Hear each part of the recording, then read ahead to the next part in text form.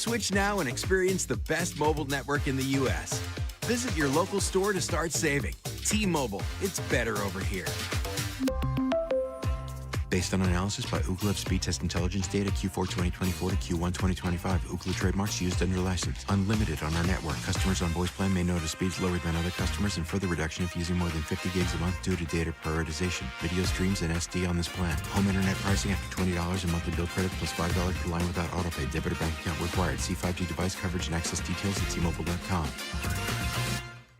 KMVP FM Phoenix. Live from the Casino Arizona and Talking Stick Resort Studio.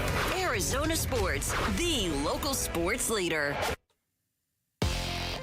I'm Sammy Cebulka with what's trending now, presented by Parker & Sons Heating, Cooling, Plumbing, and Electrical. Use whatever word you want to describe Brandon Pfaadt's outing yesterday because it was the best of his career, bar none. 9 innings, 1 hit, and 0 earned runs. The Diamondbacks offense, however, was allergic to runs yesterday with a runner on third with less than 2 outs and a chance to win the game in both the 9th and 10th innings.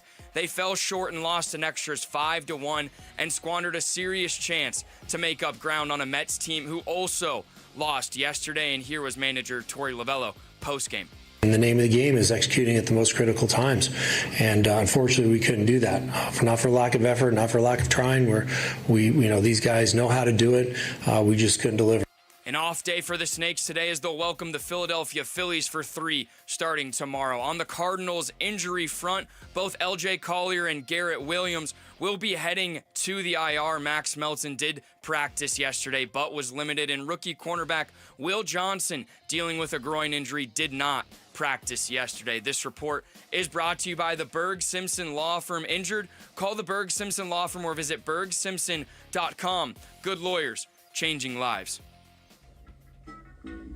Good morning.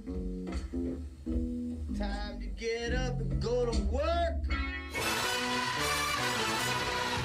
The power-packed morning zoo. Are you kidding me? Fire. It's the greatest radio show ever. Fire. Good morning and welcome. Dan Bickley. Oh, I've read all his books. He's brilliant. I had no idea he was so handsome. Vince Marotta. Vinny. Jared Carlin. Jarrett gets the white and the yellow flag, and Jarrett is going to win the Daytona 500. And Sammy Cebulka. Holy cow, Sammy! Arizona Sports, the local sports leader. Bickley and Marotta mornings. Shout out to Dan Bickley, my boy, him and Vince. Okay. Time to go to work. Time to go to work. Good morning. Happy Thursday, Valley sports fans. I can't believe I'm going to say this, but I was wrong and Jarrett Carlin was right. What? Yesterday, I made this pronouncement that the Diamondbacks were playing with house money at this point, and no matter how they end the season, we're going to feel good about them. The way they hung in, the resilience, the moxie, Sammy's favorite word, the moxie they showed. Moxie. They heard that and they said, we'll show you. It lasted one day. One day. It is real money. It's not house money. Exactly. Now, you were right, Carlin. I was wrong. Oh, boy. Say that again so I can You isolate. were right, Carlin. I was wrong. Okay. Oh, now, right into your veins. Yeah.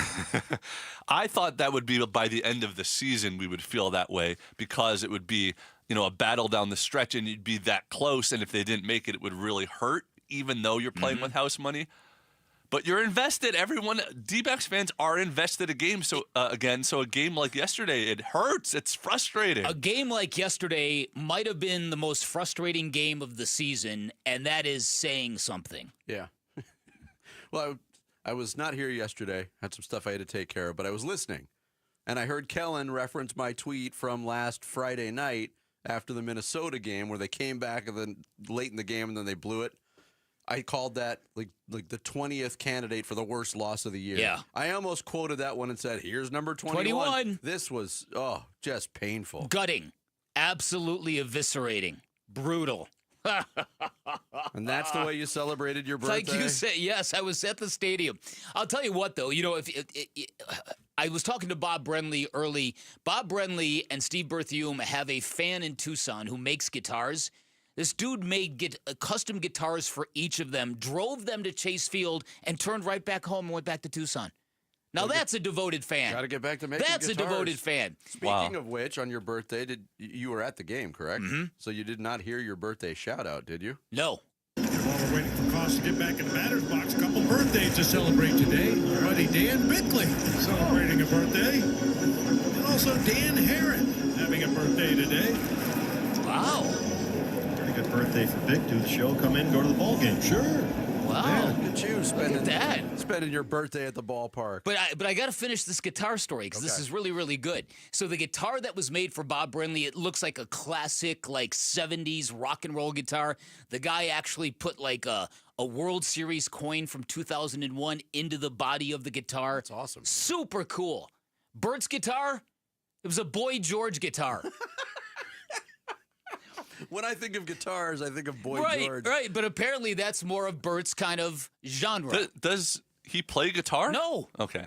So No, it's just but a Bob collector's Brenly does. I know Bob Brenly does, yeah. I thought this was going to end with Steve Berthium gave you his guitar for your birthday. I don't want a Boy George guitar. But when you say Boy George guitar, what does that mean? It's There's like, a picture of Boy George on the body of the guitar. Oh, really? Yeah. Oh, yeah. Yeah. And it's because I think that's just the. Yeah, I'm not sure he's a big Culture Club fan, but I think that's the genre. He likes like kind of like right. Vince, kind of likes that new wave kind of alternative. I want to play new wave music, Vinny Joe trivia against Steve Berthium. I've said it before. Yes, we will hook that up. Oh well, there you The go. gauntlet has been thrown, Bert. There you go. All right. Well, I didn't know I got that shout out. Thank you, fellas. It's right, and right above Dan Herron. Yeah, and it was normally I'll DVR. They were doing it alphabetically by Dan's, so it'll so good. Normally I DVR the game, so I would have had better quality of it. But I was like, I'm not recording it, so I had to go back and just pull it off the very cool. the speaker. Those are good dudes. I've got something for you, especially you two guys. You guys might appreciate this. I picked up tennis last night. You picked up the sport of tennis. Just picked it up. Me and my best friend, we've been pickleball players for a little bit of time, and we graduated to tennis last night. And I can say, I think I'm hooked. Really? Wow. Is that the first time you've ever played? Really? No, I took back when I was like 4 or 5, I took one tennis lesson, and then I was like, I'm gonna do team sports, and I had always really liked watching it, and you guys have been talking about it, and it's finally starting to get nice enough out when the sun goes down to do something outside. Yes. And so my buddy texted me. He's like, hey, I just played tennis with one of our other friends. We should think about doing it. And there's a tennis court in my housing complex with lights. For now. Yeah. Yes. For Until now. Until it gets converted to 2 pickleball courts. Exactly. And so my aunt has 2 rackets. I bought tennis balls, and we went and played last night. And from when we started to when we ended, the progress was unbelievable. Wow. I could serve. Well, kind of. I can't wait for Vinny and I to take you 2 jokers out in doubles. It's gonna happen. It's gonna happen. Well, you got to get your hip replaced first. Oh, it's happening. It's happening. But I good. I figured you guys would appreciate that. Yes, very much so. People who convert the other way, pickleball to tennis, big round of applause for you. Oh, people also, who go tennis to pickleball, by the not way, so much. If you've played pickleball before and not tennis, they're not even remotely the same. Not even sport. remotely close. All right. Good start. Start the show, Jarrett. The Splash. The stories making waves in the sports world. The Splash. Cannonball coming. The Splash, brought to you by Presidential Pools, Arizona's #1 pool builder. See why at presidentialpools.com. D-backs offered up another painful loss Wednesday afternoon. They fall to the Giants 5-1 at Chase Field. Brandon Fott pitched a game of his life. He allowed just 1 hit over 9 scoreless innings, but the D-backs could do absolutely nothing against Justin Verlander and the San Francisco bullpen. D-backs had a chance to win it in the 9th. Corbin Carroll tripled with 1 out. Later, with the bases loaded and 1 out, pinch hitter Adrian Del Castillo struck out looking, and Alec Thomas tapped out to the pitcher. D-backs again had a runner on 3rd with 1 out in the bottom of the 10th, but Jake McCarthy and Geraldo Perdomo both grounded out. San Francisco struck for 5 runs in the 11th against John Curtis and Juan Murillo. And the D-backs waste their best starting pitching performance of the year. They fall to 77 and 76 on the season. Day off today. They'll welcome in the Phillies for a 3-game series that starts tomorrow night. We'll have a lot on that game. And the D-backs, where they are right now. Elsewhere in Major League Baseball, the Padres beat the Mets 7-4 in Queens. The Reds topped the Cardinals 6-2. So the Diamondbacks remain a game and a half behind the Mets for the final National League wildcard spot while staying a half game ahead of the Giants and Reds, and St. Louis looming 3 games back. They could have been a half game back, is what you're telling me. Mets finished their series with the Padres today, while the Giants move on to L.A. for a 4-game series against the Dodgers, and the Reds start a 3-game set against the Cubs. The Cubs! Not only could they have been a half game behind them today, by tomorrow they could have been tied with them. Ugh. If the Mets lose today. Yeah. Ugh. Cardinals announced some injury news on Wednesday. Not worst case scenario, but also not ideal. Cornerback Garrett Williams and defensive lineman L.J. Collier both land on injured reserve with knee injuries, meaning they'll miss at least the next 4 games. But head coach Jonathan Gannon said both players will have a chance to return this season. There was good news on cornerback Max Melton. He left with a knee injury in the win over Carolina, but he was back at practice yesterday. Cardinals' first injury report of Week 3. Will Johnson sat out with a groin injury. Will Hernandez, Paris Johnson, Melton, Tip Ryman, Cody Simon, Dante Stills all limited. Cardinals' opponent this week, the 49ers, got Brock Purdy back on the practice field Wednesday. Purdy missed the Niners' Week 2 win over the Saints with a shoulder and toe injury, but head coach Kyle Shanahan says Purdy has a chance to play Sunday against the Cardinals. He saw how good Mac Jones looked and said, I better get my backside back on the field. 49ers injury report notes from Wednesday. Defensive end Nick Bosa didn't practice, but it was just rest, not injury related. Christian McCaffrey, Trent Williams also got rest days. Wide receiver Jawan Jennings and fullback Kyle Juszczyk out with injuries. Week 3 of the season gets underway tonight in Buffalo. The 2-0 Bills hosting the 0-2 Dolphins at Highmark Stadium. Buffalo favored by 12, biggest spread in the league so far to this point. That game gets rolling at 5:15 on Prime Video. Chargers placed edge rusher Khalil Mack on injured reserve with an elbow dislocation. Suffered in Monday night's win over the Raiders. He's not expected to miss the rest of the season. Another quarterback out for Week 3, Justin Fields, won't play for the Jets in their contest Sunday against the Bucs due to a concussion. Tyrod Taylor gets to start and Fields absent. The Jets become the 7th different team Taylor has started a game for over his 15-year career. Wow. Now, if Carson Wentz does it on Sunday for Minnesota, that would be 6 different teams he would start a game for in 6 seasons. That's crazy. Wow. ASU will be without one of its leaders on defense, safety Xavier Alford for Saturday's game at Baylor, potentially a few weeks after that, according to head coach Kenny Dillingham. Coach also said defensive back Montana Warren would be questionable at best. Wide receiver Jalen Moss will miss the game due to illness. Sun Devils open their 2nd season in the Big 12 Saturday in Waco against Baylor. Mercury facing playoff elimination in New York, but they took care of their business. 86-60.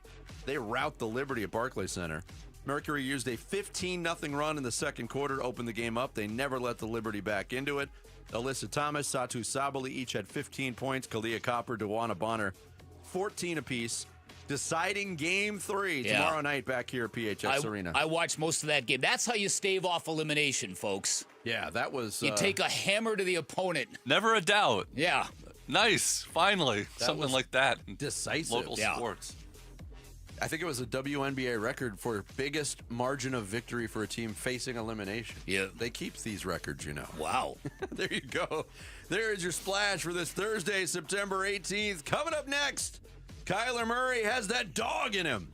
But yesterday, he also had that dog with him. Oh, boy. And it made headlines.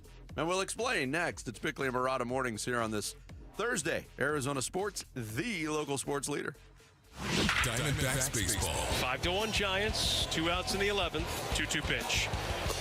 Check swing and a miss. He is down on strikes, and that's your ball game. D-backs with an opportunity to sweep the Giants, but they can't get the job done. And their postseason ambitions take a little bit of a hit.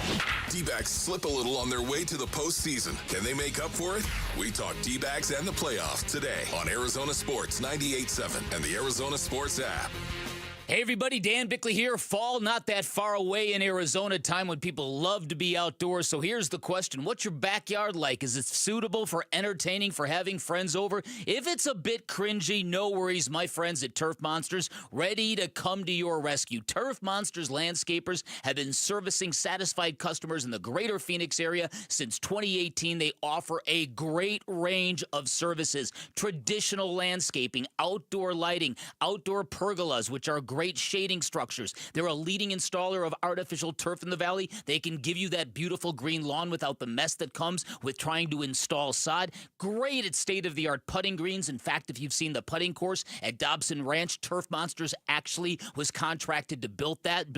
That's how good they are there. And they're also in the pickleball business now, which means they can build you a court in your backyard. And if you're an avid player, you know, sometimes getting court time can be difficult. Not if you have one in your backyard. Whatever you're looking for, they love creating a backyard oasis that will make your neighbors green with envy. Head to their website, check out samples of their work, turfmonstersaz.com, or give them a call, tell them I sent you. 623-263-7388 for Turf Monsters. The Los Angeles Dodgers return to Chase Field September 23rd for a 3-game weekday series. Secure your tickets for the matchup at dbacks.com.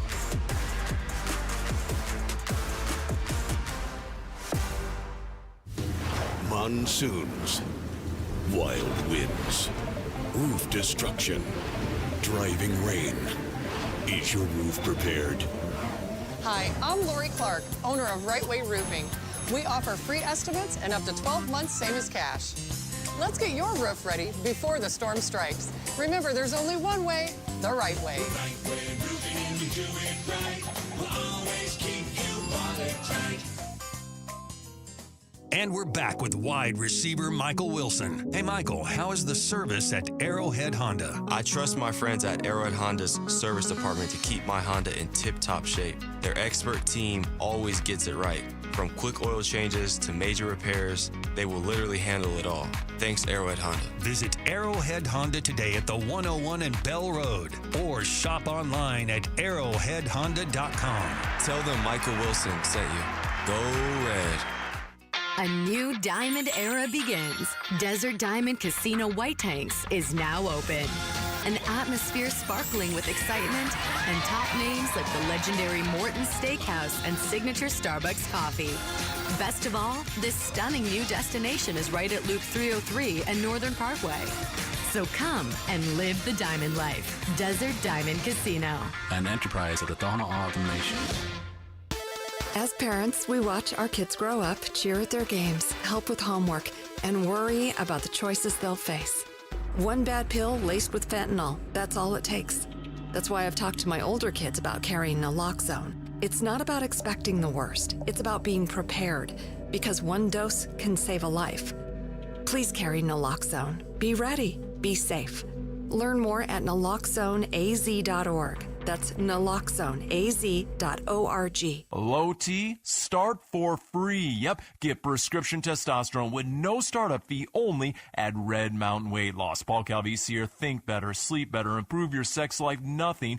Boost testosterone like actual testosterone. Don't waste money on herbal supplements that don't work. Get the T levels you had in your 20s with prescription testosterone. And for a limited time, get started for free. Go to redmountainweightloss.com or dial pound 250 on your phone, keyword Red Mountain. How can you free your team from time-consuming office tasks? Amazon Business. Smart business buying tools enable buyers to find and purchase items fast so they can focus on strategy and growth. Free up your teams and focus on your future. Learn more at amazonbusiness.com. Hey, as homeowners, our closer is America Roofing. Yep, out of the bullpen, save 12% while it lasts with tax and tariff relief courtesy of Arizona's #1 roofing company, America Roofing. You know what? We had a leak in the garage. I'm like, it's all good. And then the monsoon hit, not good. Big leak in a bedroom. I should have gotten the free inspection right away, especially right now when you can save 12%. It's tax and tariff relief at AmericaRoofingCo.com. RLC number 186438CR42. Hey, it's Wolf. What does the Arizona Cardinals defense need to do better in Week 3 against the 49ers? We'll ask 15-year NFL veteran Lorenzo Alexander at 11 on Arizona Sports 98.7. the Arizona Sports YouTube channel, and the Arizona Sports app. Wait a minute. Does that mean he's not going to say on Arizona Sports anymore? Yeah. Oh, no. That just threw me for a loop. Yeah, that was Wolf's dramatic read. The whole world is changing, Bick. Oh, yeah. Sure is. Yesterday, lots of headlines, lots of talk, lots of news items coming out of the Cardinals facility. Mm-hmm. Some of them had to do with football. Some of them did not. Did not have Cardinals starting quarterback Kyler Murray apologizing for a social media post, but here we were. In no way, shape, or form do I, condone, animal cruelty or dog fighting, whatever it is. For me personally, y'all saw me wear the Michael Vick jersey, a player that I admire very much growing up. And then, being home with my pup, who, my dog Trunks and Swoosh, they both get treated like kings. So it's not like, I'm in no way, shape, or form am I condoning that. But yes, I saw how it affected people and, decided to take it down. So I apologize to anybody and whoever I affected, with that. So there was Kyler Murray apologizing for a post where it was several pictures of him wearing an old school Virginia Tech #7 Michael Vick jersey and posing with one of his pit bulls. Very, very strange juxtaposition. Now, I mean, literally, when I first saw the photo, I did a double take and I thought, wait a minute, what am I missing here? What is Kyler Murray trying to say here? And apparently Kyler Murray wasn't trying to say anything. Apparently Kyler Murray was very oblivious to this. Now, Kyler Murray was 9 years of age when Michael Vick got caught up in the dogfighting scandal. Yeah. Michael Vick, to his credit, has completely changed his life and his mode of operation in the way that he kind of views his younger self. So Michael Vick is a good story in all this at this point in time, all right? Sort of like the redemption of Mike Tyson in a weird way. But the question becomes is, if you idolized Michael Vick as a youngster, how were you shielded from that particular scandal? Now, I don't think for a minute that Kyler Murray knew that this was going to hit people the way that it did. And I think it was very good that he apologized. But it's just kind of odd to me that you, as a guy who's how old now? What's Kyler, 26? No, he's 28. 28? Yeah. That you would be oblivious to that Michael Vick as a football player, I don't know how you would know one without the other, if you know what I mean. I don't think he didn't. He couldn't possibly not have known about the dog fighting scandal. Well, look, but he could have been maybe. Did he not connect it in his head? Let me say something here real quick, and then I'll yield to you, Vinny, because Vinny and I have had conversations off air about this very thing. Especially when it comes to like when we play Generation Gap, which we're going to play today. When Vinny and I were growing up, maybe the same was true with you, Jared. Because there was no social media, because there were no smartphones, we were forced to spend time in our parents' world. We were forced to listen to their music. We were forced to watch their television shows. We were forced to sort of know what the world was like in their era. Mm-hmm. I can't tell you how many times I heard Frank Sinatra records playing in my living room. Today's kids, they're in their own world from the get-gate, from the jump. They don't spend time in adults' worlds. Unless they choose to. Unless they choose to. And some young people do. And some young people do, but you don't have to. At a very young age, you can go right into your world and stay in your world. And you can grow up oblivious. And I think this is why there's a distinct difference between the level of history that my generation knows and the level of history that somebody like Sammy knows. And it's no fault, no blame. But I just think it's a fact of life. Okay, but you're talking about real-time events. Kyler Murray was 9 years old when this happened. Back in 2007, Michael Vick got into trouble. It was enormous news. Enormous. Michael Vick was a superstar at that point of his career. Okay, so maybe a 9-year-old is not monitoring news at that point. But a 28-year-old has the ability to catch up on the life and times of the player that he idolized. Right. But now, do I think this... it was a silly decision to... you said it. To combine the two. You want to pose in an old-school Michael Vick jersey? Go on with your bad self.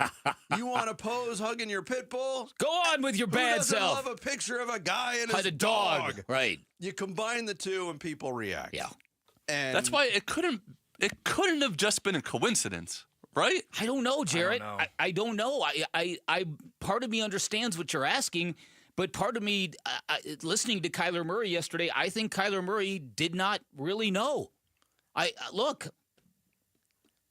The people taking the picture it's also, and posting the picture and setting up the photo shoot. There is that. Yeah, I don't know if you're familiar with the term yes men around professional athletes, Jared. Excellent choice there, sir. Looking sharp there, sir. That No old controversy. Right. really slaps, Right. sir. Right. It's a handsome dog you got there. You said it, though, Bick. Like, is this a bit of an overreaction from a lot of people, too? What he did was heinous. What he has done since then, A, paying his debt to society with prison time, making a difference now, fighting for legislation, doing all those things. Michael Vick is the head coach of a college football program in Norfolk State. That's right. I'd forgotten that. So this guy's turned his life around, but is the past... How long do you have to pay for your indiscretion? If you're allowed to continue your life... Yeah, that's not even. I don't think it's about Michael Vick. But that's not even it. In Kyler's answer, he didn't say any of that, saying that like, oh, I understand what he did, but he's turned his life around and he's tried to. So that's why I wanted to represent him, that he's now a rehabbed individual and he could. But it wasn't any of that. He made it almost seem like it was just a coincidence and he wasn't thinking about the connection there. I don't know. Very confusing. But again, it's confusing to us because I don't know how you separate that. I was in an Atlanta hotel one day, and this was shortly after Michael Vick had gotten out of prison, and Michael Vick walked inside the hotel. And you should have heard everybody just went silent in the hotel, and nobody knew what to do. Because Michael Vick at that point in time, he was such a transcendent, popular athlete. You talk about dual threat quarterbacks. And yet at the same time, people knew what he had done was heinous. And it was interesting watching how people didn't know what to do, didn't know whether to go up and ask for his autograph, to stay away, whether he was toxic. You know what I mean? It was a very, very odd time to be covering sports and football when that went down with Michael Vick. And for people who experienced that, it's hard to understand how could Kyler Murray not know that that juxtaposition is toxic. But I'm convinced he didn't, for whatever reason. Maybe he did learn something yesterday. Maybe he learned about Yes, that he chapter did. of Michael Yes, Vick's he life, did. which I find hard to believe. But hey, people are in their own worlds. Say that again. Take us with you wherever you go. If you can't catch us live, find us on demand on the Arizona Sports app, arizonasports.com, or wherever you get your podcast. The Bickley and Marotta Show podcast brought to you by Why Refi. Don't let private student loan debt ruin your life. Go to yrefy.com. That's YREFY.com. Coming up next, D-backs found a new painful way to lose yesterday. We'll go through it in D-backs Daily straight ahead as we continue live from the Casino Arizona and Talking Stick Resort Studios on Arizona Sports, the local sports leader. The Cardinals at 2-0 play the 2-0 Niners in a Bay Area home opener. Huddle. Cardinals at the 49ers Sunday. Who makes it out of this game undefeated? We begin pregame coverage but early Sunday morning. Kickoff at 1:25 Sunday afternoon on the home of Arizona Cardinals football. Arizona Sports 98.7 and the Arizona Sports app. Maybe you're one who likes to entertain the crowd at your place on football game days, and if that is your responsibility, got to tell you about how to handle the food. Don't fumble it. Go with Spinato's. Hey, it's Vince Marotta. Spinato's catering menu is legendary. We're talking crispy, Chicago-style pizzas, monster wings, fresh salads, even gluten-free options. Everything you need to feed the whole crew without missing a play. And it's easy, too. Just hit up the catering menu at spinatospizzeria.com, place your order, and then sit back and enjoy the status of being the game day MVP. For September and October, Spinato's doing something really cool. Listening to the demand, bringing back a fan favorite on the pizza menu, the Wizard of Za. This is a spicy chipotle peach pizza, brimming with sweet heat, and they're pairing it with a hazy peach IPA from 100 Mile Brewing. It is different, it is bold, and it works just like everything else works on the Spinato's pizza menu. So whether it's game day, pizza night, or you're just hungry for something awesome, Spinato's always delivers. Check it all out and order online at spinatospizzeria.com. Hey, Benjamin, we've got a surprise for you. What? You've got brothers. Huh? With $50 and $200 bills, just like you. Hey. What's up? What? We just got them for joining America First Credit Union and opening a new checking account. And you're all gonna live together at America First. What? This is nice. For a limited time, new members get a $250 cash bonus when they open a checking account with direct deposit or $50 with a youth checking account. So head to AmericaFirst.com and get your money working today. Membership eligibility, terms, and conditions apply. Federally insured by NCUA. Sanderson Ford is Arizona's largest Ford dealership. They're also #1 in both sales and complete customer satisfaction. This is truly Sanderson Ford country, and people are singing their praises. Across the green desert, Arizona Diamondbacks legend Luis Gonzalez. To where the mountains touch the sky. Owner Sanderson Ford David Kimmerly. This is Sanderson Ford country. Owner of Rosie on the House Rosie Romero. Where Arizona's pride. 92.3 KTAR News Talk host Mike Broomhead. Sanderson Ford country. 98.7 Arizona sports host John Gambadoro. Built on serving you. 102.5 KNIX country host Tim Hattrick, a.k.a. Johnny Maverick. Sanderson Ford. Mix 96.9 host Priscilla Ornelas. Satisfacción en todo para usted. Sanderson Ford General Manager Mark Whittar. We're Arizona's pride. Sanderson Ford. This is Sanderson Ford country. Hey, this is Ron Wolfley for Aria Dental Implant Center. I'm here right now with Cynthia and Leo, who have both had the all-on-4 dental implant treatment. Cynthia, you did a ton of research on this. And why is it such a good value at Aria Dental Implant Center? One of the things I liked about Aria Dental is their wide range of plans that you can choose from. So it doesn't matter what your range of income is or what your finances are, they can make it happen for you. And I didn't find that in other implant centers. That was a key game changer for me. The pricing, they worked with our pricing because, you know, we all have bills. And everything. Yeah, absolutely. And they made it work. You need to make one call to Aria Dental, and that's all you need to do. They will take care of the rest. Don't listen to me. Listen to Leo and Cynthia. Go to AriaDentalImplantCenter.com. That's ARIA DentalImplantCenter.com. I'm Sammy Sabolka with what's trending now, presented by Parker & Sons Heating, Cooling, Plumbing, and Electrical. Add yesterday's 5-1 loss to the long list of D-back losses that just don't make sense. Brandon Pfaadt had his best outing of his career yesterday. 9 innings, 1 hit, no runs given up. The young man was simply unbelievable. However, the Diamondbacks offense was non-existent, and they blew a real chance to get a half game back of the Mets with 9 games to go. Elsewhere, ASU running back Kyson Brown is likely to return for Saturday's road game at Baylor. As for the Cardinals, they will be without cornerback Garrett Williams and defensive lineman LJ Collier for some time as they made their way to the IR yesterday, but head coach Jonathan Gannon has seen the right response from his team as they prep for Sunday. The right response, no pointing fingers, taking the arrow in the forehead, and getting better individually and collectively. We got good guys in there, so that's what they're trained to do, and that's what they do.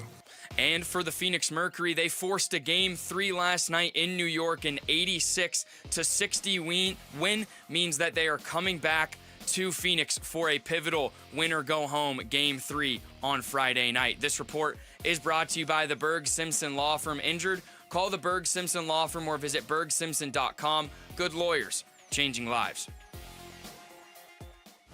That baby is gone!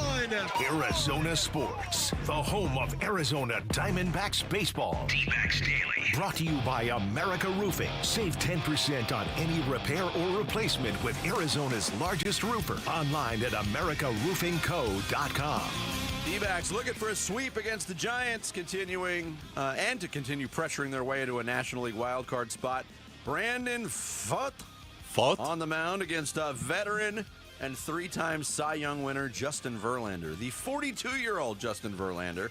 Fans in attendance and those watching on TV treated to a good old-fashioned pitcher's duel. But in my opinion, it was kind of the good old-fashioned pitcher's duel coupled with horrific offensive strategy. First hit of the game didn't come until the bottom of the 4th inning. A leadoff single to right field by Geraldo Perdomo off of Verlander. Later in that inning, the D-backs would have runners on 2nd and 3rd with 2 outs, but Verlander fanned Blaze Alexander. Fott was absolutely zoned in. He did not give up a hit until Drew Gilbert's one-out single in the 6th. All right, pause real quick. Okay. Because somebody pointed out to me that Drew Gilbert's hit came immediately after Steve Berthiaume acknowledged the no-hitter in the live broadcast. Unreal. Can we please say this, though? It is a broadcaster's job to inform you all of a no-hitter in progress. Most of them won't do it. There's no jinx or superstitions. See, some of them... Sammy didn't agree with me. Sammy, Look on Sammy's your the other phone side. for how many hits there are. There's a lot of broadcasters that will say things like, Fott yet to give up a base hit in the game, but they won't use the phrase no-hitter. He's got a no-hitter That's going. right. That's right. All right, continue. Fott would erase that by getting Elliot Ramos to grind into a 5-4-3 double play to end the inning. Verlander pushed through 7 scoreless, as did Fott. The difference is Fott pushed beyond. Gilbert reached a base again with 1 out in the bottom of the 9th inning, still scoreless when Ketel Marte committed an error at second base. But once again, Fott was able to extinguish it. The 0-1 pitch. Swung on. Hard hit grounder to second. Knocked down by Marte. Flips to second for 1. On to first. A double play. Redemption for Marte. 9 in the books for Fott. And the Diamondbacks will try and walk it off and sweep the Giants when we come back on the Morgan & Morgan Diamondbacks Radio Network. Fott left having given up 1 hit over 9 scoreless innings, showered with a standing ovation from the D-backs matinee faithful. Could his teammates get him the win? Ryan Walker on for San Francisco in the 9th with 1 out. Corbin Carroll tripled to right field. He's the winning run 90 feet away. I don't think there's any other runner in baseball you'd rather have in that situation because he's scoring on basically everything, which he proved the night earlier. Walker issued the intentional walk to Moreno, then hit Blaze Alexander with a pitch to load the bases. 1 out. Torey Lovello calls on lefty bat Adrian Del Castillo to pinch hit for James McCann. Bad move. ADC looks at strike 3. Still a chance with the bases loaded. 2 outs for Alek Thomas. Bases loaded, 2 outs. No score, bottom of the 9th. 2-2. Is swung on. It's a little dribbler up the first base side. Walker has it, calmly flips to first, and the inning comes to an end. So the D-backs load the bases with 1 out, but they can't score, and we're headed to extras. Yeah, nothing going. We go to the 10th. Brandon Garcia came in out of the Arizona bullpen with Grant McCray, the ghost runner, on second. He'd take third on a lineout to right off the bat of Rafael Devers. Then Garcia strikes out Willie Adames and had to face Matt Chapman with the go-ahead run on third base. Here's a 2-2 pitch. Swing and a miss. He struck him out, and the Giants failed to score in the top of the 10th inning. The Diamondbacks will head to the bottom of the 10th with the winning run at second. Yeah, excellent job by That was Garcia. like a fist pump moment. Okay. I was sitting on my couch Great. and I pumped my fist when that out happened. That's by far the best Brandon Garcia has looked. Yes. He was dealing yesterday. D-backs have another chance in the bottom of the 10th. Tim Tawa facing Joel Peguero. He would bunt Thomas over to third. Again, the winning run 90 feet away. And again, the D-backs would come up empty as Jake McCarthy and Perdomo both grounded out to the right side. Ugh. We go to the 11th. John Curtis in for the Diamondbacks, and he would walk Bryce Eldridge leading off. The next batter, Gerard Encarnacion, who ended the offensive drought. And now Curtis is 1-2. Is lined into center field at base hit. Chapman will score. Lee is going to shut it down at second. And the Giants take a 1-0 lead. Yeah, 1-0 there. Patrick Bailey followed with a single to load the bases for Christian Koss. And Curtis from the windup. First pitch is swung on. That is hit out to deep left center field. That is going to be in the gap. And it's going to get to the wall. Here come the Giants. First it's Lee. Now it's Encarnacion. It's a 2-run double. And the Giants lead at 3-0. Yeah, Murillo comes in for Curtis. San Francisco would add a run-scoring sac fly from McCray and an RBI single from Devers. D-backs would get a single run on the 11th, but that's the way the bummer of a day would end. Giants win it 5-1 Torey Lovello on the loss. And the name of the game is executing at the most critical times. And unfortunately, we couldn't do that. Not for lack of effort, not for lack of trying. These guys know how to do it. We just couldn't deliver. And that's the frustrating part of this day. I feel like we were in position to win that game. We just couldn't pull the trigger and get it done. But we got to remember what our objectives are. It's not going to change. My mindset isn't going to change. Their mindset isn't going to change. We got to win baseball games, plain and simple. I don't care how we do it. We got to, flush this one as fast as possible. This one hurt. This one definitely hurt.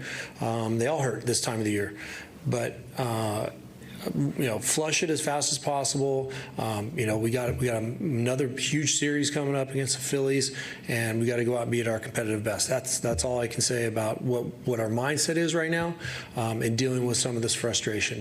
I was just going to say that inside the ballpark, there was about maybe a handful shy of 20,000 people in the park yesterday. But that triple from Corbin Carroll with one out in the ninth inning electrified that building. For 20,000 people, I wrote today in a column that pound for pound, that to me was like the most electrifying triple since Archie Bradley in that one-game playoff against the Rockies. That's what it felt like. And the anticipation of Corbin Carroll scoring, you could feel it. And you could feel that, oh my goodness, when they score this run, not only might they get closer in the standings, but the vibe around this team and the vibe in this community, if they pulled that off with Brandon Pfaadt pitching the way he did, it was going to go next level. You could feel the roof about to blow off that stadium. And I said in real time, I get righty on lefty. I get doing all that. But James McCann is about as dependable of a veteran as you can get. And to pull Adrian Del Castillo off the bench, in real time, I said, this ain't a good move. I didn't like it in real time either. Torey Lovello was asked about that decision after the game. Yes and no. I like both guys. Del's swinging a good bat right now. He had a big home run yesterday. I was looking to get the ball elevated. That's all. That's it. He had some good swings, some really good swings. And the bottom line is he missed. He missed on a couple of key opportunities.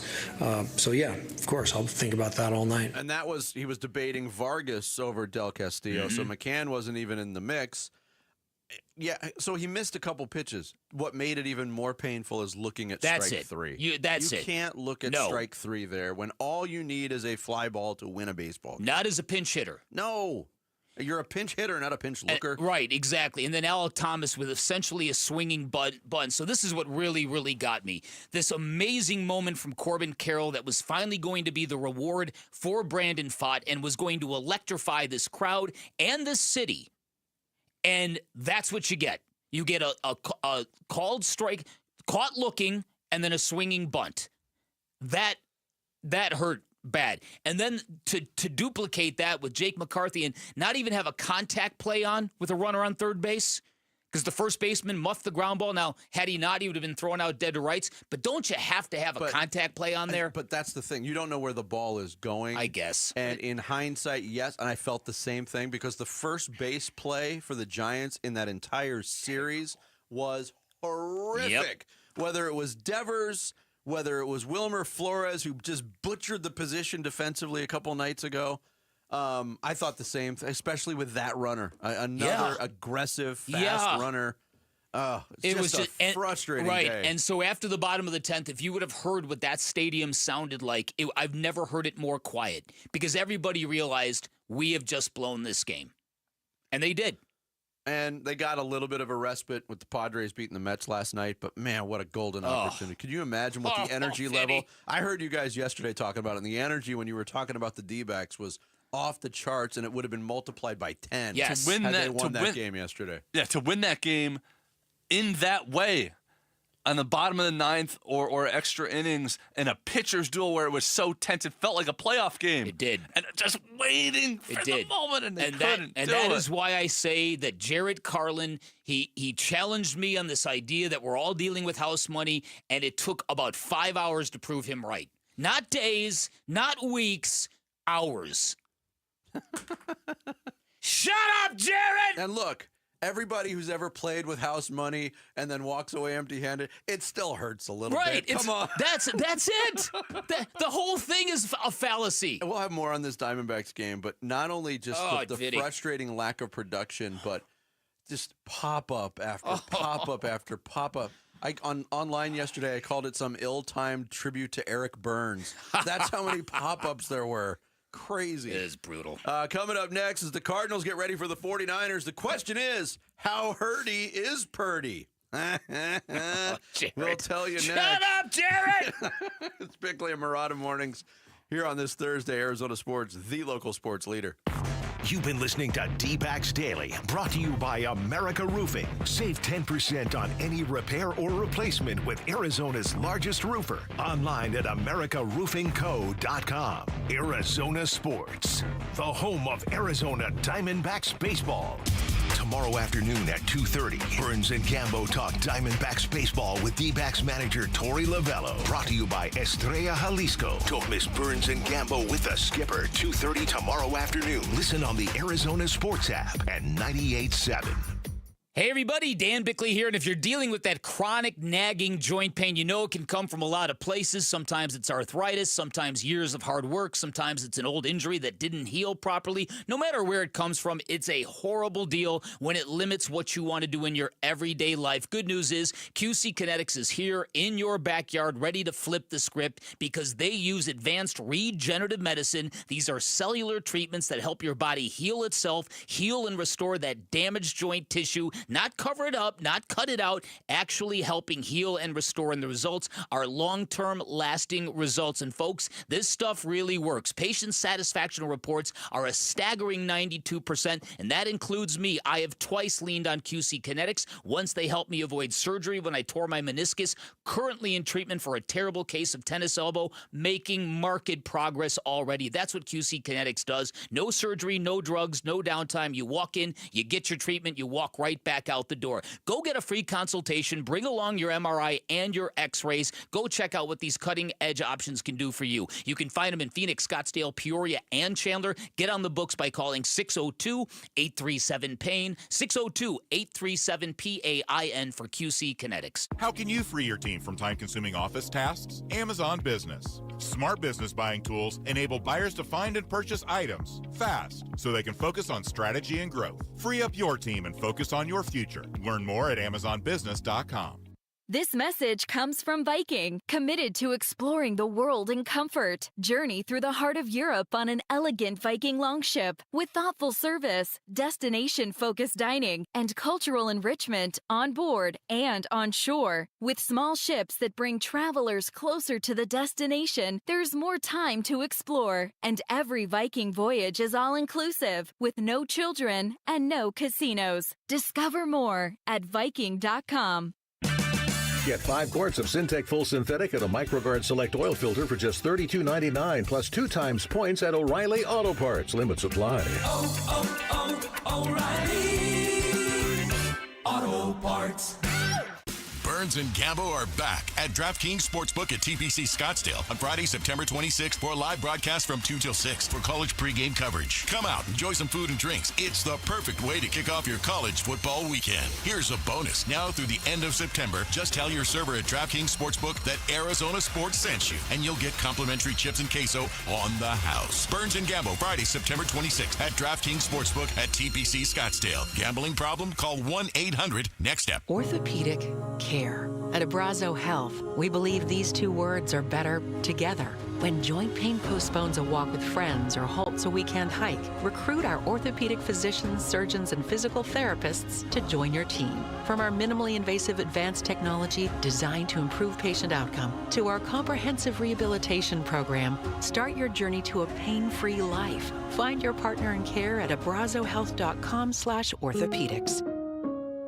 Hey folks, Vince Murata here for Earnhardt Ford in Chandler. That's where my buddy and general manager John Nissen and his team have got fall savings you got to hear about. Roll out now with 0%, yes, 0% APR financing for 72 months on the amazing 2025 Ford Mustang Mach-E. Plus get $1,000 Ford bonus cash towards your purchase. Or bulk up to a full-size F-150 truck at a low rate of its own, plus $2,750 in Ford bonus cash. And that's on the powerful XLT model with a 2.7-liter 325 horsepower engine. You want more? You got it. Check out their huge selection of 2025 Escape SUVs starting at only $22,995. Just stop in and tell them I sent you. All offers do require approved credit, and they've got the no bull deals you've been waiting for. Check them online at earnhardtford.com. Most new vehicles include the no bull protection packages and added benefit. $699 for cars and SUVs, $1598 for trucks. After all applicable offers, 0% APRs, $1389 for 1,000 finance for well-qualified customers through Ford Credit, plus tax, title, license, and $599 doc fee. See dealer for details. Offers in 9/30/25. Arizona Sports, the local sports leader. Bickley and Murata. Hash marks. Brock Purdy, left shoulder / toe, will be limited. He's progressing well with his toe injury. Oh, yeah, he wasn't limited last week, so yeah, he does have a chance. Possibility that he could be the emergency backup on Sunday? Yes. Yeah. That is Kyle Shanahan. Man, a few words with his media availability, talking about the injury situation with Brock Purdy, starting quarterback for the 49ers. Missed week 2. Their win against the Saints. Mac Jones came in, handled things quite nicely, threw for 3 touchdowns in that win over the Saints, but Purdy has a chance to be active. That last question is the interesting one. Could he be the emergency backup on Sunday? Either you can play or you can't play. Am I wrong here? Yeah, but maybe they feel good enough about Mac Jones to go in with him as the starter? I think Brock Purdy is getting better. I don't think Brock Purdy is playing this weekend. I think this is classic deflection. I think you're right. I think it's classic. Let's give them another thing to prepare and think and worry about. And I do think Brock Purdy is healing quickly. I don't think he's playing this weekend. But I will tell you what I do think. I've kind of done a deep dive on the 49ers because I was of the opinion that this is a football team that a window is closed and that window is going to take a while to get back open. Now I am really afraid of this football team and this game on Sunday. And so I've talked to a couple of people I know in the Bay Area, and there's been a change in that organization with Kyle Shanahan and the way they coached and the level of what's the word I'm looking for? The level of intensity that they've got to kind of get back on that saddle. People who cover the team are noticing it. And for instance, so the 49ers suffered all these defensive losses in terms of talent, guys who went elsewhere, etc. They drafted a whole boatload of guys, and so as it was relayed to me, Kyle Shanahan called in a lot of his veterans and said, listen, we're going to do things different here. I really need your help in developing these young players and making them contribute right away. And with Robert Saleh coming back to be their defensive coordinator, first couple games in, this Mykel Williams dude they drafted from Georgia is blowing people up. He is. I watched the game against the Saints yesterday.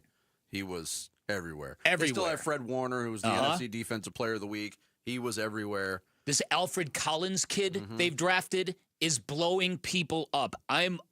My worry level for this game in the span of 24 hours has kind of gone through the roof, to be quite honest with you. Yeah, and that's even without George Kittle, with Purdy probably not going to play. They still have Christian McCaffrey healthy. Their wide receiving core, Juwan Jennings has been injured basically the whole season, but he just produces. One of the things, and this is not necessarily an indictment on San Francisco, earlier in the week we had the discussions, and we're going to have more discussions on the Cardinals' offense and how it sits right now and how it's operating, even in a 2-0 start. But I use the term boring. It's a boring offense. It's not the only one that is. I watched this game yesterday. What a boring offensive game. Everything is a check down underneath. Everything. There was 4 plays from scrimmage, 20 yards or more, the whole game. And it was another situation like the Cardinals played the Saints in week 1. Are they going to throw the kitchen sink at Spencer Rattler? They really didn't. He was comfortable.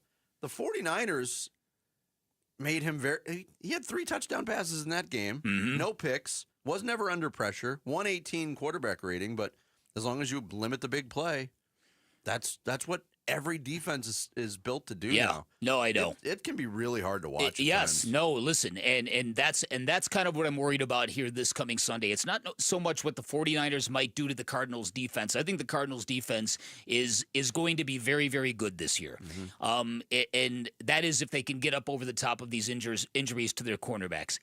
To me, it's the 49ers defense versus the Cardinals offense this weekend and what that is going to look like. Because what the Cardinals have put on the field for the most part I don't think that's going to be winning. I don't think that's going to be a winning football game on Sunday. This passing game right now, I'm very, very concerned about it. Elsewhere in the league, the Chicago Bears play the Dallas Cowboys. Bears. So one of the big stories from Monday night was Tom Brady's presence as a minority owner in the Las Vegas Raiders coaching booth during the game. The camera spent a lot of, he got the Taylor Swift treatment. He was on camera so much. So now he goes from minority owner with access to the coach's box during a game back to Fox broadcaster. Tom Brady is doing the Cowboys-Bears game. And this is a situation that's not going away. It gets talked about every single week. Ben Johnson, the head coach of the Bears, talked about this thing and how he believes it's being blown out of proportion. Like I said, I'm really not worried about it. I mean, we change week to week in terms of what we do. Schematically, he's going to be able to turn on the tape and see what everyone else in the world's seeing right now. Personnel-wise, really the same thing. It's not like I'm going to sit down with him and tell, hey, don't do this to Caleb Williams or you might get it. Like, I'm not going to, there's not going to be any trade secrets that are going to be exchanged. But I really don't think it's that big of a deal, to be honest with you. I mean, I've been careful everything I've said since the season started. I've been in pure coach speak mode. I'm just fine. I like Tom, and we have a really good relationship. Yeah, so there's one way to handle it. Tom Brady reacted to that and tweeted about it and said, oh, this is a smart coach finally speaking out. I appreciate this, that it's not that big of a deal. I don't think that's the prevailing attitude. I don't either. In the NFL. I don't either. Here's Mike Tannenbaum, former NFL executive on ESPN. So let me take you guys a little bit behind the curtain. So the way these production meetings work is, let's say you guys are covering us for the week. You come in on a Friday, you watch practice, and then you have legitimate access that most people don't have, like players, coaches. And most of the coaches, there's a professional courtesy, and certainly over the years, there's relationships that are formed. And to be candid, if I was running a team that, I just wouldn't give Tom Brady that access, period. I would just, look, he could go to the game like anybody else could go. I wouldn't let him go to practice, and the production meeting probably would be virtual. So I would be much more buttoned up. So I think there's a way this is sort of like to be self-selected. But, yeah, like if you're a team that eventually is going to play the Raiders, it's not right. It's not fair. And I'm surprised, I think Tom Brady's a really thoughtful guy, very methodical. The optics the other night just didn't look right, to be in the coaching booth the way he was. So I think over time, teams will handle this themselves. Yeah, if the league's not going to, they're going to have to do it themselves. The people who think that this is not a big deal, you don't know really how this stuff works. Because, yes, there are coaches who are paranoid and who will guard what they say to Tom Brady. But if Tom Brady shows up at your facility, there are any number of people who would go, oh, my goodness, that's Tom Brady. And they'll tell him anything he wants to hear. Mm-hmm. And Tom Brady is competitive to the point where he will use that information. I have no doubt that Tom Brady is using one position to fortress the other. He wouldn't be Tom Brady if he wasn't. Always up to something, that Tom Brady. I mean, exactly, he has been involved Sammy. in two of the biggest cheating scandals in the history Well, of the there's league. that. There's just that small Just detail. that thing. Yeah, it is interesting, but it's not going to go away. No. And for Ben Johnson to be the coach to say, oh, it's not that big of a deal, goes against conventional thinking in the NFL because these organizations from top to bottom are so guarded with the information that they give. Yeah, well, that's what Ben Johnson is saying publicly. Privately, he's telling everybody, don't you say a word to him. Coming up next, Diamondbacks wasted the game of Brandon Pfaadt's career. How damaging was that loss? We will explore it next as we continue here on the Thursday edition of Bickley and Murata Mornings on Arizona Sports, the local sports leader. Wolf and Luke, middays 10 to 2. Here's the positive. I'm always looking for the positive, as you well know. Looking at the defense going out and shutting down, ending the game, not once but twice in 2 games. I know it was against the Saints. I know it was against the Panthers, but the defense did its job and ended the assault, ended the game. I love the ending because Calais Campbell had this look on his face like, dude, it's my 18th year. This game should have been over an hour ago. I'll just end it so we can go home. Thank you, Calais. Thank you so much for doing that, as a matter of fact. Wolf and Luke, middays 10 to 2 on Arizona Sports, the local sports leader. Hey, my Ford Edge. It's my daily driver. Game day, every day. Paul Calvisi here. Built Ford tough. Built football tough. Our Desert Ford dealers, they're an official partner of the Arizona Cardinals. In fact, if you want to really enjoy tailgate season, take the Legend, the F-150, work truck or weekend warrior, the Ford F-Series, just America's best-selling line of trucks for 48 years running now. Yet the time is now when our Desert Ford dealers, they're giving us 3.9% Ford credit financing for 60 months, plus $2,750 in retail bonus cash on a 2025 F-150 XLT 2.7 liter. Hey, you're thinking SUV? Lease a Ford Bronco Big Bend for just $469 a month for 36 months, plus you Jeep owners get $2,000 cash back. Or lease a Bronco Sport Big Bend for just $369 a month for 36 months, and Jeep owners get $1,000 cash back. But hurry, it all ends September 30th at our Desert Ford dealers. Click buyfordnow.com. Get in the zone, AutoZone. Welcome to the end of summer sale at AutoZone. We're celebrating the end of long days and short nights with big deals for a short time, like car wash. Right now, you can save 20% on the Armor All Complete Car Wash Kit. Need new brakes? Duralast brake pads are free with the purchase of Duralast rotors. We've also got oil deals and more. We're ending the summer right with the end of summer sale at AutoZone. Get in the zone, AutoZone. Restrictions apply. Let me tell you about this new Pretzel Cheddar Club. Hey, I'm Carlos. And I'm Ebony. And a little thing we love about the Chick-fil-A Pretzel Cheddar Club is the tangy Dijon with the pretzel bun. It takes it to a whole nother level. It goes perfectly with the chicken and the cheddar cheese and the bacon. Man, you know how much you love bacon. And I love the different varieties. Grilled, spicy, original. It gets you nice and excited for fall. Order the Pretzel Cheddar Club with Cherry Berry and Sprite for a limited time on the Chick-fil-A app. Real guests paid for their testimonials. Presidential Pools has been Arizona's #1 pool builder since 1991. They have an industry-leading warranty, and now is the best time to get a pool to not only add value to your home, but to have your backyard perfect for the weather that is coming. Football season is here, and I'll be hanging in the backyard with the kids and the family a lot. So if you're on the fence, Basinonians, don't be. Dive in with Presidential Pools, and they'll take care of you. Go to presidentialpools.com, voted Arizona's #1 pool builder. We are back with wide receiver Michael Wilson. Hey, Michael, how's your new Honda? Man, I love it. It's so smooth, reliable, and perfect for my busy life. Whether I'm heading to practice or a game, my Honda from Arrowhead Honda gets me there in style. Visit Arrowhead Honda today at the 101 and Bell Road, or shop online at arrowheadhonda.com. Be sure to tell them number 14, Michael Wilson, sent you. Go Red.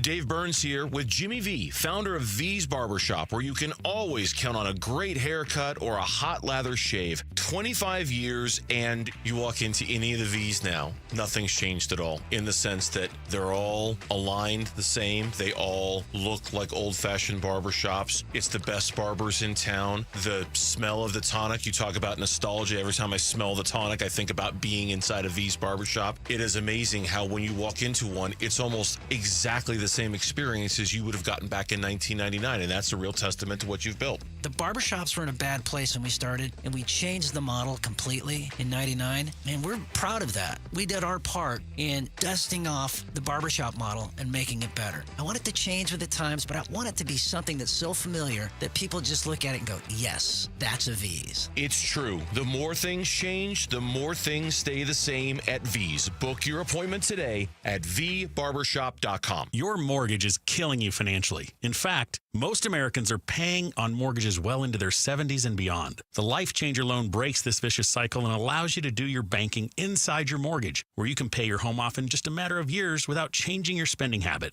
and keeping 24/7 access to your equity. Pay down, pay off, borrow back at your leisure. It's not magic. It's just math. So check us out at lifechangerloan.com. That's lifechangerloan.com. Arizona Mortgage Broker number MB1002031, NMLS number 1863775. Life Changer Loan Corp is an equal housing lender. KMVP FM Phoenix, live from the Casino Arizona and Talking Stick Resort Studio. Arizona Sports, the local sports leader. I'm Sammy Sabolka with what's trending now, presented by Parker & Sons Heating, Cooling, Plumbing, and Electrical. Use whatever word you want to describe Brandon Fott's outing yesterday because it was the best of his career, bar none. 9 innings, 1 hit, 0 earned runs.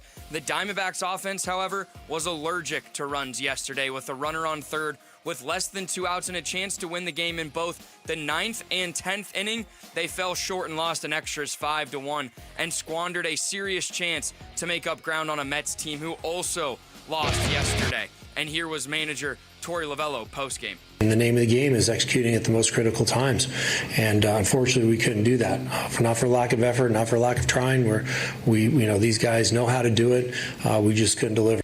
An off day for the Snakes today as they'll welcome the Phillies for 3 starting tomorrow. On the Cardinals injury front, both L.J. Collier and Garrett Williams will be heading to the IR. Max Melton did practice yesterday, but was limited, and rookie cornerback Will Johnson, dealing with a groin injury, did not practice yesterday. This report is brought to you by Red Mountain Weight Loss. Get real testosterone from real doctors now at Red Mountain. Boost your energy, focus, and your sex drive. Have low T. Start for free this month only at redmountainweightloss.com.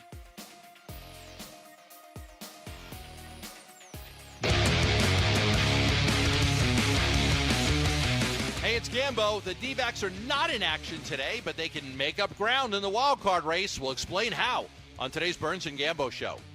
Hats off to our pitchers. And I think the emotional letdown after there's a run scored in extra innings, or a run or two that are scored in extra innings, is a real effect. So I think there was just a natural letdown once they got a couple of runs. So I'm not gonna be bothered by the 5 runs in the last inning.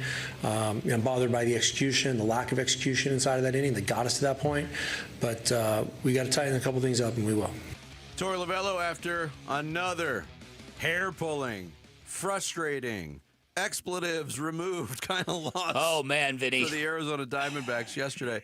I mean, this team over the course of this season, and yes, there's still an energy and there's still optimism because they're a game and a half out of the last wild card spot. But they have made history in some of these losses. Earlier this year, when you get a player in Gino Suarez hitting 4 home runs in one game and his team losing that game, that doesn't happen. What we saw from Brandon Pfaadt yesterday, who seemed to have like a governor on 6 innings for a lot of his career, and he gets to 6 innings quite regularly. For him to go 1 hit scoreless over 9 innings and not get a win, or his team not get a win, this is historic stuff. That was only the 55th time in Diamondbacks history that that's happened. They're now 52-3 in those games. Yeah. He's only the 20th pitcher since the D-backs became a franchise to throw 9 or more scoreless innings in a game when his team lost since 1998. 20th pitcher to do that in 27 years. I've got a stat that I think trumps all of those. He became just the 18th pitcher in history to throw at least 9 scoreless, 1-hit innings without earning a victory. That is how absurd that was. Now, to say this is a little disrespectful to the gem that Justin Verlander threw on the other side. And I'm going to repeat one of Vinny's best jokes. He really should take his wife's last name and call himself Justin Upton. He really, really should.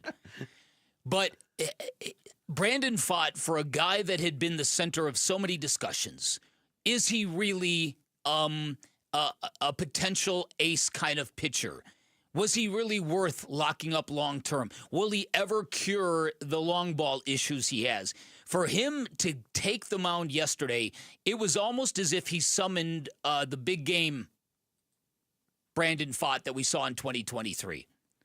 And he was just sensational. Now, look, the Giants did him some favors. They weren't even trying to work counts. He was able to keep his pitch count so low that Torey Lovullo could run him back out in the 8th inning, could run him back out in the 9th inning.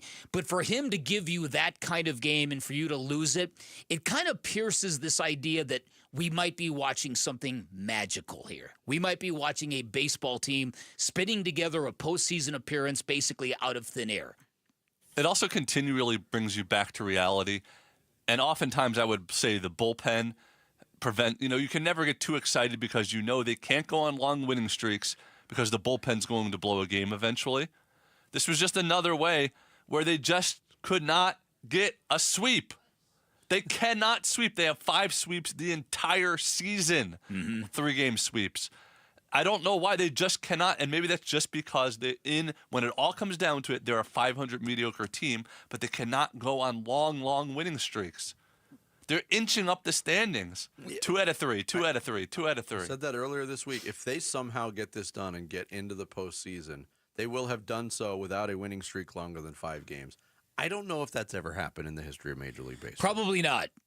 Probably not. At that point, though, you're relying too much on the teams around you and ahead of you to play badly. Well, and they are. Well, listen, yeah, and they are. And look, for me, it really became Torey Lovello 2 days ago said it's real, right? Like, this is really happening, folks. Yesterday, it really kind of hit me. When I got to the ballpark yesterday, Torey Lovello had gone and spoken to the media and announced we're going to a 4-man rotation. We've got 2 days off. And props to the schedule makers for budgeting rest days for Ketel Marte in this home stretch for the Diamondbacks. Props to the schedule makers. But because of those 2 days off that they have, Torey Lovello announced he was going to a 4-man rotation for the end of till the end of the regular season, and I thought, and this way Zach Gallen could line up to be your starter in Game 1 of the postseason, and to make that conscientious decision and to announce it means it is very real, and then for Brandon Pfaadt to deliver what he did and to not capitalize. It was really, you lived it. It was just a terrible, terrible outcome for everybody. Brandon Pfaadt, did he do anything special before this start to pitch that well? No, nothing in particular. We just went out there. I think execution was the main objective today. And like I said, McCann called the pitches, and I was just executing. So it was a pretty special day, and props to him. Yeah, you're right. I mean, the Giants did approach a lot of their at-bats like they had somewhere else they had to be at like 3 o'clock in the afternoon. But that does not take away from the frustration of it. To see something that is that rare, we could have been looking at a one-hit shutout in 2025 in Major League Baseball. Those don't happen anymore. And just think about the narratives. Just think about the talking points. Had Corbin Carroll scored on that, we'd be talking about how clutch that triple was, how reminiscent of Archie Bradley's triple it was, how Brandon Pfaadt rose to the occasion. And oh, by the way, we're a half game out of the playoffs. I don't want to put the season on wraps, but teams of destiny, they win those games. That's exactly right. That's exactly right, Sammy. That's one of my takeaways was that whether that's true or not, it sure felt like it yesterday. That if we really are going to be a team of destiny at the end of this baseball season, that's not a game you lose. Yeah, but, I mean, team of destiny is a bit strong when we're talking about a team that's 500. No doubt. Trying to get into a wild card. But the reality of the situation is this. There's going to be a deeply flawed National League team that claims that playoff spot. You look at this San Francisco team. Oh, man. Does that look like a playoff team to you? Heck no. And I'm sure the Giants are saying the same thing about the Diamondbacks. And both of those teams are looking at New York saying, wow, they're really handling their business down the stretch. And the Reds say, what about us? Yeah. We've got more warts than all of you. That's true. Somebody's going to be there. It just, you can't waste those performances. Speaking of warts, I'm glad you brought that up. Can I tell you something really, really bizarre that happened to me last night? Does it have to do with warts? No, but I opened my garage door. I've told you about that gigantic scorpion I once found in my garage that was like a lobster. Last night, I swear to God, I opened my garage door from my house into the garage. There was a toad the size of a grapefruit just sitting there looking at me. Man, you get a lot of wildlife. The thing was the biggest toad Where does that come from? There's no swamps in Fountain Hills. The biggest toad you've ever seen, yet you sit 20 feet away from Jared Carlin every morning? Oh, come on. I got a broom and I'm shooing this thing out of the garage. It was so fat it could barely move. This is what happens when you live on the bayou. I don't mess with frogs. They freak me out. Except Geraldo Perdomo. That one you teach how to play poker. Exactly. I'm the same way, Sammy. I remember being a kid and having friends that had like pet frogs. Like, you want to hold it? I'm like, no, I really don't. No.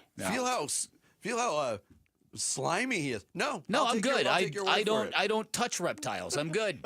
It's amphibians. Amphibians, yeah. My blood is like frog. You know how the frog? Right. Cold. Did you finally get him out of there? I got him out of it, but it was just, I've never seen anything it was just so bizarre. Whatever. You're basically like living. Fountain Hills is like the Australia of the valley. It's like the Outback. You're right. Is. It's crazy. That is nuts. We'll see if the D-backs can bounce back from another disappointing loss when they welcome the Phillies to town tomorrow. Coming up next, Cardinals fans agree that Kyler Murray isn't giving enough targets to Marvin Harrison Jr., but you know who doesn't agree? Kyler Murray and Marvin Harrison Jr. We'll explain next. It's Bickley and Murata Morning Tour on this Thursday on Arizona Sports, the local sports leader. Diamondbacks baseball. 5-1 Giants, 2 outs in the 11th, 2-2 pitch. Check swing and a miss. He is down on strikes, and that's your ball game. D-backs with an opportunity to sweep the Giants, but they can't get the job done. And their postseason ambitions take a little bit of a hit. D-backs slip a little on their way to the postseason. Can they make up for it? We talk D-backs and the playoffs today on Arizona Sports 98.7 and the Arizona Sports app. So over the past 2 decades, the accident attorneys at Sweet James have helped enough clients to fill an entire sporting arena. Here's another sports metaphor to prove why you call Sweet James if you're ever injured in an accident. So there are over 450 players in the NBA. They all play basketball, but very few rise to stardom because very few win at a level that puts them in an elite category. It's exactly the same thing with personal injury firms in Arizona. There are a ton of them out there. They all say the same things, but Sweet James, one of the few firms that are elite in everything they do, especially when it comes to litigating. Their attorneys have extensive trial experience, which is rare in their industry, and it means a lot. It means they have a considerable amount of leverage when dealing with those insurance companies, and that is why they consistently deliver some of the largest settlements in Arizona. They don't just win 98% of the time. They win big. You can expect maximum compensation when you call Sweet James, and if you're injured in an accident, do not settle for less. Call 1-800-9-MILLION. That's 1-800-900-0000 online at sweetjames.com. There has never been a better time to join Global Credit Union than right now. Dave Burns here, proud member, and at Global Credit Union, they're all about eliminating fees, no-fee checking and savings accounts, or for accidentally going over your account balance. It's easy to join with 10 branches across the valley, and you can always reach a live person 24 hours a day, 7 days a week. Explore the benefits of becoming a member at globalcu.org, your world of financial possibilities. Free checking and no monthly maintenance fee. Only apply to core checking accounts. Direct deposit required for early payday. Other fees may apply. Fuel up like a champ at Doghouse downtown Phoenix. Whether you're catching the game or hosting the crew, we've got the flavor lineup to win the day. All beef house dogs, juicy burgers, crispy chicken, and craveable sausages. All served on King's Hawaiian rolls. Don't forget the loaded tots and ice cold craft brews. Open 24/7 at Central and Washington.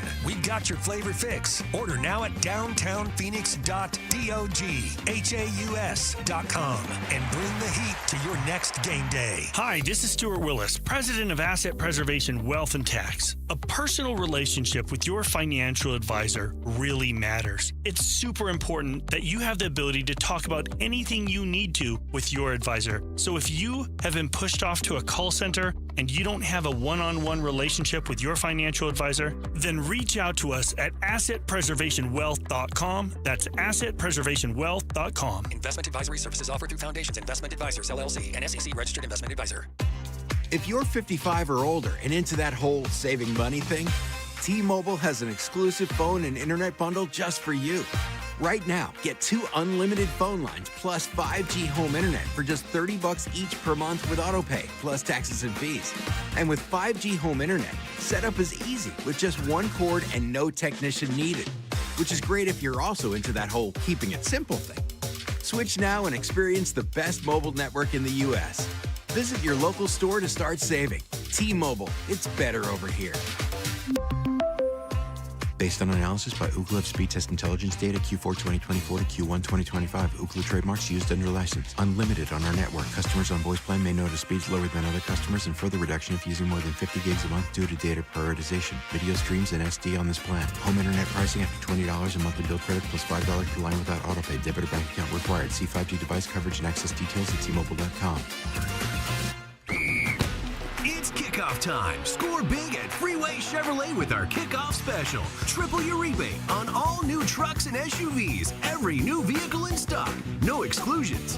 Chevrolet. Together, let's drive. Kickoff special available on new inventory only. Cannot be combined with any other offers or incentives. NCC rebate only. On approved credit. See dealer for complete details. Freeway, Chevrolet, I-10, and Ray. Hey, it's Wolf. What does the Arizona Cardinals defense need to do better in Week 3 against the 49ers? We'll ask 15-year NFL veteran Lorenzo Alexander at 11 on Arizona Sports 98.7, the Arizona Sports YouTube channel, and the Arizona Sports app. Yeah, that's a silly conversation, really. We're 2-0. That's the most important thing. I got two big games coming up, one big game this week, so that's really my only focus. A silly conversation because they're 2-0. That's Marvin Harrison Jr. yesterday. Asked the question, what do you think about all the people saying you need more targets, Marv? He says it's silly. Through 2 games, Marvin Harrison Jr. has been targeted 11 times, which is tied for the 63rd most in the National Football League. He's got 7 catches for 98 yards and a touchdown. These are facts. What he said is also a fact, that they're 2-0, but he chalks it up as silly, Bick. Okay, I like Marvin Harrison Jr. a lot. I did not like that take at all because it's not a silly conversation at all, right? I mean, this is your 4th overall. We use 4th overall, right? Fourth overall pick in the NFL draft. These guys are supposed to be difference makers. And it's perfectly appropriate to say, why isn't he getting the ball? And it's appropriate for him to say, like, yeah, I'd love to be targeted more. Yeah. And yes. I want to be involved in the offense. Yeah, and yes, it's you can say it's silly because we're 2-0, but I'll guarantee you this, you're not going to keep that O next to your win record if this continues to be the case. Does anyone even in that building, are they satisfied with that 2-0? How that 2-0 happened? No.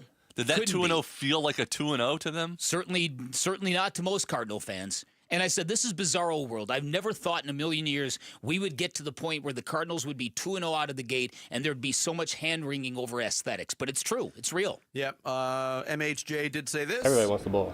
That's just no. Anybody that's a competitor loves the game, loves what they do. Everybody wants the ball. They want to impact the game. But most importantly, it's all about winning. All right, Kyler Murray, the guy who's doling out the targets to the different receivers. As the point person in the offense, he was asked, do you feel like Marv should have more targets in a game? I say it every time. Like, I wish all of them could get 10 targets a game, of course. There's only one ball. We've been playing this game for a long time. We all understand how it goes. Some days he's going to get 10. Some days he might get 3, whatever it is. And Mike might get 8. You never know. But each one of those guys are ready to make plays and do their job at a high level. Yeah, and Kyler is also... Now, when he says Mike, does he mean... Mike Dortch. Or does he mean... Mike Trey. There's that again. Kyler has also repeatedly said, look, the ball's going where it's supposed to go. Mm-hmm. And a lot of people raise an eyebrow at that. I think this is such a deeper question than just the cosmetic nature if you look at the number of targets. You have to ask yourself about the construction of this offense and how it operates. And when the Cardinals drafted Marvin Harrison Jr., 4th overall, they knew who their offensive coordinator was. Mm-hmm. They knew the way Drew Petzing wanted to run an offense. But when you draft a wide receiver, 4th overall, you're counting on him to be an enormous part of your offense. No doubt. Which has not happened. Now, the reason could be a combo, but there's 2 main reasons why this has happened. Either the Cardinals swung and missed at Marvin Harrison Jr. at number 4, or this offense is not suited to feed a number 1 wide receiver. You're exactly right, and I don't like the answer to either one of those. Neither do I. Right, and so here's the thing as well. The idea that Kyler Murray is saying, look, as a quarterback, a play is called, the defense reacts, it's my job to get the ball to who is open. Okay, I understand that in a lot of situations, but the best football coaches will tell you in times of stress and in times of extreme importance, you don't think plays, you think players. You got to have instruments and plays and schematics to get the ball to your most talented players, particularly in the biggest moments. So that has to be part of the offense, you would think, at some point in time. Yeah, the offense. The offense. You look at 2-0, and that's the key. That's the most important stat of all of them. What your win-loss record is. But then when you dig deeper to the levels that lead to that, the offensive numbers are not inspiring at all. In the passing game, they're way down in passing attempts, passing yards. They're way down in rushing attempts. In total yardage, they're near the bottom of the league. Yeah. That to me is what is really problematic, because if you don't have a dynamic offense that has the capability of explosive plays, you're sitting ducks. Eventually, defenses are just going to squash you. Yes. Now, the two main reasons why this is the way it is that I laid out there, which one are you more apt to believe right now? I'm not willing to say, going into his third game of his second year, that Marvin Harrison Jr. can't play to that degree in the NFL. I don't feel comfortable saying that. I think his best football is ahead of him. I'm looking more right now at the design of the offense. This offense seems like it's we don't want to screw up and turn the ball over kind of offense. They want to possess it. They want to keep the number of plays down. It's been very vanilla so far. I'm looking at that as the main culprit so far. I'd like to agree with you, and I will agree with you, but I will be, if you're asking me my honest opinion, that play on the ball in the end zone, once again, to me, was symbolic of a football player that doesn't have that level of dog in him. The one where I am going to go up and over and through you to get that football, because that football is mine and you have nothing to say about it. It felt very passive. Very passive. Very passive. And that's in his game. And it was in his game early last year. And that is not the sign of the kind of football player that becomes a Hall of Famer in the NFL. Now, again, he's got plenty of time to work this out. We saw the jump Trey McBride made midway through year 2 all the way now to a superstar level. Certainly there for Marvin Harrison Jr., but there've got to be better results. And he's got to have a more prominent place in this offense. I agree with you. But because, as you said, you watch this game, and how many times is Kyler Murray dropping back and then just immediately dumping the ball to Trey Benson? It happens a lot. It happened 6 times. And look, when I say, too, the way this offense operates, when I look at that as the main culprit, that's not all on the coordinator either. The quarterback has culpability there, too. In fact, you might say the most culpability. And again, back to they're 2-0. They're 2-0. Yes, your offense was just good enough to barely beat the 2 worst teams in the NFL.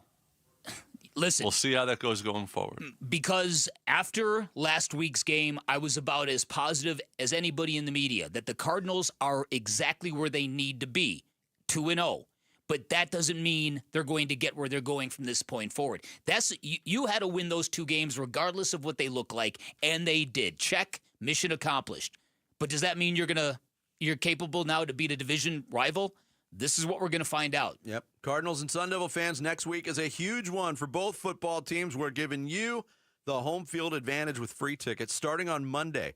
Listen for the sounder at 7:15 a.m., 12:15 p.m., and 4:15 p.m.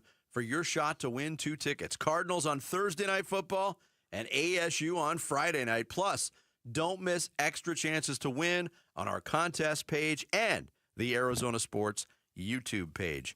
Coming up next, Sammy's going to take us through the big stories of this Thursday morning in the Rush Hour Reboot as we continue live from the Casino Arizona and Talking Stick Resort Studios on Arizona Sports, the local sports leader.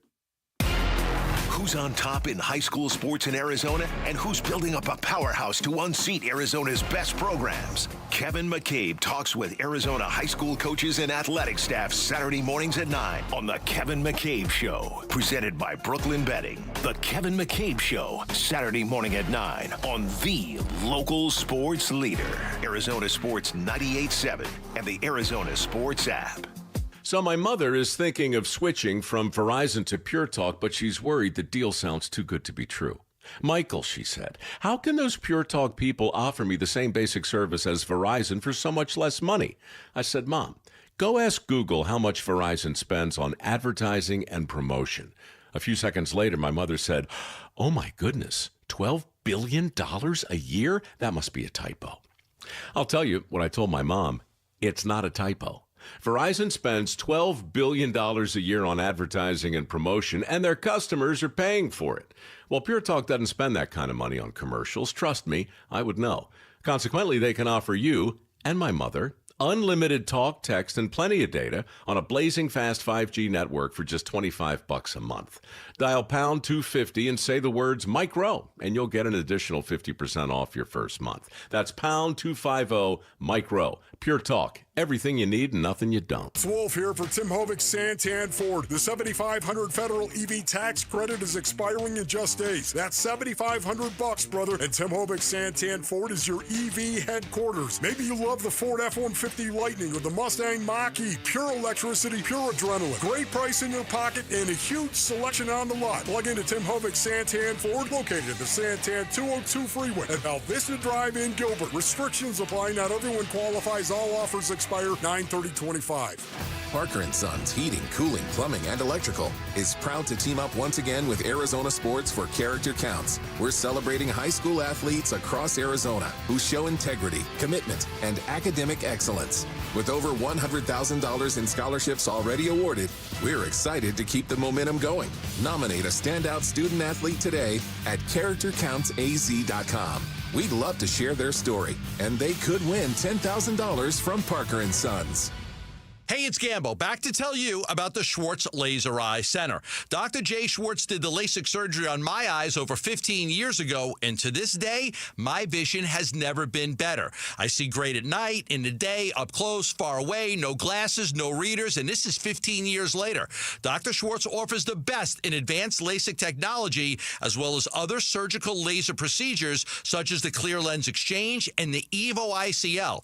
Whether it's nearsightedness, farsightedness, and astigmatism, or any other eye care issues, the Schwartz Laser Eye Center can help improve your vision and change your life as he did mine. There is a reason he is the official eye doctor for the Phoenix Suns and Arizona Diamondbacks. The Schwartz Laser Eye Center has 3 valley-wide locations, one in Glendale, one in Scottsdale, and one in Mesa. Schedule your free LASIK evaluation by calling 480-483-EYES. That's 480-483-EYES, or going online at teamidoc.com. Hey, it's Pat. The other day at work, they brought in pizza for lunch, so I swooped in and I grabbed 3 slices. The coworker next to me said, "Geez, Pat, you can't have it all." Then I corrected him and said, "Yeah, I can, and you can too." With a new 2025 Toyota truck, power and performance, capability and reliability. Well, I must have convinced him because he grabbed the plate out of my hand and he said, "Good point, Pat." Right now, get low 1.75% financing for 72 months on the new 2025 Tundra. Or get 2.99% 48-month financing on a new Tacoma SR or SR5. To check out great deals on your favorite Toyota, visit your Valley Toyota dealer or valleytoyotadealers.com today. Toyota, let's go places. 1.75% with $14.64 per thousand borrowed for 72 months. 2.99% with $22.13 per thousand borrowed for 48 months. 0 down payment if you qualify. Offers exclude TRD Pro and Trail Hunter models and N93025. See dealer for details. I'm Sammy Sabolka with what's trending now, presented by Parker & Sons Heating, Cooling, Plumbing, and Electrical. Add yesterday's 5-1 loss to the long list of D-back losses that just don't make sense this season. Brandon Pfaadt had his best outing of his career yesterday. 9 innings, 1 hit, no runs given up. The young man was simply unbelievable. However, the D-backs offense was non-existent, and they blew a real chance to get a half game back of the Mets with 9 games to go. Elsewhere, ASU running back Kyson Brown is likely to return for Saturday's road game at Baylor. As for the Cardinals, they'll be without cornerback Garrett Williams and defensive lineman LJ Collier for some time, as they both made their way to the IR yesterday. But head coach Jonathan Gannon has seen the right response from his team as they prep for Sunday. The right response, no pointing fingers, taking the arrow in the forehead, and getting better individually and collectively. We got good guys in there, so that's what they're trained to do, and that's what they do. And the Phoenix Mercury forced a Game 3 last night in New York. An 86-60 win means they are coming back home for a win-or-go-home game Friday night at PHX Arena. This report is brought to you by Casino Arizona and Talking Stick Resort. Football watch parties have taken over Sundays. Join the excitement and don't miss a play at Casino Arizona and Talking Stick Resort. Arizona Sports, the local sports leader. Billy and Milano Mornings. Rush Hour Reboot. Rush Hour Reboot. Getting you up to speed on everything happening in sports this morning. Brought to you by Brooklyn Bedding. For the best sleep ever, get the best mattress ever at Brooklyn Bedding. The 7:30 staple. The Rush Hour Reboot. Big stories on this Thursday here with Sammy Sabolka. Sammy. Indeed. And guys, a reminder, if you want to watch the Rush Hour Reboot or any portion of the show, all you have to do is go to YouTube, type in Arizona Sports, and we're the first icon, and you can watch us every single day. But I did want to start with Brandon Pfaadt. 9 innings, 1 hit, no earned. The kid was absolute, what we say, nails yesterday. And unfortunately, the Diamondbacks lost in extras. There we go. The Diamondbacks did lose in extras 5-1, but Pfaadt had this to say about going the distance yesterday. Felt good to accomplish it, and it was unfortunate that we couldn't get a win, but we're playing good baseball, and a series victory over the Giants at this point in the season is awesome, and hopefully we can keep it rolling. So he's going the distance. He's going for speed. The problem is that Brandon Pfaadt was left all alone in a time of need. That's good stuff right there. I know it's just one start, but how do you feel about Pfaadt moving forward, as he is one of the guys we have locked up for some period of time? Did that start yesterday change anything? I've never bailed on Brandon Pfaadt the way you guys have because of 2023.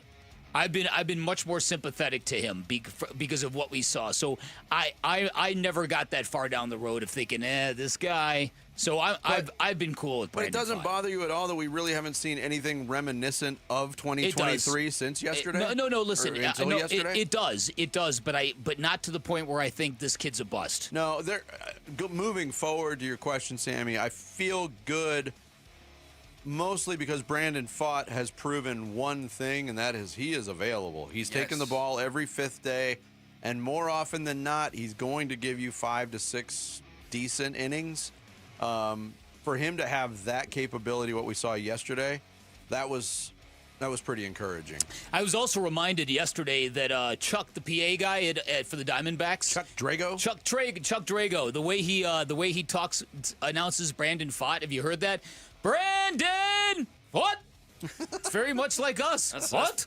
Pretty good. We're very influential. Staying with the Diamondbacks, 9 games left. All right, 3 against the Phillies, 3 against the Dodgers, 3 against the Padres. On your hopium meter, where are you right now in terms of making the postseason? I would say I'm high as a kite.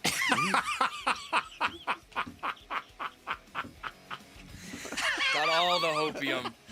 Does Vinny? All right. I unfortunately am stone cold sober.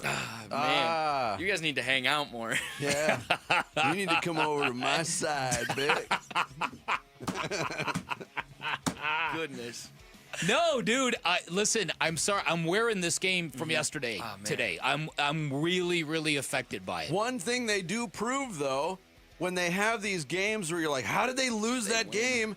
They come back and they start winning games again. I hope that's the case. Have you heard this before? This team's gritty. Yes, I have heard that before. Why won't you die? All right, for the Cardinals yesterday, what a day, if I'm going to be honest. Our quarterback posted a social media picture of him and his dog in a Michael Vick jersey. Our number 1 wide receiver is saying he's fine with however many targets he's getting. And we had a kind of a tough injury report. Of those 3, what gets your attention most? For me, I mean, it's a 2-horse race. It's a 2-dog fight at this point. No. Oh, can I say that? I can't say that. It's either the Harrison story or the injuries. Okay, yeah. This Murray thing, it's a one-day blip in the news cycle. Yeah. It's going to go away. People are going to forget about it. But how much does the Marvin Harrison Jr. targets question linger, especially if they're not winning games? Mm-hmm. And the injury front, I got really nervous about that because we didn't hear about it until yesterday. And I know that's the media availability, but I was expecting some sort of update to trickle out. And it wasn't worst case scenario. Right. But it's not great for this week either. Sure. Well, yeah, the issue is that chances are the best player of that group might be gone for the season in Garrett Williams. That's the downside of it all. Right. But in some, the news was much better than some people had anticipated. Yeah. On the 49ers front, here was our head coach, Jonathan Gannon, talking about Kyle Shanahan. Kyle's, he's always going to change and adapt to who he's playing and what he thinks is the best way to go about it. So there'll be some things that we haven't seen on tape, even playing them for however many years now that we've been here. Plus these last 2 games, you're going to get some wrinkles. So how do you think having an elite coach on the opposing sideline, like a Kyle Shanahan, impacts the Cardinals come Sunday? Yeah, I think obviously defending the 49ers is very, very difficult. That zone running scheme, the way everything looks the same but isn't, it's very, very difficult. But I am more concerned about the Cardinals getting their offense running at a better level. And it looked like for a while against the Panthers they were, but they're the Panthers. So I'm hoping that this offense can have something of a breakout this weekend. Yeah, I'm gonna dig even further into that question. The use of the term elite to describe Kyle Shanahan is used very liberally. Like it's just attached to him. Guy hasn't won anything. They don't win anything. Yeah, but while I recognize what you're saying, I would hire him in a minute. The gushing over the X's and O's is something to behold. They've had success against Kyle Shanahan, so I just think it's another game. And look, it's coach speak. It's part of the coach speak now leading up to games. Every coach is great. Every roster is stacked with talented players. You have to take it with a grain of salt. All right, and we'll finish with something that just kind of came down the pipeline. ASU, the Sun Devils, and the Kansas Jayhawks are in discussion for the first ever college football game in London next year. The game would be on September 19th. It would be a Big 12 game. What are your initial thoughts on if that's a possibility? Vinny and I think, are in agreement here. I don't mind it so much with professional athletes. I don't like this with college athletes at all. Interesting that the timing would be what it is, because if you would have told me, hey, they're going to open the season in London, I would say, not bloody likely. He's on a heater today. Do you know what I mean? Look at what Florida State went through when they went to Dublin to open their season. They lost to Georgia Tech. They never recovered. Kansas State is not recovering. But what happened to them in Dublin, Ireland against Iowa State? And you're playing a good team. Conference games, they're too big for both teams to be played on foreign soil. It's too much of an undertaking. I like that it wouldn't be the opening game of the season, but still, there's complications on the back end of it that these teams are still finding out about. What about the student athletes, Vinny? What's this going to do for their studying schedules? I think they can get on class via Zoom these days. But so there you guys go. Time difference, though. Yeah, time. Exactly. I will totally change my stance if the radio station says, you know what, we want to send you guys to London to cover the game. Oh, man, that'd be fun. Yeah, it would be Bickley and Murata show. It'd be like an afternoon show over there. Be fantastic. Be great. We could talk some soccer. Okay, that's not get crazy. I'm against it just boils down to our own self-interest always, right? Doesn't everything? Everything always does. Thank you, Sammy. We're all rebooted on this Thursday. Coming up, how will the Diamondbacks bounce back from another gut punch loss yesterday in the thick of the wild card race? We'll talk to Derek Hall, President and CEO of the Diamondbacks, next. It's Bickley and Murata Mornings here on Arizona Sports, the local sports leader. The Cardinals at 2-0 play the 2-0 Niners in a Bay Area home opener. Huddle. Cardinals at the 49ers Sunday. San Francisco, really good football team. They're 2-0. Obviously, a divisional game. It's their home opener. It'll be a really cool environment for our guys. good football team. So we got to have our best stuff ready to go on Sunday. We begin pregame coverage but early Sunday morning. Kickoff at 1:25 Sunday afternoon on the home of Arizona Cardinals football. Arizona Sports 98.7 and the Arizona Sports app.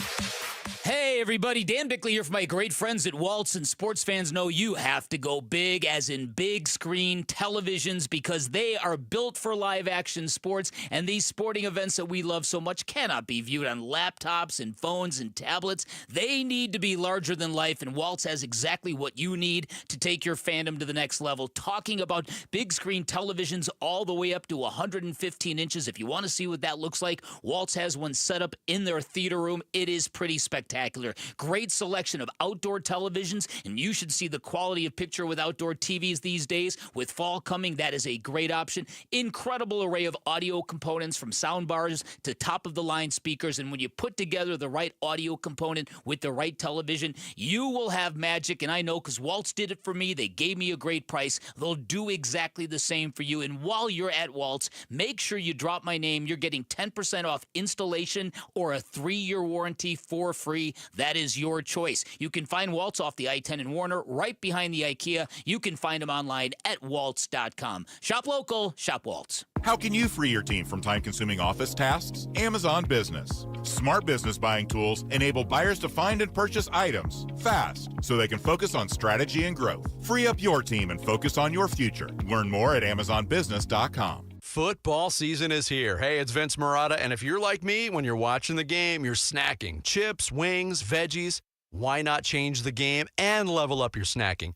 Daisy's got new dips, the French onion dip and the ranch dip. Both qualify as game changers. Just as delicious as a homemade dip made with real herbs and spices and other ingredients you'd find in your own kitchen. Level up your snack game while watching the game. Give Daisy French onion dip a try. Look for it at your local grocer. From the shadows of your bathroom comes a villain with 2 pinchers, 1 stinger, and 0 respect for your home. Scorpions can make your home feel like a scary movie. At Blue Sky Pest Control, we rewrite the script. We keep scorpions out of your home so your story stays drama-free. Call 602-BLUE-SKY today. Hello, Blue Sky. Goodbye, scorpions. Last year in Arizona, more than 121,000 car accidents were reported.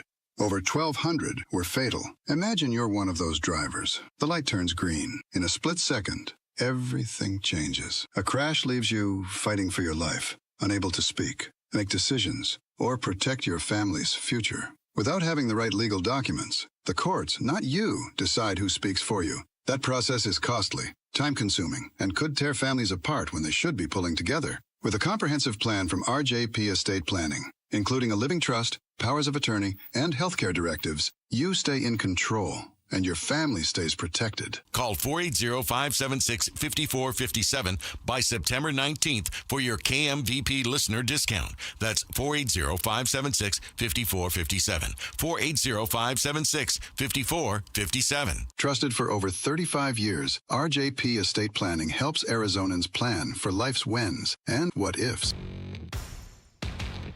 Need space that's designed to last? Mueller Incorporated delivers pre-engineered steel buildings customized for your style. From garages and workshops to barns, warehouses, even airplane hangars. Our bolt-together buildings are designed to last decades with proper installation and maintenance. Designed for strength. Engineered to last. Visit us today at our West Phoenix location in Buckeye, Arizona, or go to MuellerInc.com to learn more. Zoom over to Chase Field on September 24th when the D-backs face the Los Angeles Dodgers. The first 15,000 fans will receive a co-branded rally towel courtesy of NASCAR and Phoenix Raceway. Visit dbacks.com for tickets. Arizona Sports, the local sports leader. Mr. Speaker, the President. I have the high privilege and distinct honor to present to you the President. He's the president and CEO of your Arizona Diamondbacks. Hail to the chief. Derek Hall. The President. On Now with Bickley and Marotta. Yeah, Diamondbacks day off. Phillies in town. 9 games remaining, right in the thick of things. A game and a half out of the final wild card. Lots to talk about today With Derek Hall, the president and CEO of the Diamondbacks, who joins us right now on the Arizona Sports Line. Derek, we've talked so often over the past 2 seasons after Wednesday wins, but man, that one hurt yesterday. It did, and I don't know what was worse, whether your broadcaster says you have a no-hitter or your morning show host says that he's playing on house money. So I'm not sure what did it, but it was one of the two. Right. I can't believe Jarrett was right about this all along. I know. But happy day after, and I'm glad you picked up on the Brandon Float, which he does each and every. Yeah, I had forgotten about that. So listen, in the building, that place was about to explode after that Corbin Carroll triple. How did you feel? How did you process yesterday's game? Well, like you guys, I mean, we should be a half game out right now. We didn't capitalize when we should have. I think the game should have been over after 9, and I think our players would say the same thing. Then we had an opportunity in the 10th, and if you squander those opportunities, eventually the baseball gods are going to get you. So, look, at the end of the day, happy that we won that series. That's what Brandon said post game, which was right. I mean, to win a series, that was a pivotal series for us, and to be able to leapfrog a couple of teams. Now we just have to stay there. We only have 9 left, obviously, and hopefully after today we're a game back, and we'll see. And it's already go time. It's a lot of fun, but our schedule is not friendly. No. We talked about this before. We got through the Giants with a series win. Now we've got the Phillies coming in. It's good that they clinched in L.A., but they're not looking to lose games. Yeah. And then after that, we've got the Dodgers, and then we go to San Diego. So we have a lot of work ahead of us, but it's fun. Who would have thought, a couple of months ago when you guys were interviewing me each and every week and we were struggling, that we'd be in this position right now where, we're biting our nails and we're a game and a half out with 9 to go. It's exciting. Yeah. Derek, we were talking earlier about just this seemingly endless string of really difficult losses. That is, it started early in the season when you had a different makeup roster-wise. It's continued the last 2 games yesterday, and then Friday night in Minnesota was another one that was tough to bounce back. But one thing that is consistent is this team's ability, regardless of who's on the roster, to bounce back after those tough losses and win. What does that say about this team, and how much hope does that give you over these last 9 games? Yeah, I love that observation, Vince, and we're all fans, right? So like after Friday night, I was so dejected, I was so mad. I went to bed early. I said goodnight to my wife. I'm angry. I'm going to bed, and I thought that's it. And then they come right back and win the series, and they did it. So time and time again, like you said, but we're chipping away. And you guys have talked about that this morning. We don't necessarily sweep teams. We have opportunities to, but we have one of the best records in baseball since the trade deadline because it's a scrappy group that just keeps chipping away, and they win series after series and win 2 out of 3. And if we can keep doing that, we're going to be there till the last weekend. So I'm excited with what they're doing, and the fact that they can bounce back and they're so resilient says a lot about their personality, their makeup, and again, going back to their identity. And we've said that time and time again of the last few weeks. They've re-identified who they were before, and they're exciting, they're athletic, and they're really in every game. That's the tough part about yesterday is not only are you in that game, you had a chance to win it, but you see that time and time again. That game that you referred to, Vince, in Minnesota, for us to come back with that home run by Gabby late and have a chance to win in the 9th, that just says something about the team. I know the losses hurt, but they're in every game. They're exciting to watch. Now, after the game, Torrey said that Hurricane Marte is going to show up before the end of the season. What's holding Ketel back right now? Because he is in a bad way at the plate. Well, I think, Dick, he just wants to do so much, right? He wants to be the hero. He remembers how impactful his bat was in 23, and he's trying to do that and lead us back to the postseason. And he's just got to go back to what works and what makes him so great. And not jump on first pitch, as you guys talked about it the other day, to go 0 for 5 on 7 pitches. That's not who he is. He'll go deep in counts. He'll figure it out. He's going to be big down the stretch. I agree with Torrey. He was last night. We dedicated a field in his honor, and he was there, and you could tell he was wearing it. It was on his face, and his agent was there, and she says, "Oh, Ketel's so frustrated with his bat." And I just don't want him to overthink it because he's one of the best hitters in baseball. He's the best second baseman in baseball. That's what he's got to remember. But to see him sort of take a deep breath halfway through this event last night and be with kids and celebrate his field and his name on the field with his family, I think that was good for him. So hopefully he comes back to the park tomorrow with a whole new approach, a whole new feel, and a day of rest after today. Derek Hall, President and CEO of the Diamondbacks, our guest here every Thursday on Bickley and Murata Mornings. We were having discussions with you not long ago, Derek, about, okay, trade deadline happened. You traded a lot of your core players. You got some injuries. What? You got some injuries that are going to affect your roster at the beginning of next year. And talking about how you conduct business moving forward. How much has this push into the wild card picture and the reality of it? And I'm not asking you to give away the whole plan, but how much of that has changed the thinking organizationally moving to 2026, if at all? Yeah, I think it has, but a little bit. We did talk about it, and going back, revisiting what we did at the trade deadline, I think I would do the same thing all over again. Yeah. We were 10 back. We had like 5 or 6 teams in front of us that we had to jump over, and it just didn't seem likely. And I think I said at the time it would have been irresponsible of us not to make those moves with expiring contracts and bring in some talent that we could restock the cupboard with. And we did that. And then to be able to bounce back and be in this position today is a great thing. So we have a lot of confidence in our core.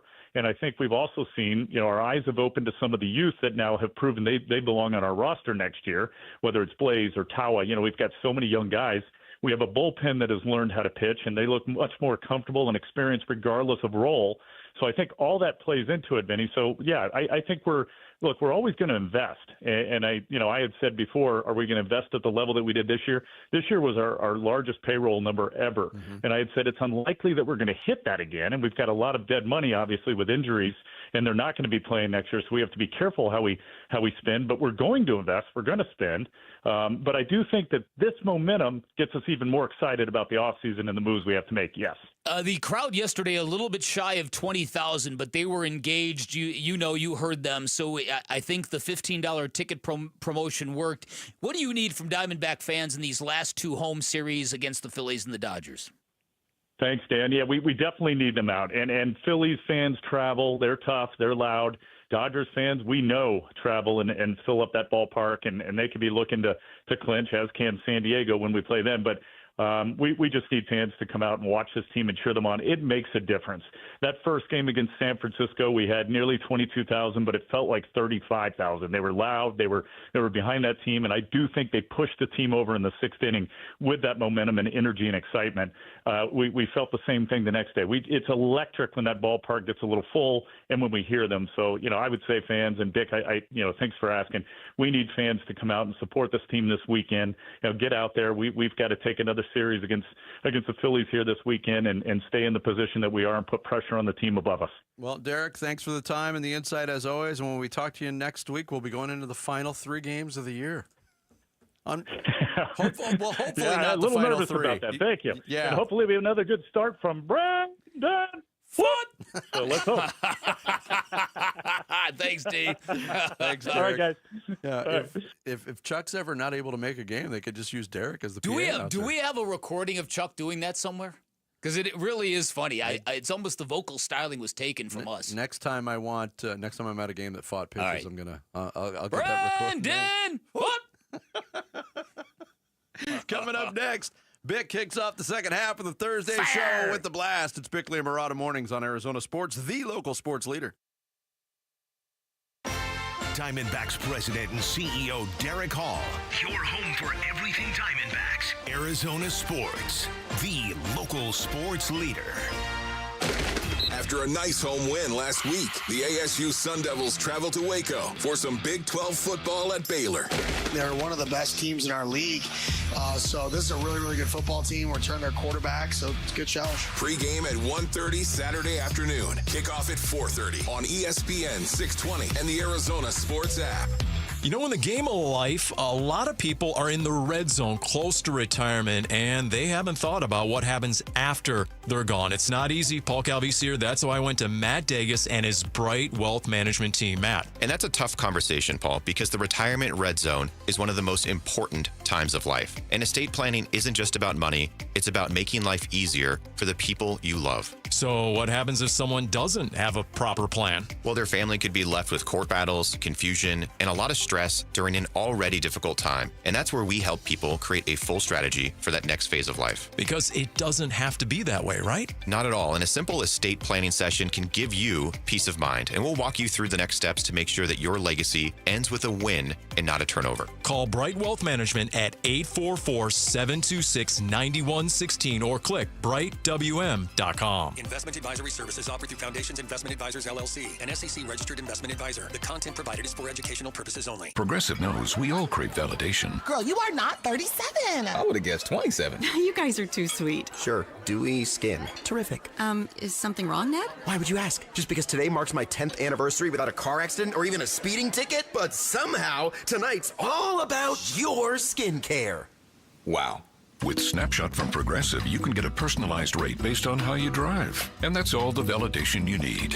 Progressive Casualty Insurance Company and affiliates. Snapshot not available in California or from all agents. Surcharge possible for unsafe driving. Finding great candidates to hire can be like, well, trying to find a needle in a haystack. But not with ZipRecruiter. Its powerful technology actively finds and invites qualified candidates to apply to your job. So while other companies might deliver a lot of hay, ZipRecruiter finds you the needle in the haystack. See why 4 out of 5 employers who post a job on ZipRecruiter get a quality candidate within the first day. Try ZipRecruiter for free at ZipRecruiter.com/free. That's ZipRecruiter.com/free. Hey, home sellers, Arizona has had more homes that didn't sell in the past 6 months than in the previous 2 years combined. Thousands of sellers left stuck with no offers and no sale. Do what I did so you don't get stuck. Call Carol Royce, Your Home Sold Guaranteed Realty. With Carol's Guaranteed Sale Program, sell your home at a price acceptable to you or Carol will buy it. If your home didn't sell or you're thinking about selling, call Carol Royce today or visit carolhasthebuyers.com. That's carolhasthebuyers.com.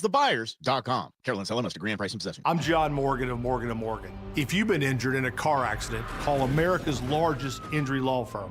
For over 35 years, my mission has been to deliver more for our clients, to deliver more for you. If you or anyone in your family has been injured in a car accident, call us now, as the time to file a claim may be limited.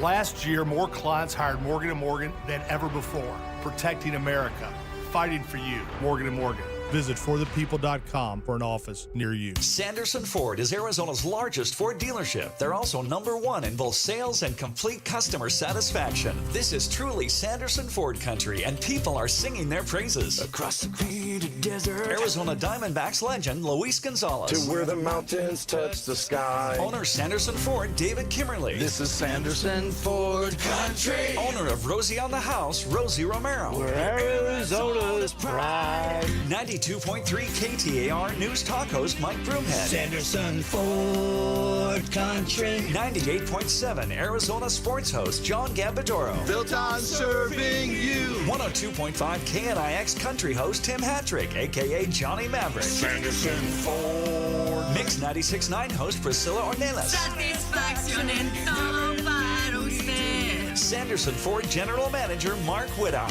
Where Arizona's pride. Sanderson Ford. This is Sanderson Ford Country. It's back. Bunker to Bunker's 14th annual Fall Frolic, Saturday, September 27th at the Arizona Biltmore Golf Club, benefiting Phoenix Children's Hospital. Play a fun 2-person scramble. Enjoy a tasty breakfast. Win big in the raffle and mulligan drawing. Plus, get a bounce back golf round. It's just $134 and open to everyone. But hurry, space is limited. Sign up now at bunkergolf.com. That's bunkergolf.com.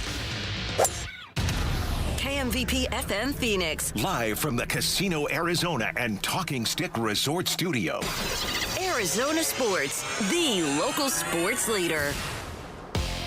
I'm Sammy Sabolka with what's trending now, presented by Parker & Sons Heating, Cooling, Plumbing, and Electrical. Use whatever word you want to describe Brandon Pfaadt's outing yesterday because it was the best of his career, bar none. 9 innings, 1 hit, 0 earned runs. The Diamondbacks offense, however, was allergic to scoring runs yesterday with a runner on third with less than 2 outs and a chance to win the game in both the 9th and 10th inning. They fell short and lost in extras 5-1 and squandered a serious chance to make up ground on a Mets team who also lost yesterday. And here was manager Torey Lovello postgame. And the name of the game is executing at the most critical times.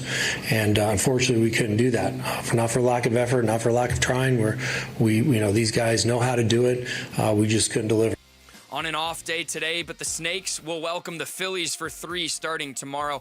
On the Cardinals injury front, both LJ Collier and Garrett Williams will be heading to the IR. Max Melton did practice yesterday but was limited, and rookie cornerback Will Johnson, dealing with a groin injury, did not practice yesterday. This report is brought to you by Presidential Pools. If you're looking to get a pool and add some value to your home, now is a great time. With in-house financing and a 5-year warranty, go with Arizona's best pool builder at presidentialpools.com. Bickley and Marotta Mornings. Arizona Sports. The local sports leader. Bickley Blast. So I learned an important lesson yesterday at Chase Field. I learned that house money is a myth, because once it's in your pocket, it's your currency, and even if it's emotional currency, it's very real. And I also learned that for all their wonderful resilience and impressive postseason push, the Diamondbacks can still make me very, very angry, because yesterday they not only wasted an enormous performance from Brandon Pfaadt and the loudest clutch triple since Archie Bradley, they wasted a game that could have captivated the Valley, creating a momentum that might have carried the Diamondbacks all the way to the playoffs. But they failed, and they failed miserably. Twice they had the winning run on third base with less than 2 outs and could not get the ball out of the infield. And in the end, for me, this game hurt more than losing Gino's 4-home run game, or the day they scored 10 runs in the 8th inning at Wrigley and still lost. Now, maybe it's a blessing that the team's worst loss of the season came 6 weeks after waving the white flag at trade deadline, but it's a painful reminder that this stuff is still important and this team can still hit you where it hurts. All right, today's Bickley Blast brought to you by my great friends at Chapman BMW, who make luxury attainable. Find them online at chapmanbmw.com. 5-1 Giants, 2 outs in the 11th, 2-2 pitch. Check swing and a miss. He is down on strikes, and that's your ball game. D-backs with an opportunity to sweep the Giants, but they can't get the job done. And their postseason ambitions take a little bit of a hit as San Francisco prevails. 5-1 your final. Chris Garagiola on the final call yesterday on the D-backs radio network. Yeah, that one, you were there. I was sitting on my couch, at least until the 11th inning when the Giants broke through. And I was like, yeah, time to get started on show prep. Yeah. Because when you squander the chances that the Diamondbacks had. Yeah, that's it. And when Brandon Garcia struck out Matt Chapman, I thought, oh my goodness, they're going to win this game. Mm-hmm. Somehow they're going to figure out a way. And the optimism for this team is going to be on a different level tomorrow, and they just couldn't do it. I can only imagine the hysteria, all of it, that what we would be feeling had they plated Corbin Carroll, because that triple of Corbin Carroll, it was just so. They're all Corbin Carroll triples are maybe one of the top 3 things in baseball, but yesterday that one, the timing of it, the clutch nature of it, the ability to go and reward Brandon Pfaadt. It was brutal. Absolutely brutal. They should have sent Corbin. I was literally about to say he was running so fast that any bobble from Encarnacion out there, who's not exactly the best outfielder and is a little slow, any bobble, and you're sending Corbin Carroll as fast as you can. They still had that same third base coach as earlier this season. Yeah, listen, and I said it. That would have been his. That would have been his redemption. I said it in real time, and only because I'm a huge fan of James McCann. I didn't like taking the bat out of his hands. He just strikes me as exactly the kind of clutch dude who would have gotten that run home. This week, he's had 2 huge clutch hits for the team. And I get going to the left-handed bat against a right-handed pitcher. I understand that. But Adrian Del Castillo is a young player. I just would have gone with the veteran there. You don't even need a hit. You need just somebody who's like the veteran presence. Get that ball up in the air. Yeah. Get him home. Yeah. And it it was almost a toe in the eye that they did score a run finally in the bottom of the 11th there. When they were down 5-0. Yeah. A toe in the eye? Is that the same? Did you what, have you been in fights with Bruce Lee before, Jared? Well, you know. Toe in the eye. A Rex Ryan? A Rex, ooh. So listen, Derek Hall is right. They still got 9 games left, but I'm thinking that if you're really going to pull this off, you've got to win 7 of them. Right? Yeah. Yeah. And that's still going to take some help from the New York Mets. And here, if they win 7, whether they're in or they're out, that would put them at 84 wins, which would surpass the number of wins by the World Series team in 2023. Wow. Wow. And it's going to be difficult to do, but as we have pointed out, you're going to play a Phillies team that is already in the postseason.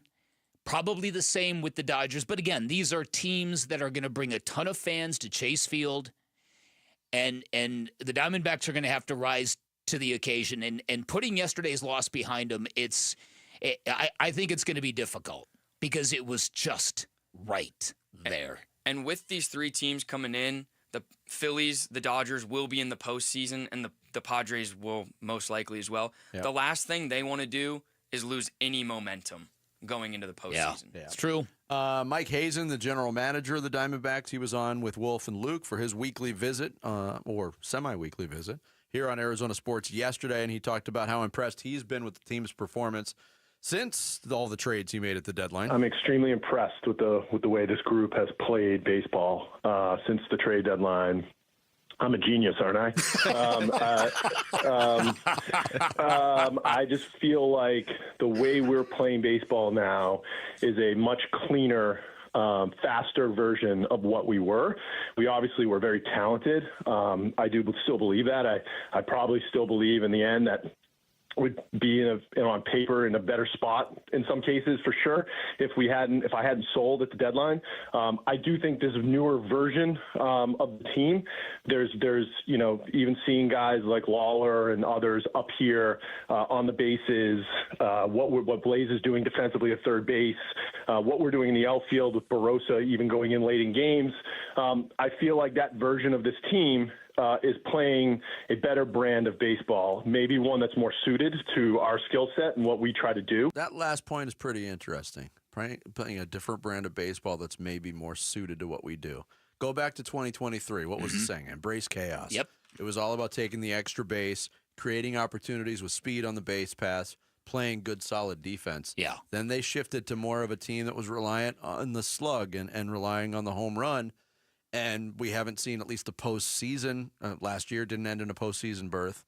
And before the trade deadline, certainly there was barely a pulse with this team for much of that time. It is interesting, and I wonder what that does for roster construction this offseason in terms of what they look for. Yeah, maybe. Yeah, I think you're right. I think that getting back to that cleaner, faster mode of play, because the beauty of 2023 wasn't just so much taking small ball to a different level. It was the discomfort it caused the opponent having all that chaos around him. And you saw it. You saw the effect and how unnerved it would make pitchers and catchers when you had that kind of just that buzzing team just circling the bases all the time. Mm-hmm. Yeah, I think they'd be smart to lean back into that a little bit. And I didn't get a chance to talk about it yesterday because I wasn't here, but coming off that win from Tuesday night where Lawler delivers in the clutch with Corbin Carroll streaking home, talk about pulling for a guy. Mm-hmm. Jordan Lawler was so lost at the plate earlier this year that it became hard to watch. Mm-hmm. And you started to wonder about his long-term success or his chances for long-term success, despite all the talent that he has, because it had to be killing his confidence silently. And for him to come around the way that he has, and he's not a polished offensive player yet, but to deliver in a big moment like that had to be huge for him. Well, yeah, it did. I'm sure it was, but I don't know if I would call it delivering. That was a check swing nubber that he hit. I mean, it did the job. If they would have got something like that yesterday, they would have won the game. Okay, fair point. Yeah. Fair point. I looked. It was scored as an infield hit. Yeah, okay, good point. In a clutch situation. I can't argue with that. It's a good point. Yeah, D-backs will welcome the Phillies to town for a 3-game series starting tomorrow out at Chase Field. We'll see if they can bounce back once again. ASU's had a couple of big road trips. Has a couple of big road trips coming up. One to Waco, Texas this week, and one to London, England next year. Yeah, we'll talk Sun Devils football next. It's Bickley and Murata Mornings on Arizona Sports, the local sports leader. Diamondbacks baseball. 5-1 Giants. 2 outs in the 11th. 2-2 pitch. Check swing and a miss. He is down on strikes, and that's your ball game. D-backs with an opportunity to sweep the Giants, but they can't get the job done. And their postseason ambitions take a little bit of a hit. D-backs slip a little on their way to the postseason. Can they make up for it? We talk D-backs and the playoffs today on Arizona Sports 98.7 and the Arizona Sports app. I am a huge fan of Sonic, huge fan of their all-star lineup of burgers. Talk about it all the time. I also love the experience. Pulling into a canopied parking spot, you've got this great menu outside your driver's side window. You place your order. You don't have to move a muscle. You are being served curbside by an iconic car hop. And when you're done, boom, you are back on the open road, just the way I love it. And that Sonic menu, it is amazingly diverse. It has got something for everybody in your crew. Iconic classics like cherry limeades, tots and corn dogs, new favorites like the double Sonic Smasher, mozzarella sticks, groovy fries, soft pretzel twists, and with a drink menu that features 10,000 different combinations, your options at Sonic are literally endless. Now remember, download the Sonic app and order ahead with the Sonic app, scoring exclusive rewards like half-price drinks and slushes and discounts on burgers as well. When you're hungry, head on down to your local neighborhood Sonic. Live free, eat Sonic. Opioid misuse and overdose deaths are serious health issues across the U.S. Anyone at a workplace, including workers, clients, customers, and visitors, can be at risk of an overdose if they use opioids. Are you prepared? Consider making non-prescription naloxone nasal spray a part of your workplace first aid kit. Naloxone reverses an opioid overdose and saves lives. Maintain workplace safety, offer training, and always call 911 for a suspected overdose. Visit naloxoneaz.com. Go from daydreamer to industry leader with Amazon Business. From office supplies to IT essentials, Amazon Business provides tools that help you save costs and make insight-based decisions. Learn how to bring your visions to life at amazonbusiness.com. You still got it, but your immune system weakens as you age, making it harder to fight flu, pneumococcal pneumonia, RSV, and COVID-19. Ask your doctor or pharmacist which vaccines you need. Sponsored by Pfizer. This is the story of the one. As a custodial supervisor at a high school, he knows that during cold and flu season, germs spread fast. It's why he partners with Grainger to stay fully stocked on the products and supplies he needs, from tissues to disinfectants to floor scrubbers. Also that he can help students, staff, and teachers stay healthy and focused. Call 1-800-GRAINGER, click Grainger.com, or just stop by. Grainger, for the ones who get it done. Hey, it's Gambo, and I'm with Stuart Willis, the president of Asset Preservation Wealth and Tax. Stuart, a lot of people want to hire an advisor to help their money grow, but there's more reasons. Give me the top 3 reasons why to hire an advisor like you. Well, number 1, you need to make sure you have confidence in your plan and your planner. Number 2, you want to make sure you actually like the person you're doing business with. I see it all the time that people are doing business with somebody they don't even enjoy spending time with. Number 3, tax planning. Most financial firms never even talk about tax. They're prohibited oftentimes, these advisors, from giving tax advice. And if they're not giving you tax advice, you're missing half the story. Yeah, if you're investing all your money and you don't have a tax plan, because many of us are putting money away tax deferred, you've got the wrong advisor. Call Stuart Willis from Asset Preservation Wealth and Tax at 602-877-PLAN or go to assetpreservationwealth.com. Investment advisory services offered through Foundations Investment Advisors, LLC, and SEC registered investment advisor. Collectors, Front Row Card Show is returning to Phoenix. Join us at the Renaissance Hotel in Glendale on September 20th and 21st. Baseball, football, basketball, and hockey cards. Plus Pokemon, Marvel, Star Wars, and comic books. Beckett, CGC, and JSA will be there. So bring your cards, comics, and autographs to sell, trade, or get them graded. Hundreds of vendors, thousands of dollars in free prizes. Don't miss it. Front Row Card Show, Renaissance Hotel in Glendale, Saturday and Sunday, September 20th and 21st, 11 to 5. For more info, go to frontrowcardshow.com. That's frontrowcardshow.com. Hey, everybody, it's Bernsey. Big 12 play starts this weekend for ASU. So we're going to check in with Athletic Director Graham Rossini today at 2:30. It's the Burns and Gambo Show, 2 to 6 on Arizona Sports and the Arizona Sports YouTube channel. This last week, we definitely had it. This last week, we were very, I think we had a total of 9 possessions. To score that amount of points is really, really good football, because that's always what I look at. I never look at the points per game, the yards per game. It's all about points per possession. Okay. If we can shorten a game and have 8 possessions and score 3.5 points per possession, we're going to win a lot of football games, a ton. If we can score 3.2 points per possession, we're going to win a ton. So I really don't care about the points. I care about how efficient we are with our drives, because that's what correlates to winning. That is Kenny Dillingham, the head coach of the Sun Devils, on Sparky's Den this week here on Arizona Sports, talking about finally playing good football. Last week in the Sun Devils win 34-15 over Texas State to push their record to 2-1. With a real insightful back and forth commentary by Luke Lipinski there. Okay. Yeah, okay. Good point. Okay. Jarrett, when are you hosting a Luke I know. I felt that way watching the game on Saturday, rewatched it earlier this week, that I thought ASU did play. Yeah. Much better football game, top to bottom, especially on the defensive side. Mm-hmm. We saw them 2 weeks ago against Mississippi State get absolutely victimized by the explosive play.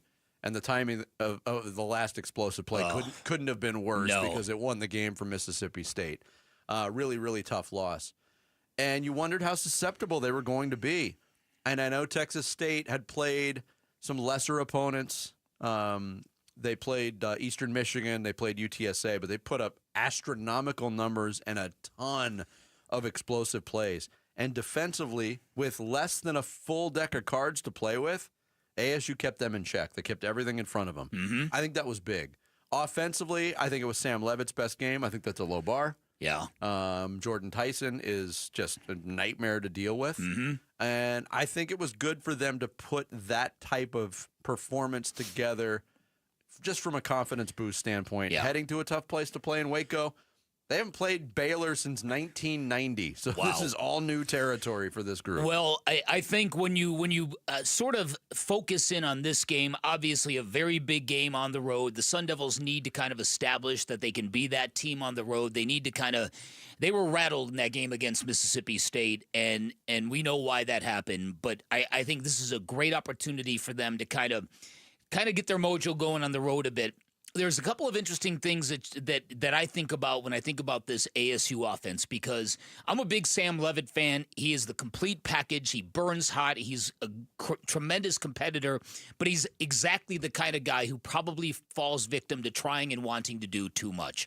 So the question becomes, what would be the ideal ratio for this offense? Last year, they ran the ball about 52% of the time. This year so far, through 3 games, they're under 50%. Kellen believes they should build an offense on their passing game. There are people who believe they need to get back to running the ball more. You have any thoughts on that?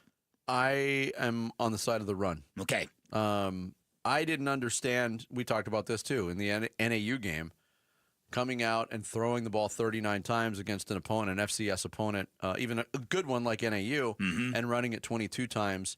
And then I think we saw that kind of strategy worked against them in the first half of Mississippi State. I think this is a run-first team. They're still working out the kinks in the passing game. You're not going to have any kinks in the passing game with Jordan Tyson and Sam Levitt. They're just connected. Yeah. But the connection with everybody else has been so few, so far between. They unlocked Mateer last week. They can't get the ball to Malik McLean. They had a wide-open 80-yard touchdown to Jaron Hamilton last week. They couldn't connect on that.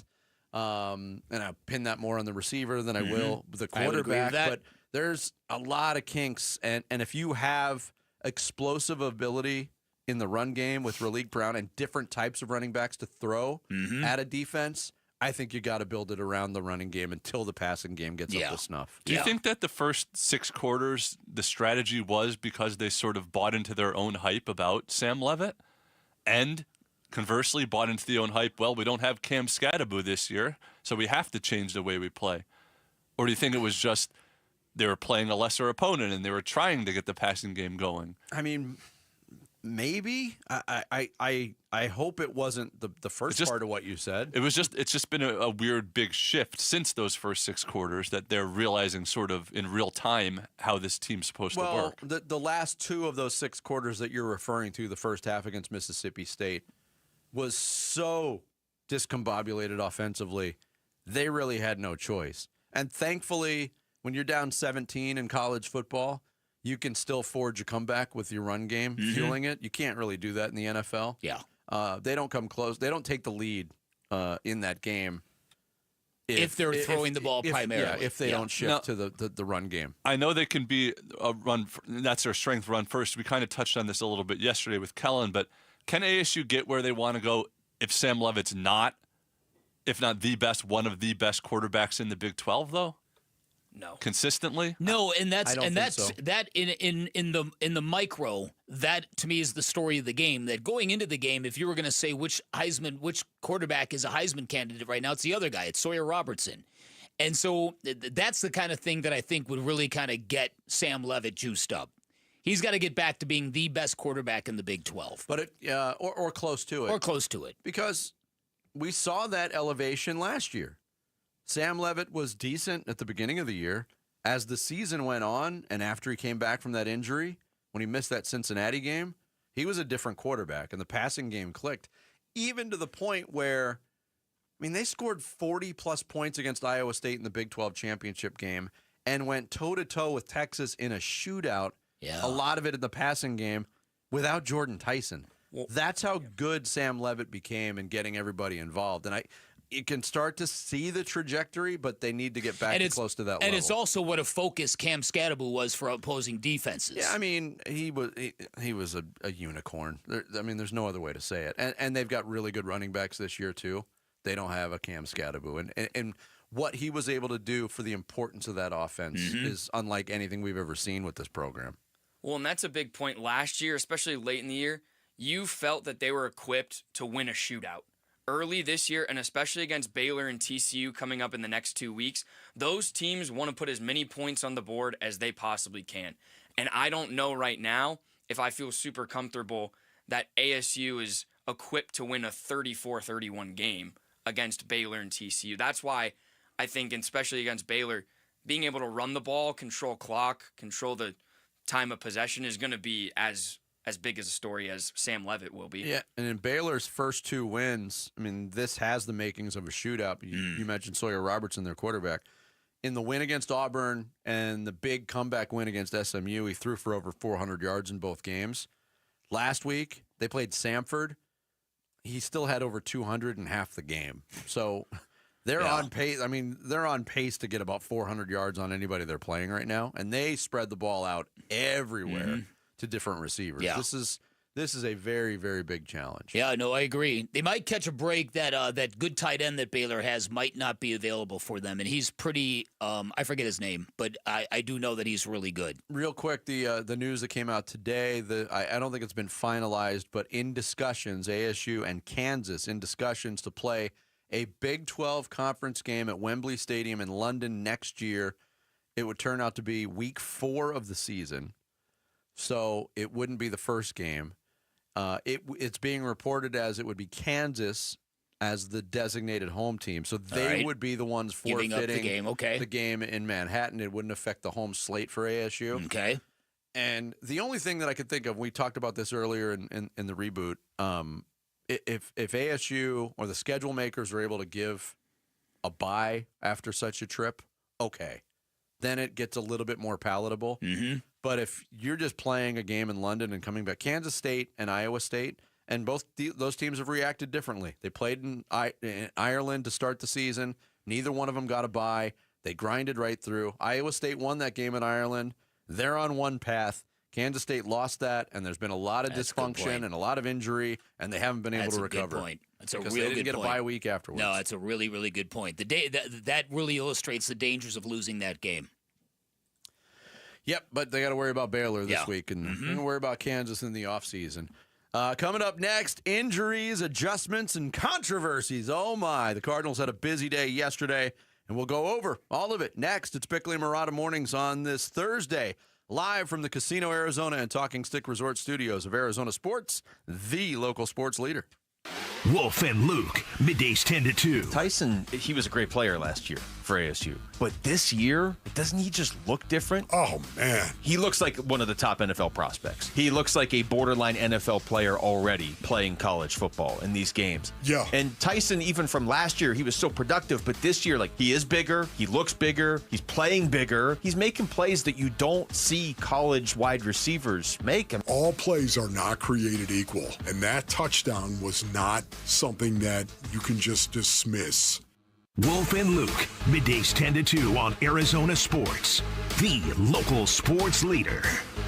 Hey, Ron Wolfley here, and I'm sitting next to my great friend, Dr. Joe from Aria Dental Implant Center. Hey, Dr. Joe, it's great to see you. Thanks for having me. Talk to me about the All-On-4 dental implant. It's a process where we can remove patients' remaining dentition, where we can place 4 dental implants, take our digital impressions, so we can get this population back in function. You know I've had the All-On-4. It is a life changer. It truly is. Not only to be able to smile, right, but also to bite into a steak. What is the best thing about getting the All-On-4 dental treatment? Self-confidence. The only reason people don't get All-On-4s is because they can't afford it. It's expensive. Yes. My goal is to make it economical. So if I can reduce that cost, I will. If you have broken or missing teeth, he's going to help you. AriaDentalImplantCenter.com. It's spelled A-R-I-A. AriaDentalImplantCenter.com. That nagging joint pain, you know the one. Sometimes it's from years of hard work or an old injury. It's been calling the shots in your life for too long. But that stops right now. QC Kinetics is here to flip the script. They use regenerative medicine, advanced cellular treatments that help your body heal and restore the damage in your joints. Not cover it up, not cut it out. Actually helping heal and restore. And the results, long-term, lasting relief. Don't plan your day around pain. Plan it around life. You're walking the dog without stopping. You're playing ball with the kid until they get tired. You're waking up without that first step being the worst step.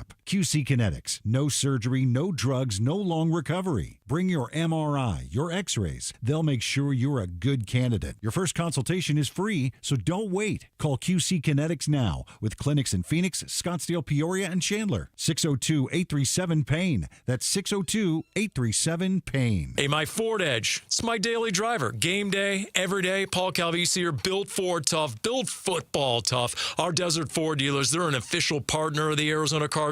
In fact, if you want to really enjoy tailgate season, take the legend, the F-150, work truck or weekend warrior, the Ford F-Series, just America's best-selling line of trucks for 48 years running now. Yet the time is now when our Desert Ford dealers, they're giving us 3.9% Ford credit financing for 60 months, plus $2,750 in retail bonus cash on a 2025 F-150 XLT 2.7 liter. Hey, you're thinking SUV? Lease a Ford Bronco Big Ben for just $469 a month for 36 months. Plus, you Jeep owners get $2,000 cash back. Or lease a Bronco Sport Big Ben for just $369 a month for 36 months, and Jeep owners get $1,000 cash back. But hurry, it all ends September 30th at our Desert Ford dealers. Click buyfordnow.com. You're listening to Leaf Filter Radio, and the guru of gutter protection himself, Chris Coonahan, is here to take your most pressing leaf-related questions. Hey, everybody, Chris here. I understand we have Ron on the line. Ron, where are you calling from? Uh-oh. Ron, are you calling from a ladder? Well, I was. I wanted to ask Chris what I need to do to get my gutters ready to have Leaf Filter installed. Oh, Ron, you don't have to do anything. A Leaf Filter Trusted Pro will come out and clean out your gutters, realign and seal your gutters, and install Leaf Filter, America's #1 gutter protection system. So I didn't need to get on this ladder? Ron, Leaf Filter Trusted Pros are in your neighborhood and ready to help. Just visit leaffilter.com/deal to schedule your free gutter inspection and get up to 30% off. Thank goodness. What was that site? That's leaffilter.com/deal for your free gutter inspection today. See representative for warranty details. Promotion is 20% off plus a 10% senior or military discount. One discount per household. I'm Sammy Sabolka with what's trending now, presented by Parker & Sons Heating, Cooling, Plumbing, and Electrical. Add yesterday's 5-1 loss to the long list of Diamondback losses that just don't make sense. This season, Brandon Pfaadt had his best outing of his career yesterday. 9 innings, 1 hit, no runs given up, and the young man was simply unbelievable. However, the Diamondbacks offense was non-existent, and they blew a real chance to get a half game back of the Mets with 9 games to go. The Cardinals, they'll be without cornerback Garrett Williams and defensive lineman LJ Collier for some time as they made their way to the IR yesterday. But head coach Jonathan Gannon has seen the right response from his team as they prep for Sunday. The right response, no pointing fingers, taking an arrow in the forehead, and getting better individually and collectively. We got good guys in there, so that's what they're trained to do, and that's what they do. And for the Phoenix Mercury, they forced a Game 3 last night in New York. An 86-60 win means they're coming home for a win or go home game on Friday night at PHX Arena. This report is brought to you by the Window Depot, remodeling your home from cabinets to countertops and everything in between. The Window Depot has everything you need in stock and ready to go. Browse online at thewindowdepot.com.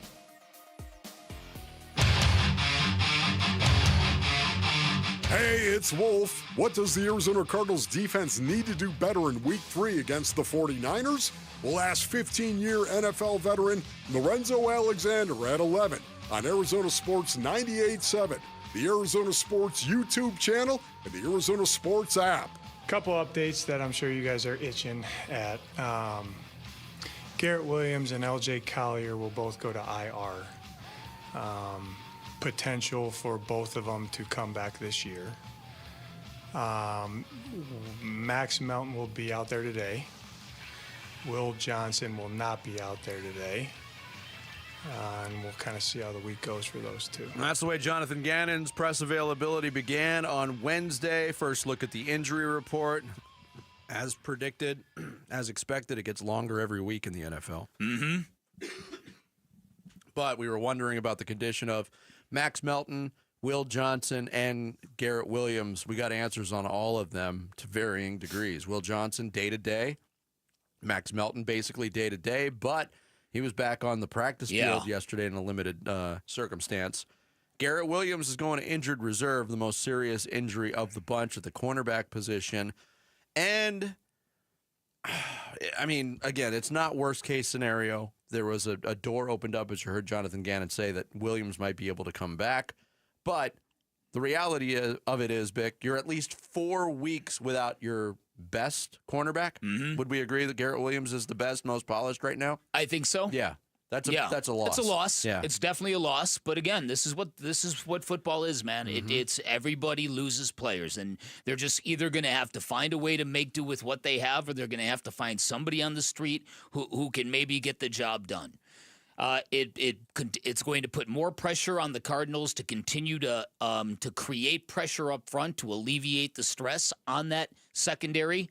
But it's just something they're going to have to deal with. Yeah, and there was questions about Will Johnson with the groin, when he did it, but he was also asked yesterday, will you be ready for Sunday? Really just taking it day by day right now. All right, so not a definitive yes, I'll be out there. We'll see how it develops with both he and Melton. Again, Keitrell Clark, I thought, did a nice job. Denzel Burke was pressed into duty. Those guys didn't expect to play the workload that they played. Yeah, that's it. And they stepped up enough to help preserve that win. I agree. They weren't perfect, but they stepped up enough to keep it from being calamitous. So we got the injury updates. Okay. We got social media waves from Kyler Murray, who posted a picture of him with his dog, a boy and his dog. What could be more heartwarming? The boy had a Michael Vick Virginia Tech jersey on, and the dog is a pit bull. That is a combination that struck a reaction, and Kyler Murray reacted to the reaction. In no way, shape, or form do I, condone, animal cruelty or dog fighting, whatever it is. For me personally, y'all saw me wear the Michael Vick jersey, a player that I admire very much growing up. And then, being home with my pup, who, my dog Trunks and Swoosh, they both get treated like kings. So it's not like, I'm in no way, shape, or form am I condoning that. But yes, I saw how it affected people and, decided to take it down. So I apologize to anybody and whoever I affected, with that. Yeah, so you took it down and apologized. It's a story that, again, is it a story? I don't know, but it struck people as being remarkably tone deaf. That how could you be a big fan of Michael Vick and not know that this was part of the Michael Vick story? This was a very, very big story at one point in time, and yet I do believe that Kyler Murray wasn't aware somehow, some way. Because if you were, you wouldn't have posted that. Or if you were aware, you would have said you did it for a reason. You were trying to make a point about something. I mean, is it possible that it didn't dawn on him, it didn't dawn on his people, it didn't dawn on anybody involved in taking the picture? It's possible. Yeah. You would think that would be impossible. Until he got to work and Mark Dalton said, "Hey, Kyler, can I talk to you for a second?" And you called it remarkably Bring your clipboard. You called it remarkably tone deaf. I would agree. Just a teaser of things. Speaking of remarkably tone deaf, Jarrett will have a Cardinals song tomorrow on the show. Oh, no. Oh, well, here's the point that I made earlier, and I want to riff on this again because I do think there's an element of this. I see this with my own children. A certain generation, let's call it Bickley and Murata, our generation, you grew up without smartphones, and you grew up without the ability to communicate. Our phones were dumb. Yeah, our phones were very, very dumb and very stationary and pinned to the wall. Even including a rotary dial, at least in my circumstance. And so as a result, we were forced to live more frequently in our parents' world. We were forced to kind of hear what they listened to and what they talked about and what they watched on television. That was all like sort of in our purview. So I think we grew up with a better sense of what came before us than the current generation, through no fault of their own. But the current generation, you have a smartphone, you've got your friends there, you've got your entertainment there, you've got everything you want. You're not going back in time on your smartphone. Yeah. You're in the moment. You're on TikTok. And I think it's a fundamental difference between what the younger generation knows about history and pop culture and what we know about history and pop culture as it relates to our childhood. What a beautiful synergy to have. Because at 9:30 a.m. today, we will put that to the test. Right to the test. When we have a generation gap game where we talk about history and pop culture between the generations. Go back to your childhood. Being the backseat passenger in a car with your parents. Breathing all their secondhand cigarette smoke with the windows closed. My mom was not a driver, so she was always shotgun. And either she or my dad, the driver, were tasked with catering to my every whim and need on the radio. Like, change it to this. If I didn't like the song, they were always changing it. They didn't control the radio. They let me control the radio. They complained about it. This is just noise. Or my dad's favorite saying was, all you need to make it in the music industry is nerve. But today, that ain't working. Look, that's the way you do it. You play the guitar on that MTV. But now, as a parent, and you've got, your kids are older now, but when they were smaller and they were backseat passengers, they didn't like what you were listening. Dad, we're listening to Alice in Chains again. Good. They're popping in their headphones. No, they're putting other headphones. That's it. Yeah. That's exactly what they're doing. So I think that probably is also partially to blame. I think, Kyler Murray maybe being somewhat shielded. I don't know. It's odd to me that you could love a player at that point in time without knowing that was part of that player's history. Yeah, what we need to do is we need to grill Kyler Murray about his knowledge on other 2007 events that made headlines. That's a real good point. What else really big happened in 07, when Jared? When you were 9, did you know this? Yeah. And then, of course, we got the... challenge out there for Kyler Murray to come on the show and play Generation Gap. Me and Kyler would be a good team. Yeah. I'd play. He's in the age range, kind of.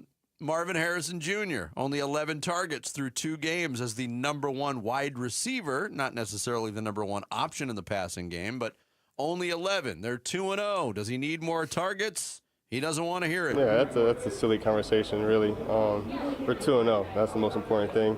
I got two big games coming out, one big game this week, so that's really my only focus. And Kyler Murray on that subject. I say it every time. Like, I wish all of them could get 10 targets a game, of course. There's only one ball. We've been playing this game for a long time. We all understand how it goes.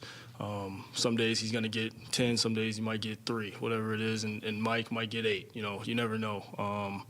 But each one of those guys are ready to make plays and do their job at a high level. I think most Cardinal fans would say, okay, maybe not necessarily Marvin Harrison Jr.'s numbers going up, but the numbers overall rising to a different level. We've not seen the running game. This is a run-based offense. The running game has not been productive for the most part. When that clicks, I think you're going to see a different offense. But is it guaranteed that the run game's going to click? I don't know. Yeah, and again, especially against this opponent that I was very skeptical of the 49ers defense until you do some research on these young kids they drafted and how well they're playing out of the gate. And the vibe with the 49ers, they seem to be a very determined football team to get back up on the throne in the NFC West. So I don't know, Vinny. I'm hoping that the run blocking can kind of get to a better level than it's been and cleaner than it's been. There have been a lot of penalties on that side of the ball. Yeah. The other thing to consider, too, in the number of targets in the passing game and the overall production of the passing game, the Cardinals have trailed for exactly 4 minutes and 5 seconds this year. And that was early second quarter against the Saints. When Kamara scored the touchdown, They were down 7-3. They answered with a touchdown. And, oh, by the way, that touchdown was scored by Marvin Harrison Jr. When you're playing from ahead, you're not going to get a lot of passes, downfield shots to your number one wide receiver. So the game, the path of the game has had something to do with those numbers too. Would like to see a little bit more though. Yeah, I'd like to see an offense that I understand this whole idea about the ball goes where the ball goes, but when you look at the New York Giants, Malik Neighbors is getting 11 to 12 targets every single game. They also played in a shootout where there was about 1,000 yards of offense in week 2. So, I know. Yeah. But they also suck for 2 straight years. Really good but point. Right, but Neighbors doesn't suck. But that's it. When you've got a special player, you've got to engineer your offense to get him touches. Yes. It's not a meritocracy. That, to me, is the bigger looming question moving forward. Cardinals and Sun Devils fans, next week, a huge one for both the football teams in town. We're giving you the home field advantage with free tickets starting Monday. Listen for the sounder, 7:15, 12:15, and 4:15 for your shot to win 2 tickets. Cardinals on Thursday Night Football, ASU on Friday night. Plus, don't miss extra chances to win on our contest page at arizonasports.com and the Arizona Sports YouTube page. Coming up next, it is week 3 of the NFL season, and we'll put our proverbial money where our mouths are. In the week 3 spreadsheet. It's time for a comeback for me. We'll do that next. It's Bickley and Murata Mornings on Arizona Sports, the local sports leader. Here are the top 3 headlines on Arizonasports.com, presented by Y-Refi. I'm Damon Allred. The Diamondbacks' miraculous playoff push took a hit after failing to support Brandon Pfaadt, Dan Bickley says. Arizona State football reportedly plans to face Kansas in London's Wembley Stadium. And Cardinals wide receiver Marvin Harrison Jr. is focused on wins, not targets. Those are the top 3 headlines on Arizonasports.com, presented by Y-Refi. Hey everybody, Dan Bickley here with a question for my great friends at Advanced Window Products. So, are you feeling lucky? If so, Advanced Window Products are going to hook up one of our lucky listeners with up to 15 replacement windows for free. That's a value up to $25,000, and all you have to do to enter, pull out your phone, text the letters AWP to 620-620. That's AWP to 620-620. You will be entered. Advanced Window Products, a local window and door manufacturing company, co-owned by Nate Orchard. You might remember him, former football legend at Utah and in the NFL. They sell directly to the public, which is great. There's no middleman markups. They save you a ton of money. They've got their own factory in the valley. They're the highest rated window company in the state with the most affordable, high quality custom windows you're going to find. At Advanced Window Products, they'll build your windows, they'll install your windows, then they guarantee them for life. You can find them online at advancedwindows.com, and remember to enter now for a chance to win that house full of new windows, texting AWP to 620-620. Wolf here for Tim Hovik Santan Ford. The $7,500 federal EV tax credit is expiring in just days. That's $7,500, brother. And Tim Hovik Santan Ford is your EV headquarters. Maybe you love the Ford F-150 Lightning or the Mustang Mach-E. Pure electricity, pure adrenaline. Great price in your pocket and a huge selection on the lot. Plug into Tim Hovik Santan Ford, located at the Santan 202 freeway at Val Vista Drive in Gilbert. Restrictions apply. Not everyone qualifies. All offers expire 9/30/25. Home sellers, have you heard the news? We're entering a buyer's market. Sellers face more competition and buyers have more choices. Before you make a move, do what I always do and call Carol Royce, your home sold guaranteed realty. With Carol's multiple cash offer program, you'll receive up to 6 cash offers plus her guaranteed sale offer where Carol guarantees the sale of your home at a price acceptable to you or she will buy it. Call Carol Royce today or visit carolhasthebuyers.com and sell with certainty. Carolyn LMS to grand price and possession. If you could rewind 10 years, what would you do differently? Buy Apple stock at $20? Skip the ghost pepper challenge? Maybe even rethink the skinny jeans.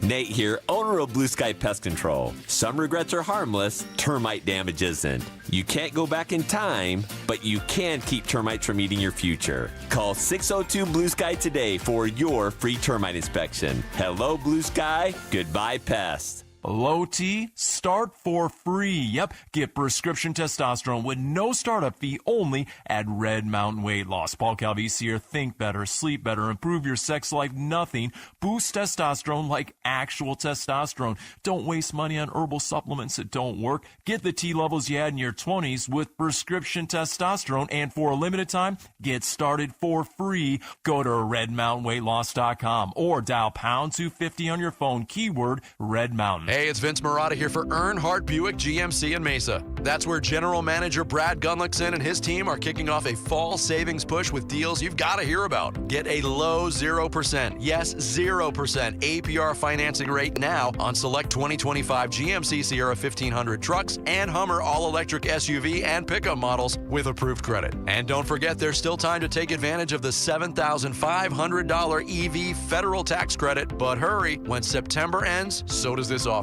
So stop in and take a look at their huge inventory of award-winning Buick and GMC models and experience their no-bull way of doing business that's made Earnhardt a trusted name in automotive for over 74 years.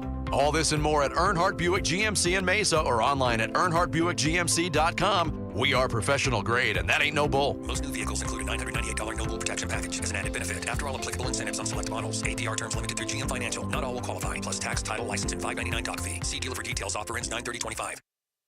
Cover the point spread. What's the spread? Don't forget about the 14-point spread. It's not a spread, it's a schmear. Bickley and Marotta make NFL picks against the spread. The spreadsheet. So far for me, this segment in the NFL this season hasn't been a smear, a schmear, or a spread. It's been a damn mess. And you still have one more win than me. Oh, it is the spreadsheet. That's where we go through every week all the games on the NFL schedule, divvied among us via draft style on what we like according to against the spread. Now, real quick question here. Are you doing random.org for the order every time? Random.org. I thought we were... Do you want to just do who did the best the previous week? No, I thought we were just going to rotate. So, but it's too late for that now. Do you know what I mean? I thought if I had the first pick this week, I should have the last pick, then the third pick, then the second. With that. That's what we should have done. Okay, let's do it. But it's already blown. Why? We can start now. We can start now. All right. Who had the first pick last week? I wasn't here last week. I don't know. Oh, that's true. All right, starting next week, that's how we're going to do fine. it, to be fair. All right. All right, can we get a records update going into week 3 here? All right, records update. I don't want to hear it. After going 4-0 last week, I am now 6-2 overall. Wow. Dan Bickley, remarkably consistent. 3-1 both weeks. Also, overall 6-2. Wow. Vince Marotta, 1-3 last week, 2-6 overall. And Sammy, Sammy the Sharp, 1-7. Mr. Research, Mr. Notes up the wazoo. Yeah. Sometimes 0-4 last week, 1-7 overall. Wow, Holy Sammy. 1-7 overall. And if you don't think I'm more pumped this week than any other week, you got another thing coming. I thought these were hard this week. All right, they're hard every week. Every but nothing week like they're hard. stood out even. Oh, I got All some right, bangers. so there's 16 games. We'll each get 4. We'll go through draft style, random.org determined. I get the first pick. Jarrett will go second. Sammy third. Bick fourth. With my pick of the litter here, okay, I am going to our nation's capital. And I am going to take the Washington Commanders, giving 3 at home to the Las Vegas Raiders. Wow. I would take the Raiders in that game. Really? Yeah. Well, we don't know if Jaden Daniels is going to play. He's going to be He's fine. probably going to play. Yeah. Okay. All right, so Raiders, Commanders Off the board. All right, I am going to Chicago. Bears. Nice. And I'm picking the Dallas Cowboys -1.5 on the road, but I went with a lot of road teams last week too. I just doesn't look like the Bears are good this week. I don't love the Cowboys, but I think they're going to win outright, so I'm taking the -1.5. Jerry, you want a fun Cowboys fact and Bears that one? Go. Bears 0-7 in the afternoon or in prime time with Caleb Williams. So there you go. It's in the afternoon. So there you go. Wow. All right, my first pick. I'm going to Jacksonville, but Wait, if they don't play in the afternoon or In prime time, when else would I they was thinking play? the same thing. I guess if they're on the early slot, it's pretty much to say the Bears stink. even the early slot it's is after, 1 afternoon p.m. in the Midwest. Yeah. I'm going to Jacksonville, but I'm going to take the Texans plus the 2.5. I think they win that game outright. Wow. I think he meant the second game, the second slate of games. Not that it means anything due to my record, Sammy, but I had that high on my list too. The Texans game? Yeah. Yeah. Vic, you get 2. All right. I would like to have the Packers -8.5 versus the Browns. That's a big number. And I want I know it's a big number, Jared. Yeah. I want the Bucks -7 against the Jets. You got 2 blowouts you're predicting there. So but you've been picking the bigger numbers through the first 2 weeks, Vic, and it's paid off for you at 6-2. Back to me. You're going to have a vacation home after all this. For real. All right, speaking of big numbers. You're going to tonight's game? I'm going to tonight's game, but give me the Dolphins. Oh, God, Sammy. Plus 12.5. You're still 0-2. Mike McDaniels is coaching for his job. The Bills have a depleted defense tonight. I'm not saying they're winning the football game, but they're covering. But 12.5 points for an big- NFL football team. Uh-huh. How? Sammy, next time I go to Vegas and I stay in a really nice room, I'm gonna think of you and say thank you. You're welcome. I want to give you a few of my favorite Mike McDaniel quotes. Okay. And this thing froze. And it froze. All right, never mind. We can revisit it. Jarrett, you are up without the Mike McDaniel quotes. All right, I am going to another road team up to Foxborough, the Pittsburgh Steelers, and my boy Aaron Rodgers will cover -1.5 on the road. No, they won't. We'll see. Steelers looked great the first week and not so good the second week. I had the Patriots. I don't straight up. believe in the Pats. Let's go. It's fine. Jarrett, the Steelers are 1-8 against New England since 2013. Wow. Tom Brady's going to be on the team this week? And Bill Belichick's going to be the coach? Or is that a completely irrelevant stat that means nothing? Trends. You two are great. The head-to-head, Sammy is all about the trends. And Jarrett's like, history doesn't matter at all. I love it. Well, look at that. I'm 6-2. He's 1-7 That's what he's so saying. far. Okay. That's what he's doing. It's a long season. All right. All right, back to me for 2 picks. I don't want to believe in them, but the fact that they've had over 400 yards of offense and haven't punted yet this year, I'm taking the Indianapolis Colts on the road, That's a good giving pick. 4.5 against Tennessee. Yeah, I like that one. That's a very good pick. And I'm going to take the game that nobody wants to touch. It's not a big spread, but there's 2 backup quarterbacks facing each other. I was going to take it. In Minnesota, I'm taking the Bengals with Jake Browning. Wow. Getting 3 points to win on the road at Minnesota. I guess you just kind of think who has the better overall team other than quarterback in that game. And the Vikings have looked like garbage so far.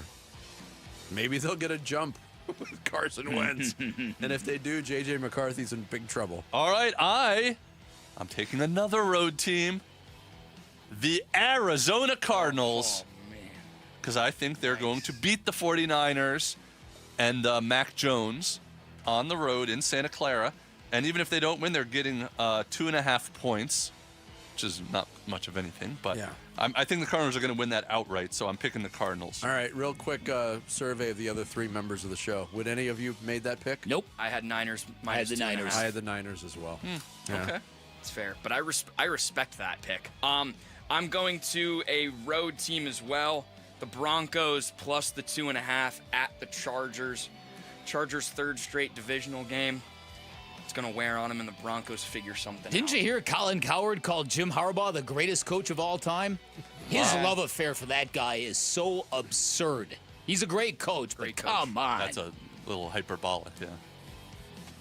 See, I'm kind of Jarrett light on the show. I'm not a believer in the Chargers, but I would have taken them minus the 2.5. Me too. I had that. All right, Vic, you get 2 picks. I get 2 picks. All right, I want the Falcons giving 5.5 against the Panthers. No idea what to make of the Panthers after last I week. want the Seahawks giving 7 against the Saints. Another big number. I like it. All right, back to me. Give me, oh man, Monday night, Ravens minus 4.5, home for the Lions. That's a great game. Wow. Great game. It's a good pick. I would have taken the Lions on that one. Really? I need a favorite. I didn't know I could see the Ravens winning by 3, so I probably would have taken the Lions too. Baltimore's already been lit up by one offense, and the way Detroit looked last week, and I know it was against Chicago, but 52 points? Goodness gracious. All right, my last pick. The Chiefs can't go 0-3. No, they can't. And they're going to prove something against the Giants. Russell Wilson had a humongous game last week. He's due for a 4-interception game. I got the Chiefs minus 6 on the road. I picked 4 road teams. That's probably not good for the old winning percentage. We'll see. So I'm left with Rams-Eagles. Tough game. Great game. Good, another good game. It is a good game. The Eagles' offense has done virtually nothing through 2 weeks, yet they're 2-0. They ran, did I hear you say 11% of their offensive plays were tush pushes? Yep. And Jalen Hurts is yet to throw for over 152 yards. Yeah, I'm still taking the Eagles minus 3.5 at home. You know what's a funny stat is the Eagles always just do barely enough to win. That's kind of what their whole offense is built on. I saw, But that's what the Chiefs' empire became too after a time. I saw a data spread that said that ranked the teams, the worst teams in operating and using their wide receivers. The Cardinals were 30th out of 32 teams. The Eagles were last. Just ask A.J. Brown, he'll tell you. And The Eagles were last. And they've got a great receiving core. Right? Yeah. There you go, spreadsheet. It's been recorded. We'll get this posted, and you can follow along and point and laugh at some of us. At least me and Sammy. Take us with you wherever you go. If you can't catch us live, find us on demand on the Arizona Sports app, arizonasports.com, or wherever you get your podcasts. The Bickley and Marotta Show podcast, brought to you by YRefi. Don't let private student loan debt ruin your life. Go to YRefi.com. That's YREFY.com. Coming up next, we hit the 9 o'clock hour with some social studies with Sammy. It's Bickley and Marotta Mornings, Arizona Sports, the local sports leader. You and your phone have the key to the Arizona sports universe with the Arizona Sports app. Bickley and Marotta, Wolf and Luke, Burns and Gambo, live streaming shows and podcasts. Plus, listen to D-backs play-by-play. Download the Arizona Sports app, presented by Ready Services Plumbing and Air Conditioning. You're still glowing, flirting, grooving. You've still got it. But your immune system weakens as you age, making it harder to fight flu, pneumococcal pneumonia, RSV, and COVID-19. Vaccines are a key part of any health routine and help strengthen your immune response. Ask your doctor or pharmacist which vaccines you need. Schedule in minutes at vaxassist.com. Sponsored by Pfizer.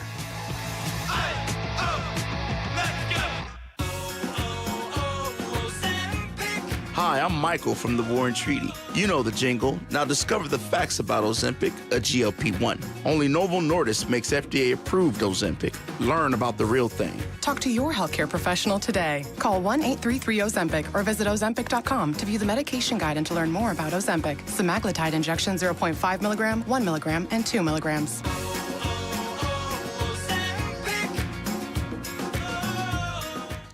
Hey, it's Vince Marotta, and if you're looking for great deals on vehicles this September, look no further than Earnhardt Ford in Chandler. That's where my friend and general manager John Nissen and his team, they've got fall savings you got to know about, like being able to roll out with 0% APR financing for 72 months on the amazing 2025 Ford Mustang Mach-E, plus get $1,000 Ford bonus cash towards your purchase.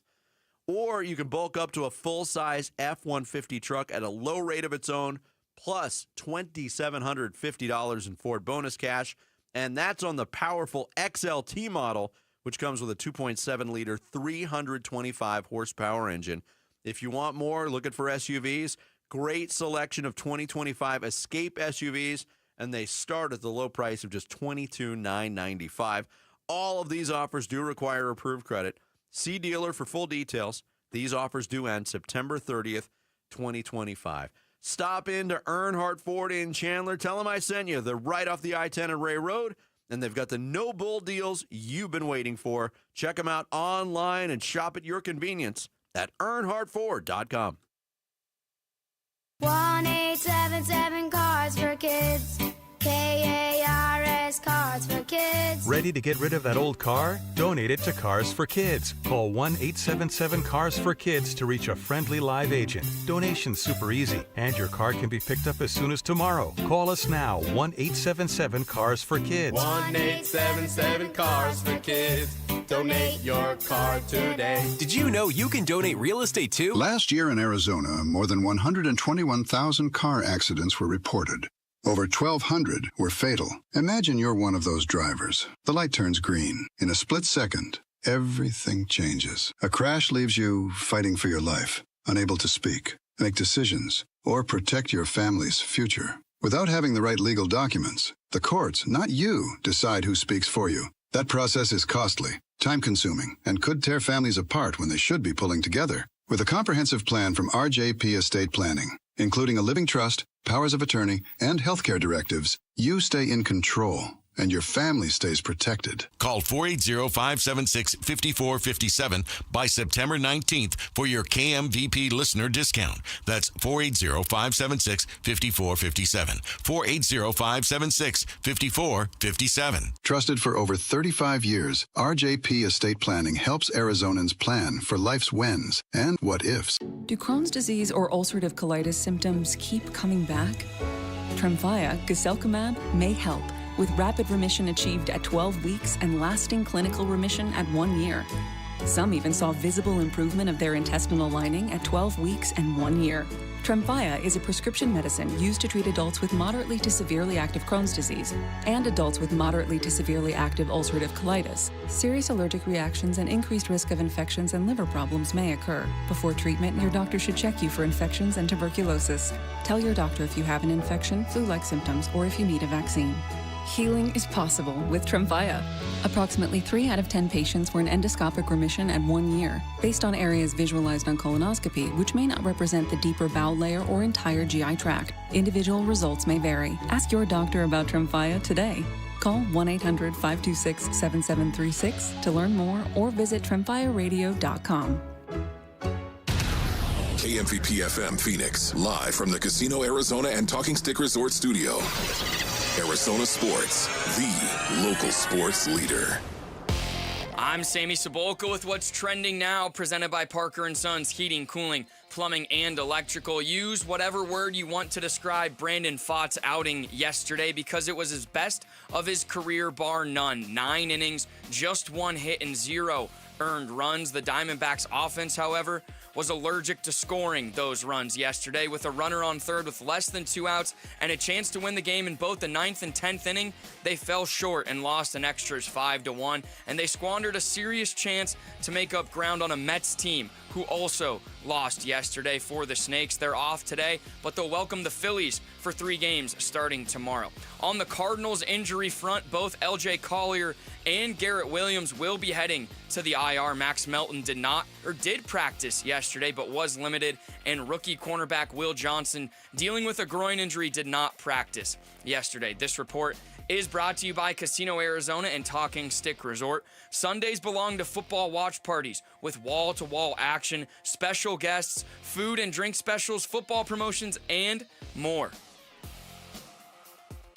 Arizona Sports, the local sports leader.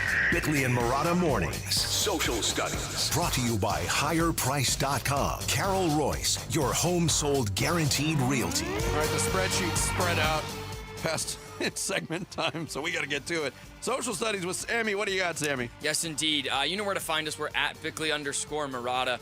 On X, we are Bickley at or at Bickley and Murata on Instagram, Blue Sky, and Facebook. And be sure to tune in to our YouTube to watch us if you want. We are at Arizona Sports on YouTube. But we start with our first question for Cardinal fans. Who deserves most of the blame for Marvin Harrison Jr.'s inconsistent play? Is it Marvin Harrison Jr. himself? Is it his quarterback, Kyler Murray? Is it his offensive coordinator, Drew Petzing? Or no one, you doo-doo head? That's not what it says. Yeah, it does. Duty head. Yeah, please. Duty. It's a classy show. It's not duty. There is no D-O-O-D-Y. Yeah, duty. Oh boy. Oh boy. That's a tough one to answer. It's not no one, you duty head. No. I don't think it's. I'm gonna put it on the player. That's what I'm gonna do. It's a hard question, but you have to, because if Marvin Harrison Jr. was making it so obvious that nobody could cover him and he was open all the time, I think the ball would be going there. Yeah. I agree. He also has dropped passes.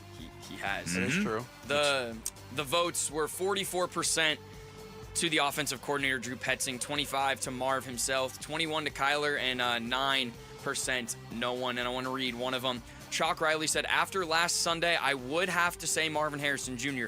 The plays were called for you. Kyler made pretty good throws, and you just aren't completing the circuit, which, to his point, is he had a couple plays that he left on the field. Our next question was, we were talking about the Diamondbacks and the painful losses that have happened all year long. One happened yesterday. So what is the most painful or frustrating way to lose a game, and why?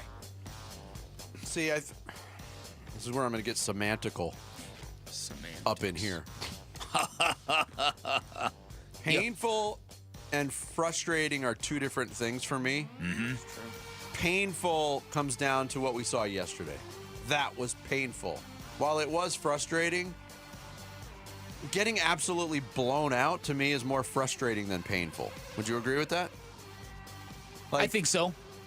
Because there's the embarrassment of not being competitive. To me, yeah. And I think that the reason why I have been so affected by their loss yesterday is that the most painful / frustrating way, however you want to form it, to lose a game is like the Diamondbacks did, where you have plenty of chances handed you on a silver platter and you convert none of them, and then you're left with all these what ifs. That's my answer.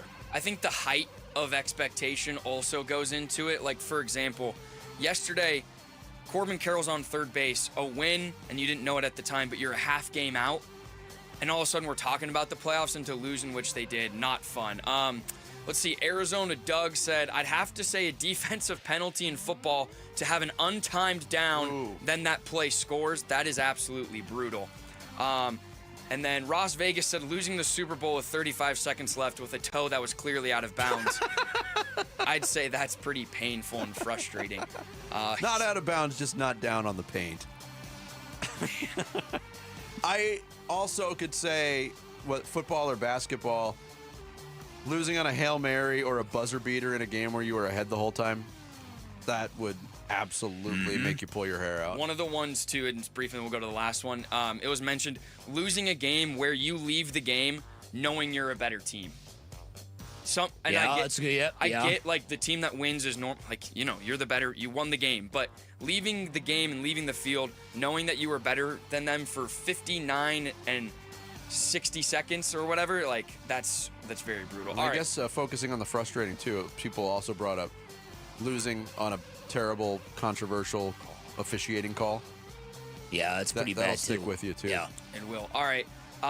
So our last question, we talked this morning about how he picked up tennis last night, started playing that. So we asked, what is the most difficult... And you were almost instantly good, you said. Wait, I have some thoughts. Did you say that? Well, he's athletic. Yeah, I know. Young, athletic, natural athlete. I'm not gonna sit here and say pickleball and ping pong translate to being good at tennis, but it's just the feel. And after you start hitting the ball back and forth, I'm not hitting forehand winners like Carlos Alcaraz, but just having a good time out there. So what is the most difficult sport to play if you've never played it before? Go ahead. I was gonna say, for me, it's a no-brainer. It's ice hockey. Trying to play a sport while skating is very, very difficult. I've never I've never ice skated in my life. Oh, come on. I never have. No. I'm terrified. I don't love it. I don't know. That's amazing. Wow, that is amazing. I just think it's always struck me as weird to slap blades onto your feet in an activity where you don't know if you're going to keep your feet very well. I mean, it just didn't make sense to me. Similar, my answer is snowboarding. I felt like the most uncoordinated person on the face of the earth when I tried snowboarding. I've never tried it. See, What? I know. Well, I've done a lot of skiing. Yeah, but I've never snowboarded. More of a skier as well. I think two clear answers are hockey and golf. Whenever I watch the NHL or Stanley Cup, it's like the fact that they move with such speed and such coordination while on skates and ice it makes zero sense to me. But if you were to just tell a random person to go hit a golf ball, I think they would be just wildly ill-prepared. Yeah, I think you're right. Graham said Formula One. I think that's everybody knows how to drive, but as soon as you get in that little thing, no thanks. Yeah, I don't think that's a real thing that people do, though. No, it's not. Here, have the keys to $1 million car. They have those simulators, though. Those things are those things are tough. All right, there you guys go. Social studies. Watch us on YouTube. Get back into that. That's an interesting, question. Thanks, Sammy. Catch every headline. Visit the watch page at arizonasports.com for the latest on the Cardinals' hot start and D-backs wild card push, or join us live and watch along either there or on the YouTube page, as Sammy said. Coming up next, since Kyle Shanahan got to San Francisco, the 49ers have owned the NFC West, except when it comes to a certain team in Arizona. We'll get into that and more next. It's Bickley and Murata Mornings here on Arizona Sports, the local sports leader. The Cardinals at 2-0 play the 2-0 Niners in a Bay Area home opener. Huddle. Cardinals at the 49ers Sunday. Who makes it out of this game undefeated? We begin pregame coverage but early Sunday morning. Kickoff at 1:25 Sunday afternoon on the home of Arizona Cardinals football. Arizona Sports 98.7 and the Arizona Sports app. Hello, everybody. Dan Bickley here on behalf of Chapman BMW, and I believe in a couple of different things. Number one, nothing costs too much if it's worth it. Number two, few things are worse than the high price of mediocrity. You will find that everywhere in the automotive world, and that is why you head on down to Chapman BMW. This is an award-winning, family-owned business since 1966, home of the ultimate driving machine. If you have never been behind the wheel of a BMW, go treat yourself. It will blow your mind. The handling, the maneuverability, the power, the status, the swag, that iconic emblem repping you on the front of the car. It is all there, and it really literally changes the way you look at the open road. Chapman BMW's got 2 locations, which means they're going to give you the best selection you are going to find in the valley, no matter what you are looking for. And remember, you have got a friend in the business at Chapman BMW. Find what you like, take a test drive, then get your hookup. Ask for my guy, Shane O'Hanrahan, GM of both locations. Super cool dude, personal friend of mine, hooked up a number of our listeners already. You can be next. Take advantage of this. You can always shop online at ChapmanBMW.com. That's Chapman BMW. 2 great locations, 1 great experience. Today at Burke Simpson, we're helping another client who's seriously injured. We're taking on the insurance company to help that client with their medical bills. We're helping them get access to great doctors and great therapists. And today, we're joining that client on the road to recovery, because their better future begins with our help that starts today. If you've been injured, call Berg Simpson for free now at 602-777-7000. 602-777-7000. BergSimpson.com. Good lawyers changing lives. You're listening to Leaf Filter Radio, and the guru of gutter protection himself, Chris Coonahan, is here to take your most pressing leaf-related questions. Hey, everybody. Chris here. I understand we have Ron on the line. Ron, where are you calling from? Uh-oh. Ron, are you calling from a ladder? Well, I was.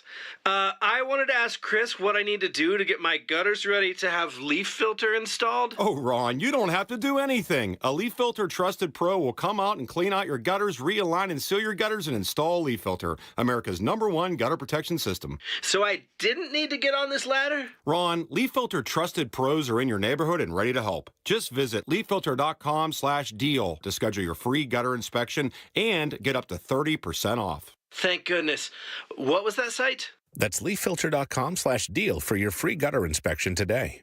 See representative for warranty details. Promotion is 20% off plus a 10% senior or military discount. One discount per household. Hey, my Ford Edge. It's my daily driver. Game day, every day. Paul Calvisi here. Built Ford tough. Built football tough. Our Desert Ford dealers, they're an official partner of the Arizona Cardinals. In fact, if you want to really enjoy tailgate season, take the Legend, the F-150, work truck or weekend warrior, the Ford F-Series, just America's best-selling line of trucks for 48 years running now. Yet the time is now when our Desert Ford dealers, they're giving us 3.9% Ford credit financing for 60 months, plus $2,750 in retail bonus cash on a 2025 F-150 XLT 2.7 liter. Hey, you're thinking SUV? Lease a Ford Bronco Big Ben for just $469 a month for 36 months, plus you Jeep owners get $2,000 cash back, or lease a Bronco Sport Big Ben for just $369 a month for 36 months, and Jeep owners get $1,000 cash back.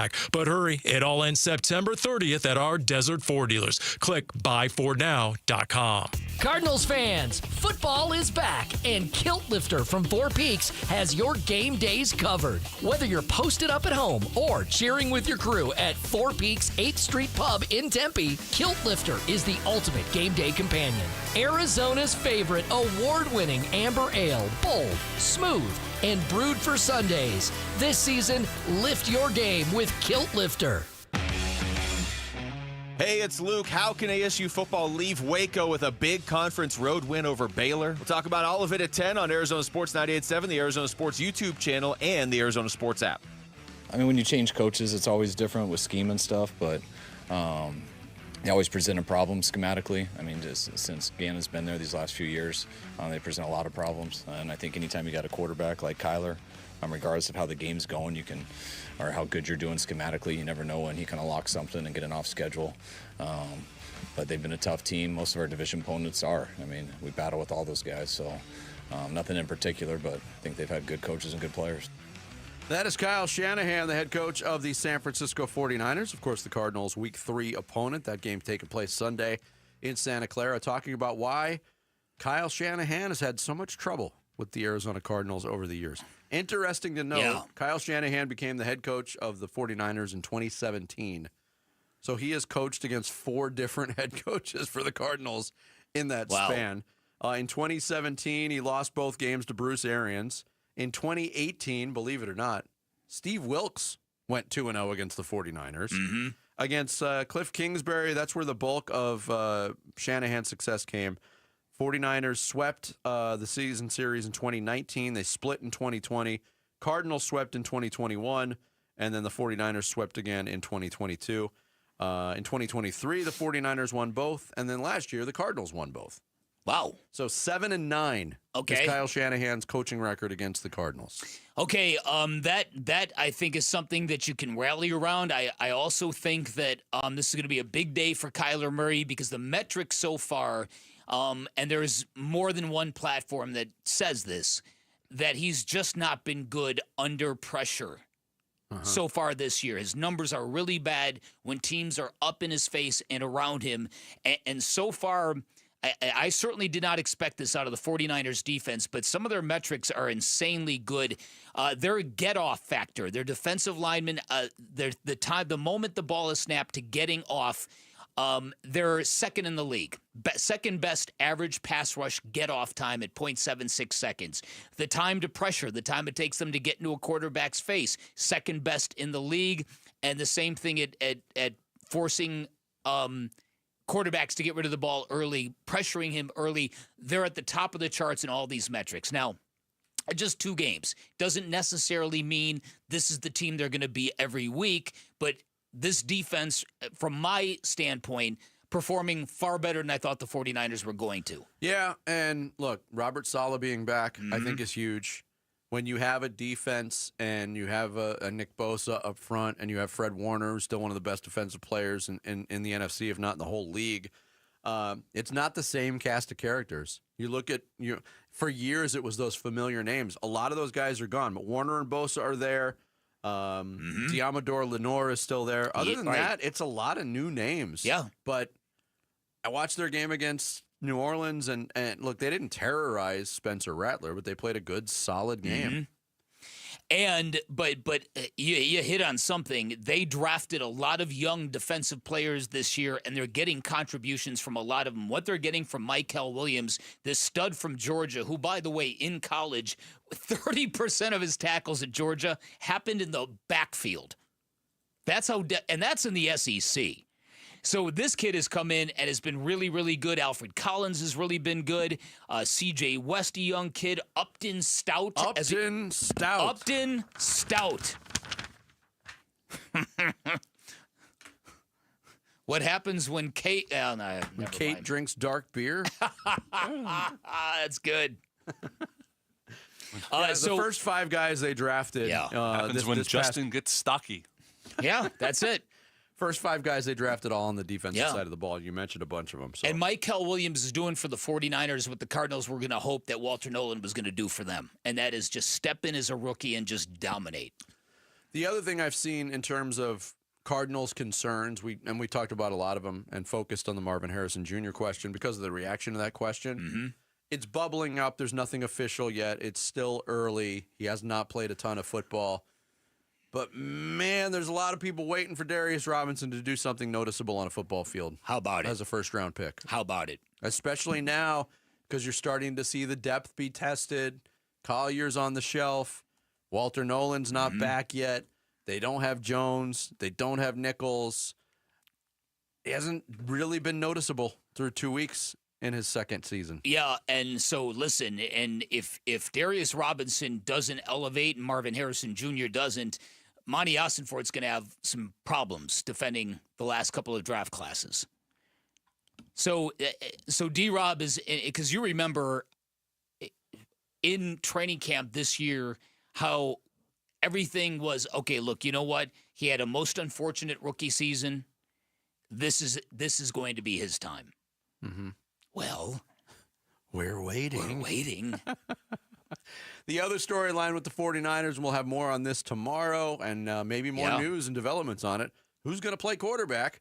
Looks like it's going to be Mac Jones, who was more than serviceable in their win against the Saints in Week 2. But Brock Purdy was on the practice field.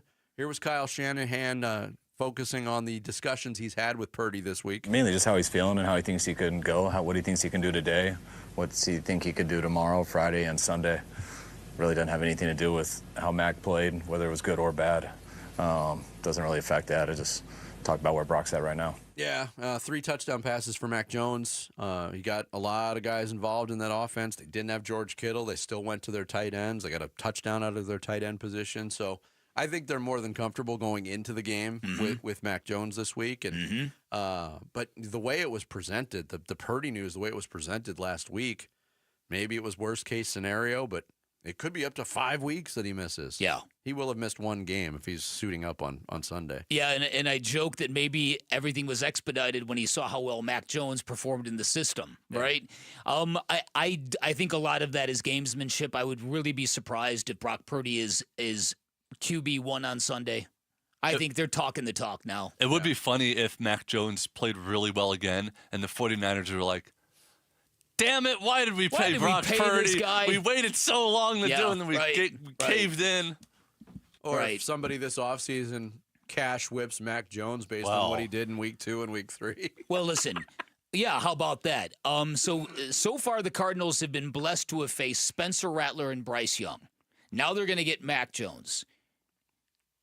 Theoretically, that's about as... Or Mac Davis. Or Mac Davis. You called him for years. I did. And now I got to come correct because he's in the division, and I don't want people to think I'm really that stupid. They're going to think that anyways.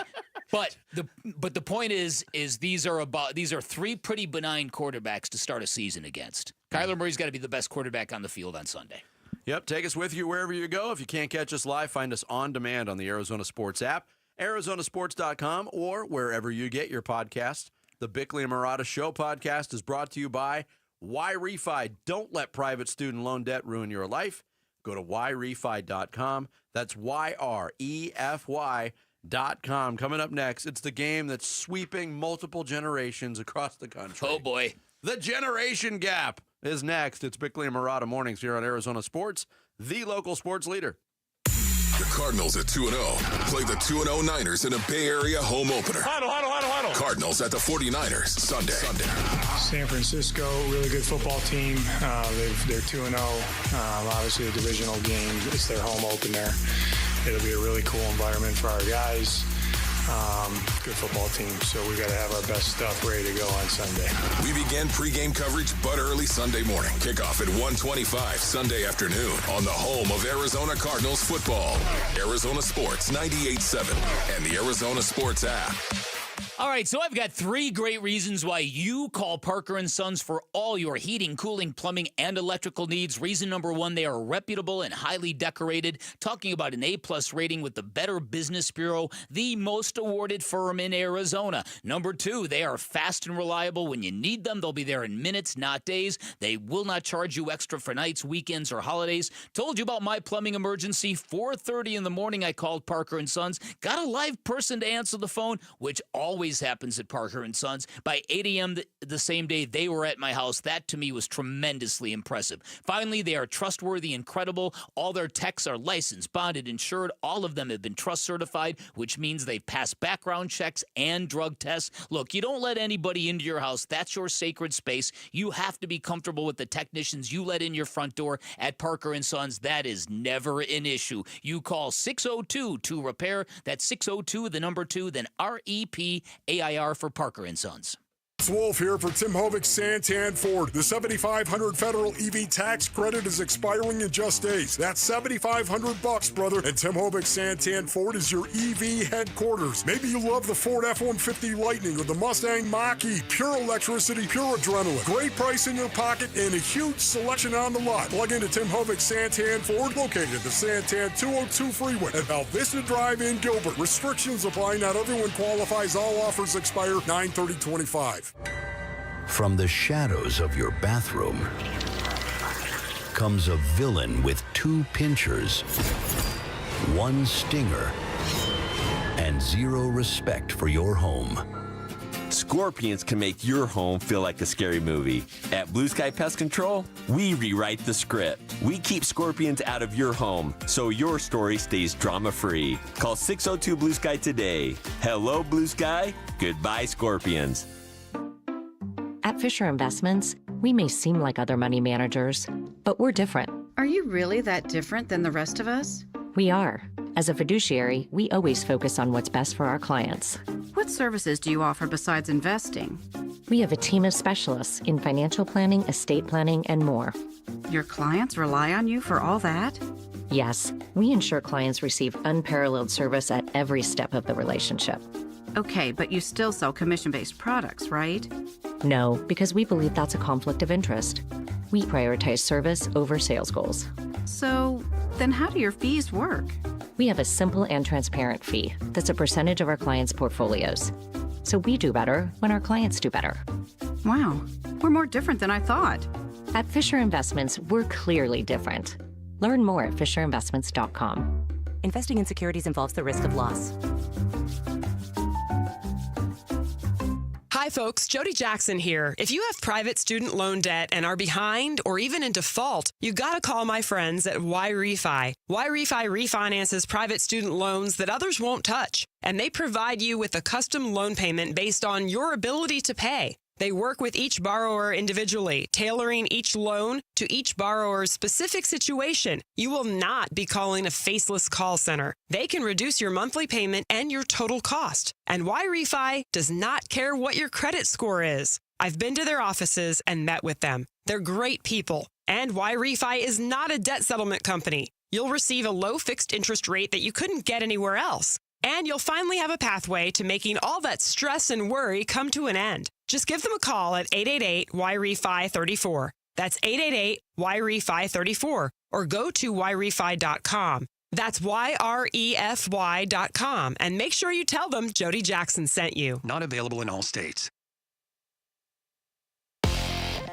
I'm Sammy Sabolka with what's trending now, presented by Parker & Sons Heating, Cooling, Plumbing, and Electrical. Add yesterday's 5-1 loss to the long list of D-backs losses this season that just don't make sense. Brandon Pfaadt had his best outing of his career yesterday, 9 innings, 1 hit, No runs given up. The young man was unbelievable. However, the Diamondbacks offense was non-existent, and they blew a real chance to get a half game back of the New York Mets with 9 games to go. The Arizona Cardinals this weekend, they'll be without cornerback Garrett Williams and defensive lineman LJ Collier for quite some time as they made their way to the IR yesterday, but head coach Jonathan Gannon has seen the right response from his team as they prep for Sunday's game. The right response, no pointing fingers, taking the arrow in the forehead, and getting better individually and collectively. We got good guys in there, so that's what they're trained to do, and that's what they do. The Phoenix Mercury forced a Game 3 last night in New York. An 86-60 win means they're coming back for a winner-go-home game Friday night at PHX Arena. This report is brought to you by America Roofing. America Roofing wants to give you some relief on your roof. Save 12% with their tariff and tax relief, or get a free inspection online at americaroofingco.com, Arizona's largest roofer. Time to take a look at the Arizona Sports Poll Question. Brought to you by Sanderson Ford. The best play is at Sanderson Ford. Today's Arizona Sports Poll Question brought to you by Sanderson Ford. Does a 4-man pitching rotation give you any more confidence in the Diamondbacks' playoff push? Yes or no? Not really. Well, listen, they're sitting down one of their best starters. Yeah, Nabil Chrismat. Well, that's it. If like Eduardo Rodriguez was lights out every week, or Brandon Pfaadt was lights out every week, you'd say, all right, just those 4 aces. But so is Chrismat going to the bullpen? Did they say? Yes. Okay. Yeah. Understandable. It doesn't matter where we vote. It's a 50-50 split. Wow. Really? Yes. 50% no, 50% yes. Then it matters most. Oh, where we vote. Okay. Yeah, maybe we can swing it. That's today's Sanderson Ford poll question. You can vote on it right now on the homepage at arizonasports.com. Age versus youth in a Goodwill exhibition match. It's awful being a kid. No one listens to you. It's rotten being old. No one listens to you.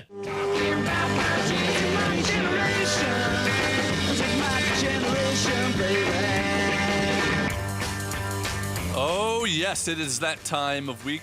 Switched around this week. We're playing Generation Gap, a relatively new game show where we will test the knowledge of the different aged people on the show. It will be Dan Bickley and Vince Marotta versus Sammy Cebulka and the assistant producer of Wolf and Luke, Jamal. Jamal is joining us via video, as his generation of people want to do. Wait, how'd you do that, Jamal? I don't know how to do that. Jamal, isn't your radio show on air in 27 minutes? What are you doing at home? He's quiet Coming quitting. a little later than usual, boys. So here's how this is going to work. This is to test the knowledge of what each of you know about the other's generation. I'm going to be asking the older people about stuff that happened in the last 10 years. I'm going to be asking the younger generation stuff that happened before they were born. Okay. There are 4 categories: sports, music, pop culture, and slang. And who won again last week? I wasn't here. Bickley wasn't here. Yes. We did it on Wednesday. It was Jody and Tim versus me. Yeah. And I lost. Yes. 2-on-1. Yeah, I got it. All right, so since Dan Bickley just increased his generation gap yesterday with his birthday, you guys can choose to go first. Both of you will get the chance to answer, steal each other's questions if you don't know. All right. What do you want to pick first, Vinny? Movies, pop culture. It's sports, music, pop culture, slang. Okay. Jamal, what's up? Let's go. Let's do it. All right, so the order team first. Let's go sports. All right, sports. Here we go. Dan and Vince, name 2 current UFC champions. Ooh. I can tell you I've never heard of any of these people. Really? But I don't follow UFC that much, but there are 1, 2, 3, 4, 5, 6, 7, 8 possibilities. And 2 of them, just the men's division. I think I got both, Jamal, if we need it. I'm going to know these names. Any names? Any names? We need an answer. Is Khabib one of them? Oh, he is one of them. No. All right, we're out already. All right. I was going to guess John Jones, but he's retired. No, not him either. All right. Don't know UFC. Sammy and Jamal, you can steal here. All right, Jamal, I got one. Kazmat Chimaev. Kazmat Chimaev, that is correct. Do you have another one? Sammy, do you know? Jamal, do you know any? I have two. I know his first name. Talk it out. He's actually from out here. He's from Sean. No. Sean. No. Oh, no. A little disagreement there. He just got his. He just lost. Who did he lose to? Oh my God, who did he lose? All right, we need an answer, please. That was not for the too long steal. ago. Is Adesanya still champion? No. Oh man. No. All right, no answer. Oh. You did get one. You missed. Chimaev and he lost to Khabib. No. No, time's up. You missed Tom Aspinall. Tom Aspinall. Fair. Magomed Ankalev. Della Medellina. Ilya Topuria. Alexander Volkanovski. Merab Dolshavishvili. And Alexander Pantoja. All right. Wow. All right. We'll go. Young guys. We'll go music. You get sports though first. Oh, we get sports. Yeah. What two boxers competed in the Rumble in the Jungle? Oh, all right. Goodness gracious. Have you ever heard of that? Yes. Jamal, have you heard of that? I have not heard of that. All right. The Rumble in the Jungle. All right. It's. I'm not sure I know this one. I think it's. We need an answer. All right. Ali and Frazier. Good guess. That is incorrect. So we'll steal it. That would be George Foreman and Muhammad Ali. That is correct. Muhammad Ali. The Thriller in Manila. The Thrill in Manila was Joe Frazier and Muhammad Ali. See, George Foreman. Back in our day, they used to give these fights great names. Now they just call it the Jake Paul fight. Yes. All right. It's 1-0. What do you guys want? We'll take music. Music. All right, guys. Name 2 of the 4 Seattle bands known as the Big Four of 90s grunge music. What is grunge music? Did you say what is grunge music? Did. I think he did that for effect. All right. Or did he? 90s grunge. I've heard you guys kind of talk about it. Is Blink 182 an answer? No. Okay. Decidedly not. All right. No clue. Older generation. I Can you wasn't steal? even here yesterday, and one of those bands Yes, it was was heavily featured featured. prominently. 2 of the 4 Big Four of It's the your Seattle. milieu. I'll let you take this Oh, okay. Alice in Chains and Pearl Jam. Correct and correct. Also, one. Nirvana. Correct. Oh. And Soundgarden. Correct. Yeah. Pearl Jam, Nirvana, Alice in Chains, and Soundgarden. Jamal, don't tell Wolf that you don't know what grunge music is. Oh! All right, old guys. So it's 2. We're up 2-0 right Yep. now? Yep. Okay. Name, older generation, name 2 of the 4 country music artists that have #1 hits in 2025 Number 1 hits on the country music charts. Okay, I think I know this one. All right. See, this isn't a generational thing. This is just a taste in music thing to me. Yeah. So, What do you got? Morgan Waller, one of them? Morgan Wallen. Morgan Yeah, we'll go Wallen. Morgan Waller. Morgan Waller or Morgan Wallen? Morgan Wallen. Okay, yeah. And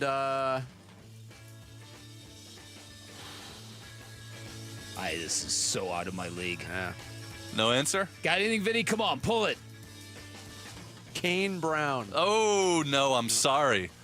Sammy and Jamal, would you like to steal? We would. Jamal, who do you got? Shabuzi. Shabuzi Yes, is correct. thank you. There is someone currently named Shabuzi. Shabuzi is from New Orleans, though, right? Country. That's a country artist? Country singer. It's a country singer, Shabuzi. Okay. The other 2 we're looking for. Wait, do you have? Well, you got Morgan Wallen. Yeah, Morgan. Chapel Roan was actually on the country charts, and Bailey Zimmerman. Yep, Bailey Zimmerman was my You name. didn't call him the lovely Yeah. Bailey Zimmerman. Also starting tomorrow for the Cleveland Yeah. Guardians. Bailey Zimmerman. Not Jewish, right. unfortunately. All right, All right, let's you guys go are on the quickly. board. All right, next one. Dan and Vince. Yeah, slang. Slang. What does oomph mean? OOMF. OOMF. Oomph. Was it an acronym? It is an acronym. Oh. Out of my... We need an answer? I mean, an F word for that younger generation. It's not out of my. Okay. That's not what it stands for. All right. I've never heard it. Sammy and Jamal, do you know? Jamal, do you know this? OOMF. Oomph. It's an acronym? Yes. I know, like, when people say, like, oomph, they're like, oh, like, it's kind of like... No. I didn't know that. I don't know it was an acronym. All right. It stands for one of my friends or one of my followers. Okay, got it. It's when you refer to some oomph. All right. Young guys, Yep, what all right. does the term Betty mean? Betty? Betty. Is that an acronym? No. No, Betty. Betty. That is correct. What does it mean? Jamal? Betty. Like... I was going to say something along the lines of gambling, but that's about all Nothing to do with gambling, We'll no. go, What do you got, Sammy? like, that person's old. They're Betty. They're both Betty. No, not after. It's not named after Betty White. Yeah. You know That what was it my is? second thought, What is it? Sammy. To That was steal. my second thought. To call someone a Betty. A good-looking woman. Yes. A good-looking, attractive woman. is Fine-looking female. A Betty. All right. We don't even need this one, I think. Yes, but, we do. We can get two. Okay, Try. that's true. All right. Final one. Pop culture. Young guys. Yes. What is a chia pet? Oh, yeah. You know this one? Like, you know this one? yeah, it's like those like, little they're not stuffed animals, but they're like little animals Yes. made out of... They're in the little boxes. Yep. I saw the commercials for them all the time. Right. Okay. You're missing a key component. Little more descriptive. Explain what it is. Yeah. Big, I think big there's eyes. There's The a animals- key word that we're looking for, I think. Yeah. Are they like keychain? No, not keychains, but they're collectibles. I forgot what they're made out of. It's not Jared, clay. you're the It's, judge. No, You're missing what it is. I'm not going to give it to you. You guys go. Explain what it is. It's pottery shaped as a head that you can Or an animal. grow a plant out of. You can grow a plant out of it. Yes, that That's is the- correct. yeah. They're clay figurines, terracotta that sprout chia seeds. Yes. All right. For the win, guys. What is a labubu? They already won. But I yes. see this all the time. I have no idea. Labubu. You've seen the word, right? You've Yes. heard the term. What is a labubu? You old farts. Vic, you know it? I've heard this before. It's like one of these. We're gonna get one of these one day. It's like an animal-looking toy. I think. You're close enough. You're close enough. I don't know. I don't Young know. guys, what's a I don't know. labubu? What's a Explain it to them. Jamal. Labubu is like, and I saw it the other day. I actually just found out what this was. It's like a trendy little bit, like I would even call like kind of like a designer like figure. Yeah, it's a plush toy. It's a plush toy. okay. It's from Hong Kong. It has long That's ears, it. big That's it. eyes. That's it. It's furry. I A knew I'd zoomorphic heard of elf. that one. Anyway, All right. good job, both of you. That is how you play. Generation gap. I'm not sure it is. Labubus and Betties, baby. Yeah, that's it. Oomph. Jared, I got to tell you, you're doing a great job coming up with questions. Thank you. You really are. All right. I don't know. You if have found your calling. Maybe he's not. I don't know. Final thoughts coming up. It's Bickley and Murata mornings here on this Thursday on Arizona Sports. The Arizona Sports YouTube channel for live shows, podcasts, viral clips, shorts, and more. Just the local sports leader doing what we do on YouTube. Serve yourself some Arizona sports. Subscribe to the Arizona Sports YouTube channel. Hey everybody, Dan Bickley here for Life Change Loan, the loan the big banks do not want you to know about, and that is because for ages the home buying process has remained largely archaic. You apply for a mortgage, you make a deposit, and then you're paying it off for 30 years. And a lot of people think, oh, that's okay because I've got a really good interest rate. Well, before turning over to a Life Changer loan, one of our listeners, Jack, thought he had a really good interest rate. Turned out it would take him 22 years to pay more principal than interest on his mortgage, and in the end, even with that great interest rate, he was going to pay over $700,000 for a $300,000 home. This is one of many reasons you go check out a Life Changer loan where you do your banking inside your mortgage. You pay all principal first. You're going to pay off your house in a matter of years, not decades. You're not going to change a penny of your spending habits, and you get 24/7 access to your equity, which gives you the ability to borrow back from yourself and your equity whenever you want. Lots of great stuff that comes with the Life Changer Change alone. As long as you're a good candidate, this is not for everybody. Give them a call. Find out if you're a fit, because if you are, I can tell you this, you're going to love the results. 480-504-0844. Online at lifechangealone.com. Looking for quality windows without the wait? Come to the Window Depot. We carry a huge selection of Milgard windows in stock now and ready for pickup. Need something custom? No problem. From new construction to full home replacement, we'll help you order the perfect Milgard windows built to fit your space, style, and budget. Whether you're a homeowner or contractor, the Window Depot makes it easy to get the windows you need fast. Visit thewindowdepot.com to find a location near you and see why we're your Milgard window experts. When it comes to Redbirds, your favorite team may dominate the gridiron, but Redbird Farms chicken rules the roost in flavor. With hand-cut, antibiotic-free, cage-free, vegetarian-fed chicken, Redbird Farms chicken is what real chicken tastes like. Our standards exceed the highest industry norms for quality. Find Redbird Farms chicken at Albertsons, Safeway, and Bash's. Grill it, fry it, put it in parm. As long as you make it Redbird Farms. Friends, it's Pat. I finally did it. Sometimes you just need to get off the grid and get some time to think, like way off. So I hopped into my all-new 2025 4Runner with available iForce Max engine and took off, which is me, the 4Runner, and good old Mother Nature. Unfortunately, that's when I realized it was also Taco Tuesday. So I ended up coming back that night. I mean, priorities, right? Right now, get low 2.99% financing for 48 months on a new 2025 Tacoma, SR, or SR5. Or get a great deal on your favorite Toyota. Plus, check out the all-new 6th generation 4Runner today by visiting your Valley Toyota dealer or valleytoyotadealers.com. Toyota. Let's go places. 2.99% with $22.13 per thousand borrowed for 48 months. 0 down payment if you qualify. Tacoma offers exclude TRD Pro and Trail Hunter models and N93025. See dealer for details. For more than 50 years, the Fiesta Sports Foundation has been known for world-class events and unmatched hospitality.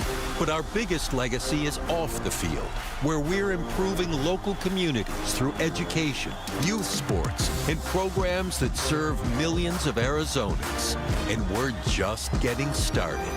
Fiesta Sports Foundation. Our season never ends. Learn more at fiestasportsfoundation.org. Arizona Sports, the local sports leader. Bickley and Murata. Song of the day.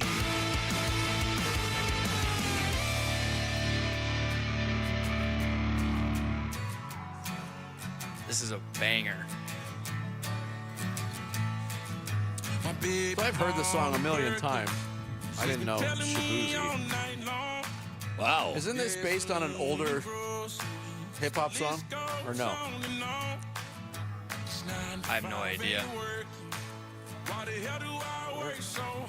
I'm to the point where the generation gap now. Yeah. There was a certain trend. I don't even want to say what it was because I still have no knowledge of how it works. I watched an explanation video of this slang term that's going on now, and I watched the whole video and it still doesn't make any sense to me. That's how big the gap is. It's funny. Shabuzi, a bar song. This went to #1 this year. Oh yeah. Several different times on the country charts. We're learning, Bick. We're bridging the gap. It's today's song of the day. Yeah, I'm learning I still don't like country music, Vinny. That's not a real. Bickley and Murata going off the grid. Off the grid. Brought to you by Sweet James Accident Attorneys. If you've been hurt in an accident, call Sweet James at 800-500-5200 or sweetjames.com. All right, I got one thing to start off the grid with today that probably is going to anger you, Dan Bickley. The University of Miami has received a donation of $1.81 million to the athletic department that will fund on-campus statues of Heisman Trophy winners Vinny Testaverde and Gino Torretta. Wow! Gino Torretta is Torretta getting a statue before Jerry Colangelo. Don't rub it in. Why would Jerry Colangelo get a statue at University of Miami? It's a you thing. You wouldn't understand. You remember those T-shirts back in the day? Yeah. Yeah. Gino Torretta. Gino Torretta. He's the all-time paper Heisman guy, right? There's a few of those. Charlie Ward. That's the first one I thought of. For different reasons. Tommy Frazier. Eric Crouch. Yeah. Just great college players. There was a whole span of... It's so weird. That's one way college football has really changed. There was a whole string of those guys that were like, oh, he's a great college player. He'll never sniff the NFL. The last guy that was on the fence on that subject was Tim Tebow. Because I remember during Tebow's college career, people saying he's not a pro quarterback. Yeah. And the Broncos fell in love with him and made him a first-round pick. But now if you're a Heisman Trophy winner, you're playing in the NFL, and you're getting drafted really high. That's a good point. Huh. I mean, who was the other? Jason White? Oh, there you go. Oklahoma. That's a great one. There was a whole stretch of those guys. That was a great one. Yeah. Remember what USC did to him? That was brutal. Yeah.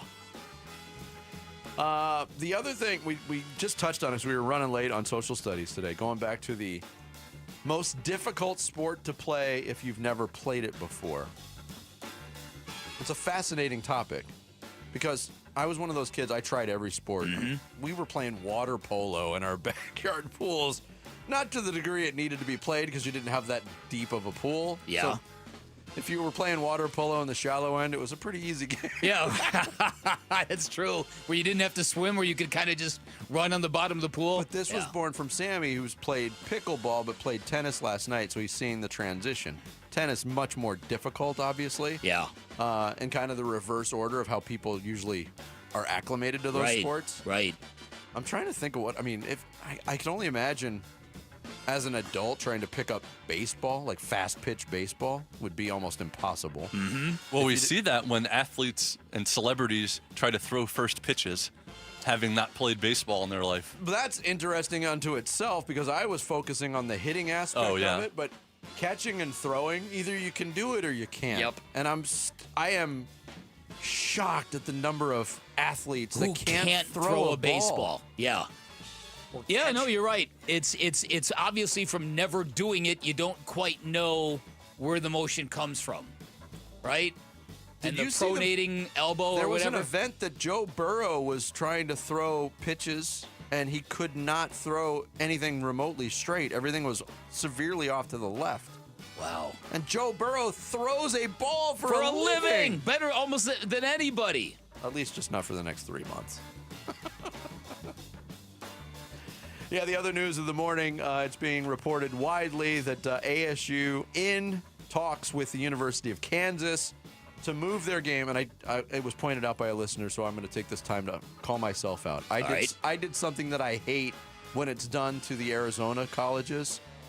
I said Kansas would be giving up their game in Manhattan. It's Lawrence. It's Lawrence. Right. I had Kansas State in my head playing in Dublin. Got it. But here's my hypocritical nature, too. It's Kansas. Who gives a crap?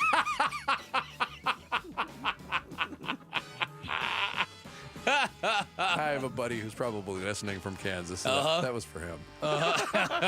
That's great. The Thursday night game, kicking off week 3 of the NFL. Yeah. Biggest point spread so far of the year, 12-point bulge for Buffalo. To me, I don't know how, and I know Sammy picked Miami. The state of the Dolphins, I don't know how they even remotely keep that game close. They rally to win behind games, you have to win the game, not lose the game. He found his Mike McDaniel. That is fantastic I analysis. think the positive is that was a miserable experience. Because we're another day closer to death. They are pretty nice people that it comes to football, they black out and say a lot of things. I mean, the shine has come off of Mike McDaniel, has it not? Oh, my goodness. Remember a couple years ago when that offense looked absolutely unstoppable when Tyreek Hill was running wild and Devin Achane was running You brought wild? up a great point. You wonder if the Chiefs get desperate, if they would really go back to trading for Tyreek Hill again. Because somebody's going to trade for him. Not that number. Whispers, Arizona We'll catch you tomorrow. Wolf and Luke are up next. After a nice home win last week, the ASU Sun Devils travel to Waco for some Big 12 football at Baylor. Pre-game at 1:30 Saturday afternoon. Kickoff at 4:30 on ESPN 620 and the Arizona Sports app. It's fall, and back-to-school activities keep everyone busy. Remember, emergencies can occur anytime. That's why having naloxone in your home first aid kit matters. Naloxone can reverse an opioid overdose fast. It's safe, easy to use, and it could save a life while you wait for help to arrive. Be ready. Be safe. Add naloxone to your home first aid kit. Remember, seconds matter, and so do the people you love. Learn more at naloxoneaz.org. That's naloxoneaz.org. Football season is here. Hey, it's Vince Marotta, and if you're like me, when you're watching the game, you're snacking chips, wings, veggies. Why not change the game and level up your snacking? Daisy's got new dips, the French onion dip and the ranch dip. Both qualify as game changers. Just as delicious as a homemade dip made with real herbs and spices and other ingredients you'd find in your own kitchen. Level up your snack game while watching the game. Give Daisy French Onion Dip a try. Look for it at your local grocer. Do Crohn's disease or ulcerative colitis symptoms keep coming back? Tremfya, guselkumab, may help, with rapid remission achieved at 12 weeks and lasting clinical remission at 1 year. Some even saw visible improvement of their intestinal lining at 12 weeks and 1 year. Tremfya is a prescription medicine used to treat adults with moderately to severely active Crohn's disease and adults with moderately to severely active ulcerative colitis. Serious allergic reactions and increased risk of infections and liver problems may occur. Before treatment, your doctor should check you for infections and tuberculosis. Tell your doctor if you have an infection, flu-like symptoms, or if you need a vaccine. Healing is possible with Tremfya. Approximately 3 out of 10 patients were in endoscopic remission at 1 year, based on areas visualized on colonoscopy, which may not represent the deeper bowel layer or entire GI tract. Individual results may vary. Ask your doctor about Tremfya today. Call 1-800-526-7736 to learn more or visit tremfyaradio.com. Got unwanted guns at home? MMP Guns, a federally licensed dealer, is hosting a used gun buying event September 26th through 28th. Bring your firearms to 1152 East Indian School Road inside Mo Money Pond, and our experts will offer up top dollar, legally and safely. No hassle, no liability, just cash in your pocket. Doors open Friday at 10 a.m. Visit LegalGunBuyer.com for details. That's LegalGunBuyer.com. Don't miss it. Hey, it's Wolf, and I've got to give a huge shout out to the team that just transformed my yard into an oasis with artificial grass. That is Legacy Green Solutions. These guys are the real deal. Family owned and operated in the basin for over 25 years, voted best of the valley. Legacy Green Solutions uses premium American-made turf with certified installation that looks and feels natural. Right now, Legacy is offering a limited time deal. Mention Wolf and get 15% off. Just text GREEN to 620-620 or visit LegacyGreenSolutions.com. Message and data rates may apply. I'm John Morgan of Morgan & Morgan. I've been asked many times how Morgan & Morgan became the largest injury firm in the world. I think I know. When someone comes to us for an on-the-job injury, we have a huge workers' compensation practice. But many times we find a defective product that was responsible for that injury. Luckily for them, we have a product liability section headed by my son, Mike. In addition to the comp case, there is a product case too. Other times, the injured worker is fired or harassed for bringing that claim. We have them covered. Our employment lawyers handle retaliation claims as well as wage theft and discrimination cases, and in some cases need to file for Social Security benefits. No problem. We became big for a reason. 30% of our new cases come as referrals from former clients. Hiring us is easy. Go to forthepeople.com on your mobile device or computer, or call Pound Law on your cell, pound 529. Morgan & Morgan. Injured? Dial Pound Law or visit forthepeople.com for an office near you. That nagging joint pain, you know the one. Sometimes it's from years of hard work or an old injury. It's been calling the shots in your life for too long. But that stops right now. QC Kinetics is here to flip the script. They use regenerative medicine, advanced cellular treatments that help your body heal and restore the damage in your joints. Not cover it up, not cut it out. Actually helping heal and restore. And the results, long-term, lasting relief. Don't plan your day around pain. Plan it around life. You're walking the dog without stopping. You're playing ball with the kid until they get tired. You're waking up without that first step being the worst step. app. QC Kinetics. No surgery, no drugs, no long recovery. Bring your MRI, your x-rays. They'll make sure you're a good candidate. Your first consultation is free, so don't wait. Call QC Kinetics now with clinics in Phoenix, Scottsdale, Peoria, and Chandler. 602-837-PAIN. That's 602-837-PAIN. KMVP FM Phoenix. Live from the Casino Arizona and Talking Stick Resort Studio. Arizona Sports, the local sports leader. I'm Sammy Sabolka with what's trending now, presented by Parker & Sons Heating, Cooling, Plumbing, and Electrical. Use whatever word you want to describe Brandon Pfaadt's outing yesterday because it was the best of his career, bar none. 9 innings, 1 hit, and 0 earned runs. The D-backs offense, however, was allergic to scoring runs yesterday with a runner on third with less than 2 outs and a chance to win the game in both the 9th and 10th inning. They fell short and lost in extras 5-1 and squandered a serious chance to make up ground on a Mets team who also lost yesterday. And here was manager Torey Lovello postgame. And the name of the game is executing at the most critical times. And unfortunately, we couldn't do that. Not for lack of effort, not for lack of trying. These guys know how to do it. We just couldn't deliver. An off day for the Snakes today as they welcome the Philadelphia Phillies for 3 starting tomorrow. On the Cardinals injury front, both L.J. Collier and Garrett Williams will be heading to the IR. Max Melton did practice yesterday but was limited, and rookie cornerback Will Johnson, dealing with a groin injury, did not practice yesterday. This report is brought to you by Blue Sky Pest Control. Termite season is here. Call 602 Blue Sky today to schedule your free termite inspection. Check 1, 1, 2, 1, 2, 3. Ha! Chaw! Arizona Sports, 98.7 FM. Oh, Luke! Wolf! Hey, my brother! Are you kidding me?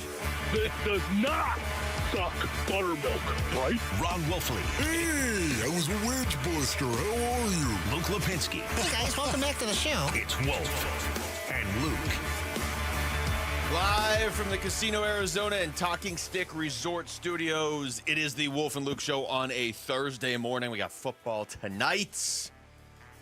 Not Cardinals, not ASU, but we at least have football tonight. Wolf, what's going on? What's going on, man? How we doing? We're all jacked up, ready to go. Sammy, look at Sammy the Bull's in there. He's sitting in the cubicle, all jacked up because it's a Thursday night, as a matter of fact. And then we've got Rick. Rick's ready to go as well, all jacked up. Looks like he had his hair cut, whatever it is, shaved it down a little bit. I did have my hair cut. Okay, good. It looks good. Second person that's noticed. Don't let it go to your head, literally, okay? And you over here, Luke, you're ready to broadcast too, aren't you? Yeah, I just want to say, Rick, it looks like you got a haircut. That's very nice. Thanks. Yeah. Yeah. One of us noticed, Wolf. Oh, wait, I was late. All right. There's no baseball tonight either. Well, I mean, there is baseball, but it's not Diamondbacks, so who, right. We can all breathe for one night. And need to. We'll get back. We'll get into the D-backs here in a little bit. God, that was frustrating. We're going to start, though, with the Arizona Cardinals while I just continue to be frustrated. Let's start with the Cardinals, Wolf, and the fact that now we're just a couple days away from Game 3 of this season, and for all the hand-wringing and the stress after that Carolina game on Sunday, the Cardinals are going into San Francisco with a chance to start the season 3-0. And I understand San Francisco's trying to start 3-0 too. And I understand the Cardinals are beat up, but San Francisco's pretty beat up too. Yeah, they are, especially at the quarterback position. This is something that we were talking about. It's a different approach to Mac Jones than it is a Brock Purdy and how you're going to go about your business and some of the schemes you're going to use in the game plan. You might use a little bit different, I would say. As a matter of fact, significantly different against Brock Purdy and that brain and Mac Jones as well. I think, again, listen, Mac Jones has got every tool you could possibly want to be a good quarterback, maybe even a great quarterback if you look at his skill set in the National Football League. The problem is it did not go well in New England, and now, of course, Mac Jones is out with the San Francisco 49ers in a backup role. He might be the guy that is going to start for the 49ers, but I will tell you, Basinonians, I question whether or not Brock Purdy is going to play. Would I want the Arizona Cardinals to think Brock Purdy is going to play? Yes. Yeah, here's Kyle Shanahan yesterday talking about Brock Purdy. And remember, going into their game last week against New Orleans, San Francisco's game against New Orleans, the thought was, okay, George Kittle's going on IR, which he did, which is at least 4 weeks. But the thought was also Brock Purdy's going to be out, at least 2, 3, maybe even a 4th week as well. He's missed 1 game, and now you're getting stuff like this from the 49ers. Here's Kyle Shanahan. Mainly just how he's feeling and how he thinks he can go, what he thinks he can do today, what's he think he could do tomorrow, Friday, and Sunday. Really doesn't have anything to do with how Mac played, whether it was good or bad. Doesn't really affect that. I just talk about where Brock's at right now. And here's one more from Kyle Shanahan. Brock Purdy, left shoulder/toe will be limited. I mean, he's progressing well with his toe injury. Oh, yeah, he wasn't limited last week, so yeah, he does have a chance. Possibility that he could be the emergency backup on Sunday? Yes. Yep. Okay, so let's play this game right now. Is Brock Purdy playing on Sunday? No. I'm going to say no. No. Okay. I don't think he's going to play. Rick? Don't count him out. Oh, there's Rick, of course. Yes or no? Yes, the naysayer, Rick. Don't I'm going to count say him out. yes. I think he plays. You think Brock Purdy's going to football, not like... Yeah, okay. I mean, Brock Purdy has shown his toughness in the past. He is tough. He is. Well, he comes from the basin. Of course he's tough. Oh, that's a given. Nobody's questioning his He's toughness. a smart guy, and I really do mean that. The thing that separates Brock Purdy from so many quarterbacks in the National Football League, he's one of the best decision makers you're going to see. Go back and look at it. Isn't that right, Graybeard? One of the best decision makers that you're going to see on tape is Brock Purdy. He makes good decisions. His eyes do not lie more times than not. Doesn't it feel like 70% of the quarterbacks in the NFL are from the Valley right now? I know it's not that, but why? Why do you? I mean, there's quite a few though. I would say there's at least 6 or 7 that just off the top of my head I could probably name. Oh wow! I mean, just you got Purdy, you got Tyler Shuck, you got Spencer Rattler, and that's 3. I'm sure there's others that people driving around could fill in right now. There's probably some obvious ones. Nice. Keaton Slovis, technically. Keaton. All right. Here, Wolf, I have a question for you. I'm not sure when we're going to get to it during the show, so I'm just going to ask you right now. Okay. It's not about Brock Purdy. Is it about Daniel Jones? It's not. Okay. I'm all out of Daniel Jones content. Say Daniel Jones. Here we go. We can rebuild him. You can do your own Daniel Jones like podcast separate from the show. With the injuries the Cardinals are dealing with, okay? Yeah. And this is my producer question of the day for you. Rick, we should just do this now every day. We should have a producer question of the day that Wolf has to answer, okay? You have to give one answer or the other, okay? Produce! Looking at the injury report and some of the guys on the injury report for the Cardinals, okay? You can have one Will active this weekend. Johnson or Hernandez? Oh, wow. Let's see. I know you wanted to say have one. You can have one Will back Johnson this weekend. Or Hernandez. It's my belief that Mac Jones is going to be the starting quarterback. So because of that, I'm definitely going to go Will Hernandez. Really? Okay. I'm going to go Will Hernandez on that one. I just think it's so important that the Arizona Cardinals find their heartbeat, find their lifeline, if you will. They've got to find who they are and discover who they are all over again. It's one thing to have it mentally. This is the way we want to be. And yet it's another thing to actually do it. And I think Will Hernandez is a big step forward for this team at some point in time, looking like the Arizona Cardinals of the last 2 years. Okay. I figured, I was trying to figure out where you would go with that. Especially against that defensive front. And I thought you'd say Will Hernandez, but then with the injuries in the cornerback room, I didn't know if you'd be forced to say Will Johnson. But you went with Will Hernandez. And I really can't argue it. Max Melton was limited yesterday, which I think is a huge upgrade from where everybody was anticipating he might be on Sunday when that game ended. Incredible. Did you see him running around, too? Yeah. Some of the before practice stuff that was out there. If he can do that, I think you obviously at least avoided a major injury there, which is huge. Oh, my goodness. Decimated your corner room. Can you imagine if all 3 guys? I didn't want to say this on Monday. I'm sure everybody was thinking it. If all 3 of those guys were out for a long time, yeah, what are you supposed to do? I mean, that's the sort of thing that can just completely destroy your season. Yeah, Rick's been angling for Stephon Gilmore for like 3 years. I've not, but I know. it's always brought up, so I figured I would bring it up again. But Will Johnson didn't practice yesterday, but Gannon said day by day was what he said yesterday. And Max Melton was limited, which is huge progress from where it was. Yeah, if Garrett Williams, Max Melton, and Will Johnson had all gone on IR this week, that might be your season, honestly. Yeah. And that's not the case. So that's good. Yeah, let's make sure everyone knows that is not the case.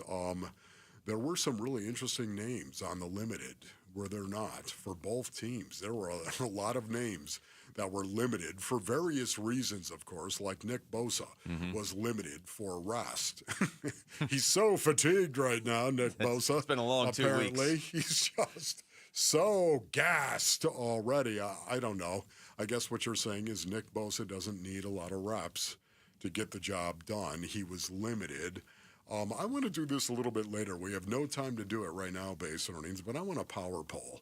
I want an impromptu power poll, but I'm calling for it right now. Okay? A planned impromptu power poll. Okay. Yeah, just the impromptu power poll, base earnings, on of all the guys that were on the limited injury list. Okay. Okay. Let's give a power poll of guys that will impact the game the most if they sit out.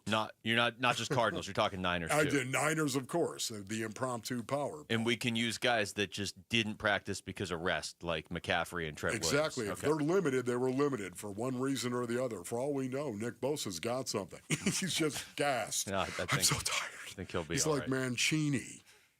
I'm so tired. He's going to miss week 3 with fatigue. All right, Cardinals and Sun Devil fans, next week is a huge one for both of our football teams, and we're giving you the home field advantage with free tickets.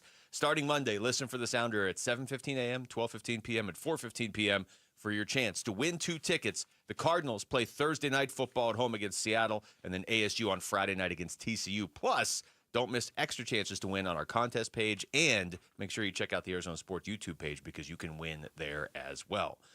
All right, when we come back over to baseball, there's probably no better way to describe yesterday's game than a huge missed opportunity for the D-backs. Just how huge was it? That's next. It's Wolf and Luke on Arizona Sports, the local sports leader. Diamondbacks baseball. 5-1 Giants, 2 outs in the 11th, 2-2 pitch. Check swing and a miss. He is down on strikes, and that's your ball game. D-backs with an opportunity to sweep the Giants, but they can't get the job done.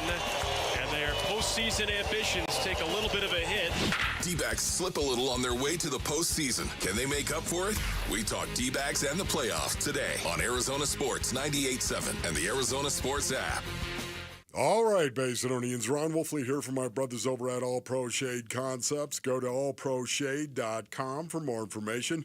Listen, it's time for you maybe to extend your outdoor living space with a custom-fit awning. Oh, the awning. It's hundreds of degrees out there. Well, it really isn't. It's going to be nice today, supposedly. But you know what? You want to go ahead and be able to shade your home, and they will actually work. That's right. All Pro Shade Concepts will work with your HOA for approvals, motorized and retract with remote control, all with LED lighting to light up your patio under the awning. Roll down patio shades, man. They block the sun, dust, bugs, and wind, of course, and they keep the patio up to 20 degrees cooler during those hot months. There are hundreds of colors and durable fabrics, of course, to withstand the Arizona sun. Here's what you need to do. You go to allproshade.com for more information. That's allproshade.com. You gotta have shade. The IRS finally caught up with Louie. I hadn't paid my taxes in 8 years. I owed the IRS a lot of money. Louie was in deep trouble. We're going to take your house, put a lien on your bank account, garnish your pay. They don't care. They're going to take your paycheck. Louie found out about Optima Tax Relief, the leading tax resolution firm. A-plus rated by the Better Business Bureau, they've resolved over $1 billion for their clients. Optima Tax, they help me. They calm me down. They make me feel comfortable, and I trust them. Louie has a lot to be thankful for. I don't owe the IRS anymore, and I'm able to live a comfortable life, a lot better life. It was because of Optima Tax. For tax help you can trust, call Optima now for a free consultation. Take it from Louie. If you owe the IRS, don't go it alone. give Optima Tax a call. They can help you. Call 800-343-6460. 800-343-6460. 800-343-6460. Optima Tax Relief. Testimonial from an actual client. Some restrictions apply. For complete details, please visit OptimaTaxRelief.com. At Vital for Men, aging doesn't mean slowing down. Our testosterone therapy is built to boost your energy and sharpen your focus. Thousands of men have already leveled up their sleep, stamina, and drive. Now it's your turn.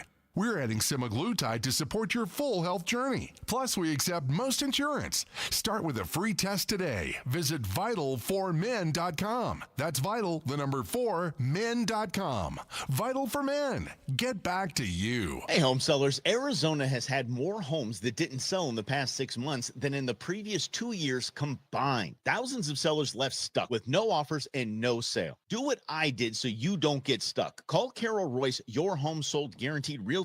With Carol's Guaranteed Sale Program, sell your home at a price acceptable to you or Carol will buy it. If your home didn't sell or you're thinking about selling, call Carol Royce today or visit carolhasthebuyers.com. That's carolhasthebuyers.com. Carol and Seller must agree on price and possession. I'm Bree. I'm Sean. And we are the Berquist family. We are repeat Fulton customers and we've lived in a Fulton community for 6 years. We had been looking for a home. And so we walked into the Fulton community and we were just absolutely blown away. When we walked into the model home, we noticed the high ceilings, the beautiful kitchen, the flooring, and the floor plan. We knew it was a place where we were going to raise our family. And on top of that, we have a swimming pool and a good location here. When you say the word community, you have to be able to see it and feel it. And so when you have your neighbors, you feel that community because you become friends and it even feels like family, like a family community. And that is something that is priceless and can last a lifetime. We absolutely would recommend a Fulton home to our friends and family. Fulton Homes. You're proud to own, we're proud to build.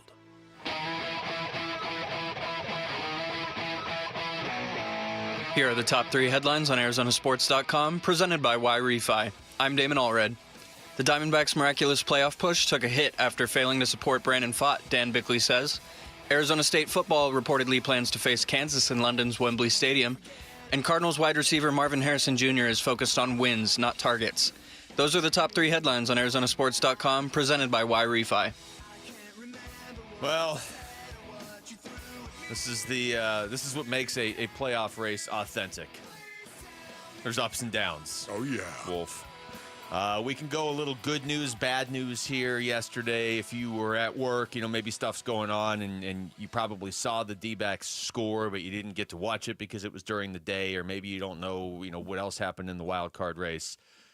The good news before we get into that game yesterday, the Mets lost again yesterday. So the Diamondbacks, in terms of losing ground in the playoff race, didn't lose any. They're still a game and a half back. Now, San Francisco is only a half game behind the D-backs instead of the 2.5 back they probably should be. And there's only 9 games left. So it's not like the Diamondbacks have a ton of time here to figure this out. They're off tonight. They've still got the Phillies, Dodgers, and Padres left this season. But let's look at yesterday's game specifically, Wolf, because that felt like a playoff game. It did. Where do you begin on this, Mason O'Needs, when you think of what you saw in Game 3 of this critical Giants series, where the Arizona Diamondbacks, of course, lost this game 5-1 in 11 innings. I start with Brandon Pfaadt and the job that Brandon Pfaadt did. That's the healthier place to start. I start in the bottom of the 9th and 10th, but let's start with Pfaadt. He was so good. That's right. He was. For your right. Support! Hey, Brandon Pfaadt has never been better. Literally has never been better. A lot of pitchers have never been better than he was yesterday. The guy threw a one-hitter. It was incredible to see. We all know Brandon Pfaadt, for the most part, right around the 5th inning, he kind of looks a little bit different. And, you're wondering if he's going to see the 6th inning at any point in time, or if he gets into the 6th, do you wonder if that's where he's going to be? He's going to be hurt. He starts off a lot of his outings pretty well, for the most part. Not all the time, but he typically does, historically, if you go look at it. But to go 9 to pitch 9 innings and give up 1 hit. Are you kidding me? Yeah, I always go back to what you say, Wolf. If there's somebody driving around that didn't totally see it, and they're like, "Oh, Luke's saying he threw a 1-hitter. What he made it through 5 or 6 innings with only give up 1 hit, huh?" No, he threw a 9-inning complete game, 1-hitter. The problem is the game went past 9 innings, and the Diamondbacks could not score. And you talk about guys stepping up with the season on the line. You cannot step up any more than Brandon Pfaadt did. And it's not like that 1 hit was a home run and they lost 1-0. He did not give up a run. He gave up 1 hit. He walked 1. He struck out 7. He was absolutely lights out. They should have won the game. They had runners on, they had the bases loaded with 1 out in the 9th and couldn't score. You just, at that point, just need a fly ball into the outfield, probably scores the winning run. And then in the 10th inning, they had a guy on 3rd with just 1 out. Same thing, just get the ball into the outfield. You walk off for the 2nd straight day with a win, but it did not work out that way. Let's see, in the 9th inning, Adrian Del Castillo struck out looking, about the one thing you can't do, and then Alec Thomas grounded out, so they get nothing. And then in the 10th, they have a runner on 3rd, because you start with a runner on 2nd, so they move the runner over to 3rd with 1 out. And Jake McCarthy grounds out, and Geraldo Perdomo grounds out. And so you go to the 11th, and quite frankly, you can't trust this bullpen to give you that many shutout innings. Yeah. Can I start with this? Who stepped up for the Arizona Diamondbacks? This is big for me. This was a pressure-packed game. This was a playoff game for all intents and purposes. It was. So I love to make notes of who actually stepped up, who got better when it got nasty. Well, we've named one. Brandon Pfaadt. We start with that. I would say Brandon Garcia. I was going to say, I think he gets lost in the shuffle. Yes. He's following a guy who threw a 1-hitter, and he's in a bullpen that has been much maligned this season. And, yes, the bullpen gave up 5 runs in the 11th. Yes. It wasn't Brandon Garcia. No. He came in the 10th and gave them 1 shutout inning, 2 strikeouts, didn't put anybody on base or anything. I mean, you start with a guy on 2nd. 2, again, in the extra innings. So it's really tough to come in as a reliever and throw a shutout inning in extra innings. He gave them a 2nd chance to win in the bottom of the 10th. It just didn't work out. Yeah, can I also say, too, I'm gonna throw the Predator in there as well, Corbin Carroll, because he tripled with 1 out in the 9th inning. I mean, here it is. Didn't it feel inevitable that he was going to score? You thought for sure he was going to score base hits. Were you not walking up around the compound going, yeah, baby, this is it right here. This is what he does. Yeah, there's 1 out. So what? I'll just hit a triple, and we'll get on 3rd with 1 out. We're going to drive him in. What did we say? I mean, they needed a not that deep fly ball because Corbin is so fast, as you saw on that. Exactly. Get the ball out of the infield. Yeah, get the ball slap it to the other side even. Yeah. And they couldn't do it. Man, I got to tell you, I was standing up thinking, here it is. You know how important, to me it is, that Corbin Carroll becomes this team. The way that he works, the way that he goes about his business, the way that he plays, it is gritted teeth when he runs the bases. It is so cool to see the intensity level of the Predator. You know it's a triple at this point in the season when it comes off the bat. Yes, your best players play their best when it matters the most. That's what you've got to have. And we have seen this out of Corbin Carroll in this series. I was talking about it the first 2 games. Start the fight. He started the fight. And it was the reason why he scored the winning run. So to me, again, I thought, here we go. Game 3, he's on 3rd, 1 out. Somebody's going to go ahead and bang this ball into the air, and he's going to score. It did not happen. And that crushed me. I want to ask you guys this. We didn't get to talk about it yesterday as it was going on because the game was during the day and everybody's running in different directions. I was getting ready for Sparky's Den and everything. But did you think Ketel Marte was safe in the 9th inning? Because if he's ruled safe, then that Corbin Carroll triple knocks him in and they win. Yeah. Of course, I thought he was safe. Did you? Yeah. Because initially, like bang, bang in the moment, it's like, okay, man, that's close. I could see it either way. But they called him safe. And so that's where it's like, once they called him safe and they showed the replay, and I'm like, yeah, I mean, it almost depends on the angle you're looking at if he's safe or not. But whatever the call is on the field, it's got to be pretty definitive to flip it the other way. So I don't know. I really didn't see a definitive angle to say, oh, yeah, he was definitely safe or definitely out. But once they called him safe on the field, I was like, well, you can't change it. And it kind of got lost in the shuffle because Corbin came up next and tripled. The game would have ended there. I mean, I'm not saying they lost because of that, but it's just like that kind of got lost in it too. Yeah, for me, again, I just think the 0 for 5 from Ketel Marte was the bigger thing to me. And, of course, his September slash line, Basinonians. It's brutal. Yeah. It is. Yeah. 185, 250, and 352. That's what he's slashing in September. You know, once again, he is a great player. Ketel Marte is a great player. To me, he's the best second baseman in baseball, Ketel Marte. But, man, it's just unfortunate that's where these games are so critical and so important that he's slashing what he is. Yeah, I mean, I don't even want to be the one to tell you this, but now it's down to 169 after yesterday. Okay. It's only getting worse. Okay. Yesterday, by nature of it being a 0-0 game for 9 innings, really kind of highlighted the void when he's not hitting right now. Because if you look at their lineup, and we kind of talked about this briefly yesterday, you go Geraldo Perdomo first. Just think about how you feel as a Diamondbacks fan when these guys come up. When you're like, hey, we need a run. Who's coming up next inning? You feel good about Perdomo. Yes. Typically, you feel great about Ketel, but he's not hitting anything right now. You feel great about Corbin. Yes. You feel great about Gabby in big moments for sure. Yes. Those are your first 4 hitters. And then Blaze Alexander just continues to get hits. But then after that, you're going James McCann, Alec Thomas, Tim Tawa, Jake McCarthy. Yesterday you had to go with Adrian Del Castillo in there too. Not that those guys can't come up with big hits. They have, but it's just like the averages are not great. The Diamondbacks were 0 for 8 with runners in scoring position. In a game that was scoreless going into the 10th inning. But the good news is still only a game and a half out of a playoff spot. Take us with you wherever you go. If you can't catch us live, find us on demand on the Arizona Sports app, on ArizonaSports.com, or wherever you get your podcasts. The Wolf and Luke Show podcast is brought to you by YRefi. Don't let private student loan debt ruin your life. Go to YRefi.com. That's YREFY.com. All right, when we come back, does Marvin Harrison Jr. need more targets? We'll tell you what Marvin Harrison Jr. had to say about that. Next, it's Wolf and Luke on Arizona Sports, the local sports leader.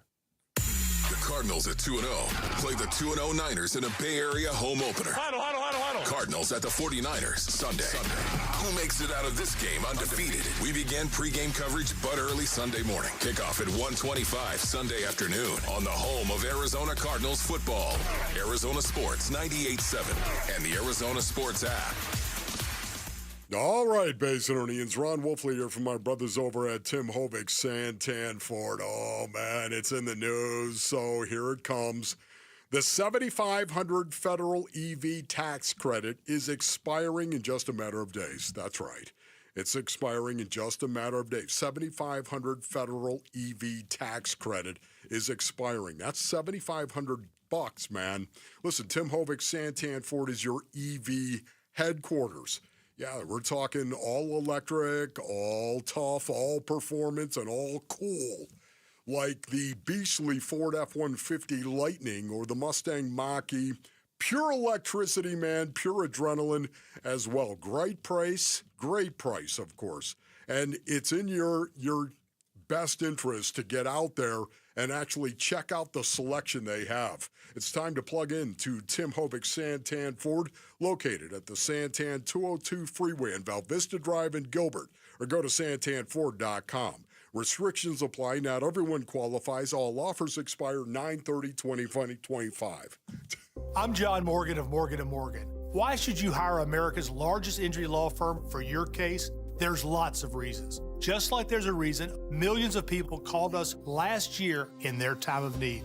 When it comes to fighting for justice and compensation, millions of people across the country trust us to go to battle for them. We became the largest injury law firm in the world for a reason. There's only one Morgan & Morgan, forthepeople.com. Injured? Dial pound law or visit forthepeople.com for an office near you. Did your AC unit just go kaput and now you need a new one ASAP? Christian Brothers has been servicing the Valley since 1976. They carry Train, Goodman, and Bryant units and offer 18 months interest-free financing with no prepayment penalties. They also can replace most units the same day, so no need to stay in a hotel for days waiting for some other guy to get to you. Call Christian Brothers at 602-222-3535 or go online at cbrothers.com and let's make sure you get the right AC unit at the right price. As parents, we watch our kids grow up, cheer at their games, help with homework, and worry about the choices they'll face. One bad pill laced with fentanyl, that's all it takes. That's why I've talked to my older kids about carrying naloxone. It's not about expecting the worst. It's about being prepared, because one dose can save a life. Please carry naloxone. Be ready. Be safe. Learn more at naloxoneaz.org. That's naloxoneaz.org. There's never been a better time to experience Sun Devil football. Pressure coming. Levitt throwing for the end zone, and it's caught for a touchdown by Jordan Tyson. The Levitt to Tyson connection clicks again. Don't miss your chance to be a part of the action, tradition, and unmatched atmosphere at Mountain America Stadium this season. Get your Sun Devil football tickets today by calling 480-727-0000 or go online to sundeviltickets.com. Hi, I'm Dustin, your friend and jeweler at Shane Company. I know finding a dream engagement ring can be overwhelming, but don't worry, we got you. As director of diamond sourcing, it's my job to make sure every single diamond at Shane Company is truly the best of the best. Our team travels the world to see diamonds up close, in person. We handpick each one for its unique fire, brilliance, and scintillation. Diamond buying is an art. Of course, we look at cut, color, clarity, and carat, known as the 4 C's. But that's not all. We also look at how each diamond looks on a hand, where it will be worn, how it makes you feel, and if it's worthy of a Shane Company customer. That type of expertise only comes from working for a company that's been a family business since 1929. We also think about your budget. We only pick the best in each grade in all shapes and sizes. Your diamond is guaranteed to be the most beautiful because a friend wants you to pick from only the best. Drop by your store or shaneco.com and see for yourself. Shane Company, your friend and jeweler.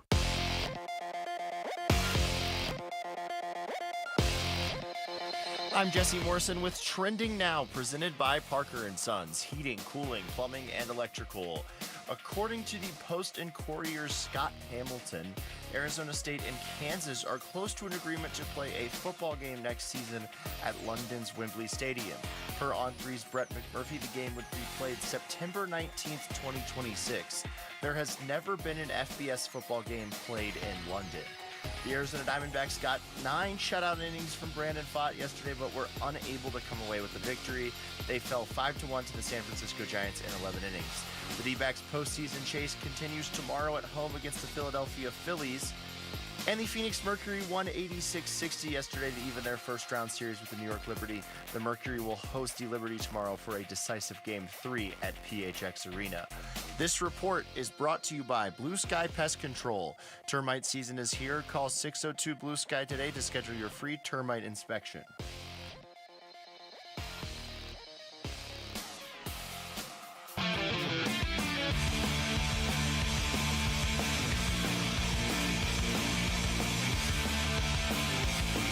Hey, it's Gambo. The D-backs are not in action today, but they can make up ground in the wild card race. We'll explain how on today's Burns and Gambo show.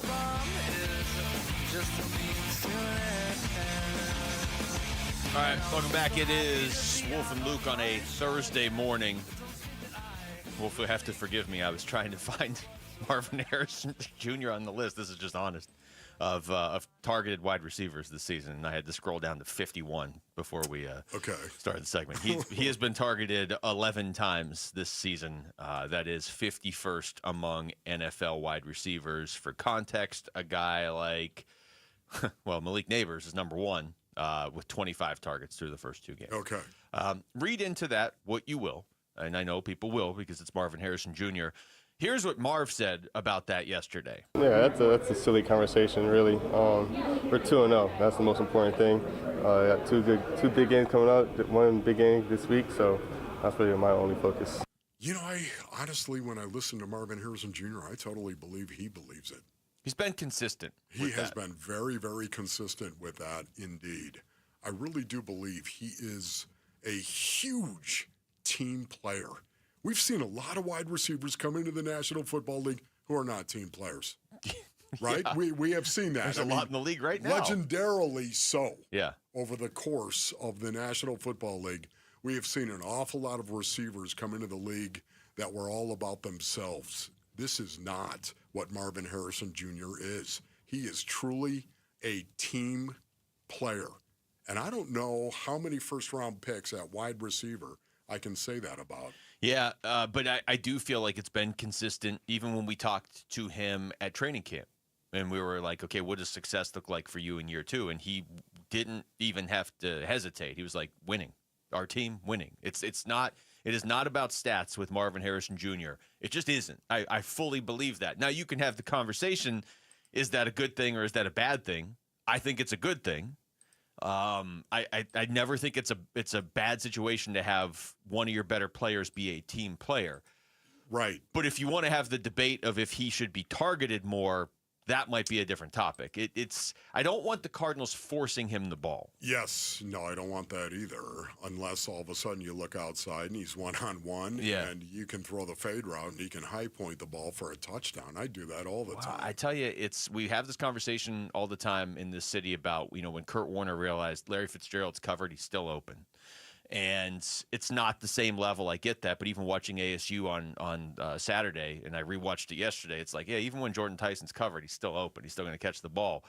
Marv has the ability to get to that point where maybe you do throw him the ball if it's single coverage. Now, as you said multiple times on Monday, sometimes he's going to have to high point some of those passes for that to be, to have Kyler's trust in those situations. But it wasn't great, him being a borderline non-factor in the game on Sunday.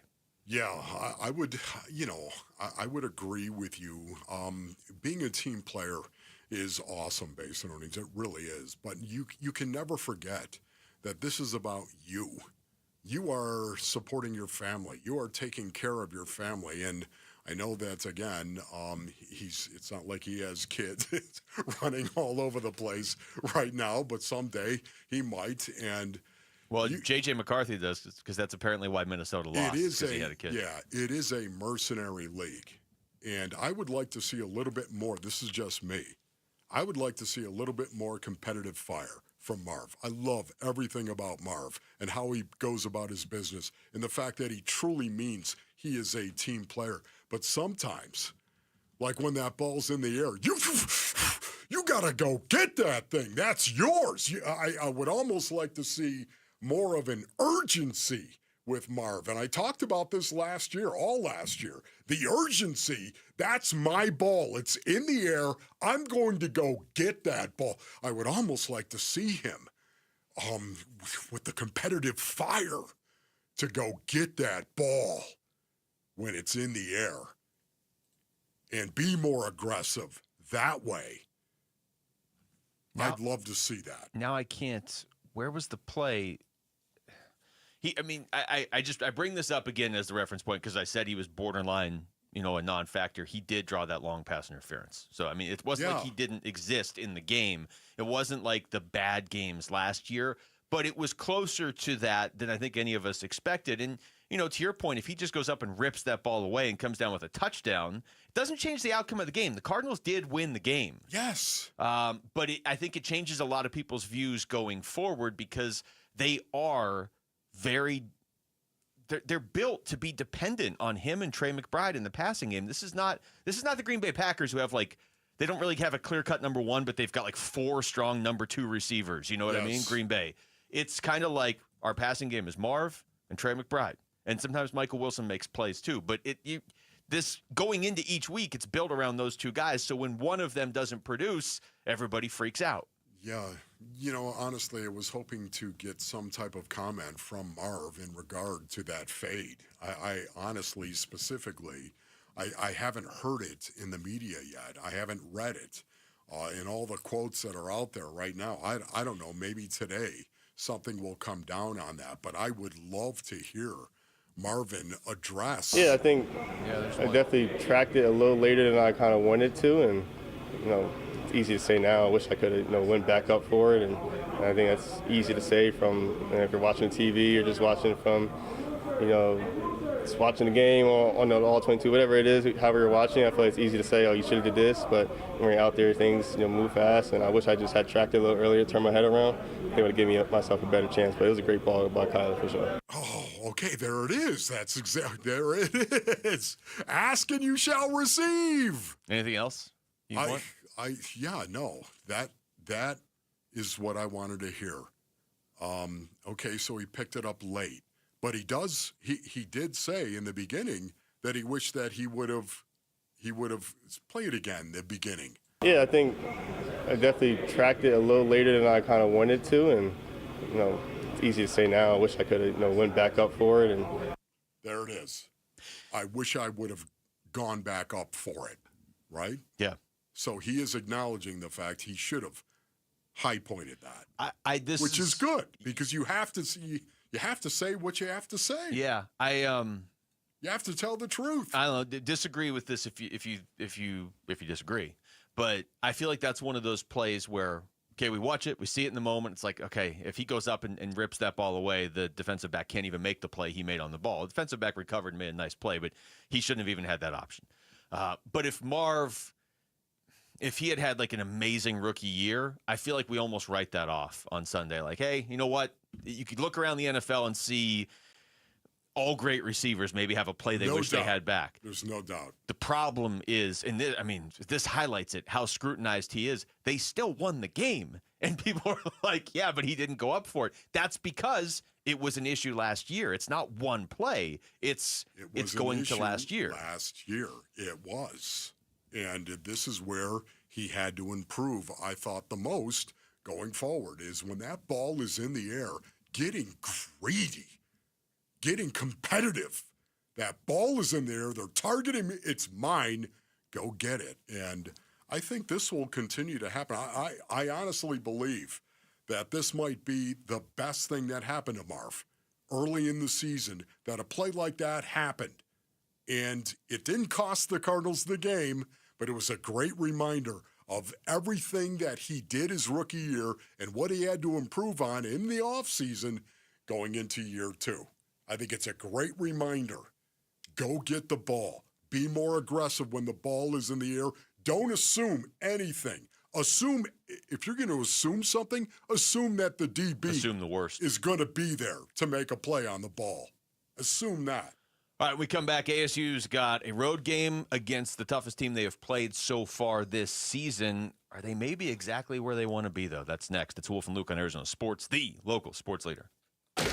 After a nice home win last week, the ASU Sun Devils travel to Waco for some Big 12 football at Baylor. They're one of the best teams in our league. So this is a really, really good football team. We're turning their quarterback, so it's a good challenge. Pre-game at 1:30 Saturday afternoon. Kickoff at 4:30 on ESPN 620 and the Arizona Sports app.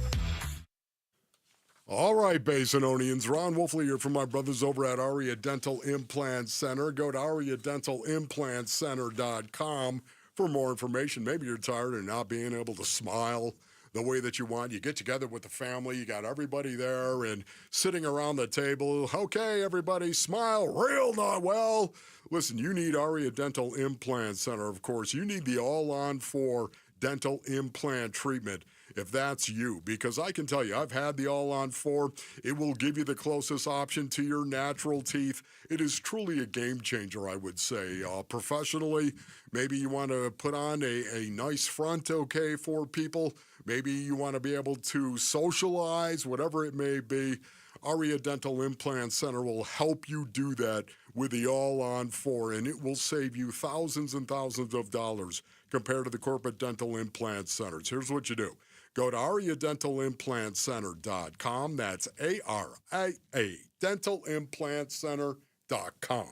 Game day at your place? Feed the whole squad with catering from Spinato's. Crispy Chicago-style pizzas, monster wings, fresh salads, even gluten-free options. And this September and October, don't miss the return of the Wizard of Za, a spicy Chipotle peach pizza paired perfectly with a hazy peach IPA from 100 Mile Brewing. Yeah, you heard that right. Spicy Chipotle peach pizza. I've tried it. It's bold. It's different. Somehow it just works. Whether it's game day or pizza night, make it Spinato's. Order now at SpinatosPizzeria.com. Hey, basketball fans, Tom Chambers here reminding you that just like in a game, you need a solid defense for your home. And that starts with a reliable roof from Right Way Roofing. Hey, Lori, as owner of Right Way Roofing, what sets you apart from the competition? Our team tackles any roofing challenge, from shingles to tile to foam roofing. We'll make sure your roof wins against the toughest opponents: rain, wind, and even those scorching summer days. Make Right Way Roofing your MVP. We're Right Way Roofing and we do it right. We'll always keep you watertight. So my mother is thinking of switching from Verizon to Pure Talk, but she's worried the deal sounds too good to be true. Michael, she said, how can those Pure Talk people offer me the same basic service as Verizon for so much less money? I said, Mom, go ask Google how much Verizon spends on advertising and promotion. A few seconds later, my mother said, oh my goodness, $12 billion a year? That must be a typo. I'll tell you what I told my mom. It's not a typo. Verizon spends $12 billion a year on advertising and promotion, and their customers are paying for it. Well, Pure Talk doesn't spend that kind of money on commercials. Trust me, I would know. Consequently, they can offer you and my mother unlimited talk, text, and plenty of data on a blazing fast 5G network for just $25 a month. Dial pound 250 and say the words Mike Rowe, and you'll get an additional 50% off your first month. That's pound 250 Mike Rowe. Pure Talk. Everything you need and nothing you don't. Everybody, Dan Bickley here, and if you're looking for a meal that's never boring and always packed with flavor, head to Sonic with over 10,000 drink combinations, iconic classics like cherry limeades, tots, and corn dogs, plus new favorites like the Double Sonic Smasher and Groovy Fries. There's something for everyone in your crew. And remember, order ahead with the Sonic app to score exclusive rewards like half-price drinks and slushes. Live free, eat Sonic. Collectors, Front Row Card Show is returning to Phoenix. Join us at the Renaissance Hotel in Glendale on September 20th and 21st. Baseball, football, basketball, and hockey cards. Plus Pokemon, Marvel, Star Wars, and comic books. Beckett, CGC, and JSA will be there. So bring your cards, comics, and autographs to sell, trade, or get them graded. Hundreds of vendors, thousands of dollars in free prizes. Don't miss it. Front Row Card Show, Renaissance Hotel in Glendale, Saturday and Sunday, September 20th and 21st, 11 to 5. For more info, go to frontrowcardshow.com. That's frontrowcardshow.com. When it's time to party, we will party hard. Hey everybody, it's Bernsey. Big 12 play starts this weekend for ASU. So we're going to check in with Athletic Director Graham Rossini today at 2:30. It's the Burns and Gambo Show 2 to 6 on Arizona Sports and the Arizona Sports YouTube channel. All right, the show is loaded up today. Lorenzo Alexander is going to join us next segment for an hour. Our own ASU reporter Damon Allred's going to join us in the 12 o'clock hour. Chris Garagiola is coming down to the studio. We'll talk D-backs in the 1 o'clock hour. Can't wait to see that. Good Chris half hour, walking into the studio. That's going to be really cool. So we're going to have him for a little bit. We got to do our NFL picks as well. Did do Sparky's Den last night with Kenny Dillingham. It was really cool because Shimon Mateer was there, Ramar Williams was there, and then Xavier Guillory, former Sun Devil, who's working his way into the NFL. He's dealing with an injury right now, but it seems like he's on a pretty good path, maybe with the Ravens. Nice. Typically on Thursday, we play a lot of that. Today's show's loaded, so we're going to play more of it tomorrow, I would say. Okay. But just focusing on where ASU is right now, here's Sam Levitt, yesterday, this is from Tuesday actually, talking about the perception of ASU right now. ASU has played 3 games. They've won 2 of them. They've dropped in the rankings every single week. They're underdogs on the road against Baylor. I believe ASU to start the season was one of those teams like, hey, they're going to be favored in every game right now. They're already an underdog. And I'm not saying that that's a slap in the face. I think Baylor's really good. But here's Sam Levitt talking about where his team is right now. Yeah, but is it slept on if you didn't produce anything? So I just like it again because we got to get it out the mud just like it was last year. It's kind of the type of person and player I am. I don't love all the praise. I don't play better like that. I don't work as hard when it's like that. So just kind of understanding that, it kind of grounded me and got me back to square one into my roots and understand why I do this. And it's for myself and my teammates. So I kind of, took out all the crowd noise and lock it in every single week. Oh, that was the early part of that cut once again. Want to play again? It's worth playing again. Basin earnings, listen to what he said in the early part of this. Okay. And also, before I play it, I would say there's something he says in the middle where he doesn't work as hard. In certain, I don't think that's true of Sam Levitt. I've never heard that about him. I've never seen that from him. Be your harshest critic. Yeah, but I'll just play it again. Okay. Because, I think when you're in Sam Levitt's position, you are speaking to a certain extent to everybody. Sure. Yeah, but is it slept on if you didn't produce anything? So I just like it again because we got to get out the mud just like it was last year. It's kind of the type of person and player I am. I don't love all the praise. I don't play better like that. I don't work as hard when it's like that. So just kind of understanding that, it kind of grounded me and got me back to square one into my roots and understand why I do this. And it's for myself and my teammates. So I kind of, took out all the crowd noise and lock it in every single week. Okay, so the question was being slept on. Yeah. And he said, well, is it being slept on if you don't produce? Great answer. See, once again, this is great leadership from Sam Levitt. This is awesome. This is exactly what I want to hear from my team leader. I want to hear that. We've got to produce. It's about doing, not about talking or saying. It's about doing. And we have to produce. And if we're not producing, is it being slept on? Whoever he just called out everybody on his team. Whoever ASU's next quarterback is in the future, I hope they talk and act like Sam Levitt. This guy, I love this guy. This guy, Sam Levitt, I'm a big fan. His leadership, though, he's holding himself to a standard on this that he's going to hold everyone else to. Well, that's kind of where I was going with the I don't work as hard comment that he threw in there. He threw a bunch of stuff in there. And look, Sam Levitt knows himself and his prep better than anybody. He knows it better than even Kenny Dillingham knows it, right? And Kenny Dillingham's probably second on that list. Sam Levitt knows what drives him and when he's had a great practice. You know what I mean? Like he knows all that stuff. So I'm not saying that he's lying. I'm just saying I have never heard from anybody about Sam Levitt that he ever isn't the hardest worker on the field. Yeah. I wonder if some of that is, I got to work harder because we lost to Mississippi State, but also like, by the way, I'm challenging myself to work harder. Everybody else on the team. Bingo. There you go.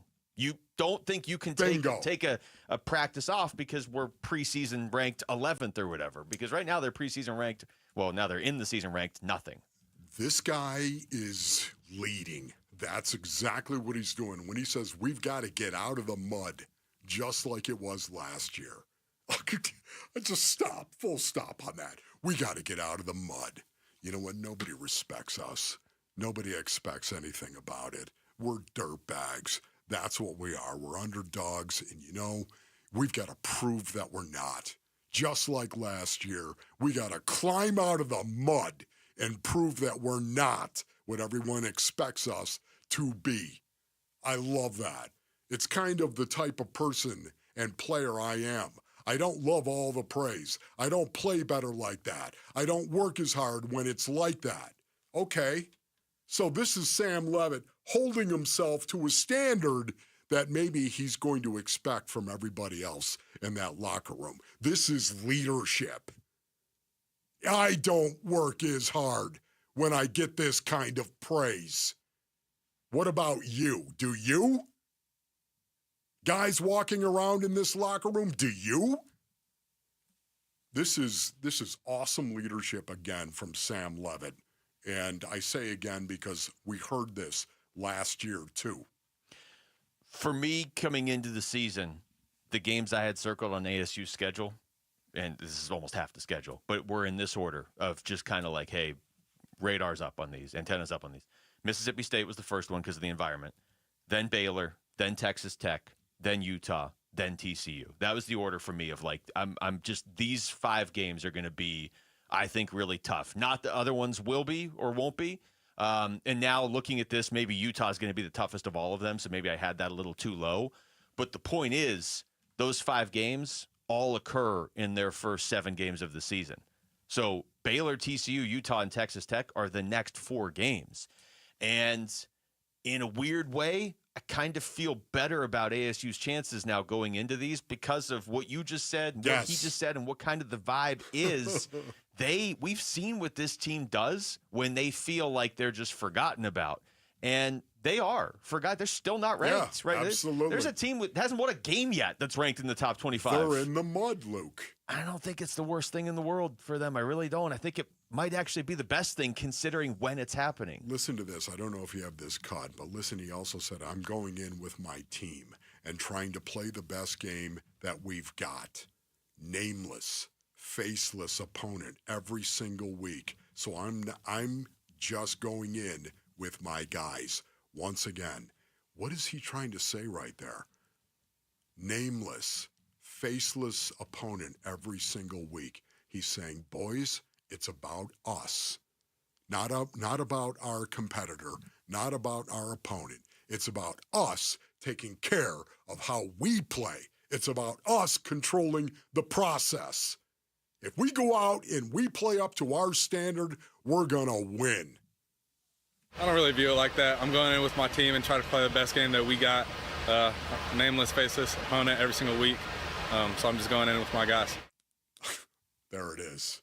What was the answer? What was the question on that? Do you remember? It was either about playing at Baylor or playing against another great quarterback. How it feels to play against another great QB. Man. Playing at Baylor's interesting. Nameless, faceless opponent every single week. It's about us playing up to our standard. And if we play up to our standard, we'll win. His dad went to Baylor for grad school. Oh, okay. I don't think That's what playing at Baylor was. Here, I'll play this one too. Yeah, my dad went to grad school there. Parents lived there for a little bit. Brother was born there, so I've never been there. It's going to be cool to go back and see the place I grew up.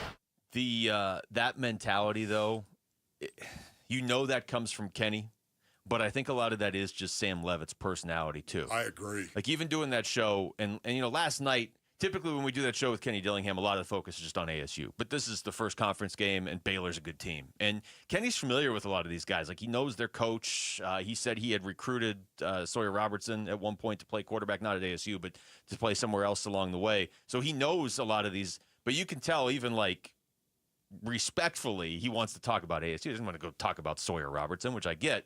But this is going to be a fun game on Saturday. And this could be a high-scoring game if Baylor has their way, or it could be a nice low-scoring game, lower scoring if ASU has their way.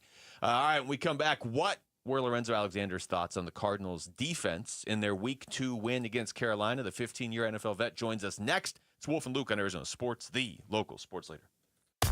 D-backs decision makers from the team's front office join Wolf and Luke Wednesday mornings at 11:45 for D-backs Front Office Focus. Brought to you by Canvas Annuity. The home of Arizona Diamondbacks baseball is Arizona Sports 98.7 and the Arizona Sports app. All right, Basinonians. Ron Wolfley here from my brothers over at Desert Institute for Spine Care, also known as DISC. As a former professional football player, I've suffered a lot of damage, of course, to my back, my neck, my spine. And the spine surgeons at DISC, they have helped me in the past, and I give them my highest recommendation if you're battling spine or back issues at all, brothers. I can tell you right now, people from all over the world, they come right here because of DISC. That's right, all over the world.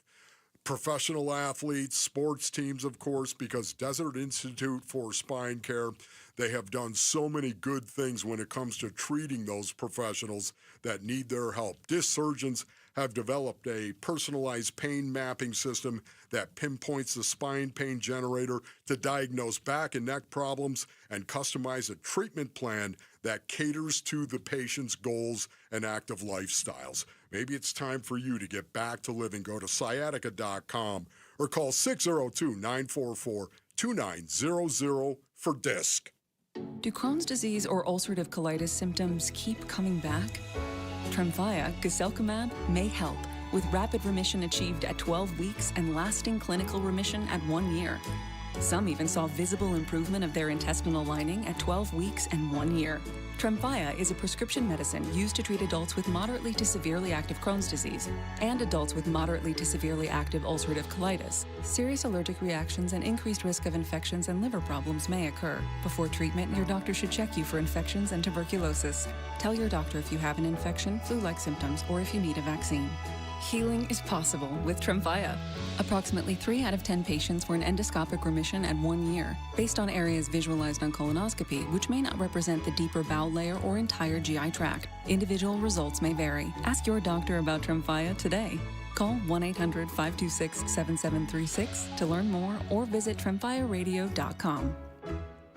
Hey, it's Vince Marotta here for Earnhardt Buick GMC in Mesa. That's where General Manager Brad Gunlickson and his team are kicking off a fall savings push with deals you've got to hear about. Get a low 0%, yes, 0% APR financing rate now on select 2025 GMC Sierra 1500 trucks and Hummer all-electric SUV and pickup models with approved credit. And don't forget, there's still time to take advantage of the $7,500 EV federal tax credit. But hurry, when September ends, so does this offer. So stop in and take a look at their huge inventory of award-winning Buick and GMC models and experience their no-bull way of doing business that's made Earnhardt a trusted name in automotive for over 74 years. All this and more at Earnhardt Buick GMC in Mesa or online at earnhardtbuickgmc.com. We are professional grade, and that ain't no bull. Most new vehicles include a $998 no bull protection package as an added benefit. After all applicable incentives on select models, APR terms limited through GM Financial. Not all will qualify, plus tax, title, license, and $599 doc fee. See dealer for details. Offer ends 9/30/25. A lot of personal injury lawyers make claims about how good they are. But how do you know who's the best? Who will fight to get you the money you deserve? At Berg Simpson, we don't rely on simple claims like other firms. We have 28 best lawyers in America, 17 super lawyers, and we're one of the National Trial Lawyers' top 25 most influential law firms. Compare us to other firms, then call Berg Simpson. If you've been injured, call Berg Simpson for free now at 602-777-7000. BergSimpson.com. Good lawyers, changing lives. This holiday season, elevate your event at Talking Stick Resort. From breathtaking views and a world-class golf course to 113 square feet of flexible event space, every detail sets the stage for an unforgettable holiday party. Whether it's cocktails under the stars or a fully produced banquet with state-of-the-art AV, Talking Stick has it all, plus a luxurious spa for next-day recovery. Secure your celebration today. Talking Stick Resort, Scottsdale's premier destination for celebration. Life well played. Hey, it's Gambo, and I'm proud to announce Sanderson Ford has teamed up with Arizona Sports as the tailgate sponsor of all football home games. Show up and tailgate in style in a new Ford F-150 STX Super Crew truck for only $44,899. Sanderson Ford is all about football and supporting our troops by providing seats for soldiers at every home game. Go online at SandersonFord.com for more info. This is Sanderson Ford Country. KMVP FM Phoenix, live from the Casino Arizona and Talking Stick Resort Studio. Arizona Sports, the local sports leader. I'm Jesse Morrison with Trending Now, presented by Parker & Sons, heating, cooling, plumbing, and electrical. According to the Post and Courier's Scott Hamilton, Arizona State and Kansas are close to an agreement to play a football game next season at London's Wembley Stadium. Per On3's Brett McMurphy, the game would be played September 19th, 2026. There has never been an FBS football game played in London. The Arizona Diamondbacks got 9 shutout innings from Brandon Pfaadt yesterday, but were unable to come away with the victory. They fell 5-1 to the San Francisco Giants in 11 innings. The D-backs postseason chase continues tomorrow at home against the Philadelphia Phillies.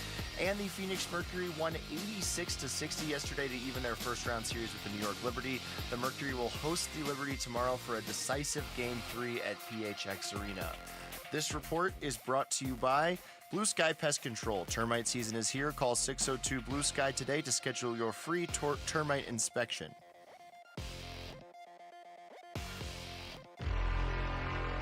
Arizona Sports, the local sports leader. The energy and passion he brings to the game is something I think that's contagious. Intercepted by Lorenzo Alexander. Now he laterals to Aqib Talib. You talk about a great pro that you wish every one of your players would emulate. He's one of those guys, he's like a lunch bell guy. That blue-collar appeal to coming to work. He's going to outwork you every single play. 15-year NFL veteran Lorenzo Alexander joins Wolf and Luke to give us the lowdown on the Cardinals and the NFL. Driven by Sanderson Ford. Hour number 2 of the show, live from the Casino Arizona and Talking Stick Resort Studios. Wolf and Luke, Lorenzo Alexander is here for the next hour for the lowdown, heading into week 3 of the NFL season. Zoe, what's going on? I'm good. Glad to be back in studio as normal. You know, God was willing to bring me here today, so it's good. Amen. You just never want to take things like that for granted. Right. So I'm good. My daughter started flag this week. I was just talking to Wolf about. They beat Mesa on Tuesday night, so it's good to see her back out there for her senior year. She didn't get to play her junior year, and just really cool to see her thrive and really enjoy being around the game. You know, and I think it's just so smart, like Wolf was just saying, at the NFL and especially here, the Cardinals, and I think Mr. Bidwell does a really good job as far as investing, highlighting it, elevating it, right? And so you'll have people out there. Have you called a game yet, Wolf? I have, as a matter of fact. You know, doing stuff like that to really make it feel up to par with the boys, because there's some great athletes out there. And it's going to be interesting to see over the next couple of years, obviously with the Olympics and some of the other stuff. But just as hopefully some of these D1 schools come online, there's some great coaching and stuff going on like the NAIA level. But this hopefully it'll become more of a mainstream thing on the next level as well. Yeah, that's you have a football family, which is not a shock. But you're like fully in it right now. It's great. Funny the way that works. Yeah, how ironic that is. So the game on Sunday, Cardinals win 2-0. Right. 34 of 37 snaps at one point. The defense was on the field, kind of had to hold on. They did, thanks to Calais Campbell. Yeah. Where do you even start with that game? Because it was a win that kind of felt like a loss, I think, to a lot of people. But it's still a win as you get further from it to 2-0. Yeah, I think Wolf always says it best. It's a lot of times it's about the how. And it does matter, right, that you won the game. That's the ultimate goal. But the way they're playing right now is not conducive to consistently win. And that's really the ultimate goal, to get to the playoffs, not just win against teams that you should beat, but how do we start developing and putting ourselves in a position to where we can sustain winning, and when we play against better teams, we're in a better situation to win those games, because right now there are some things that are coming up, you know, whether it's penalties, inability to rush the passer consistently, inability to run the ball effectively. There's just, you know, not executing well, missing blocks, blowing coverages, things that will eventually, at some point, when you play against a legit team, like a 49ers team, right? Yes. And we know that they're injured, but they're much better still than the Saints, right? Much better than the Panthers. And that's when those games, those issues, they're going to be L's instead of W's. So, Zoe, when you look at all three phases of the game for Big Red, when you look at offense, defense, and special teams, where does your mind go? Where do you start in regard to, man, they got to get better? Each phase? No, I'm just saying, which one? What sticks out to you more? Right now, it has to. If I'm looking at, especially when I'm looking at the play differential, right? When last week I think the defense was out there, 60, 70 plays, offense 44. It has to be in the run game and be able to extend drives and create more opportunities for the offense to get out there so that you can spread the ball around, right? But it starts with the run game and getting James Conner going and not necessarily feeling like you have to get cute. There was a series, and the play itself was a good play. MSJ ended up dropping it, right? So great call, but they ran the ball. I think they got like 4 or 5 yards. Ran the ball again, got a first down. Then they want to pass it. No! Keep running that thing down their throat. Just keep running it, right? It's something already contingent. Don't try to outsmart yourself. Just keep running it. I tell people, well, we got to get smart, and they think we're going to run again. I tell you this. I've been on a couple of defenses where this has got done to me. Playing, one time was the Ravens, but the one that's most vividly is Drew Brees, right? One of the greatest quarterbacks ever. And they had Mark Ingram, and Kamara was on that team too. They ran the ball 22 straight times. 22. Oh. You stop it. And if you don't, we're going to keep running it. Yeah. We didn't stop it. Yes. Where was I? Yes. I mean, why didn't I know? 22. 22 down the field. We scored. We just going to keep running until y'all stop it. Y'all can't stop it. So I think sometimes and like I said, it wasn't a bad play call, it just wasn't executed well, right? But sometimes I think we get a little bit too cute or try to do something and they think they're ready for the run. He goes to, I'm gonna hand it back to James. Keep giving it, because they're really close in the run game. You know, right now they're missing those explosives that takes it from, I think they were 3.7 to takes it into that 4.5 area, where if you get one or two more explosive plays, 'cause that's typically what gets you from, you know, that kind of okay to like, okay, they running the rock. It's a couple of more explosives in there, you know, the 15-yard runs, and then maybe you get a 30-yard run. Right now they're kind of struggling getting to that next level and then breaking out. They've had a couple, but just not enough to like really say they're running the ball well. And then it's been somebody different too each time in the run game. It's not just one person. You got, you know, especially when you have Tip Ryman out. You know, obviously Hernandez is not quite in there yet, and so you have guys that, and it's a different. Last week it was a lot of the tight ends missing blocks, even Trey missing blocks in the run game. You're like, man, the O-line ain't doing well. No, it's more than just the O-line. It's the collective not doing it to let these guys get out. And then as a running back, then you start kind of second, it's not, and then you end up bouncing it, right? Because you don't trust it that it's going to be there. Right. So it's a little bit of this, a little bit of that. That's in my mind. That's kind of slowing down that run game, which is, I think, the crux to everything. Yeah, and don't forget about the fullback as well. Okay, I'm just saying. Who is the fullback on this team? Little belly 34. Yeah, is belly it somebody that we can get at that? You know, little 10 and 11 trap. You know, don't forget about a lot of people don't know about Ron Wolfley. This guy is the best fullback in the National Football League. That's so out of man, context. That sounds just like you right there, man. Just constantly talking about how great you are. Luke, what is your question? No, I still want to know where that cut came from. No, you were kind of already talking about this, though, but that's something they were good at last year, and they were good at the year before. Even when they were struggling in other areas, they were good at running the ball. And most of those guys are back this year. I know now some of them have been out with injury. Mm-hmm. Is that something that you think just comes back as guys get healthy, or is this a deeper problem?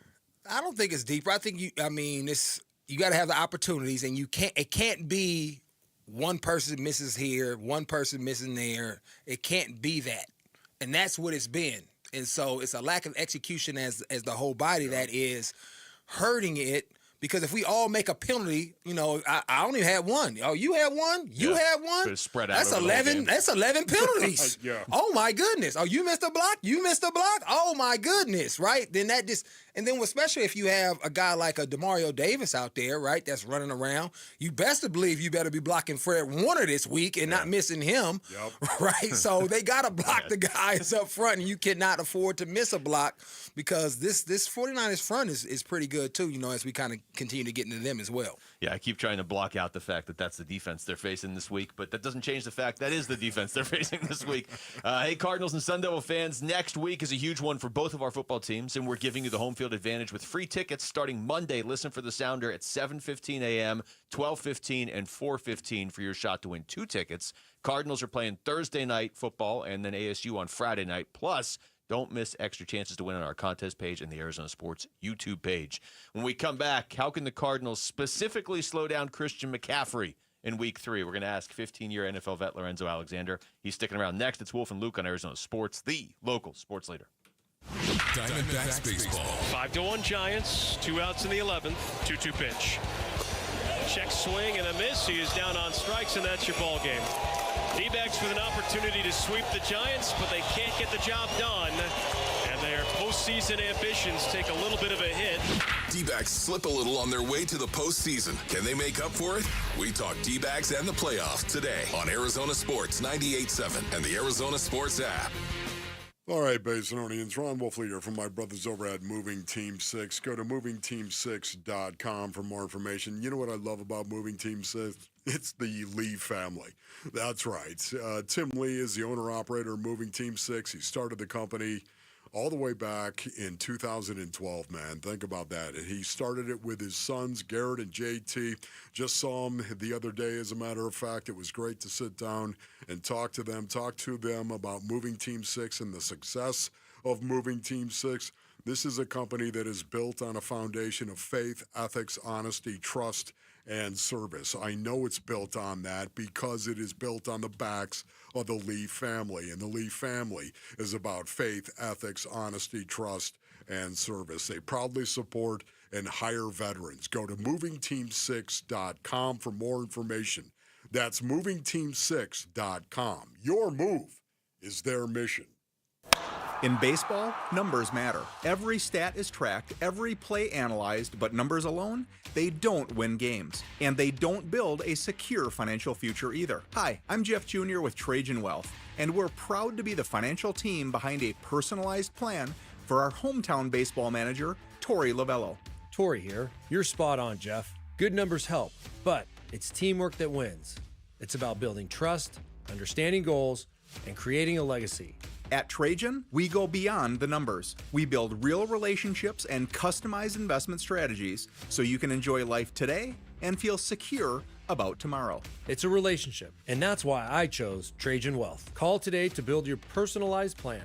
480-990-3300. That's 480-990-3300. Trajan Wealth. Plan smarter, dream bigger. Advisory services offered through Trajan Wealth LLC, an SEC-registered investment advisor. Paid advertisement. Hey folks, Vince Marotta here for Earnhardt Ford in Chandler. That's where my buddy and general manager John Nissen and his team have got fall savings you got to hear about. Roll out now with 0%, yes, 0% APR financing for 72 months on the amazing 2025 Ford Mustang Mach-E. Plus get $1,000 Ford bonus cash towards your purchase. Or bulk up to a full-size F-150 truck at a low rate of its own, plus $2,750 in Ford bonus cash. And that's on the powerful XLT model with a 2.7-liter, 325 horsepower engine. You want more? You got it. Check out their huge selection of 2025 Escape SUVs starting at only $22,995. Just stop in and tell them I sent you. All offers do require approved credit, and they've got the no bull deals you've been waiting for. Check them online at EarnhardtFord.com. Most new vehicles include the no bull protection package as an added benefit. $699 for cars and SUVs, $1598 for trucks. After all applicable offers, 0% APR is $1389 for 1,000 finance. For well-qualified customers through Ford Credit, plus tax, title, license, and $599 doc fee. See dealer for details. Offers end 9/30/25. Get in the zone, AutoZone. Summer's almost over, but the heat is pressing on. If you've got battery trouble, stop by AutoZone for free battery testing. It may just need a charge, and we'll do that for free too. If you do need a battery, we've got options starting at just $89.99. And we'll recycle your old battery for free. Now that's a strong start. Don't miss the end of summer sale.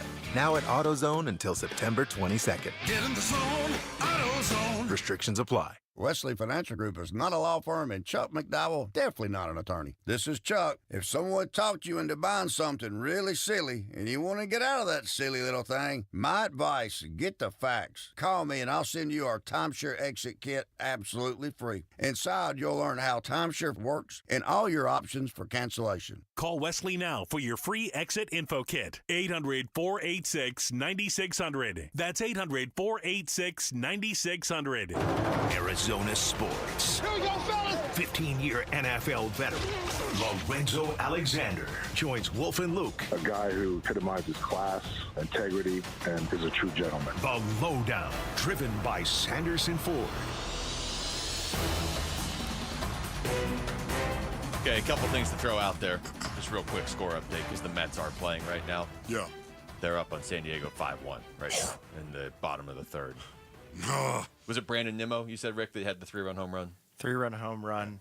Okay. Now there's 2 outs in the bottom of the third. Jeff McNeil up. It's still early, though. San Diego not really giving us a lot of help. I feel like we've helped San Diego in the past. Padres. Maybe this is payback for all of us going to their city in the summer and just taking over. And maybe that's what this is. One other game, too, from this is, I would assume you guys both remember this game. Patriots-Bills, December 6th of 2021. Yes. And it was, bad conditions, Monday Night Football, Orchard Park in December. 49 plays for the Patriots, 46 of them were runs. I remember that. Yes, I remember that. So I don't know how much of that was it's working for us or Mac Jones was the quarterback. That's why I bring it up for the Patriots. It's very early in his career. I just don't remember 22 consecutive runs. How demoralizing that had to be. For sure. The 49ers aren't going to have George Kittle. They probably won't have Brock Purdy, although he hasn't been ruled out. But, Zoe, they're going to have Christian McCaffrey. And I'm sure you faced this guy a few times. And he's a Stanford guy, and you're a Cal guy. Yeah, so you're already CMC's all right by me. Great player, obviously, and what he's able to do. Obviously the only Achilles heel that he has is that he gets hurt often. Yeah. He's healthy right now. Even though coming into the season he was a little bit unsure as far as, what that looked like. And so there's a couple of ways that you have to stop him. And really I probably see it in three ways. First, you got to get bodies to him, right? You have to physically try to beat him up by having multiple bodies at the football when he catches it, because one, even sometimes two dudes, he can make miss and go about his business as usual just because he's that special type of player. I would say even before then, though, is the defensive line has to dominate up front in terms of making him have to cut before he wants to, right? Because, the Kyle Shanahan, I play for Mike Shanahan, and Mike, and it's a Shanahan system. Yeah. It's this system that everybody else runs, but nobody can replicate. But I'm pretty sure Kyle is the closest to Mike that you're ever going to get, though, right? And that's from when Mike was my head coach, and he got up and put his stuff on the board. This is the Shanahan system, not the West Coast offense. Shanahan system. With the zones, the sift plays where people are going back and forth, where they're trying to get you to kind of slow down and play lateral and playing soft. The ultimate way you beat that is being vertical at the line of scrimmage, knocking guys back. And now you probably not going to do that to Trent Williams. I know he's not 100%, but watching the film back last week, the Saints, they had some dudes that was flying around, and especially on that interior when you're looking at Jake Brendel, their center, and their right guard, Dominic Pooney, I'm guessing that's how you say it. Those guys look like they could be potential fishes, right? I haven't watched enough film to say that's who they are. Yeah. But they had some plays where they were in the backfield getting pushed back, and that's the other way you stop Christian. Don't let him get going. Yeah. And then lastly, I would say from a schematic standpoint, understanding where he lines up and knowing that because some of these other guys are out, as you mentioned, that they're trying to get him the ball, and I'm talking about critical situations. Last week, red zone, they go empty. He's lined up at number 3. The Saints have to know that they are going to him in some way or fashion, and he was like single covered. That's when you have this package where we used to have was star, in this case it would be star 23. So we would have a packet. If he's in the backfield, this is what we're doing. If they go empty and he's at 3, this is who's guarding him. If he's at 2, this is how we're double teaming him. If he's at 1, and so you have, because that's who they're going to feature, no matter what, regardless of whoever else is out there, even more so now, you have to have a package schematically where you can take him away, and especially Mac Jones.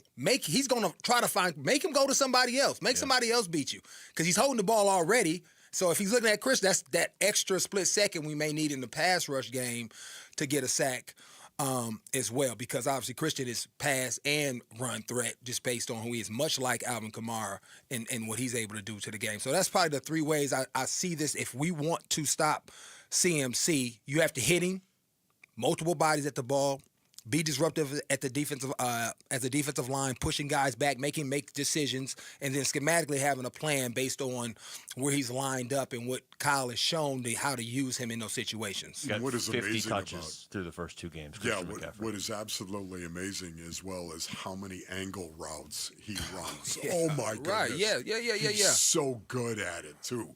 This is something they move him all over, whether it's from the backfield or they'll move him on off the wing, put him in the slot, whatever it is. Right. He's coming across the middle so much of the time. He's the best at it as far as running that angle route.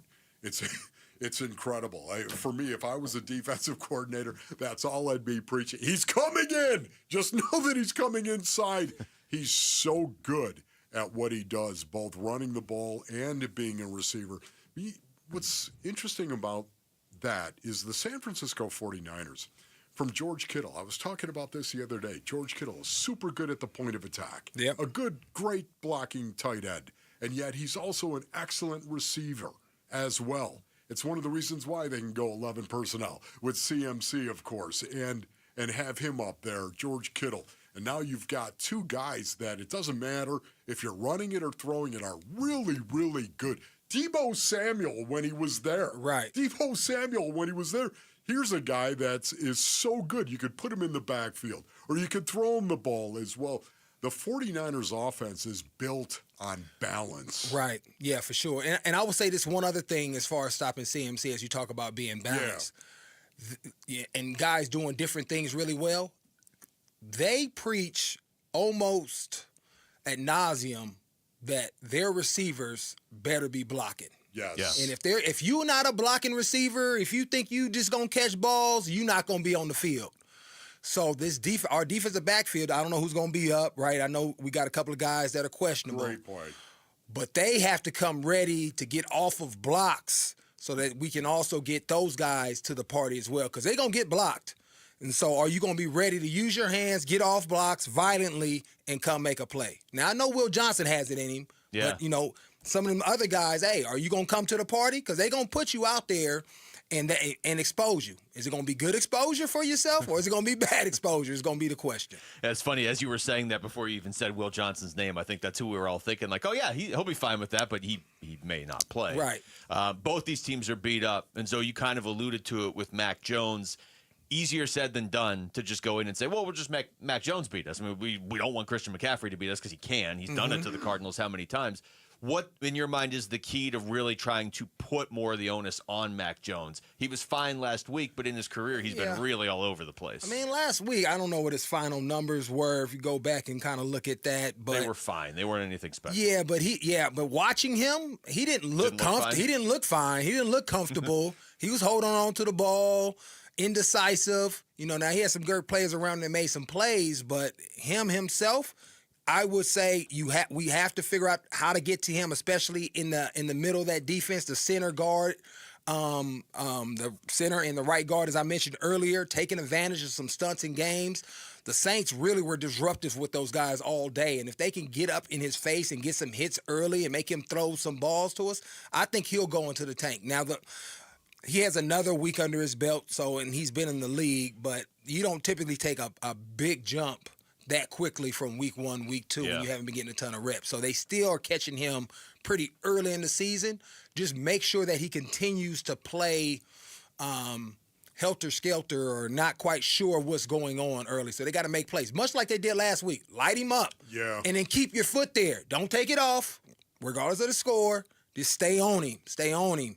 And I think that'll be a big advantage throughout this game. I really think Kyle Shanahan, too, it's the Kyle Shanahan factor in him mentoring Mac Jones. Yeah. If indeed it's going to be Mac Jones. Right. There's still a question that is out there, and this is something that I'll ask you when we get back, because I need to ask him this. Okay. And I need to ask him this on the air before we start our third segment with him. This is the ultimate tease. I don't even know what you're going to say. Yeah. I need to ask you this one question, and it's a burning question, and I'll do that when we come back. Take us with you wherever you go. If you can't catch us live, find us on demand on the Arizona Sports app, on arizonasports.com, or wherever you get your podcasts. The Wolf and Luke Show podcast is brought to you by YRefi. Don't let private student loan debt ruin your life. Go to YRefi.com. That's YREFY.com. When we come back, Wolf will ask the greatest question ever asked in the history of questions, and Lorenzo Alexander is going to have to answer it. It's Wolf and Luke on Arizona Sports, the local sports leader.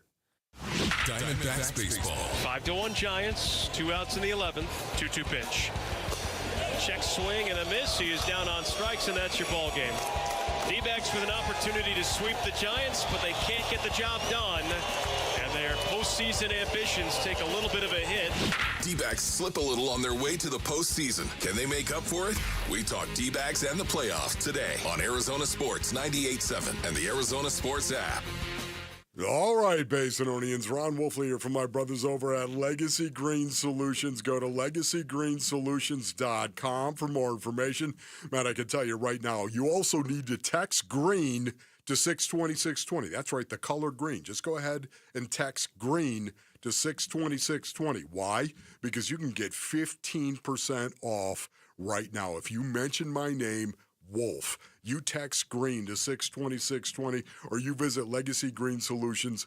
wolfleague.com, and you're going to be able to see that. Listen, I can tell you right now, they came over to the Wolf League compound, and they hooked us up with artificial grass in the backyard. And these guys are the real deal, man. They're family-owned and operated. They've been in the basin for over 25 years, voted best of the valley. Legacy Green Solutions, they use premium American-made turf with certified installation that looks and feels like natural grass, man. It's cost-effective and professional. Text GREEN to 620-620 and mention Wolf to get 15% off, or go to LegacyGreenSolutions.com. Hey, my Ford Edge. It's my daily driver. Game day, every day. Paul Calvisi here. Built Ford tough. Built football tough. Our Desert Ford dealers, they're an official partner of the Arizona Cardinals. In fact, if you want to really enjoy tailgate season, take the Legend, the F-150, work truck or weekend warrior, the Ford F-Series, just America's best-selling line of trucks for 48 years running now. Yet the time is now when our Desert Ford dealers, they're giving us 3.9% Ford credit financing for 60 months, plus $2,750 in retail bonus cash on a 2025 F-150 XLT 2.7-liter. Hey, you're thinking SUV? Lease a Ford Bronco Big Bend for just $469 a month for 36 months, plus you Jeep owners get $2,000 cash back. Or lease a Bronco Sport Big Bend for just $369 a month for 36 months, and Jeep owners get $1,000 cash back. But hurry, it all ends September 30th at our Desert Ford dealers. Click buyfordnow.com. Construction managers, you prioritize safety with hard hats and gloves and harnesses, but there's another tool to add to your first aid kits: naloxone. Naloxone reverses an opioid overdose and saves lives. Not only are construction workers at a greater risk of an opioid overdose than people in other occupations, but many overdoses occur in or near job sites. Provide access to naloxone and protect your workers. Together, we can build a safer future. Visit naloxoneaz.com. That's naloxoneaz.com. As the old saying goes, size matters. At Morgan & Morgan, we have over 1,000 lawyers and nearly 6,000 people on staff. But at the core, this is and always has been a family business. Our family watching out for your family. Call us or email us 24 hours a day, 7 days a week, even on a Saturday or a Sunday. And if you ever have a problem, call our mom. Morgan & Morgan. For the people and your family. Injured? Dial Pound Law or visit forthepeople.com for an office near you. Dave Burns here with Jimmy V, founder of V's Barbershop, where you can always count on a great haircut or a hot lather shave. 25 years, and you walk into any of the V's now, nothing's changed at all, in the sense that they're all aligned the same. They all look like old-fashioned barbershops. It's the best barbers in town. The smell of the tonic, you talk about nostalgia. Every time I smell the tonic, I think about being inside a V's Barbershop. It is amazing how when you walk into one, it's almost exactly the same experience as you would have gotten back in 1999, and that's a real testament to what you've built. The barbershops were in a bad place when we started, and we changed the model completely in 99, and we're proud of that. We did our part in dusting off the barbershop model and making it better. I want it to change with the times, but I want it to be something that's so familiar that people just look at it and go, yes, that's a V's. It's true. The more things change, the more things stay the same at V's. Book your appointment today at vbarbershop.com.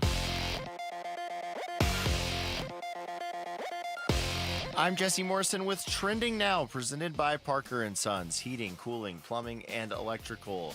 According to the Post and Courier's Scott Hamilton, Arizona State and Kansas are close to an agreement to play a football game next season at London's Wembley Stadium. Per On3's Brett McMurphy, the game will be played September 19th, 2026. There has never been an FBS football game played in London. The Arizona Diamondbacks got 9 shutout innings from Brandon Pfaadt yesterday, but were unable to come away with the victory. They fell 5-1 to the San Francisco Giants in 11 innings. The D-backs' postseason chase continues tomorrow at home against the Philadelphia Phillies. And the Phoenix Mercury won 86-60 yesterday to even their first-round series with the New York Liberty. The Mercury will host the Liberty tomorrow for a decisive Game 3 at PHX Arena. This report is brought to you by Sanderson Ford. Sanderson is the #1 Ford dealership in Arizona for sales and customer satisfaction, located on 51st Avenue just south of Glendale and online at sandersonford.com.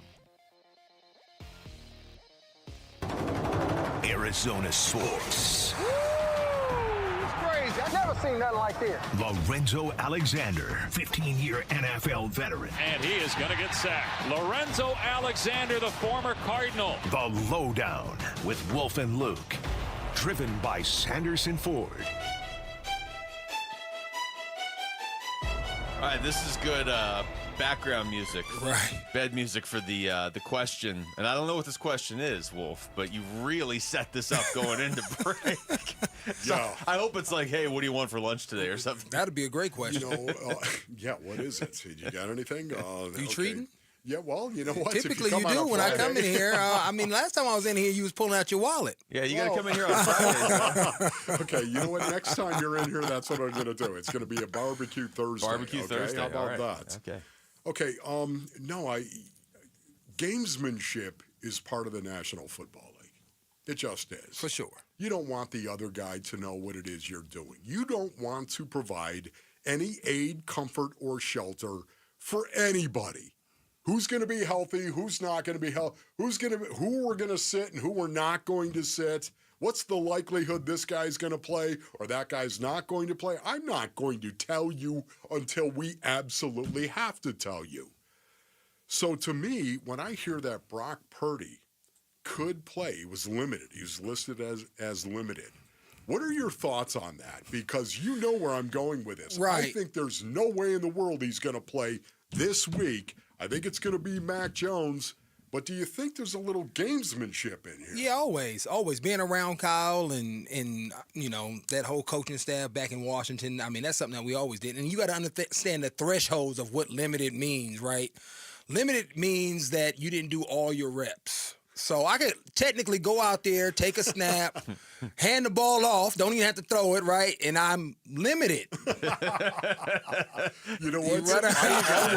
I always had the limited Yeah, tag me on it. too. You know, every week, you know, he sat down. This is a vet day, but I was on there. It's questionable. You know, now he's gonna play. You know, certain guys you just gonna play because he's always on there. But the thresholds, it allows coaches to do that gamemanship because it's not like you have to do a ton to be considered limited. It's just not doing your full rep count that you typically would do. Is there any benefit whatsoever to them saying, you know what, yeah, Brock Purdy, he's in the mix to play this week? What is the benefit to the 49ers that suddenly you might leak that out there and you're talking about it and the Arizona Cardinals have to prepare for it? If it was someone whose game was significantly different, I think Mac Jones and Brock are very similar.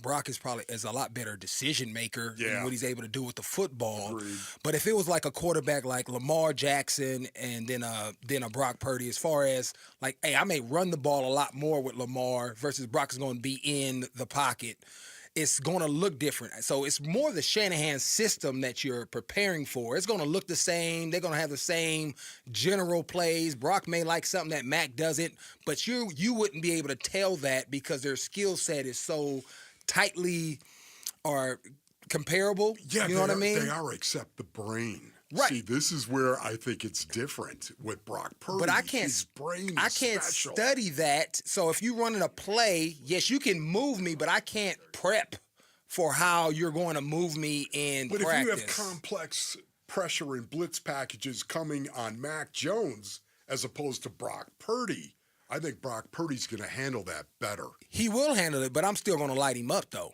I mean, you still have to move guys off the spot. Now, I may not do it as much, but I'm still going to have pressures that beat their protections because the protections won't change. The quarterback that's handling them, to your point, that will change. So maybe I'm a little bit more strategic in terms of when I run it. Maybe I'm lighting a Mac Jones up every, 3rd and 5, 3rd and 6. I'm lighting you up versus Brock Purdy, 3rd and 5, he's going to get the ball out of his hands quick. Maybe I have to take it up to 3rd and 7, 3rd and 8 plus. Right. So I think it becomes more strategically for the coordinator versus the actual player when those guys are very similar as far as what I'm going to see in terms of play structure and things that I have to actually defend. Okay. Does that make sense? Yeah. You know what I mean? Yeah. It's basically Brock Purdy in theory, is just going to run a better version of what Mac Jones is going to run. Correct. But correct. It's not like a totally different look. Yeah, and so I may be a little bit more strategical as far as how aggressive I actually want to be in certain situations, because now I have a top tier guy versus an average guy that's back there in terms of what they've shown us. I'm still on your limited definition. I'm realizing I've gone through most of life limited. Most people, you're not alone. You know, you're not cut like Ron Wolfley, who goes everything like he's run down on kickoff, running through dudes every day. Hey, it's every day. Than being listed as questionable. That's true. At least I haven't had to go through Wolf is questionable. Okay. Next. Well, speaking of the injury tags, since we're kind of on this, let's just go here now. So the Cardinals secondary is the cornerback room, not the safeties, but the corners in particular, very beat up, but maybe not as beat up as we were anticipating coming out of that game on Sunday. Will Johnson didn't practice yesterday. We haven't got the official injury report for today yet, but Will Johnson didn't practice yesterday, and Max Melton was limited, and Garrett Williams is on IR, not necessarily done for the year. But when you have guys like that, I'm guessing at least, obviously Garrett Williams is going to play. I'm guessing either Max Melton and or Will Johnson aren't going to play. How difficult is that as a defensive player to step in when your number's called and you're on the big stage and it's already, these other guys have already been going for a couple weeks? So I feel it's much harder to do in game, right? Because you haven't gotten the reps, you haven't done the communication now, and you got to go out there and just flow and try to make some plays happen, because you just haven't had that reps and the visuals. Okay, I can be smarter, I can add that dynamic. A lot of times just being really athletic, and some guys go out there and make plays because they can't handle both, right? And that's maybe one reason why they're not a starter. Yeah. Now, for me, I wanted to have the whole week, because I was this guy. I've had to step in. I've had to then that next week prepare like I was a starter, because when you're like the Mike linebacker or safety and I got to make the close call, I got to make checks, I got to communicate to guys, I wanted that full week of that preparation, and that was the only way I could do it. But some people can't handle that. They must just be thrown in it, right? They're not thinking much like a quarterback in 2 minutes, right? A lot of quarterbacks start freeing up in 2 minutes because it's coming really quick. Don't have to think. Yeah. Looks going to be real basic. Boom, boom, boom, boom. Right? I'm getting the ball out of my hands. We have a mission and goal right here at purpose. But if I got, it's, middle of the game, situational, 3rd and 7 here, and it's everything is slow, and I know it's coming. I have time to think about it. They kind of freeze up. Why are you holding the ball now? Why does it look so different, right? It's like those little mental things that are crazy. So it just depends on how these guys are built, right? Like Keitrell Clark, I really liked him last year. I thought he was doing some good stuff early in the season, and then obviously as the season progressed, whatever happened, and he wasn't out there the same. And so I don't know if he's one of those guys where as the season compounds and things become more mental, like it becomes less about your athleticism and more about, hey, how am I going to defend this matchup? What is the cause that we're going in with this game plan? Because it switches drastically from week to week. A rule that you had in week 1 could be significantly different, could be the opposite in week 4, just depending on who you're playing. And can I handle those adjustments, right? Yeah. And it's really hard. And when you don't have the expectation because you just got thrown in the middle of the game, now you have a whole week to prepare, and now you have an expectation to perform because, hey, we prepared you, right? I'll give you a little grace because we just threw you out there to know it's going to happen. That is another layer of pressure that some guys can handle and some guys can't. So it'd be interesting to see what happens. I want to see these guys obviously step up and be able to make these plays. They did a really good job last week. Cottrell made a couple of plays that really helped the Arizona Cardinals win. Yeah. Right? Can he carry that confidence and now a week of preparation and do the same thing? And it was, 3/4 of Carolina finding Denzel Burke and making sure Teteroa McMillan was around him at all times, which that's what you were talking about, getting thrown in the middle of the game. You didn't expect to be playing that much. And you're playing against one of the best young receivers in the game. Yeah, that dude dude big and smooth. Good, It makes zero sense to me why U of A was so bad with him last year and how they're now winning this year without him. I mean, I know some of that's scheduling and it's a different year and everything, but you would think that guy alone would win you 4 or 5 games. All right, when we come back, we've got 10 2-0 teams and 10 0-2 teams around the NFL. So we'll get into which one of those we are buying as really good or really bad, or who still has a chance that maybe doesn't look as good early on this season. 15-year NFL vet Lorenzo Alexander is going to stick around for more next. It's Wolf and Luke on Arizona Sports, the local sports leader. tomorrow afternoon at 2:30. Burns and Gambo talk Diamondbacks baseball with D-backs manager Torey Lovello. Brought to you by Estrella Jalisco. Don't miss Burns and Gambo with the skipper. 2:30 tomorrow afternoon. Listen on the Arizona Sports app at 98.7. All right, Basinonians. Ron Wolfley here from my brothers at Desert Institute for Spine Care, also known as DISC, ladies and gentlemen. Let me tell you, as a former professional football player, I have had a lot of damage to the back and to the spine, and I highly recommend that if you've got any issues whatsoever, you go to Desert Institute for Spine Care as well.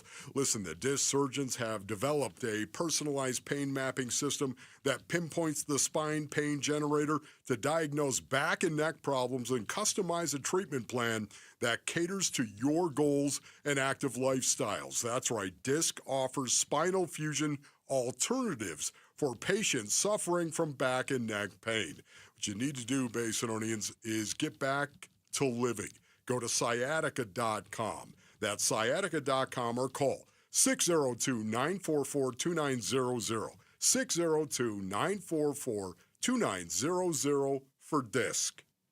Toyotas are always a great value. Choose from best-selling models like Camry and RAV4, or rugged and dependable trucks like Tundra and Tacoma. Visit your Valley Toyota dealer today. Toyota, let's go places. So my mother is thinking of switching from Verizon to Pure Talk, but she's worried the deal sounds too good to be true. Michael, she said, how can those Pure Talk people offer me the same basic service as Verizon for so much less money? I said, Mom, go ask Google how much Verizon spends on advertising and promotion. A few seconds later, my mother said, oh my goodness, $12 billion a year? That must be a typo.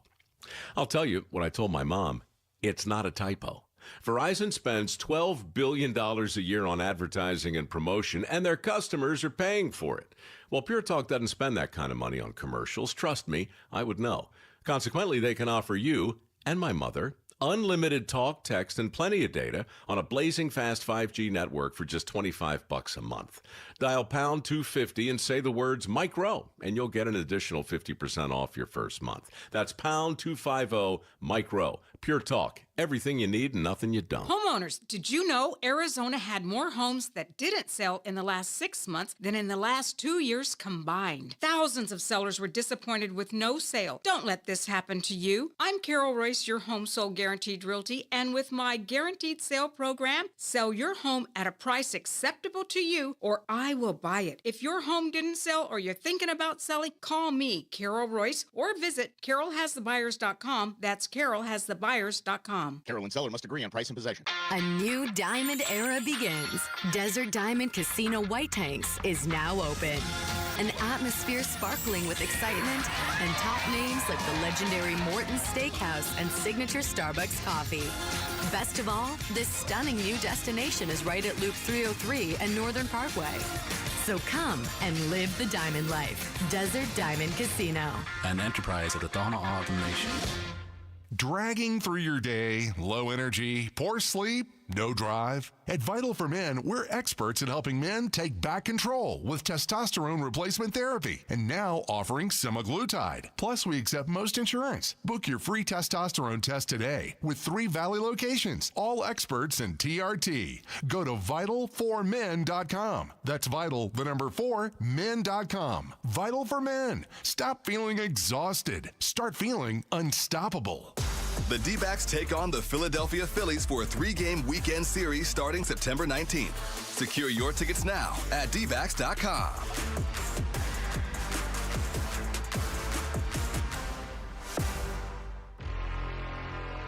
Arizona Sports, the local sports leader. The energy and passion he brings to the game is something I think that's contagious. Intercepted by Lorenzo Alexander. Now he laterals to Aqib Talib. When you talk about a great pro that you wish every one of your players would emulate. He's one of those guys, he's like a lunch bell guy. That blue-collar appeal to coming to work.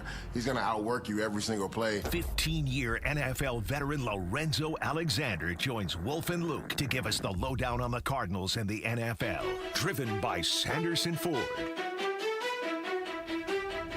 All right, we got Thursday night football tonight. from Orchard Park. Dolphins, Bills. Dolphins 0-2. Buffalo 2-0. We've got 10 0-2 teams, 10 2-0 teams. But Wolf, you said during the break you have this crazy stat you want to throw at us. Yeah. Do you want me to set up the teams first, or what? I don't know what the stat is. Yeah, no, I'll just go ahead and I'll dump this on you right now. There are 15 teams that are in the plus column of the turnover margin. 15 teams are in the plus column, okay? One team has a losing record of those 15 teams. Stop and think. Now a lot of them are 1-1 on the season, but it just, once again, it highlights the stupid turnover margin and how critical it is that you don't turn the ball over. Correct. It's incredible. I mean, I'm not shocked at all. Doesn't matter what age you're talking about, 20 years ago, 40 years ago, today, it doesn't matter.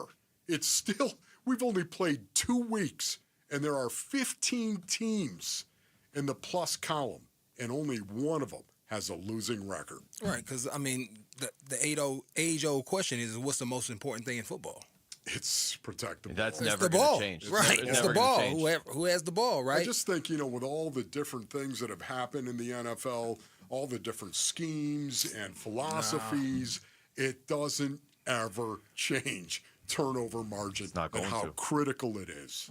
It was interesting you say that today, because doing that show yesterday with Kenny Dillingham, he brought up how he doesn't measure his team's offense in terms of points per game. He measures it in terms of points per possession. Right. And you start to really look at it, and you guys, I mean, I'm sure you're already there, but it's just like, you expect to have 7 or 8 or 9 possessions a game or whatever, and if 2 of those are gone because you turn the ball over, that's it. All these games are close in the NFL. They're all close. Even these games that were supposed to be blowouts, they're almost all close, unless Detroit puts up 52 or whatever like they did. But who's the one team?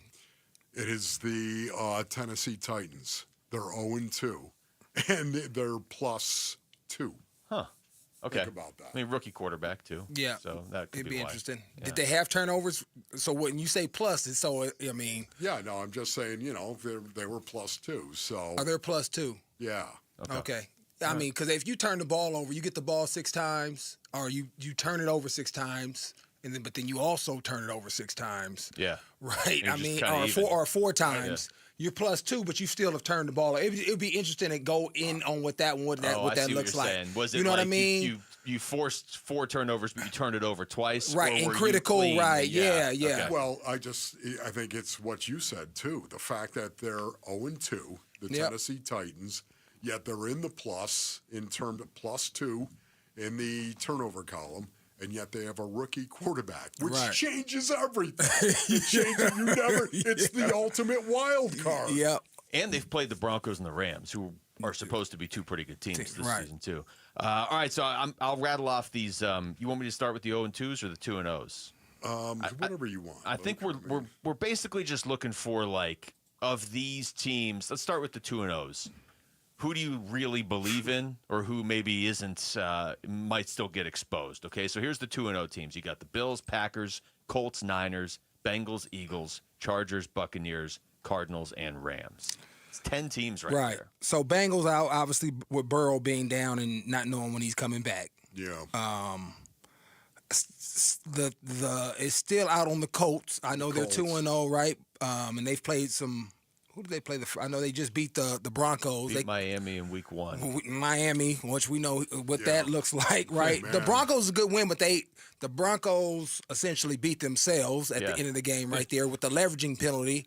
This is a stupid play, but so I'm still kind of out on them, even though they haven't punted at all, which is crazy, even in versus that defense. So maybe they are legit. I don't know. We'll see. That's going to be the team this year where if they're good, I just don't buy it until it's too late. Right? In the playoffs or something. Yeah, it's like, are they benefit off of the first 4 weeks where nobody really knows what they are and doing, right?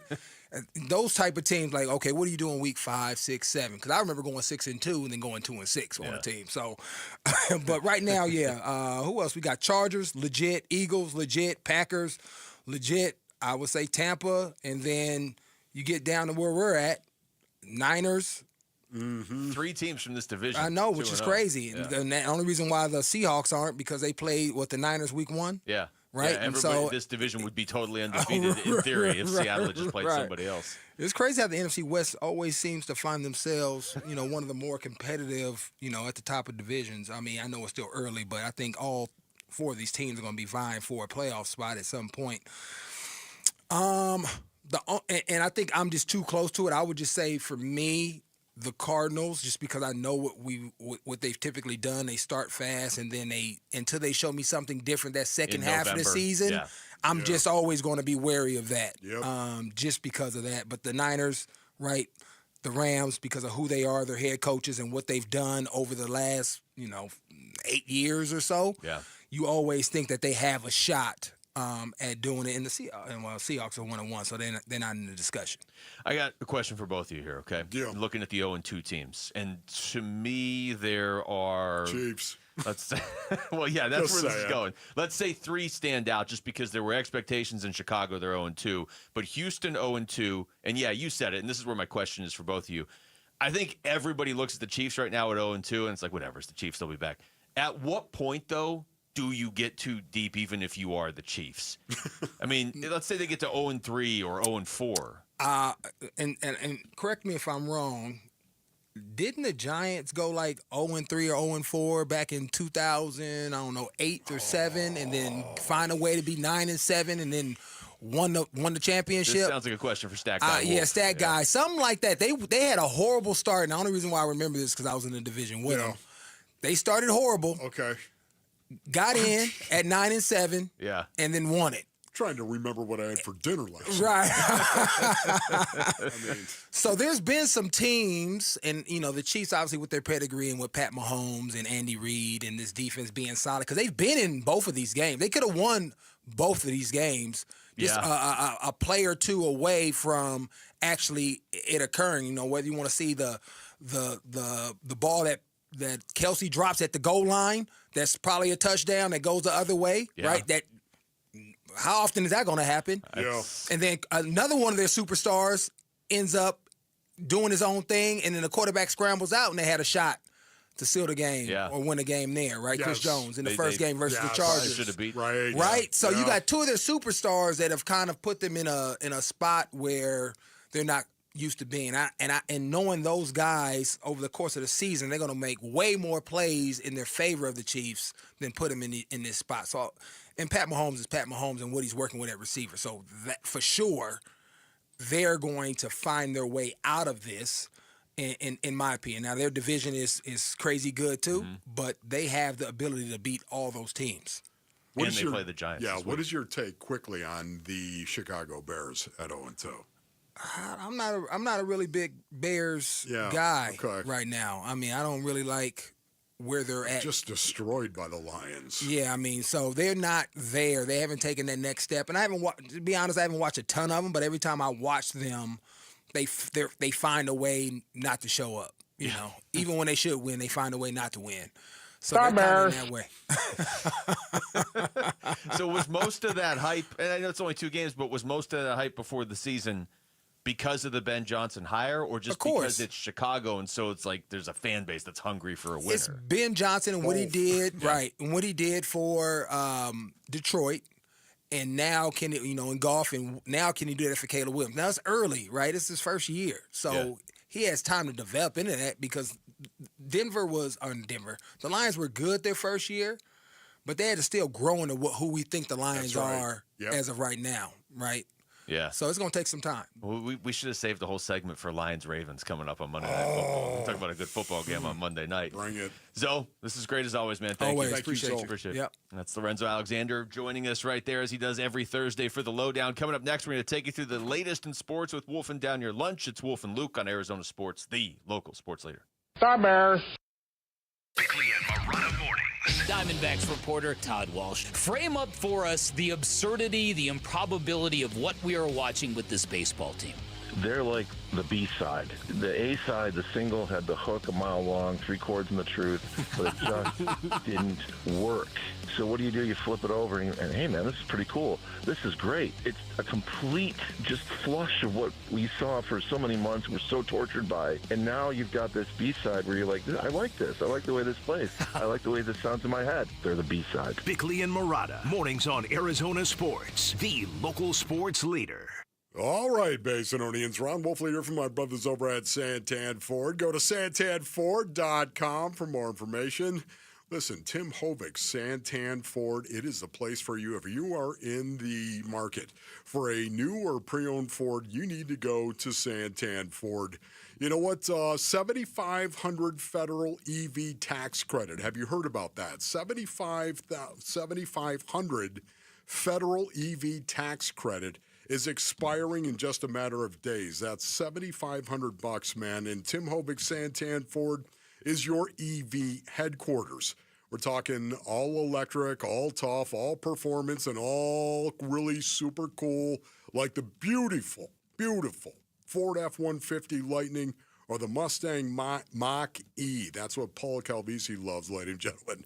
The Mach-E, pure electricity, pure adrenaline. It's a great time to get on over to Santan Ford. Go to the Santan 202 freeway in Val Vista Drive in Gilbert or go to santanford.com. Restrictions apply. Not everyone qualifies. Offer expires 9/30/25. Hey, want to hear something great? Right now at Wendy's, you can get 2 of the #1 selling bacon cheeseburger in all fast food, the JBC, plus medium fries and a medium soft drink for just $8. Want to hear something else great? Double the burger means double the bacon. Now that's a game changer. 2 of the #1 bacon cheeseburgers with fries and a drink for just $8. Gotta be Wendy's. Limited time only. U.S. price and participation may vary. Request $8 JBC meal deal to obtain discount. Individual items at regular price. With Progressive, it's easy to reach customer service with our app, website, chat, or by phone. Because when getting help is hard, it's not help at all. Little help. A little help over here. Thank you for calling Bench Press Assistance. What? Due to excessive gym volume, all available spotters are currently lifting heavy weights off the chests of other bench pressers. Seriously? Please continue to hold, and we will remove the barbell from your chest in the order in which your cry for help was received. Getting assistance should be easy. With Progressive, it is. Progressive Casualty Insurance Company and Affiliates. Collectors, Front Row Card Show is returning to Phoenix. Join us at the Renaissance Hotel in Glendale on September 20th and 21st. Baseball, football, basketball, and hockey cards. Plus Pokemon, Marvel, Star Wars, and comic books. Beckett, CGC, and JSA will be there. So bring your cards, comics, and autographs to sell, trade, or get them graded. Hundreds of vendors, thousands of dollars in free prizes. Don't miss it. Front Row Card Show, Renaissance Hotel in Glendale. Saturday and Sunday, September 20th and 21st, 11 to 5. For more info, go to frontrowcardshow.com. That's frontrowcardshow.com. For the team at Berg Simpson, it really is more than a slogan. Good lawyers changing lives. Dave Burns here. As nationally renowned trial lawyers, they're here to change lives for the better by fighting in court and getting families compensation for their injuries. Berg Simpson also makes it a priority to give back to their community. It's at the heart of everything they do, helping people when they need it the most. So call the trial lawyers of Berg Simpson at 602-777-7000 or visit bergsimpson.com. Good lawyers, changing lives.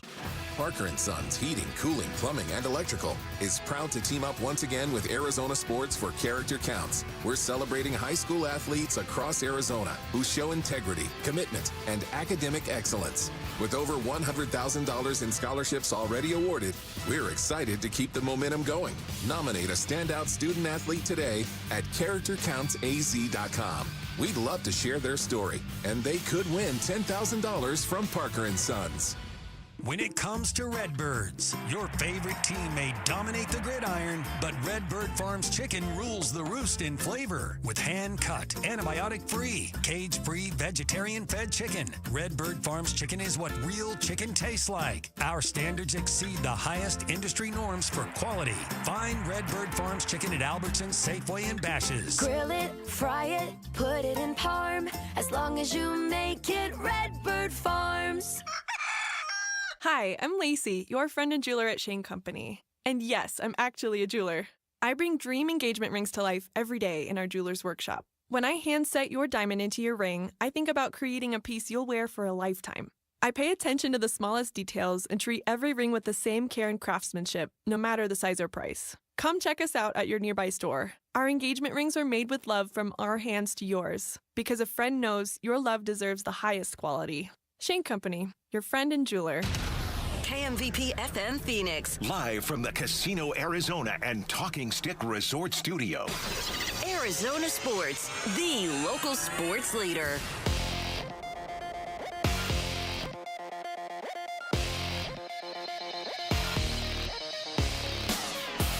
I'm Jesse Morrison with Trending Now, presented by Parker & Sons, heating, cooling, plumbing, and electrical. According to the Post and Courier's Scott Hamilton, Arizona State and Kansas are close to an agreement to play a football game next season at London's Wembley Stadium. Per On3's Brett McMurphy, the game will be played September 19th, 2026. There has never been an FBS football game played in London. The Arizona Diamondbacks got 9 shutout innings from Brandon Pfaadt yesterday, but were unable to come away with the victory. They fell 5-1 to the San Francisco Giants in 11 innings. The D-backs' postseason chase continues tomorrow at home against the Philadelphia Phillies. And the Phoenix Mercury won 86-60 yesterday to even their first-round series with the New York Liberty. The Mercury will host the Liberty tomorrow for a decisive Game 3 at PHX Arena. This report is brought to you by America Roofing. America Roofing wants to give you some relief on your roof. Save 12% with their tariff and tax relief, or get a free inspection online at americaroofingco.com, Arizona's largest roofer.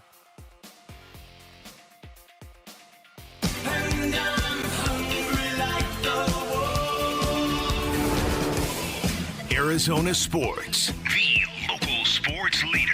Yeah, could I have a number 3 with cheese and a large coffee? Wolfing down your lunch.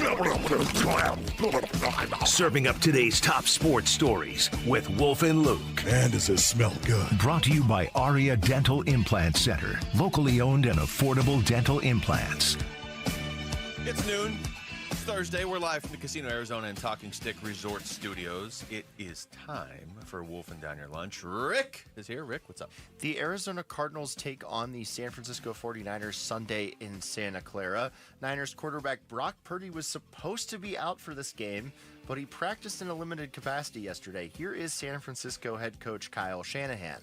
Brock Purdy, left shoulder / toe, will be limited. He's progressing well with his toe injury. Oh, yeah, he wasn't limited last week, so yeah, he does have a chance. Possibility that he could be the emergency backup on Sunday? Yes. How does this news affect the Cardinals' game plan?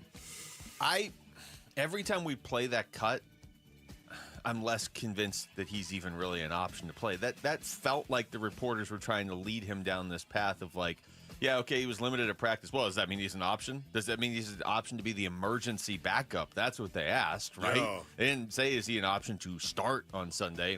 That said, if he were the emergency backup, if he was capable of doing that, you'd think they'd just put him in.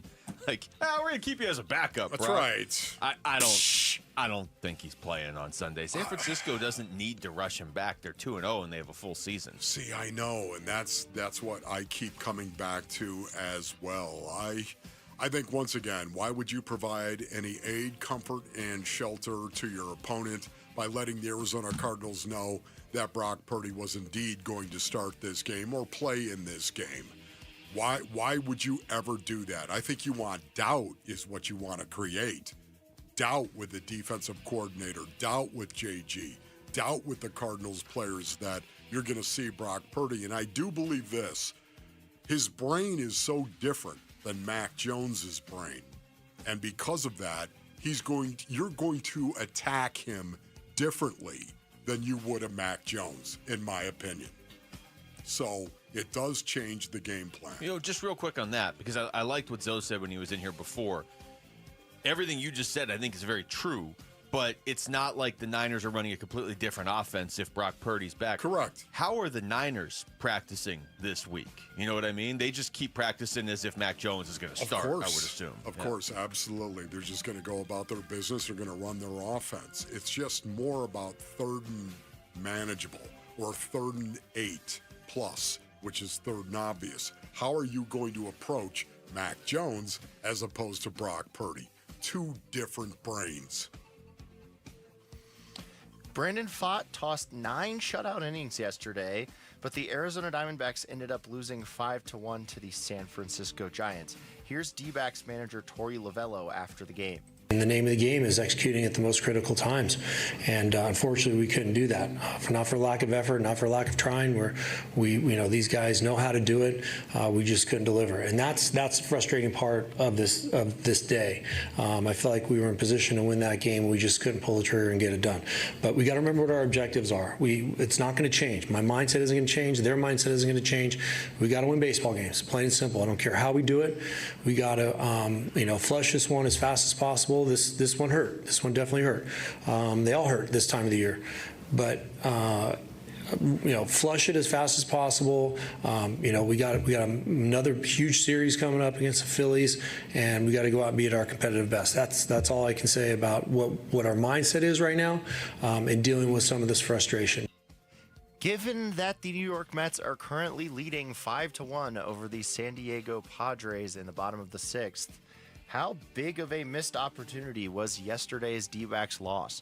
It was a huge missed opportunity, and it I had flashbacks to earlier in the season, Wolf, of two things. One, you look at some of the games they gave away early in the season. It's like, hey, could we just have like 2 of those Rockies games back and be tied for a wild card spot, even if the Mets win today? You know what I mean? That's probably not the best path to go down, but we were saying it at the time. Like, hey, you just gave this game away where Gino had 4 home runs and you still lost. Like, those games, that's the second part of it for me. They have had some amazing efforts this season, and they've mostly come in losses. Brandon Pfaadt throws a 1-hitter for 9 innings. Gino hits 4 home runs in a game. That was a loss. How many times did they lose games this year where they, as a team, scored 11 runs? All of that said, though, it's good that these still hurt this time of year. And with the way they're playing right now, wouldn't it be so D-backs to lose a game like that and then come back and win tomorrow off of a brutal loss like that? Yes. 0 for 8 with runners in scoring position. I can't get that stat out of my head. 0 for 8. Prior to yesterday's game, Lovullo announced the D-backs will be going to a 4-man rotation. So Nabil Crismott is going to the bullpen, and it'll be Gallen, Erod, Pfaadt, and Nelson now. So that takes us to our Sanderson Forward poll question, which is up now at ArizonaSports.com, and it asks, does a 4-man pitching rotation give you more confidence in the Diamondbacks' playoff push? Yes or no? Yeah. I mean, yes. If it's one of them, yes, I would say so. And it's nothing against Crismott, but it's the way Gallen's been pitching. I don't know what to expect from Erod. He's either great or terrible right now. There's like no middle ground. But, yeah, I just think at this point, I go back to the year they made the World Series, and it felt like it was a 2-man rotation with Zach Gallen and Merrill Kelly to get them there.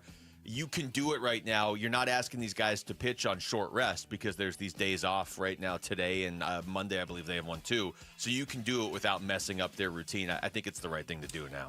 For me, I'm so encouraged as well because of Brandon Pfaadt and how he performed in what is a playoff game against a team that is desperate to make the playoffs as well. The San Francisco Giants. What an incredible outing from Brandon Pfaadt. All right, I will go with yes, even though I would say no after seeing Erod on Tuesday. I would prefer them to just maybe stick with Crismott in there because I think he's been pretty good for them, and Erod is so inconsistent. But I will vote yes because that's what you guys both went with, and it is very split. 51% yes, 49% no. If I'm doing the math right quickly, the guy that it gives an extra start to is Ryan Nelson, basically. In theory, he would get 3 starts the rest of the way. Gallen, Erod, and Pfaadt would each get 2. And it also sets Zach Gallen up for a potential game 1 of the postseason. Yeah. That's the big thing right now. Ironic, Alanis? I'm just saying.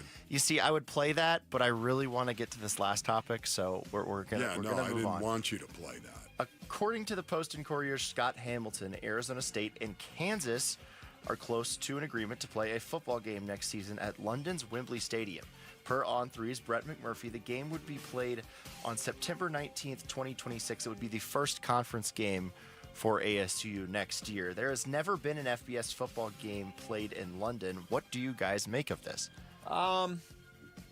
First of all, I'll go. If they want to send us to do the show from over there, I'll definitely do that. I've never been over there. I would gladly go. What is that, a year from tomorrow? Year from tomorrow. The idea that it's the first conference game, I don't know if I like that as much. That. Like this game coming up against Baylor, like this is a big deal, and Baylor has home field, and this is tough. And I wonder how much it's going to be a disruption for ASU and Kansas as you get into conference play next year, because they went all the way to London for their first game. But that's the, is this going to cost ASU a game somewhere side of me looking at this? No, it's not actually. It would cost Kansas a home game. So actually, I think this benefits ASU because it'll probably be more of a neutral site feel. So ASU avoids going on the road to Kansas and playing in their, renovated stadium with their atmosphere. Okay, I like that. I do like that.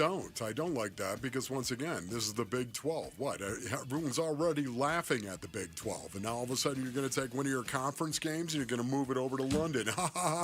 Yeah, because nobody cares about the Big 12. Are you kidding me? I mean, if that was an SEC game, I don't think so. Well, more what I was saying is, is ASU at home the following week? And it's like, hey, ASU's hosting Texas Tech on September 26th. They just flew 9 billion miles. That's how far away London is, right? 9 billion miles? Yes. That's more of do they get a bye week the following week? I guess it's my own personal preference where, especially a conference game, you would not do that. No. I'll still go, though. I'm not. And obviously you just want to go to London. But I would go to the ASU game while I was there. I wouldn't be like, I'm too busy eating crumpets. I don't know what they eat in London. See this? I've never been there. I've never been there. So I don't know what to say. Far off. All right, that was Wolfing Down Your Lunch. Thank you, Shepherd's pie. Rick. Shepherd's pie. I don't even know what that is, isn't it? Fish and chips. I'll tell you the not so beautiful part of the program. Wow, that doesn't sound good then. What has changed with the Diamondbacks since the trade deadline? We got to talk to Mike Hazen yesterday, right at the end of the show before the game yesterday. Didn't get a chance to react, and he's always good, but he was especially good yesterday, so we are going to react next. It's Wolf and Luke on Arizona Sports, the local sports leader. Diamondbacks baseball. 5-1 Giants. 2 outs in the 11th. 2-2 pitch. Check swing and a miss. He is down on strikes, and that's your ball game. D-backs with an opportunity to sweep the Giants, but they can't get the job done. And their postseason ambitions take a little bit of a hit. D-backs slip a little on their way to the postseason. Can they make up for it? We talk D-backs and the playoffs today on Arizona Sports 98.7 and the Arizona Sports app. Luke Lipinski back to tell you about Orchard. What if you found your dream home and you could just move in right away? You don't get bogged down by all the complications of waiting around to sell your old place first. Just move into the dream home now and then start to figure out the other stuff as you go. It sounds perfect, right? It's exactly what Orchard's Move First, Sell Later program lets you do. Buy your new home now, sell the old one later. That's it. How's that for freedom? It's the best way to do it. So here's how it works. Orchard gives you cash you can buy and move into your new home first on your timeline. No waiting around, no showings, no double moves, no extra hassles. Then the Orchard experts take it from there. They can handle repairs on your old home and make price-boosting upgrades, so once they're done, a local Orchard agent will list and sell your home for top dollar. Orchard's Move First program gives you the freedom to buy and move into your new home first, sell your old home later, buy before you sell. Still get top dollar, though, for your home with Orchard. And if you're ready to find out how much your home is worth, visit Orchard.com. That way you can get your free home valuation. It's easy. You can do it right there on the site. It's quick. Again, that's Orchard.com. I'm Ultima Morgan of Morgan & Morgan. Every time one of my children started driving, it was terrifying. I am quite aware of the dangers being on the road. Thousands of accidents happen across the country. We see it every day. These families' lives will be changed in an instant. We fight for these families as if they were our own. We've become America's largest injury law firm by winning cases just like these. If you've been injured in a car accident, call us. Injured? Dial pound law or visit forthepeople.com for an office near you. You know, people talk a lot about saving for retirement, but they don't talk enough about what happens when they start spending that money. Paul Calvise here, and that's why we're talking with Matt Dagus from Bright Wealth Management. And that's the part, Paul, that no one prepares for, taxes. If you've got a 401k, IRA, or a pension, Uncle Sam is lining up on the other side of the field, ready to blitz your retirement income. All right, so in football terms, how do you avoid getting sacked? You've got to have a plan with intention, and we help clients build strategies to reduce unnecessary taxes and keep more money in their pocket. And you're offering folks listening right now a chance to come in and talk through it? Absolutely. Call Bright Wealth Management today at 844-726-90 9116, and we'll show you how to prepare for the tax hits before they happen. No gimmicks, just smart local planning right here in Phoenix. Exactly. Let's help you retire with a game plan. Call Bright Wealth Management today, 844-726-9116. Investment advisory services offered through Foundations Investment Advisors, LLC, an SEC-registered investment advisor. The content provided is for educational purposes only. Sanderson Ford is Arizona's largest Ford dealership. They're also #1 in both sales and complete customer satisfaction. This is truly Sanderson Ford country, and people are singing their praises. Across the green desert, Arizona Diamondbacks legend Luis Gonzalez. to where the mountains touch the sky. Owner Sanderson Ford David Kimmerly. This is Sanderson Ford country. Owner of Rosie on the House Rosie Romero. Where Arizona's pride. 92.3 KTAR News Talk host Mike Broomhead. Sanderson Ford country. 98.7 Arizona sports host John Gambadoro. Built on serving you. 102.5 KNIX country host Tim Hattrick, a.k.a. Johnny Maverick. Sanderson Ford. Mix 96.9 host Priscilla Ornelas. Satisfacción en todo para usted. Sanderson Ford General Manager Mark Whittar. Where Arizona's pride. Sanderson Ford. This is Sanderson Ford country. There's never been a better time to experience Sun Devil football. Pressure coming, Levitt throwing for the end zone, and it's caught for a touchdown by Jordan Tyson. The Levitt to Tyson connection clicks again. Don't miss your chance to be a part of the action, tradition, and unmatched atmosphere at Mountain America Stadium this season. Get your Sun Devil football tickets today by calling 480-727-0000 or go online to sundeviltickets.com. Astro, no. Hey, it's Gambo. The D-backs are not in action today, but they can make up ground in the wild card race. We'll explain how on today's Burns and Gambo show. It'd be really nice if the Mets would lose, or if San Diego would do the Diamondbacks any sort of favor. But it's 5-1 Mets going into the bottom of the 7th right now. So when I was in San Diego, they gave out Manny Machado basketball jerseys.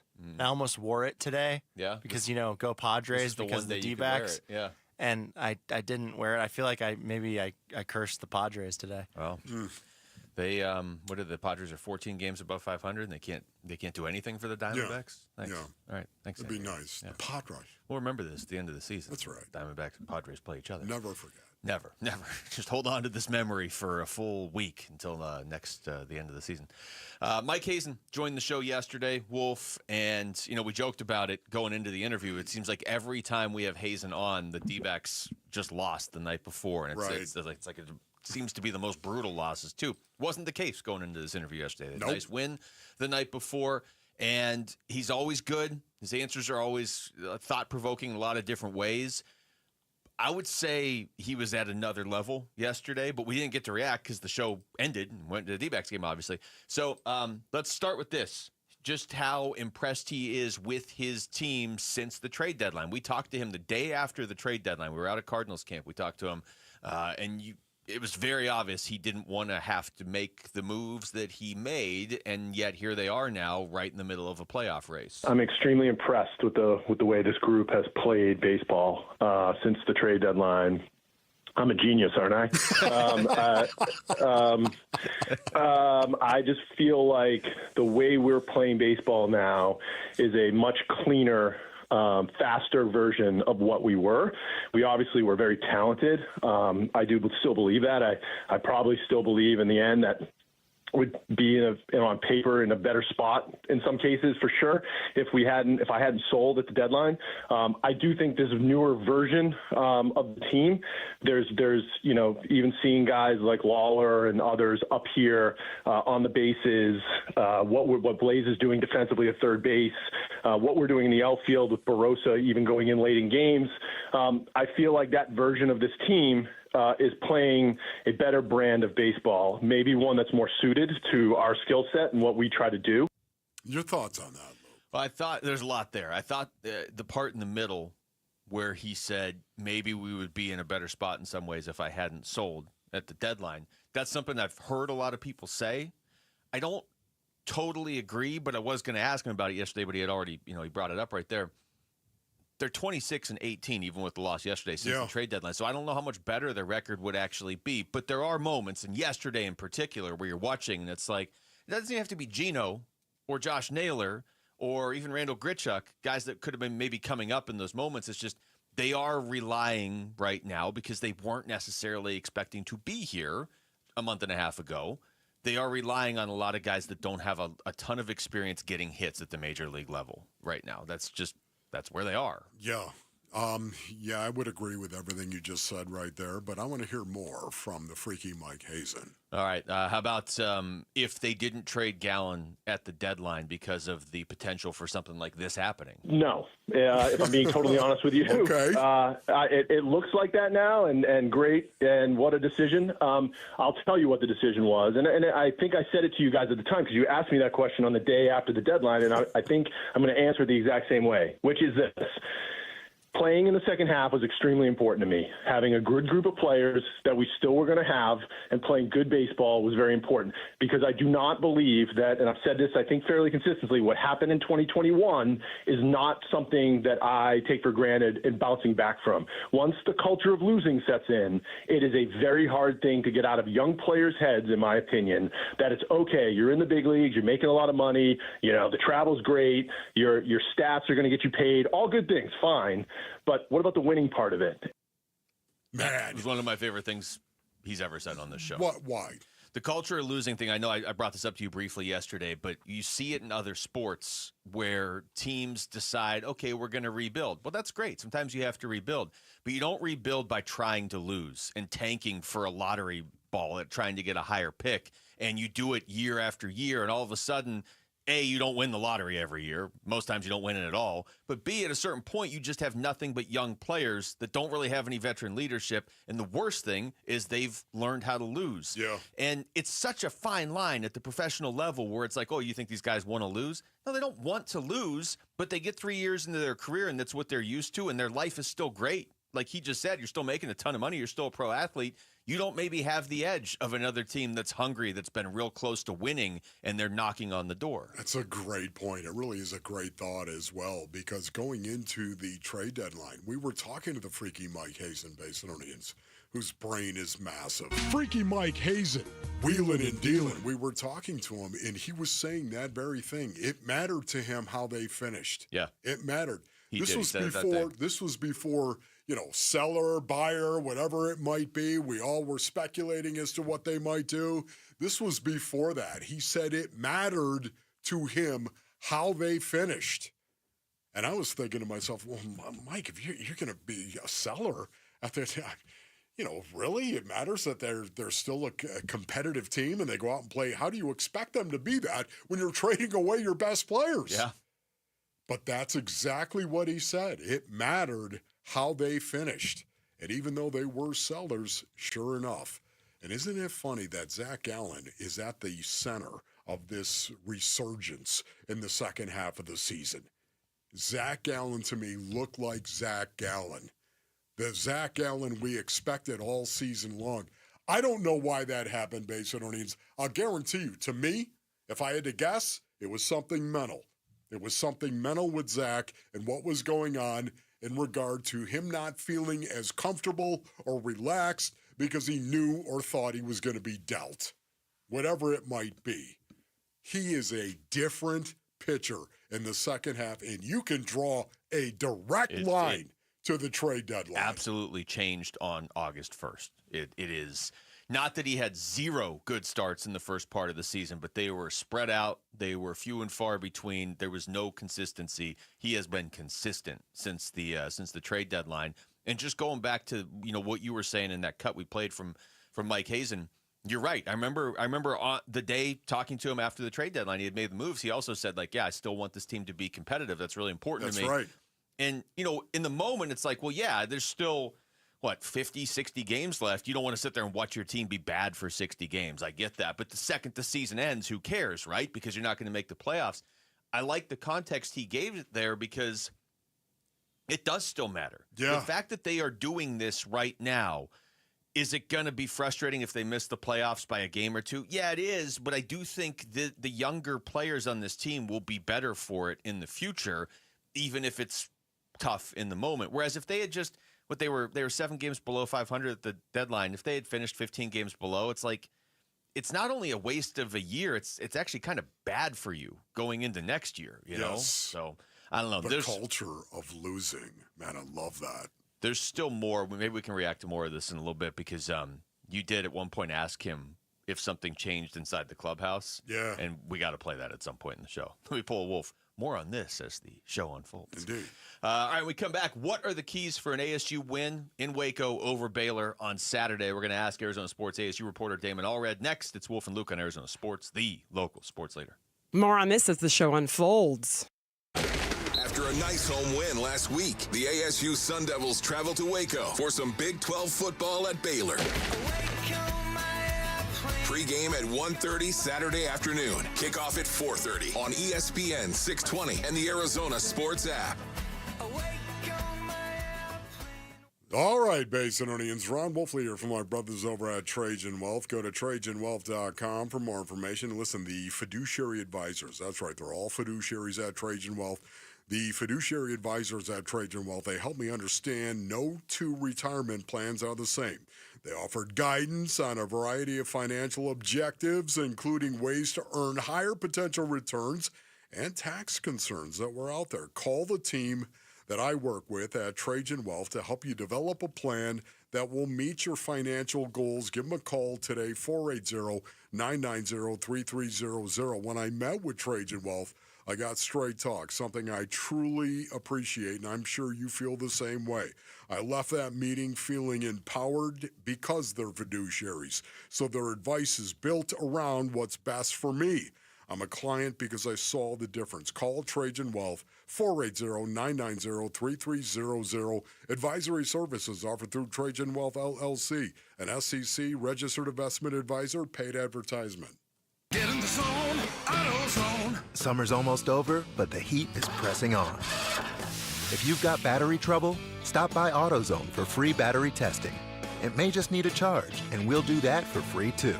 If you do need a battery, we've got options starting at just $89.99, and we'll recycle your old battery for free. Now that's a strong start.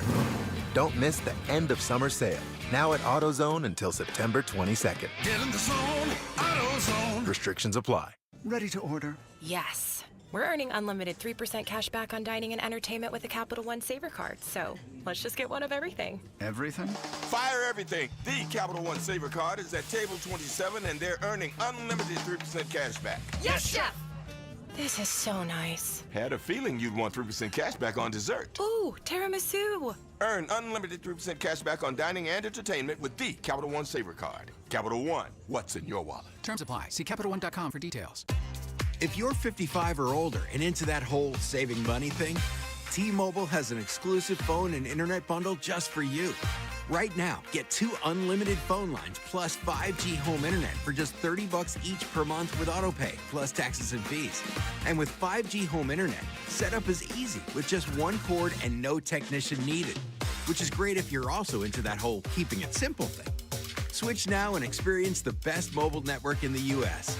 Visit your local store to start saving. T-Mobile, it's better over here. Based on analysis by Ookla of speed test intelligence data Q4 2024 to Q1 2025. Ookla trademarks used under license. Unlimited on our network. Customers on voice plan may notice speeds lower than other customers and further reduction if using more than 50 gigs a month due to data prioritization. Video streams and SD on this plan. Home internet pricing after $20 a monthly bill credit plus $5 per line without autopay. Debit or bank account required. See 5G device coverage and access details at T-Mobile.com.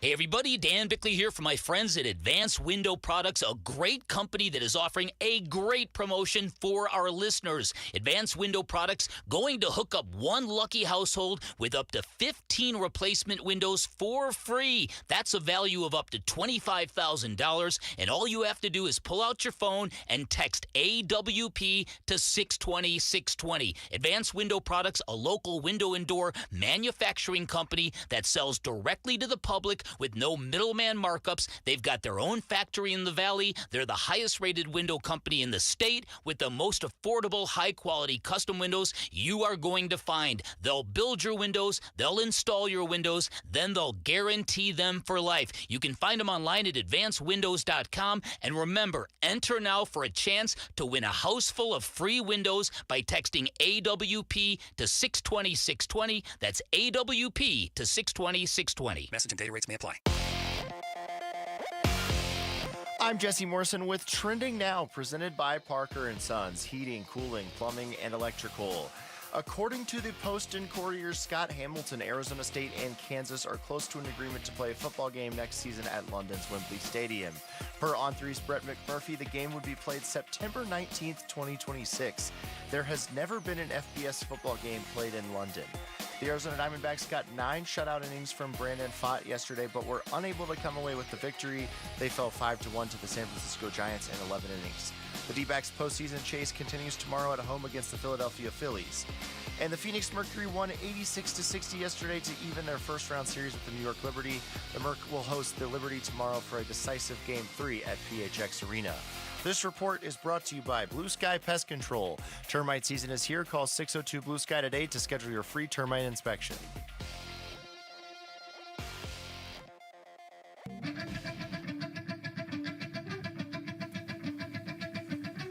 Hey, everybody, it's Burnsy. Big 12 play starts this weekend for ASU. So we're going to check in with Athletic Director Graham Rossini today at 2:30. It's the Burns and Gambo Show, 2 to 6 on Arizona Sports and the Arizona Sports YouTube channel.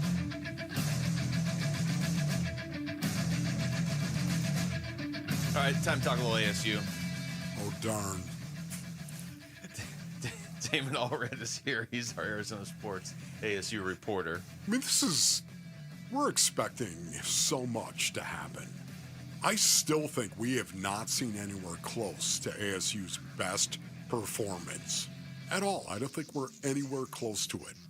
And yet, that fills me with a hope that they're only going to develop and get better going forward. And that makes you want to, I don't know, listen to this song and get doll jacked up as we're getting ready to actually watch the Sun Devils beat the crud out of Baylor! Damn!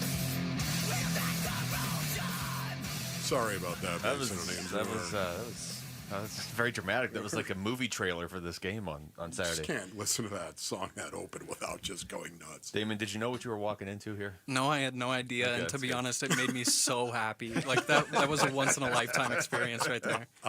All right, the game coming up. ASU is, what, a 2.5-point underdog. They have dropped in the rankings after every game this season, even though they've won 2 of them.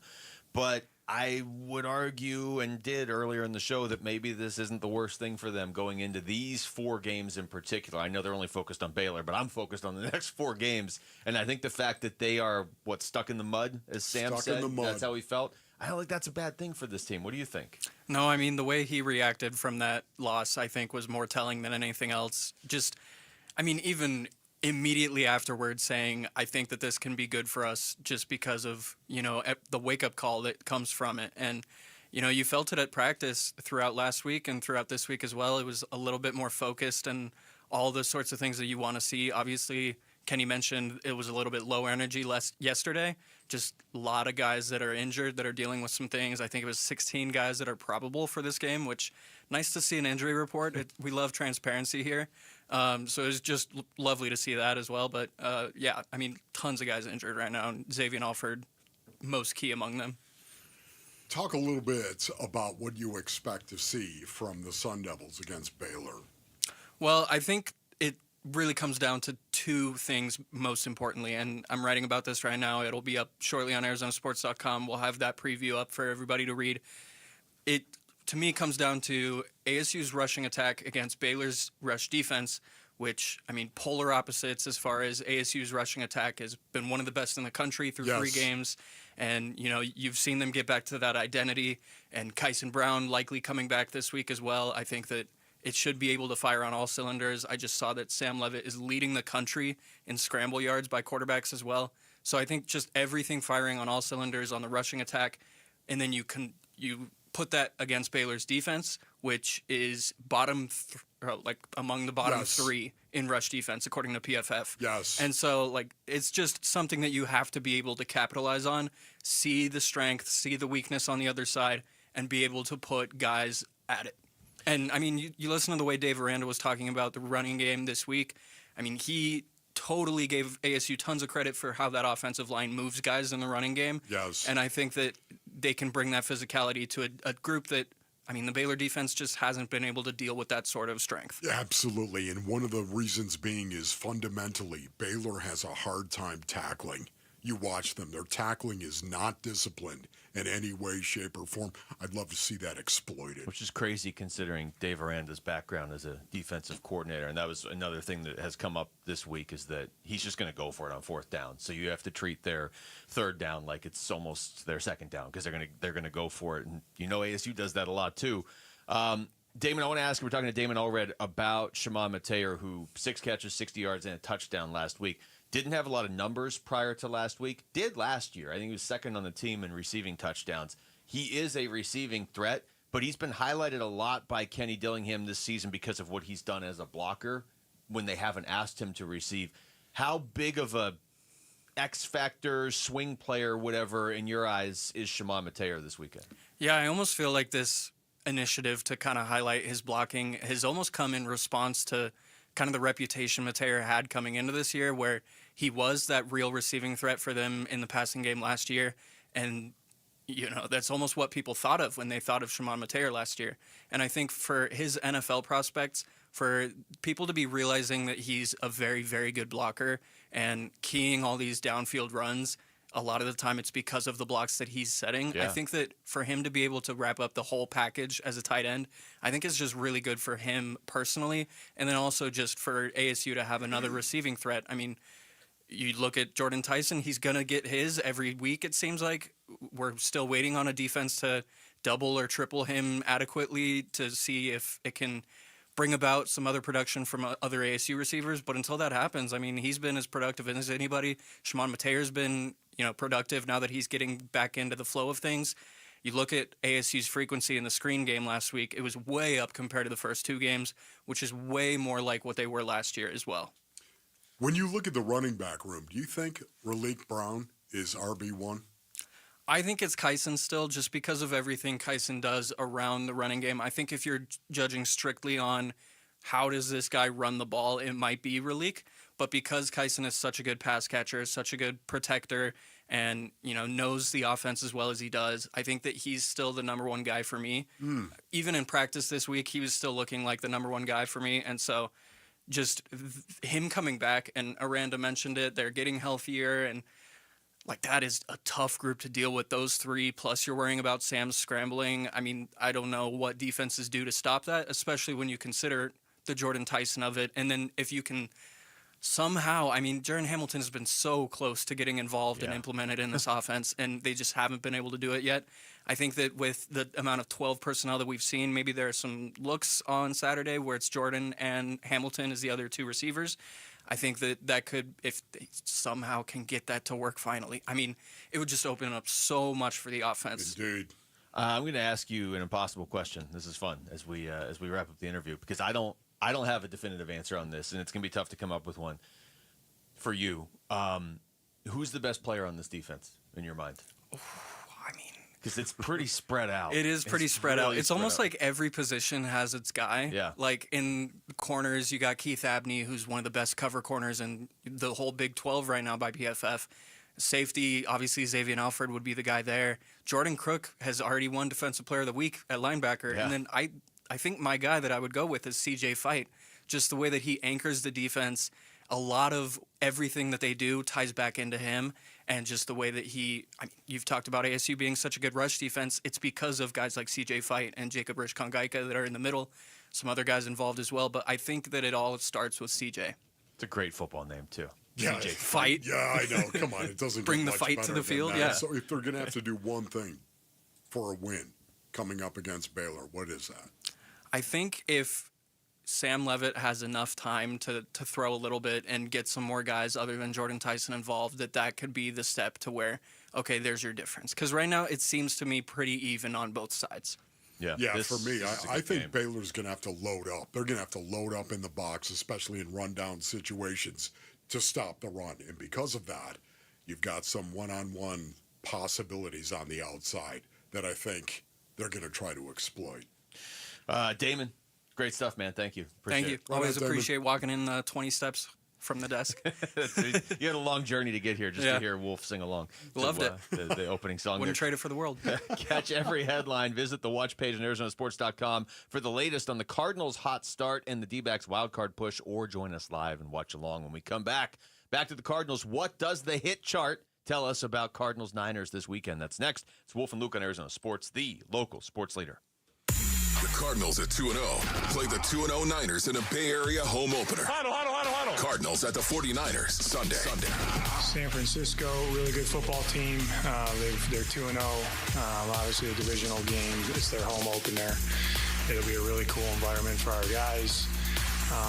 Good football team, so we got to have our best stuff ready to go on Sunday. We begin pregame coverage but early Sunday morning. Kickoff at 1:25 Sunday afternoon on the home of Arizona Cardinals football. Arizona Sports 98.7 and the Arizona Sports app. All right, Basinonians. Ron Wolf here from my brothers over at Presidential Pools and Spas. Go to presidentialpools.com for more information. Listen, I love this. Presidential Pools, they started as this little old company all the way back in 1991, and they reshaped the pool industry in Arizona by becoming the largest pool builder in the state. That is Presidential Pools and Spas, ladies and gentlemen. They've been improving their brand for decades and really set themselves apart with their process, their products, of course, and their people. They build pools, and their history and expertise is worthy of your attention. Most of their sellers have been here for decades. James Frabasilio is a really good friend of mine, someone you can trust. They're a family. It's a family-run business. He runs it with his two sons, of course, and I give them my highest recommendation for you. What you need to do, brothers, is go to presidentialpools.com. That's presidentialpools.com. Arizona's #1 pool builder.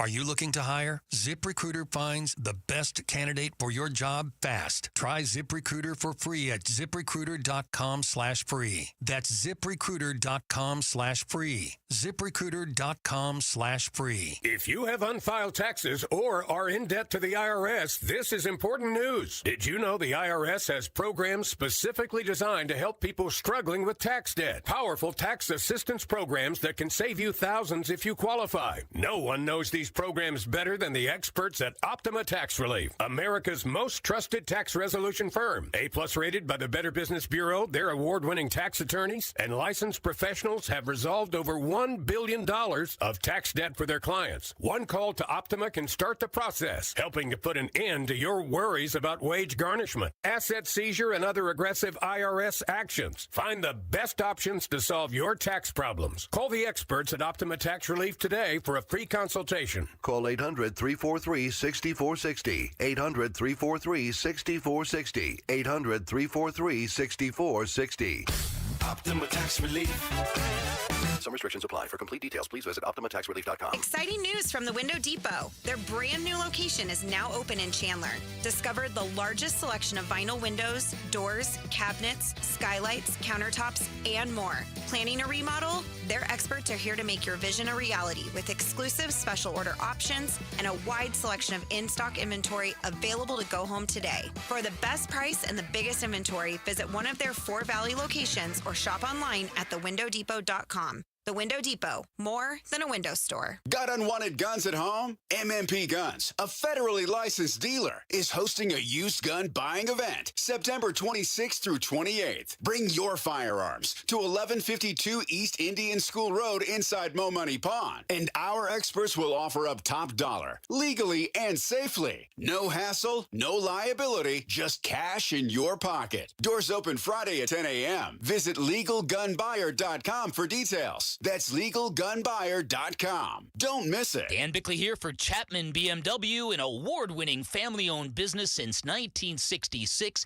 They offer unbeatable selection. They have a great reputation for making luxury attainable. And best of all, you have a friend in the business at Chapman BMW. Ask for my guy, GM Shane O'Hanrahan. He guarantees our listeners will get a smoking hot deal, the best you're going to find in Arizona. That's Chapman BMW. 2 great locations, 1 great experience. Enter to be the next Arizona sports fan of the game, presented by Redbird Farms Chicken. Win tickets to a Cardinals home game, be featured on the Jumbotron, and receive a $100 grocery gift card. Text Redbird to 620 to enter to win today. Message and data rates may apply.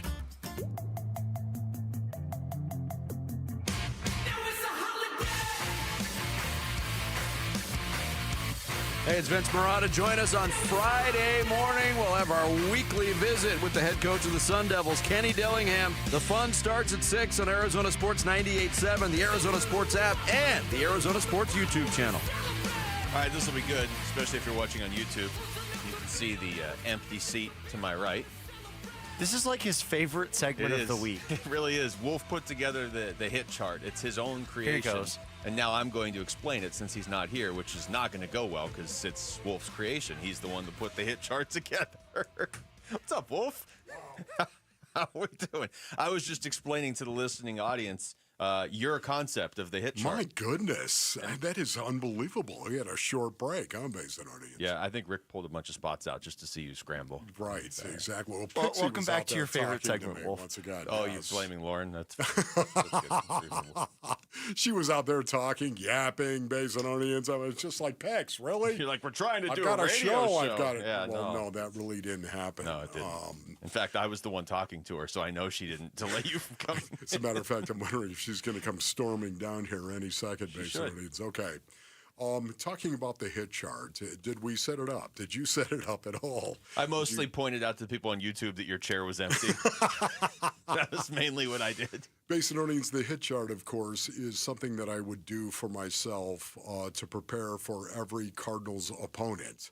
The hit chart, it is a graphic, basically, that is going to show you numbers, nothing but numbers at a glance immediately. The Cardinals offense versus the 49ers defense. The 49ers offense versus the Cardinals defense as well. It would also include personnel.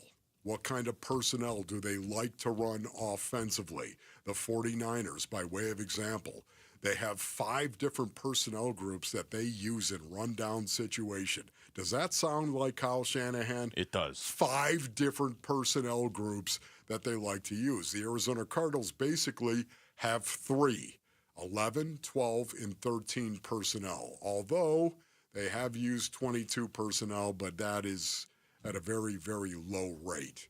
But to me, it's just a way to examine both teams immediately, do it numerically in a very graphic kind of way. Yeah, I'm looking at all the stats you have down the left side of the sheet. I would say we should post one of these once on Twitter, but you wrote these for yourself. I mean, Absolutely. There's shorthand there. Absolutely. Maybe we could just post it on the web flower out there right Here, now. I'll just hold it up. I'll hold it up me? to the YouTube camera. Yeah. Good luck figuring that out right there. Why not do that? We ought to do that. Having said that, what are your thoughts when you look at it? Again, yards per game, yards per play based on audience, passing yards per game, passing yards per play, rushing yards per game, rushing yards per play, the interception rate, the sacks per attempt, first downs, third down offense and defense, red zone. How do you play in the red zone? Goal to goal. What is your ranking nationally in the Football National League? There's the not... NFL. I'm sorry. I'm looking at doggone it. Are you kidding me?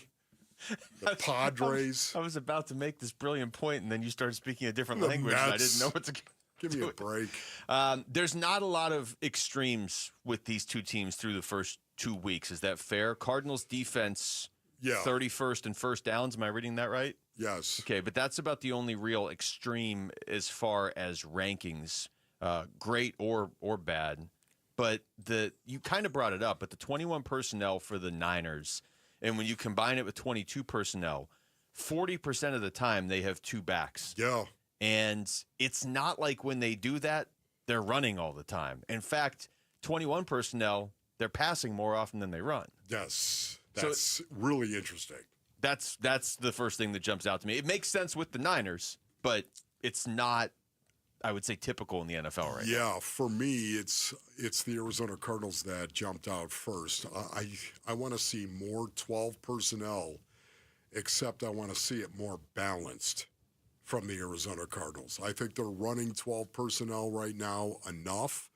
They run that 39% of the time, Basinonians, almost 40% in rundown situation where they're in 12 personnel, one back, two tight ends. That's not what I want to see. I want to see more even balance when it comes to run pass.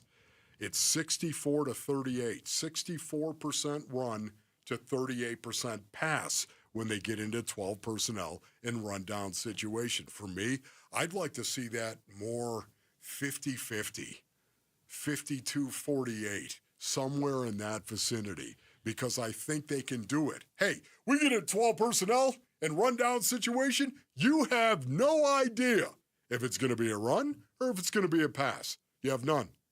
First and 10, second and 1 to 6, you have no idea. You're going to basically have to guess as a defensive coordinator what we're going to do. And I'd like to see that a little bit more balanced. I think it would help them. So two things. One, that would be where Trey McBride steps in.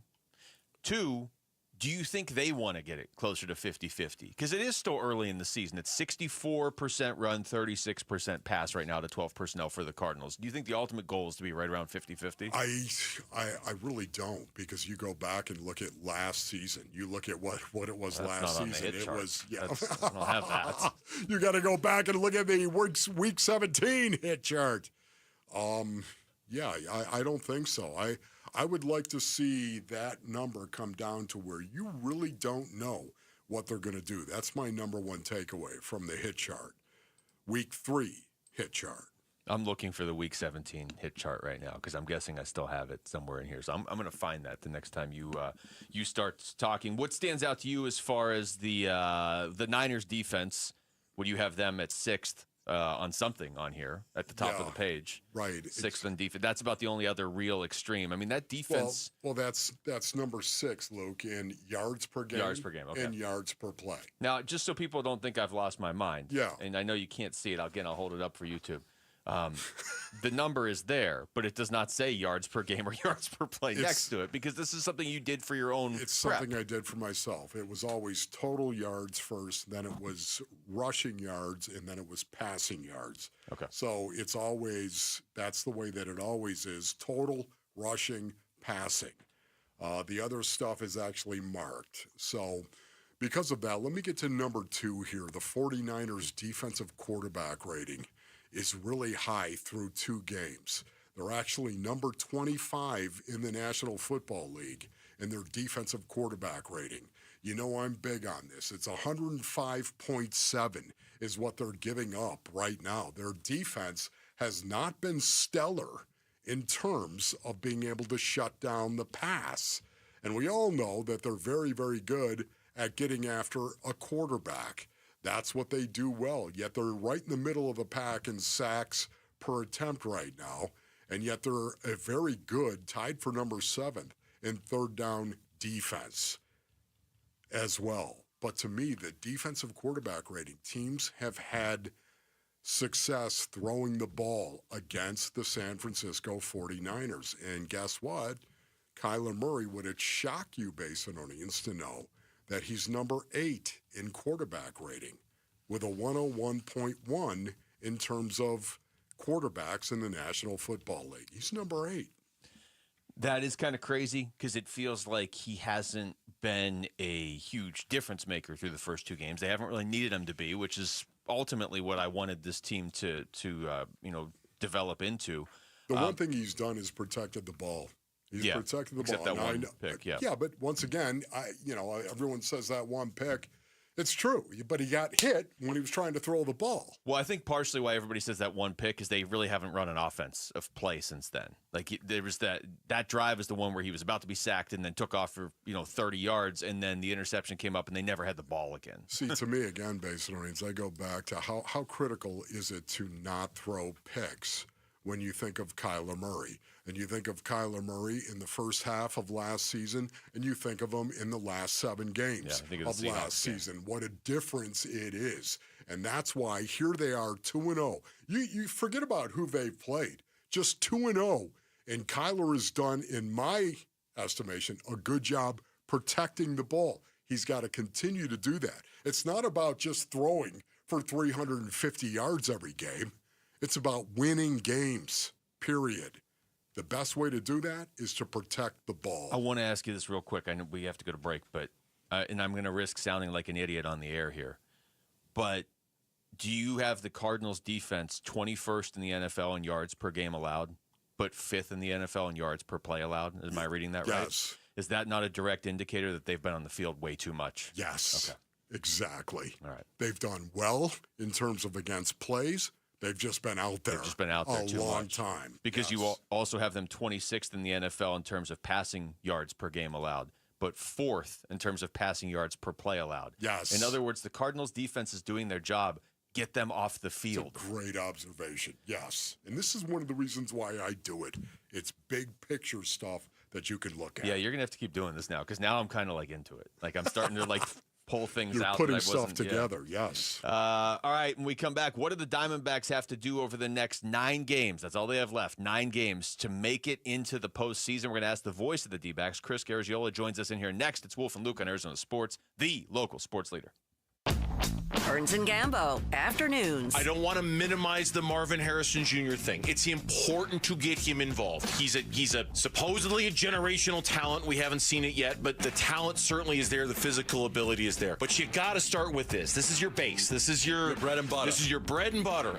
And to the point where I'm glad you asked Coach Gannon, because if you didn't, I was gonna. Are there any changes coming on the offensive line? And he said right now, no. Right now, no. But I'm telling you, that is something to keep an eye on. Burns and Gambo, afternoons 2 till 6 on Arizona Sports, the local sports leader. That nagging joint pain, you know the one. Sometimes it's from years of hard work. Sometimes it's an old injury that never healed properly. Hey, everybody, Dan Bickley here, and QC Kinetics is here to flip the script. They use regenerative medicine, advanced cellular treatments that help your body heal and restore the damage in your joints, not cover it up, not cut it out, actually helping heal and restore, and the results are long-term lasting relief. So instead of planning your day around pain, you're planning it around life. You're walking the dog without stopping. You're playing ball with your kid until they get tired. You're waking up without that first step being the worst step. And at QC Kinetics, there's no surgery, no drugs, no downtime. So bring your MRI and your x-rays. They'll make sure you're a good candidate, and your first consultation is free, so don't wait. You can find them in Phoenix, Scottsdale, Peoria, and Chandler. You can call them at 602-837-PAIN. That's 602-837-PAIN. Last year in Arizona, more than 121,000 car accidents were reported.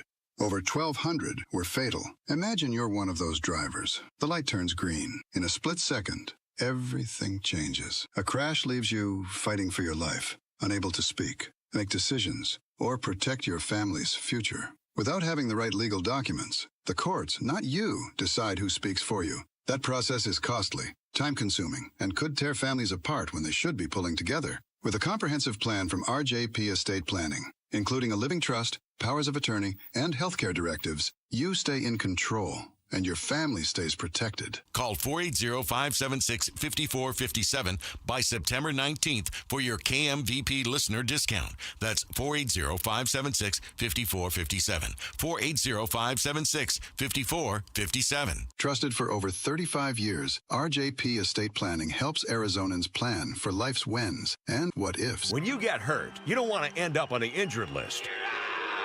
You want to get back in the game, stronger than ever. At Morgan & Morgan, America's largest injury law firm, we fight for you, making sure big insurance doesn't throw you a curveball.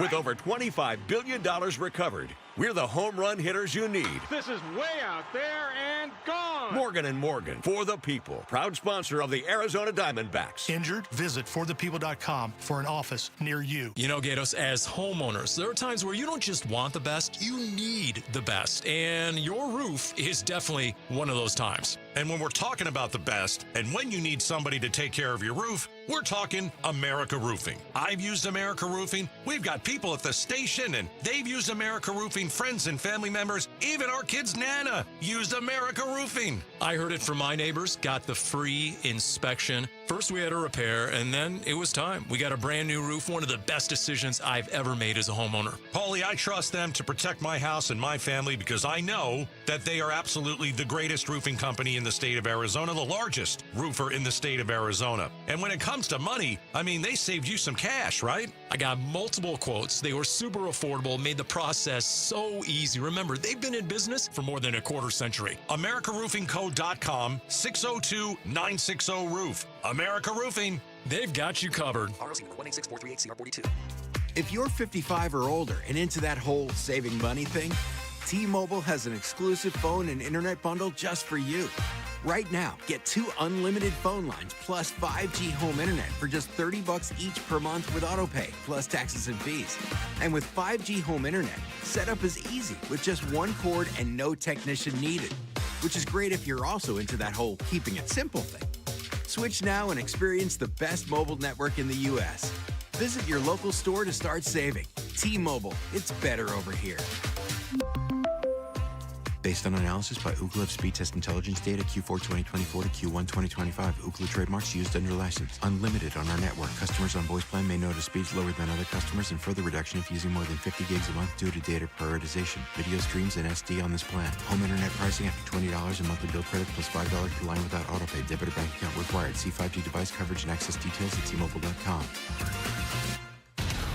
KMVP FM Phoenix, live from the Casino Arizona and Talking Stick Resort Studio. Arizona Sports, the local sports leader. I'm Jesse Morrison with Trending Now, presented by Parker & Sons, heating, cooling, plumbing, and electrical. The Arizona Diamondbacks got 9 shutout innings from Brandon Pfaadt yesterday, but were unable to come away with the victory. They fell 5-1 to the San Francisco Giants in 11 innings. The D-backs' postseason chase continues tomorrow at home against the Philadelphia Phillies. And the Phoenix Mercury won 80-60 yesterday to even their first-round series with the New York Liberty. The Mercury will host the Liberty tomorrow for a decisive Game 3 at PHX Arena. This report is brought to you by Blue Sky Pest Control. Termite season is here. Call 602-BLUE-SKY today to schedule your free termite inspection.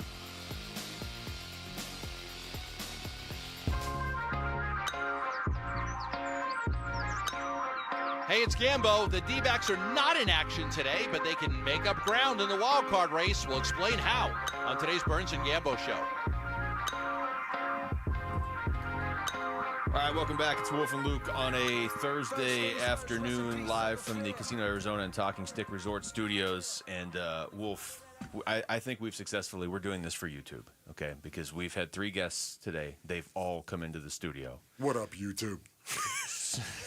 So we're doing that for YouTube as well. That's right. Zoe's always here. Zoe always comes in of for the course. show. Damon had to walk all the way over from his desk. Okay, Yes. so that was a huge commitment from him. But our next guest did actually drive in here just for this. Chris Garagiola, voice of the D-backs. Thanks for doing this, buddy. It's good to see you. Once I found out Wolf was in studio, Yeah. like tire marks out of the driveway, just beelined it here, cut off an old lady on the left turn at 16. So like we're locked in, we're ready to go. Oh my goodness, stop it. How you doing, brother? I'm good. How you guys doing? We're doing okay, Good. man. Good. Your thoughts right now on where the Arizona Diamondbacks are? I think that relative to what happened in the first half and the moves that were made at the trade deadline, that they could not be in a better spot, given the injuries that happened in April and May, and again, moving some of that everyday personnel, obviously trying to get some younger pitching, trying to have a little bit of an eye towards tomorrow. But you guys talked about it, I think, a couple segments ago with Mike Hazen about how he didn't want to have 2 months of losing baseball, right, after what happened in 2021. So all of those ingredients together, I know the Padres, they're about to lose here, and that will set the D-backs 2 back. But they could not be, I think, in a better spot given the fact there's 9 to go. What, and I don't know if there's a definitive answer because we asked Mike Hazen this yesterday, and he, of all people, didn't even really truly have a definitive answer. But you're around this team every day. What changed at the trade deadline? Because the record before and after, it's too wide of a margin for it to be a coincidence. I think there was a series of things in the first half that were feeding itself that just led to consistent bad baseball. So it starts with obviously not having great starting pitching, and a little bit with injuries, and then kind of filling guys in. Obviously, Gallen, the first 3 months of his season were not anything that he or I think D-back fans were expecting. Eduardo Rodriguez was really struggling, so they're not going as deep. You're bringing in relievers to do more. Your relievers get hurt, so now you're putting guys into roles that they usually wouldn't be in, right? Maybe a sixth inning guy is now getting high leverage situations in the eighth inning. And then you had a really, compared to what happened the last 2 years, a really bad defense. So now guys who are in a tougher role are asked to do even more because instead of maybe getting 3 outs in an inning, they have to get 4 outs in an inning. So what changed? Well, some of the trades that they made, they got some younger guys back into the bullpen. You've seen a really huge improvement from Zach Gallen and Eduardo Rodriguez in the second half. You pair that with Ryan Nelson, who's been pretty consistent. And the defense has gotten, as you've heard Torres say, more athletic. So now these things are feeding themselves once again with good baseball. You're getting good defense. You're getting good starting pitching. You weakened your offense a little bit, but they were like a top 5 offense before the trade deadline. Yeah, they could afford that. What are they now? Top 10? Yeah. That's how far they sag back. So you're still scoring enough runs to win, and you're doing all the other things where it makes life for the bullpen easier, who's been great, for the most part. Pitching's been great. And that's why I think, this is a pretty consistent, winning run they've been on. We're talking like 6 weeks now. Yeah. For me, I do wonder what's going on inside the clubhouse. You know me, I'm big on this, Chris. I am. The culture of something, the chemistry that will exist between players and guys, whether it's baseball, basketball, or football, or hockey, whatever it may be. To me, the culture and the chemistry inside the clubhouse or the locker room, it matters what you think. And it also is something that gets contagious between guys when it's competitive. And I'm just wondering if any of that changed for the Diamondbacks after the trade deadline. Did it get more edgy, competitive in that clubhouse?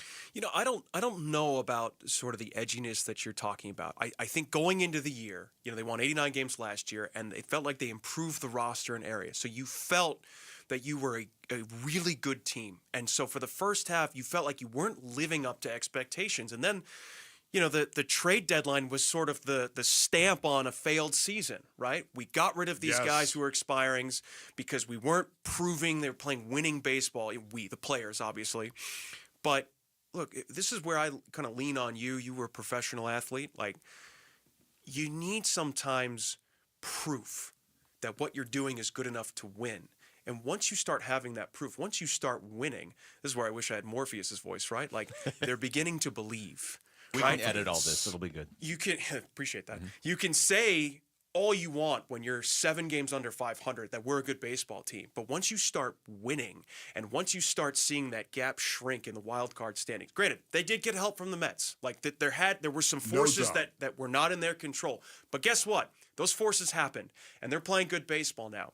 And they're going to have 6 absolutely critical games here at home where you defend home field. I know everyone's going to look at the names, the Phillies and Dodgers, 2 great teams with great rosters. But they have proven that they can go into L.A. and beat the Dodgers. They can beat the Dodgers here.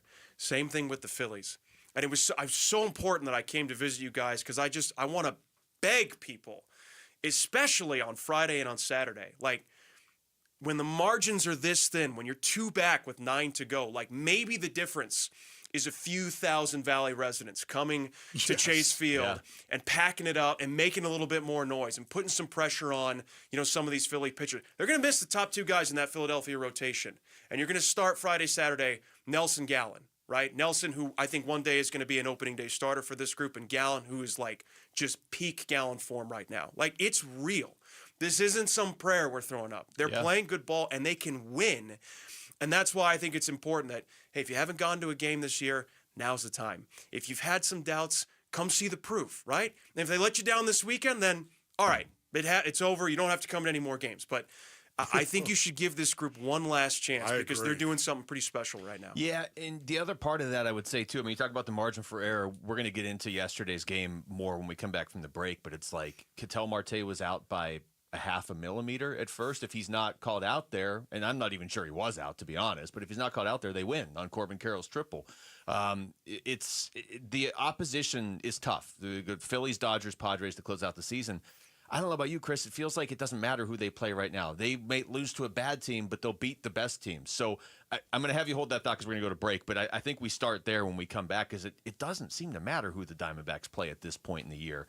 All right, we are going to come back. Chris Garagiola is going to stick around for one more segment. Also, want to remind you, Cardinals and Sun Devil fans, next week is a huge one for both of our football teams. We're giving you the home field advantage with free tickets starting Monday. Listen for the sounder at 7:15 a.m., 12:15, and 4:15 for your shot to win 2 tickets. The Cardinals on Thursday Night Football against Seattle, and then ASU Friday night against TCU. Plus, don't miss extra chances to win on our contest page and the Arizona Sports YouTube page. Or you know what? You can actually hear the sounder on YouTube. What up, YouTube? Oh, I thought you were going to say you can hit Wolf up and he'll just buy you the tickets, but you were saying go to YouTube. Bruh. Okay, that's good.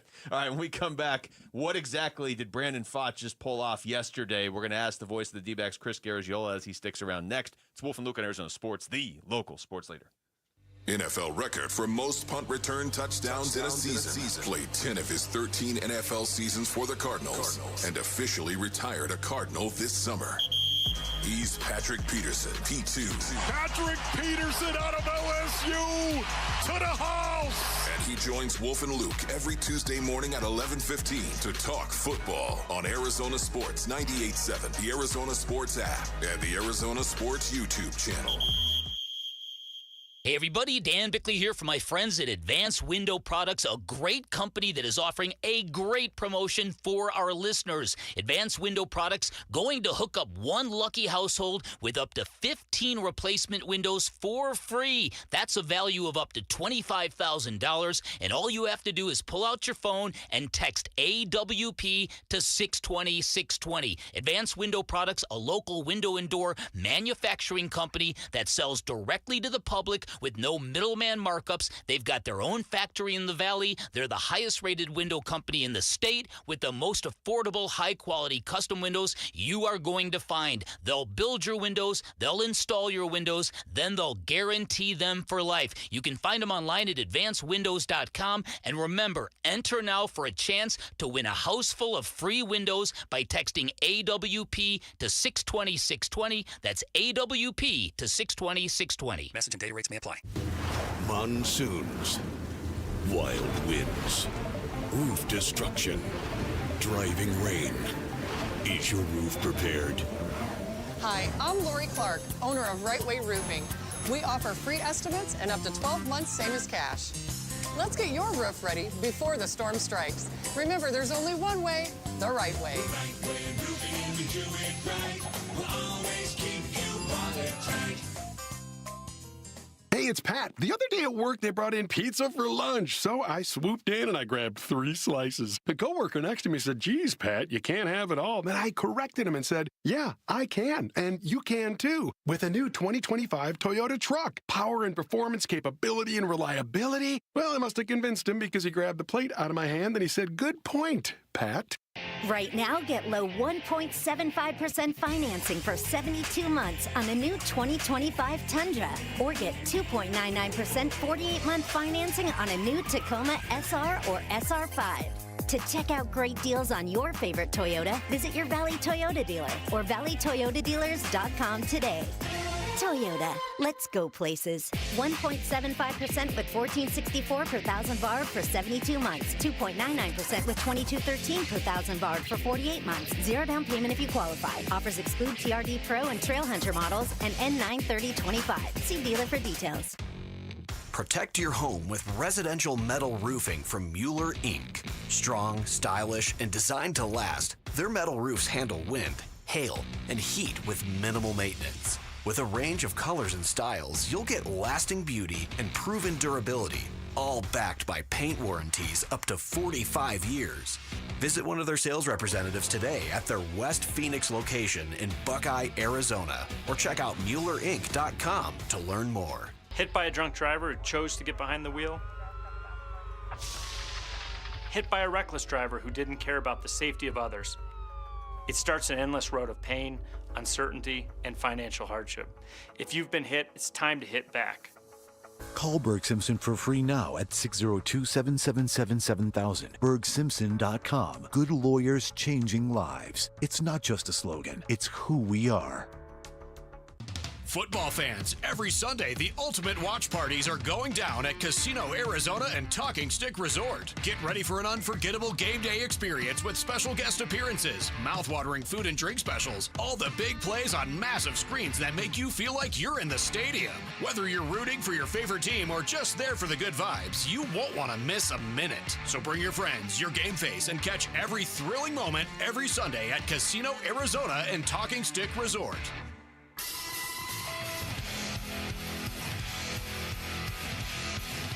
Hey, it's Gambo. The D-backs are not in action today, but they can make up ground in the wild card race. We'll explain how on today's Burns and Gambo show.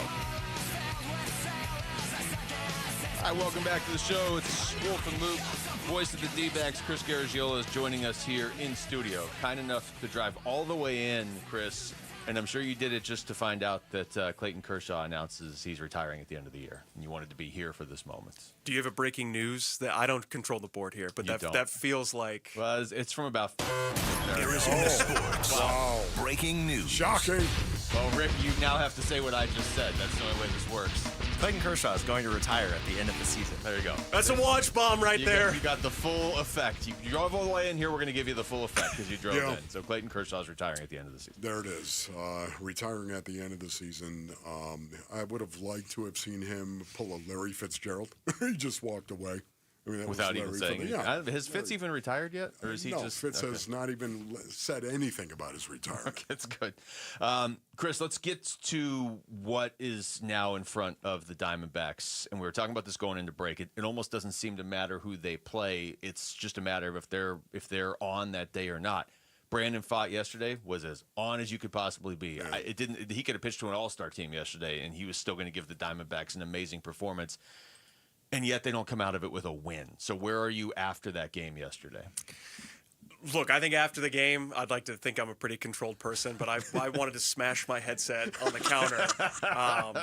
But look, and this is, I'm terrible for radio. Like, I'm better in a podcast form. But real quick, when I got in the car and I was driving home, I started to think about the Masters this year. And for those who don't remember, Rory McIlroy, the only thing he needed to complete the Grand Slam was to win the Masters, the tournament he wanted so bad. He came so close so many times, okay? So last day, last hole of the tournament, tee shot, middle of the fairway in 18. Hits the green 99 out of 100 times with his second shot. But this time, spills it in the bunker, makes bogey, forces a playoff. And the consensus is, here we go again. Blew it again. Here comes another choke job. Mm-hmm. And his caddy, his longtime friend Harry Diamond, puts his arm around him as they're getting ready to walk to the first playoff hole. And he says, mate, if I told you on Thursday that we were going to be here with a playoff hole to win the Masters, you'd have given me your left arm for something like that. It sucks that they lost. It absolutely does. But I think in the larger perspective, it's important to remember that once again, we are 9 games back, and this team, worst case scenario, is going to be 2.5 games out of the third and final wild card spot. Best case, when they get ready for first pitch, it'll be 1.5. Mm-hmm. So, of course they'd like to win. Wolf, I can't think of probably any loss, the D-backs or your playing career, where after loss you said, man, great loss. Really good loss. Great job, everyone. Yeah. Hang that L on the wall. Every loss is frustrating. So there is still time. They're still playing great baseball in spite of what feels like a frustrating loss. And I don't think that what happened yesterday should slow the momentum that this group has headed towards the finish line. One of the things I love seeing right now, because I'm a big believer in leadership, I really am. I think it's imperative that you have guys that will lead.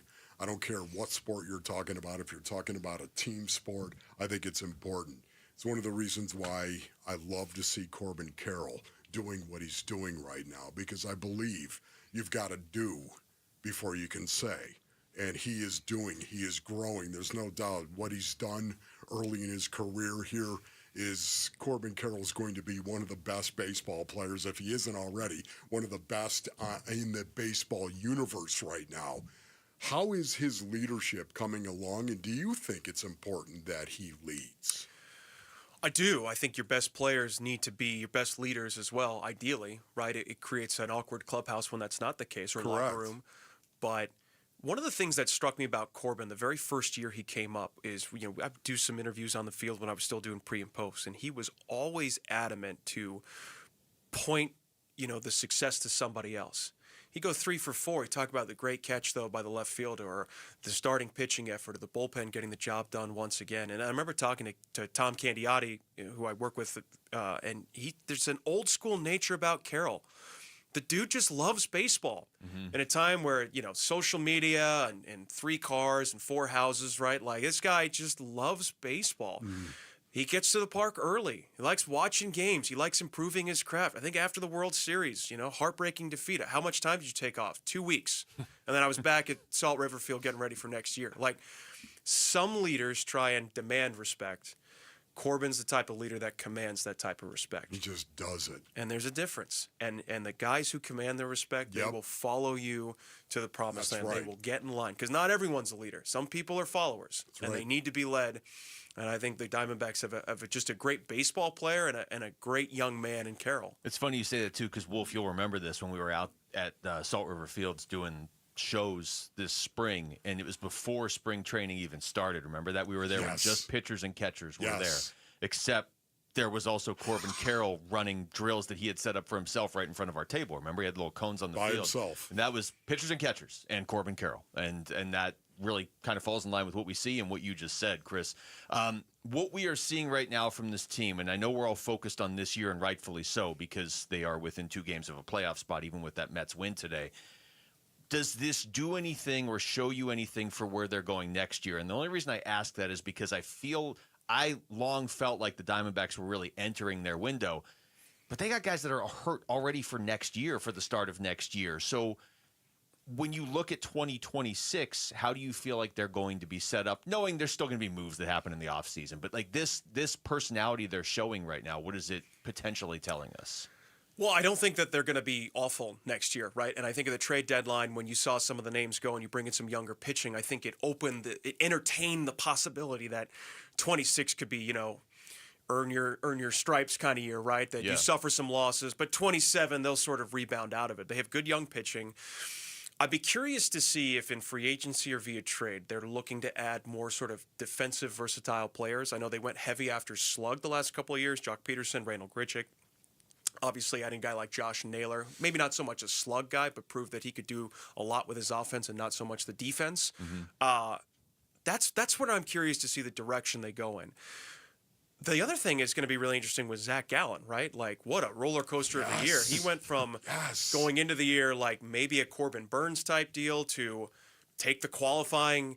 I think he's might have played his way into a multi-year deal with somebody. I mean, there's a real possibility. So we'll see. If he comes back, I think that's going to obviously bolster a great rotation. If he doesn't, I think you're going to have to look at trying to get a starter. Justin Verlander says he wants to play next year. I know he'll be 43, but he certainly threw the ball well yesterday as much as Brandon Pfaadt did. So, those will be questions that I know Mike Hazen and his team that they'll find the answers to, but I think that they will be competitive, if not, again, in the hunt next year, just given what we've seen this year. Chris, how do you evaluate the job that Torey Lovullo has done? I think that there is a lot to be said about keeping this group from quitting.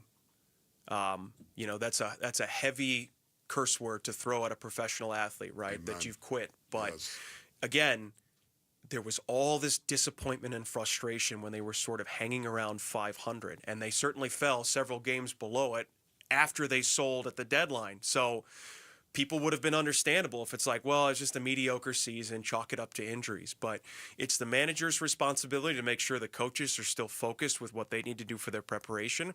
And it's the manager's responsibility to hold guys accountable. And then hopefully that bleeds into your leaders again, that they hold their teammates accountable. So there are things that need to be corrected. It's funny, for all the good baseball they're playing, I don't think they're playing anywhere near perfectly, right? Yeah, a couple days ago, Carroll missed a cutoff, still missing some plays defensively. I know that obviously not getting that runner in from third the last couple of innings is what took a lot of the focus from yesterday. But just imagine if they clean up some of these things. I don't think it's crazy that they could run off a 7-2 week. They're not going to do it if they don't fix up some of those things, but it is there. I mean, it is all in there because of, I think, the motivated and focused group focused group that you have in front of you because they're only a couple games out. We got enough time. I want to ask you about this, too. I know you and I have talked about him off the air before, but Geraldo Perdomo, the season he's putting together, Wolf and I were talking about it the other day. It's like, well, let's look statistically, like, where is he going to set career highs? It is every single category there is in baseball, and most of them, he's shattering his previous career high, or he's putting up numbers this year that are his entire previous career combined. Is this just who he is now going forward? Hope so. Right? Yeah. Like, and I've said this on the broadcast, so if folks have a chance to listen, over the next week and a half, if he finishes below third in the National League MVP voting, that's just a lack of national exposure. It's an oversight. Like, it's a joke. Yeah. It's an absolute joke. And it's because of his production. It's because of his baseball reference war, his Fangraphs war. Like, every metric that you use, he says that he is either the first, second, or third best player in the National League, and he probably won't finish in the top three. Like, it makes me want to rip my hair out. Yeah. But he's an outstanding figure. Watching him grow since 22 has been amazing. And I've said this before, like, fans think that young players get better at a linear rate, and that's not true. Usually good players enter the league and they're good and they stay good and sometimes get better, and okay players come into the league okay, and that's just kind of who they are. Perdomo is the rare case where he has gotten better every single year, regardless of how you look at it, from 22 to 23 to 24 to now. That's a good point. That's a great thought. And I'll finish with this, right? Like, because I said I hope that this is who he is. 1 is a special season, a year like this. 2 is a special player. So we will find out next year if he really is like a special superstar. I think he is, just being around him every day. But numbers are numbers. They will tell the story as unobjectively as possible. Especially in baseball. Or as objectively Chris, as thank possible. you so much. Yeah. Guys, thank you. Appreciate You you can coming again. in here. Yeah, absolutely. Can we do this again? Sure, yeah. I'd love to have you in. Your people call my people. Okay. All right. Well, Do we have that's any people? Rick. We'll get Yeah, Rick Rick, to you're do our people. Oh, Jamal's Yes. here now, too. We got Oh, people Jamal's now. back there. He's here Jamal! to do picks. We got to do picks next segment. Oh, okay. Chris Gargiulo, thank you so much. Thank you, guys. Appreciate Thank it. you. Take us with you wherever you go. If you can't catch us live, find us on the Arizona Sports app, on ArizonaSports.com, or wherever you get your podcasts. The Wolf and Luke Show podcast brought to you by YRefi. Don't let private student loan debt ruin your life. Go to YRefi.com. That's YREFY.com. We come back, make our NFL picks for week 3. Wolf is in a distant last place. It's Wolf and Luke on Arizona Sports, the local sports leader. Diamondbacks baseball. 5-1 Giants, 2 outs in the 11th, 2-2 pitch. Check swing and a miss. He is down on strikes, and that's your ball game. D-backs with an opportunity to sweep the Giants, but they can't get the job done. And their postseason ambitions take a little bit of a hit. D-backs slip a little on their way to the postseason. Can they make up for it? We talk D-backs and the playoffs today on Arizona Sports 98.7 and the Arizona Sports app. All right, Rick, what do you say you bring me that Brooklyn beat if you don't mind? Oh, the autumn wind is blowing. Autumn wind is blowing, I said. And that means football is here. Oh, you can smell it. Lick the pigskin. So is the fall sale at Brooklyn Betting, now through September 30th. That's right, Base Owners. You still got some time. Everything in store and online is 25% off. Now, when I say everything, I'm saying sheets, pillows, mattresses, the adjustable frames. Why would you ever get any frame but an adjustable frame? Everything is 25% off. So your game plan to score on this great deal, you get on over to one of Brooklyn Betting's 12 basin locations, and you tell them, hey, you know what? I heard Wolf talking about this. Yeah, he sent me here for the fall sale at Brooklyn Betting. For the best sleep ever, get the best mattress ever at brooklynbetting.com.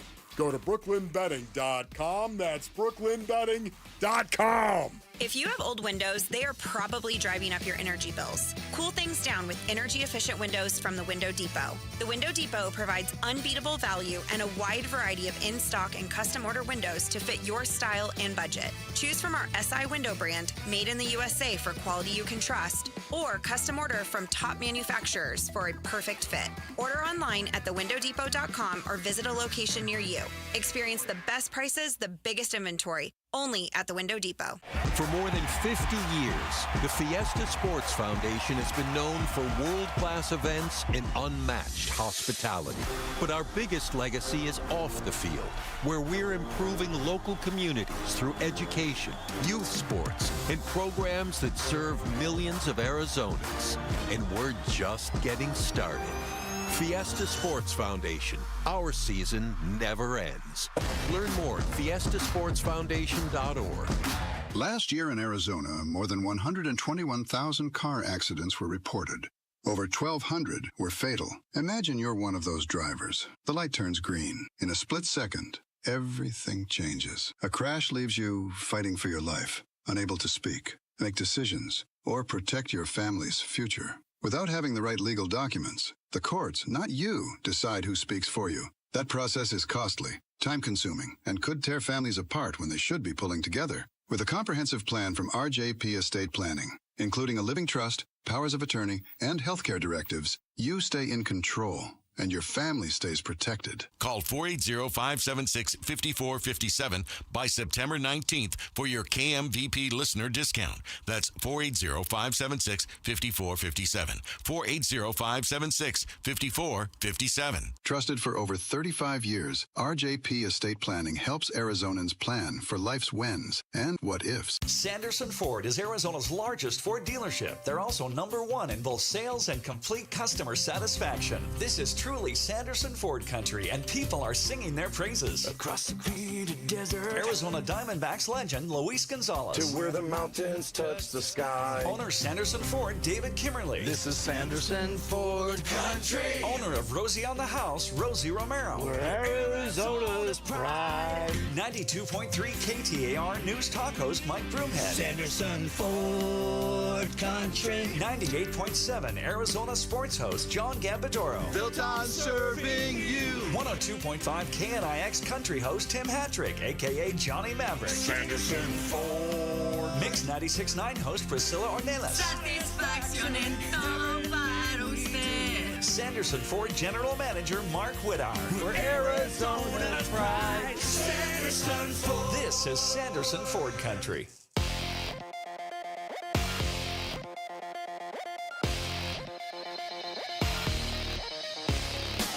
I'm Jesse Morrison with Trending Now, presented by Parker & Sons, heating, cooling, plumbing, and electrical. According to the Post and Courier's Scott Hamilton, Arizona State and Kansas are close to an agreement to play a football game next season at London's Wembley Stadium. Per On3's Brett McMurphy, the game would be played September 19th, 2026. There has never been an FBS football game played in London. The Arizona Diamondbacks got 9 shutout innings from Brandon Pfaadt yesterday, but were unable to come away with the victory. They fell 5-1 to the San Francisco Giants in 11 innings. The D-backs' postseason chase continues tomorrow at home against the Philadelphia Phillies. And the Phoenix Mercury won 86-60 yesterday to even their first-round series with the New York Liberty. The Mercury will host the Liberty tomorrow for a decisive Game 3 at PHX Arena. This report is brought to you by Parker & Sons. We're looking for the next student-athlete to win a $10,000 scholarship. Text character to 620-620 to nominate a student today.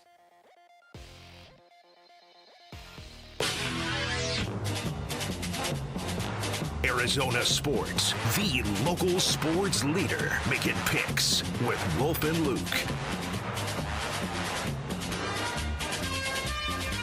All right, welcome back. Wolf and Luke, thanks to Chris Garagiola for joining us the last couple segments. We are going to do our football picks here right now. And Rick, I'm trying to figure out, do you know what we did last week? I mean, I have the overall standings here. I can find that real quick. I was not here, so let me find that real quick.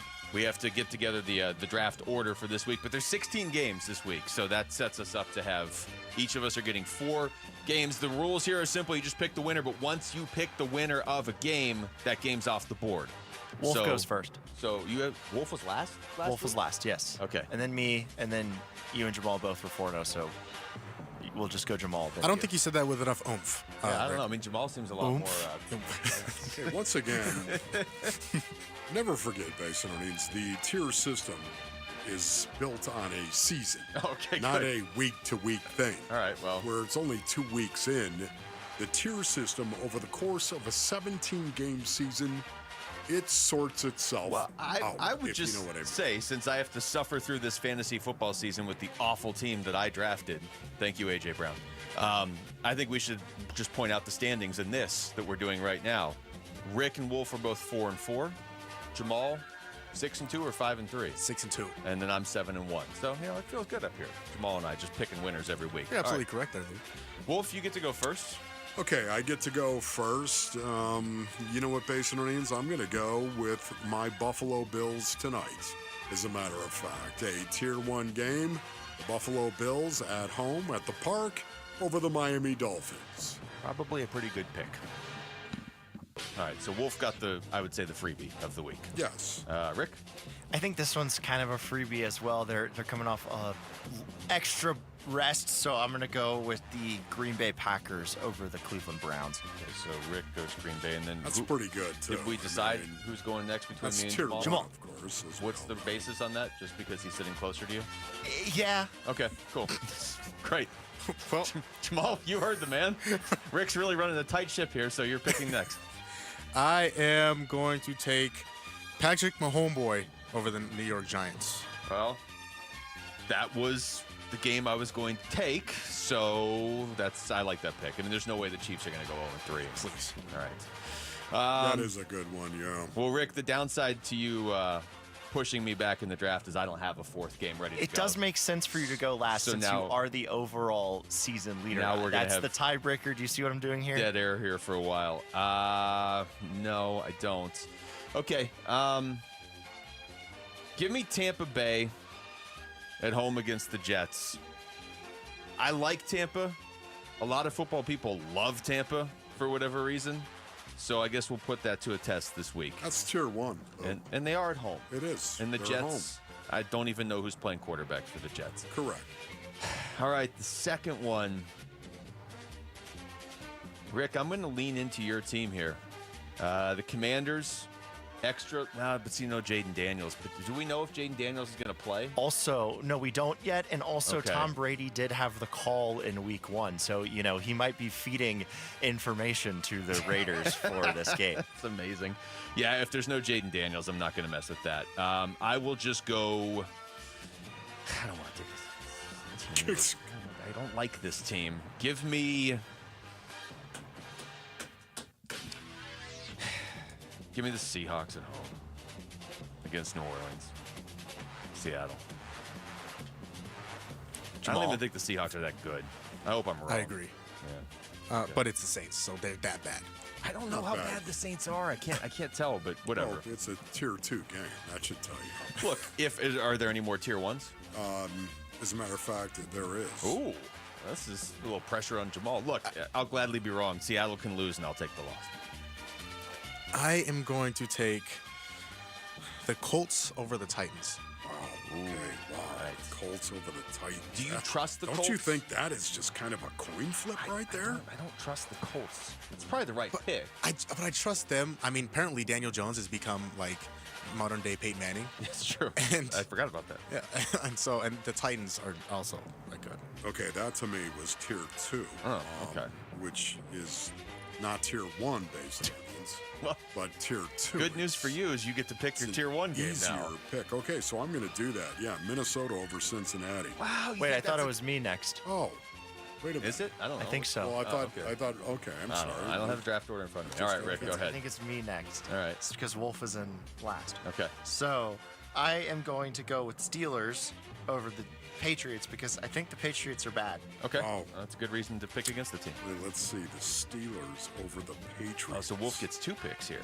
Yes. Okay. Oh, okay. I got that. There we go. I like this. We're taking some underdogs here. All right, Basinonians. I'm going to go with my first pick. It's going to be Minnesota over Cincinnati.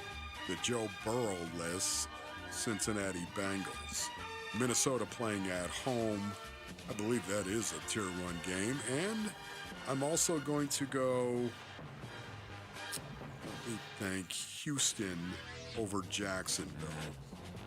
That's a Tier 2. Somehow Houston is an underdog in that game, and I don't really get it. I don't either. Okay, so Wolf went with Houston. And I like Jacksonville. I like what they're doing in terms of like they're entertaining to watch. But Houston's not going 0-3, I don't think. Rick? All right. I think that the Eagles will push their way at home to a win over the Rams. Wow, that's a tough one. That's a good hard. game. There's some good games. That's going to be really good. There's some good games, and I think I didn't mark all the games off, so this can get real interesting. Jamal?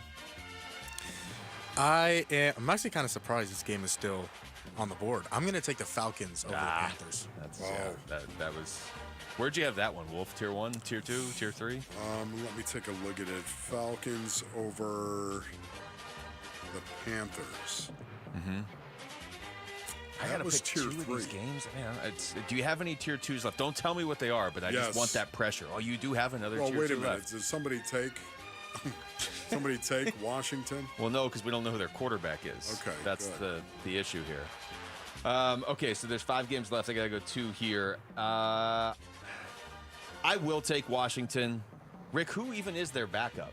Marcus Mariota. I mean, he's pretty good. Okay, I mean, they're coming off the extra rest, and the Raiders just played on Monday night. That's that's a pretty significant advantage when you are coming off Thursday and your opponent's coming off Monday, and you're the home team. But they have Tom Brady with his inside info, allegedly. Well, if that happens, then I was beaten by the best. And then one more of these. Man, do I want to pick Arizona for a 3rd straight week? Am I that crazy? I'm going to leave that game alone. I know they're underdogs. I think Denver goes into LA and beats the Chargers. Wow. So, and that's no shade towards the Chargers. I think what they're doing is legit. But they are also coming off the short week, and Denver should be 2-0 probably. That is a tough game to pick right there. They're It's all Tier these. 4. Okay. What's the lowest tier you have? 4? Tier 4. Okay. Are these all Tier 4 games left? Yeah, 1 is the easiest based on these, and then 2. Okay. And then 3, and then 4. Okay. Okay, so... Jamal, you've got 1 pick left. All right, well, I'm going to leave the 2 tougher games for Rick and Wolf, but and I don't even feel good about this one, but I'm going to take the Cowboys over the Bears.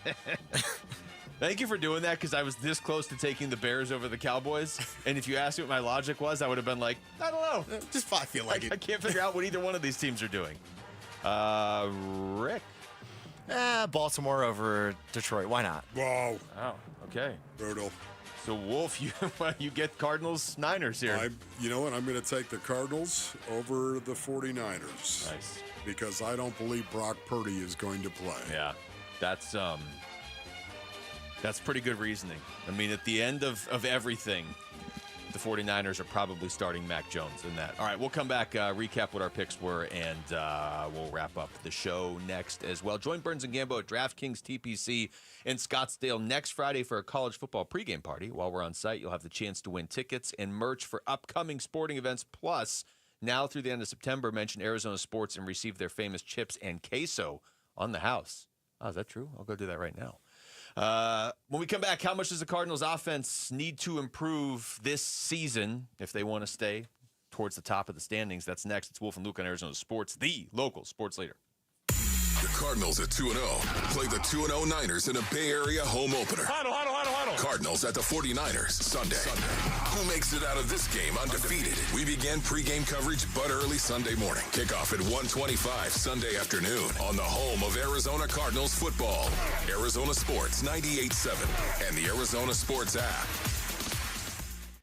Luke Lipinski back to tell you about Twin Peaks. You know what today is? Today is National Cheeseburger Day. What better way to celebrate than with a seasoned, smashed, and seared-to-order cheeseburger at Twin Peaks, topped with your choice of cheese. Grab a cheeseburger and a tea or soda bundled together all day because it's one of their favorite holidays over at Twin Peaks. And then while you're there, you can catch all these sports going on right now. Certainly football. There's football tonight. There's football all weekend. There's football on Monday.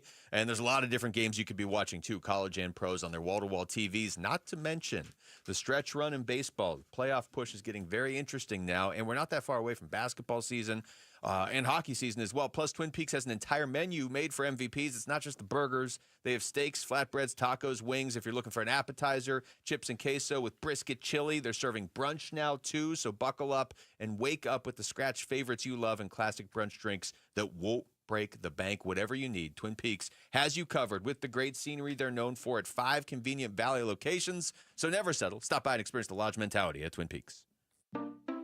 At Fisher Investments, we may seem like other money managers, but we're different. Are you really that different than the rest of us? We are. As a fiduciary, we always focus on what's best for our clients. What services do you offer besides investing? We have a team of specialists in financial planning, estate planning, and more. Your clients rely on you for all that? Yes, we ensure clients receive unparalleled service at every step of the relationship. Okay, but you still sell commission-based products, right? No, because we believe that's a conflict of interest. We prioritize service over sales goals. So, then how do your fees work? We have a simple and transparent fee that's a percentage of our clients' portfolios. So we do better when our clients do better. Wow, we're more different than I thought. At Fisher Investments, we're clearly different. Learn more at fisherinvestments.com. Investing in securities involves the risk of loss. Since we have lawyers in all 50 states, I see and hear lots of lawyer ads. It seems that most are bragging on what they got their clients. But be careful. If you heard that someone sold their car for $500,000, you would be impressed. But if you later learned that it was a rare $10 million Ferrari, would you say that person got screwed? And that's before you even know if it's true. Who is fact-checking? And how much went to medical bills and lawyers' fees? If you want to get an idea what your case may be really worth, visit forthepeople.com and go to Settlements and Verdicts. You will see what a law firm like ours is capable of. And fact-check for yourself. All that glitters is not gold. We became America's largest injury firm for a reason. We won big, a lot. At Morgan & Morgan, we represent consumers. Morgan & Morgan, forthepeople.com. Injured? Dial pound law or visit forthepeople.com for an office near you. Worried about market losses? If headlines are keeping you up at night, it's time to take control. Hi, I'm Jeff Jr. with Trajan Wealth, and I know you've worked hard to save. But in times like these, what if can turn into what now? If you're planning to retire or are in retirement, you need a strategy that helps protect your future. At Trajan Wealth, you can capture market gains, protect your account from losses, and guarantee income for life. Right now, you could receive a bonus of up to 30% or annual growth of up to 10% for retirement income. You heard me right. An upfront bonus of up to 30% or annual growth of up to 10%, all guaranteed to boost your lifetime income in retirement. Don't leave your future to chance. Plan with confidence. Call Trajan today at 480-990-3300. That's 480-990-3300. Annuity guarantees are based on the claims paying ability of the issuing insurance company, DBA, in most states as Trajan Wealth Insurance Solutions.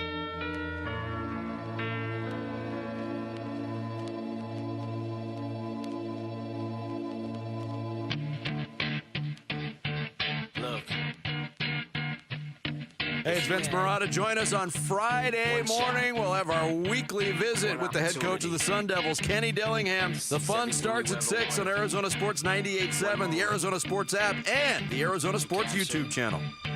Just let it slip. Yo. His palms are sweaty, knees weak. Okay, I'm going to try and run through these picks real quick to make sure we have them all right. Okay. Wolf, you have Buffalo over Miami, Houston over Jacksonville, Minnesota over Cincinnati, and Arizona over San Francisco. Yeah.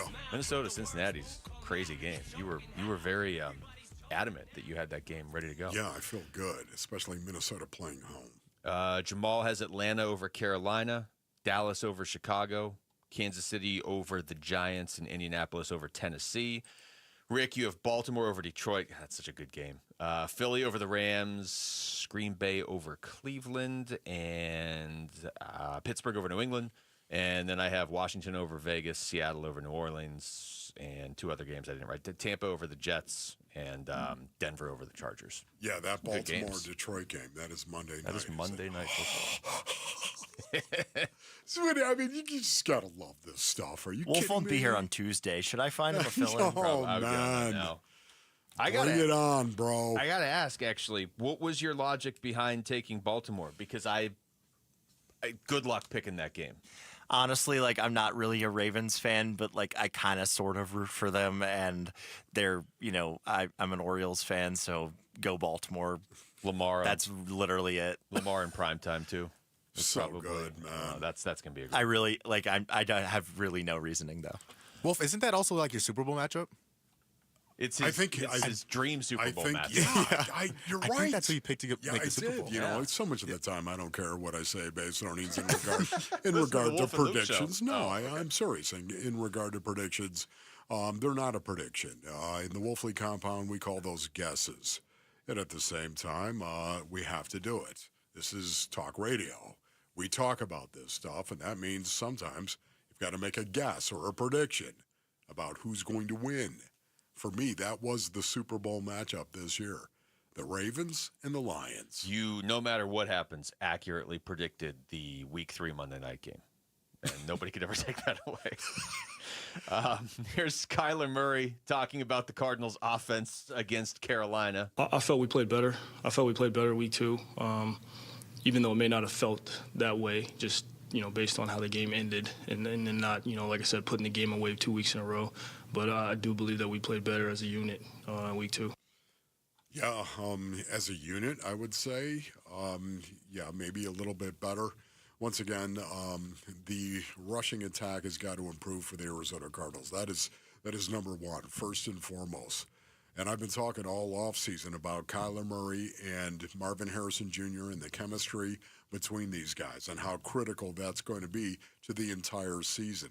That still is kind of a bit of a question mark after 2 weeks. But now I think what I've seen based on the first 2 weeks of the season, the Cardinals got to get a lot better in terms of running the ball. Yeah.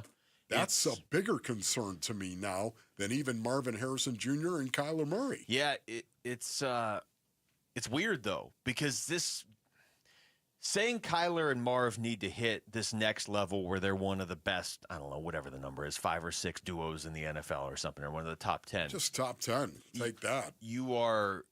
I don't think it's unrealistic to ask for that, but it's a hypothetical to a certain extent. We haven't seen it yet, right? Whereas the Cardinals being a really good running team is what they have been the last 2 years. That's why it's a bigger concern to me at this point. I think there's no way to argue with that, honestly. When you're supposed to be really good at something and you typically are and you suddenly struggle at it, that's like red alert. That's got to get fixed first. That is a great point by you, Luke. It is, because it's all about culture, and culture is about your identity. And you've got players inside that locker room saying, this is who we are. This is what we do. This is how we win games. Oh, there it is. James Conner ripping it for another 8 yards, ripping it for 18, ripping it for 6, ripping it for 5. We're handing the ball off and we're ripping it. And this is who we are. I think we all understand what's going to happen here. Even if you don't win games, you always knew you were good at running the ball. That was the identity of the Arizona Cardinals team. And that's why it's so important they find that once again, because it gives you confidence when you do it. When you know this is who we are and this is how we play this game. And look, there he is again, ripping it off for 7. They got to get better at running the ball. Kyler Murray was also asked, this is yesterday, how they put games away offensively, because he has now referenced after 2 games that they need to put a game away offensively. And in both of those games, he's right. They had a chance to really end the game and went 3 and out both times. Yeah, it's going to be a fight. It's going to be a fight. Obviously, both teams are 2-0. Again, a divisional opponent. We know them. They know us. We understand what it's going to be.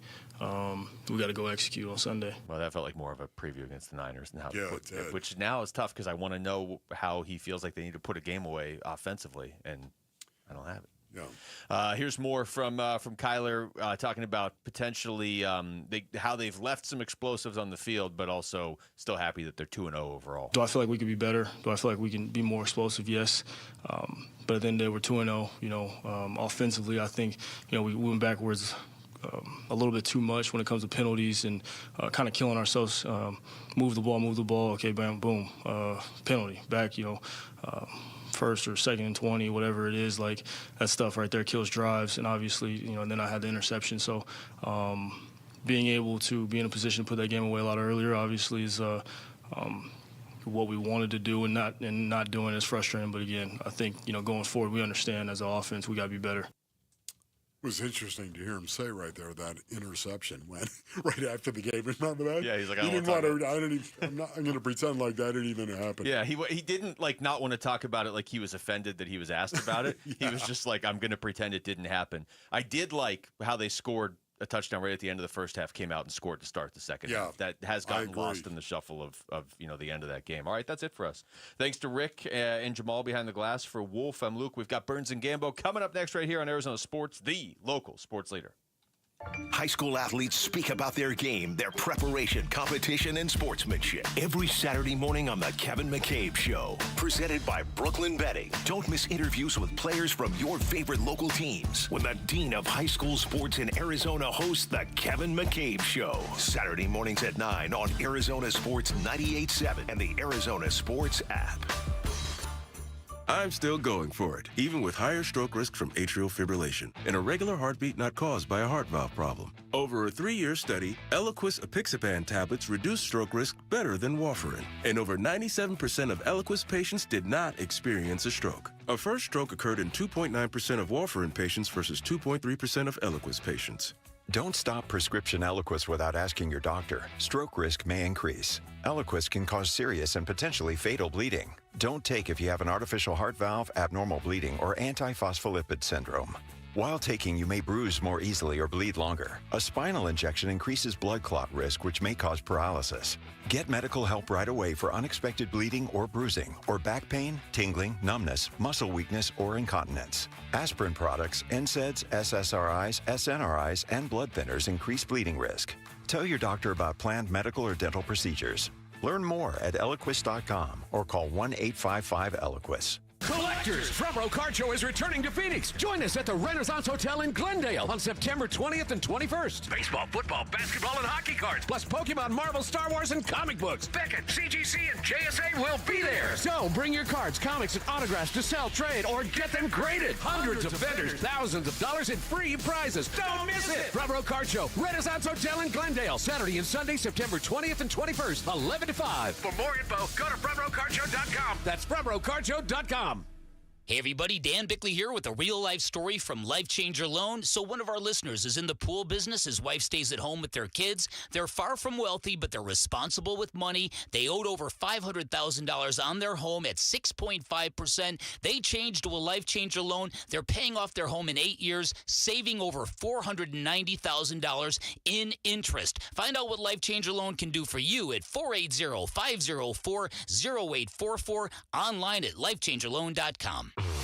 Hey, want to hear something great? Right now at Wendy's, you can get 2 of the #1 selling bacon cheeseburger in all fast food, the JBC, plus medium fries and a medium soft drink for just $8. Want to hear something else great? Double the burger means double the bacon. Now that's a game changer. 2 of the #1 bacon cheeseburgers with fries and a drink for just $8. Gotta be Wendy's. Limited time only. U.S. price and participation may vary. Request $8 JBC meal deal to obtain discount. Individual items at regular price. Get in the zone, AutoZone. Welcome to the end of summer sale at AutoZone. We're celebrating the end of long days and short nights with big deals for a short time, like car wash. Right now, you can save 20% on the Armor All Complete Car Wash Kit. Need new brakes? Duralast brake pads are free with the purchase of Duralast rotors. We've also got oil deals and more. We're ending the summer right with the end of summer sale at AutoZone.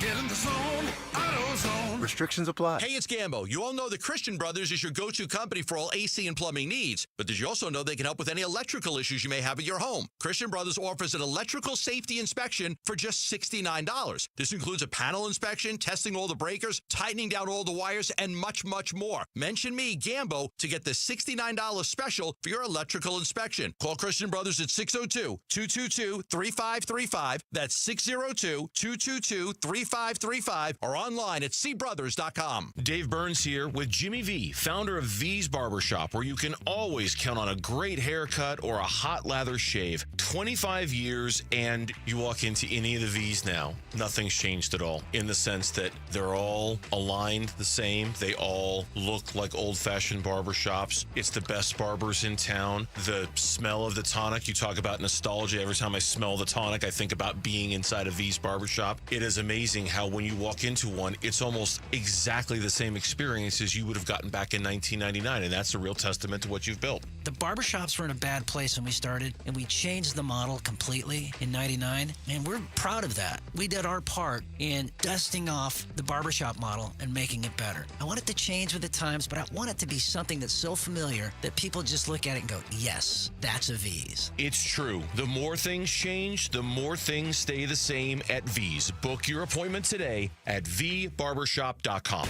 KMVP FM Phoenix. Live from the Casino Arizona and Talking Stick Resort Studio. Arizona Sports, the local sports leader. I'm Jesse Morrison with Trending Now, presented by Parker & Sons, heating, cooling, plumbing, and electrical. Let's start with some National League West news. Los Angeles Dodgers legend Clayton Kershaw will retire at the end of the season following 18 MLB seasons. Sticking with baseball, the Arizona Diamondbacks got 9 shutout innings from Brandon Pfaadt yesterday, but were unable to come away with the victory. They fell 5-1 to the San Francisco Giants in 11 innings. The D-backs postseason chase continues tomorrow at home against the Philadelphia Phillies. And the Phoenix Mercury won 86-60 yesterday to even their first-round series with the New York Liberty. The Merc will host the Liberty tomorrow for a decisive Game 3 at PHX Arena. This report is brought to you by Casino Arizona and Talking Stick Resort. Join the football watch parties every Sunday with special guests, food and drink specials, and more only at Casino Arizona and Talking Stick Resort.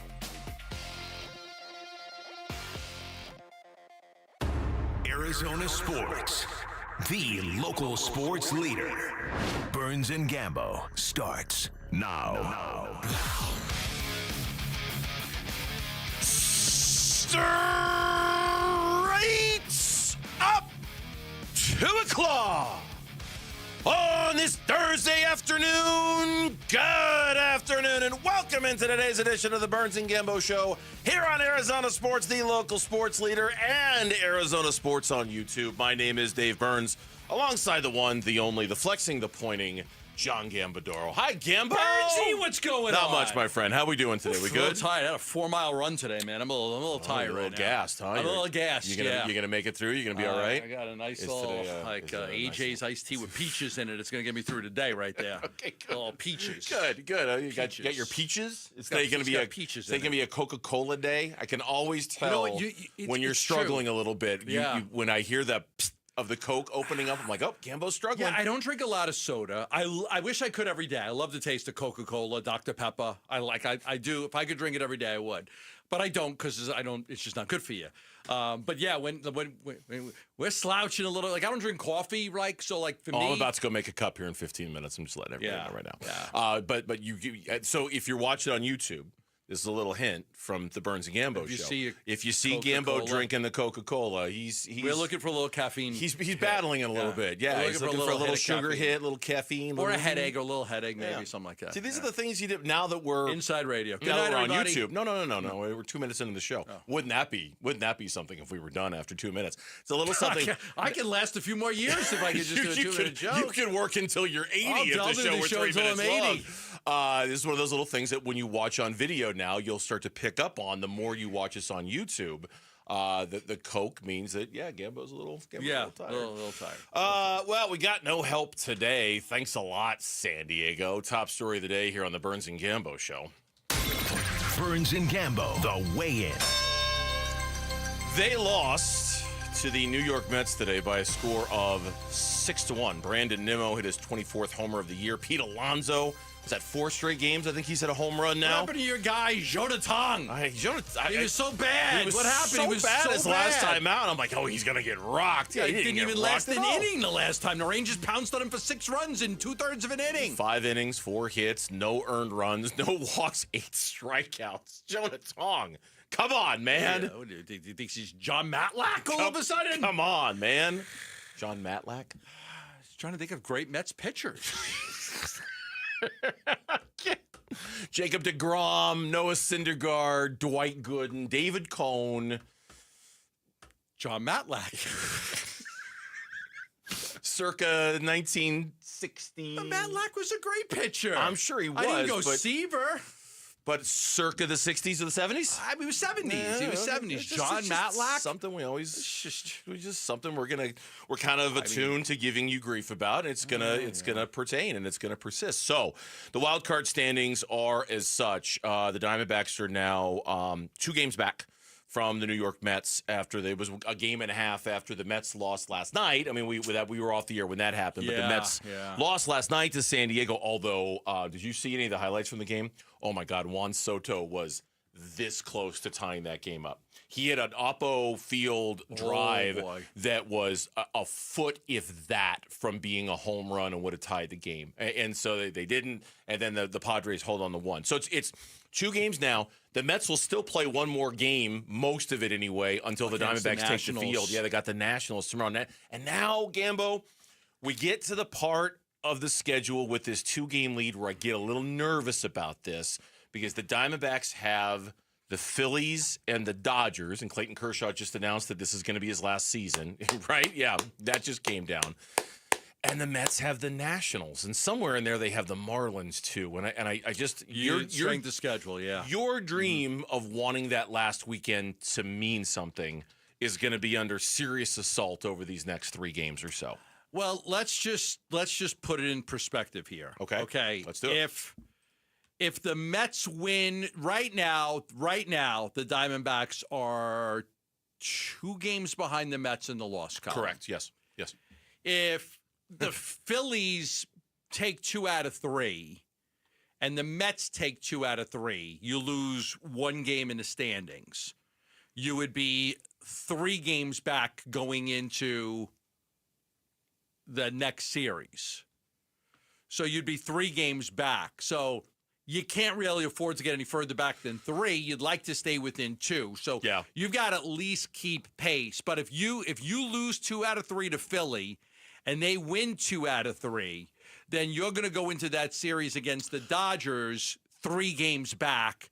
And 1 more game back could put it to the point where you might not be able to, you might not be in reach anymore. I'm going to loop our resident Cubs fan in here for just a second because Jamal. No, Jamal's not a resident Cubs fan. Jamal's not our resident Cubs fan. Lauren is our resident Cubs fan. I just try to make people laugh, and you do. So it works every time. You are the designated goofball of the Burns and Gambo show. 3 against the Nationals for the Mets, 3 against the Cubs, 3 against the Miami Marlins. That's how they finish. What do the Cubs have to play for at this time or potentially 3 games from now? Just curious. Just about nothing. Just about nothing. Just about nothing. They've locked it up basically that they're playing a 3-game series against the Padres at Wrigley. Okay. So there's very little on the line. They can't for them. chase. They can't catch the Brewers. They can't. Nothing like that. Pretty much. That doesn't mean they're going to play to lose. But certainly, if you're going to start strategically resting guys, or maybe you're not going to play your lead pitchers. Okay, so I'm just because the Mets after Washington have 3 against the Cubs, and the Diamondbacks after 3 against the Phillies have 3 against the Dodgers. So that the Dodgers the next and the 6 Padres games is where this thing could get sideways on us. Dodgers and Padres is a 3-game difference in the standings. Right. So if you're the Dodgers, you still got something to play for. You want to bury them. If you're Padres, you feel like you're still kind of in it. Now, 3 games from now, maybe that changes enough. If the Dodgers could make that, 4 games up or 5 games up, it may not matter. The Padres, their next series is against the White Sox. So if they take care of business against the White Sox, they could probably hang in there a little bit, and maybe that 3-game series against the Diamondbacks would mean something to them. Yeah, the Dodgers, I mean, you mentioned they've got the lead over the San Diego Padres. They really don't have a shot of finishing with the best record. In fact, they don't at all have a shot of finishing with the best record in the National League, so they might not have that much to play for either. Either way, I think you're right. You don't want to go into that final weekend 3 games back and needing to go 3-0 and having the Mets go 0-3. That's not going to work. That's just too problematic. You need to be within 1 or 2 to give yourself that puncher's chance, and we'll see. I hope the Washington Nationals, with their 62-91 record, come to play this weekend against the New York Mets. Go get them. Go get them. Mike Hazen, we didn't get a chance to react to this yesterday. He was on the Wolf and Luke show. Boy, he was really good yesterday with Wolf and Luke based off of how this team has been playing. I heard this one driving in. Here it is for you, Mike Hazen, on how impressed he is with his team since the trade. I'm extremely impressed with the way this group has played baseball since the trade deadline. I'm a genius, aren't I? I just feel like the way we're playing baseball now is a much cleaner, faster version of what we were. We obviously were very talented. I do still believe that. I probably still believe in the end that would be on paper in a better spot in some cases for sure if I hadn't sold at the deadline. I do think this newer version of the team, there's even seeing guys like Lawler and others up here on the bases, what Blaze is doing defensively at third base, what we're doing in the outfield with Barossa even going in late in games. I feel like that version of this team is playing a better brand of baseball, maybe one that's more suited to our skill set and what we try to do. There is so much there to unpack. I'm a genius, aren't I? Well, there's that. I mean, and yeah, Mike. He had to trade. It was the right thing to do. It was the right thing to do. It took, to be in this position in right now, it took an epic collapse by the New York Mets, something nobody anticipated, to just put yourself in a position where you're there. And even now, the odds are still stacked against the Diamondbacks that are going to make the playoffs. We could sit there all day long and say if they would have kept Merrill Kelly, Geno Suarez, and Josh Naylor, and Randall Grichuk, they would be better. And maybe you make that argument, maybe not. He was kind of making that argument. But He's I like, don't at the know. end of the day, I still think we might have been better on paper if we had those guys. Here's the truth. Okay, here's the truth.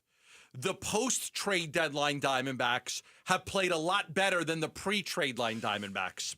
However you want to slice it up, it's just a fact. Yeah. When Mike Hazen made that trade, that wasn't a very good baseball team. After the post-deadline, they've been a good baseball team. Yeah, and part of the reason why was something that Mike was hinting at in that conversation and later just kind of talked about out loud. Fundamentals. We're playing the style of baseball that we are more attuned to as an organization. Speed, defense, chaos on the bases, not relying on the home run necessarily. Have you seen their batting average with runners in scoring position? I think it's either since August 1st or it's the same thing, since the trade deadline. I didn't see it, so give it to me. They're like fifth in baseball with runners in scoring position since then. They're playing that 2023 style of Diamondbacks baseball where they're creating chaos on the bases and they're stealing bases and taking extra bases. Can we learn how to do a suicide squeeze? I just want a suicide squeeze. Can we lay down a squeeze with Corbin Carroll at third base? Here's my promise to the audience out there. Tomorrow when Torey Lovello joins us at 2:30, that will be the first question Gambo asks. Can we learn how to do a suicide? I'm Jamal, from me to you and everybody out there listening, I'm promising everybody that is going to be the first question out of Gambo's mouth tomorrow. I mean, just get the bunt down. Corbin Carroll will be there in an eighth of a second. We'll play more of Mike Hazen later because it was really, really good stuff. But he's almost suggesting like they've gotten back to their DNA after the trade deadline, that they've just become Would they have done that if they didn't make the trades? We'll never know. I don't know. Never know. But then look at a game like yesterday. Man, you could have used Josh Naylor's thump when you're trying to just get one run in the 9th or the 10th. You could have used Suarez's thump when you're trying to get just one run. So there's yin and yang to it, right? There's a little bit of both. It's hard at this time. Look, at the time they made the trades, I said they have to make the trades. So, I'm not going to go back on that in hindsight and knowing what you know now. I think they did the right thing by making the trades. I'd agree. When we come back on the Burns and Gambo show here on Arizona Sports, Kyler Murray found success in the run game last year versus the Niners. Can he do it again? And how nervous are the Niners about Kyler's ability to run on the ground? That is coming up on the Burns and Gambo show. Diamondbacks baseball. 5-1 Giants. 2 outs in the 11th. 2-2 pitch. Check swing and a miss. He is down on strikes, and that's your ball game. D-backs with an opportunity to sweep the Giants, but they can't get the job done. And their postseason ambitions take a little bit of a hit. D-backs slip a little on their way to the postseason. Can they make up for it? We talk D-backs and the playoffs today on Arizona Sports 98.7 and the Arizona Sports app. Hey, Benjamin, we've got a surprise for you. What? You've got brothers. Huh? $50 and $200 bills just like you. Hey, what's up? What? We just got them for joining America First Credit Union and opening a new checking account. And you're all going to live together at America First. What? This is nice. For a limited time, new members get a $250 cash bonus when they open a checking account with direct deposit or $50 with a youth checking account. So head to AmericaFirst.com and get your money working today. Membership eligibility, terms, and conditions apply. Federally insured by NCUA. Dan Bickley Bickley here for Chapman BMW, an award-winning family-owned business since 1966. They offer unbeatable selection. They have a great reputation for making luxury attainable. And best of all, you have a friend in the business at Chapman BMW. Ask for my guy, GM Shane O'Hanrahan. He guarantees our listeners will get a smoking hot deal, the best you're going to find in Arizona. That's Chapman BMW. 2 great locations, 1 great experience. D-backs fans get the best seats at the best prices and access to exclusive events. 2026 Advantage memberships are on sale now. For more info, visit dbacks.com/memberships. If you're 55 or older and into that whole saving money thing, T-Mobile has an exclusive phone and internet bundle just for you.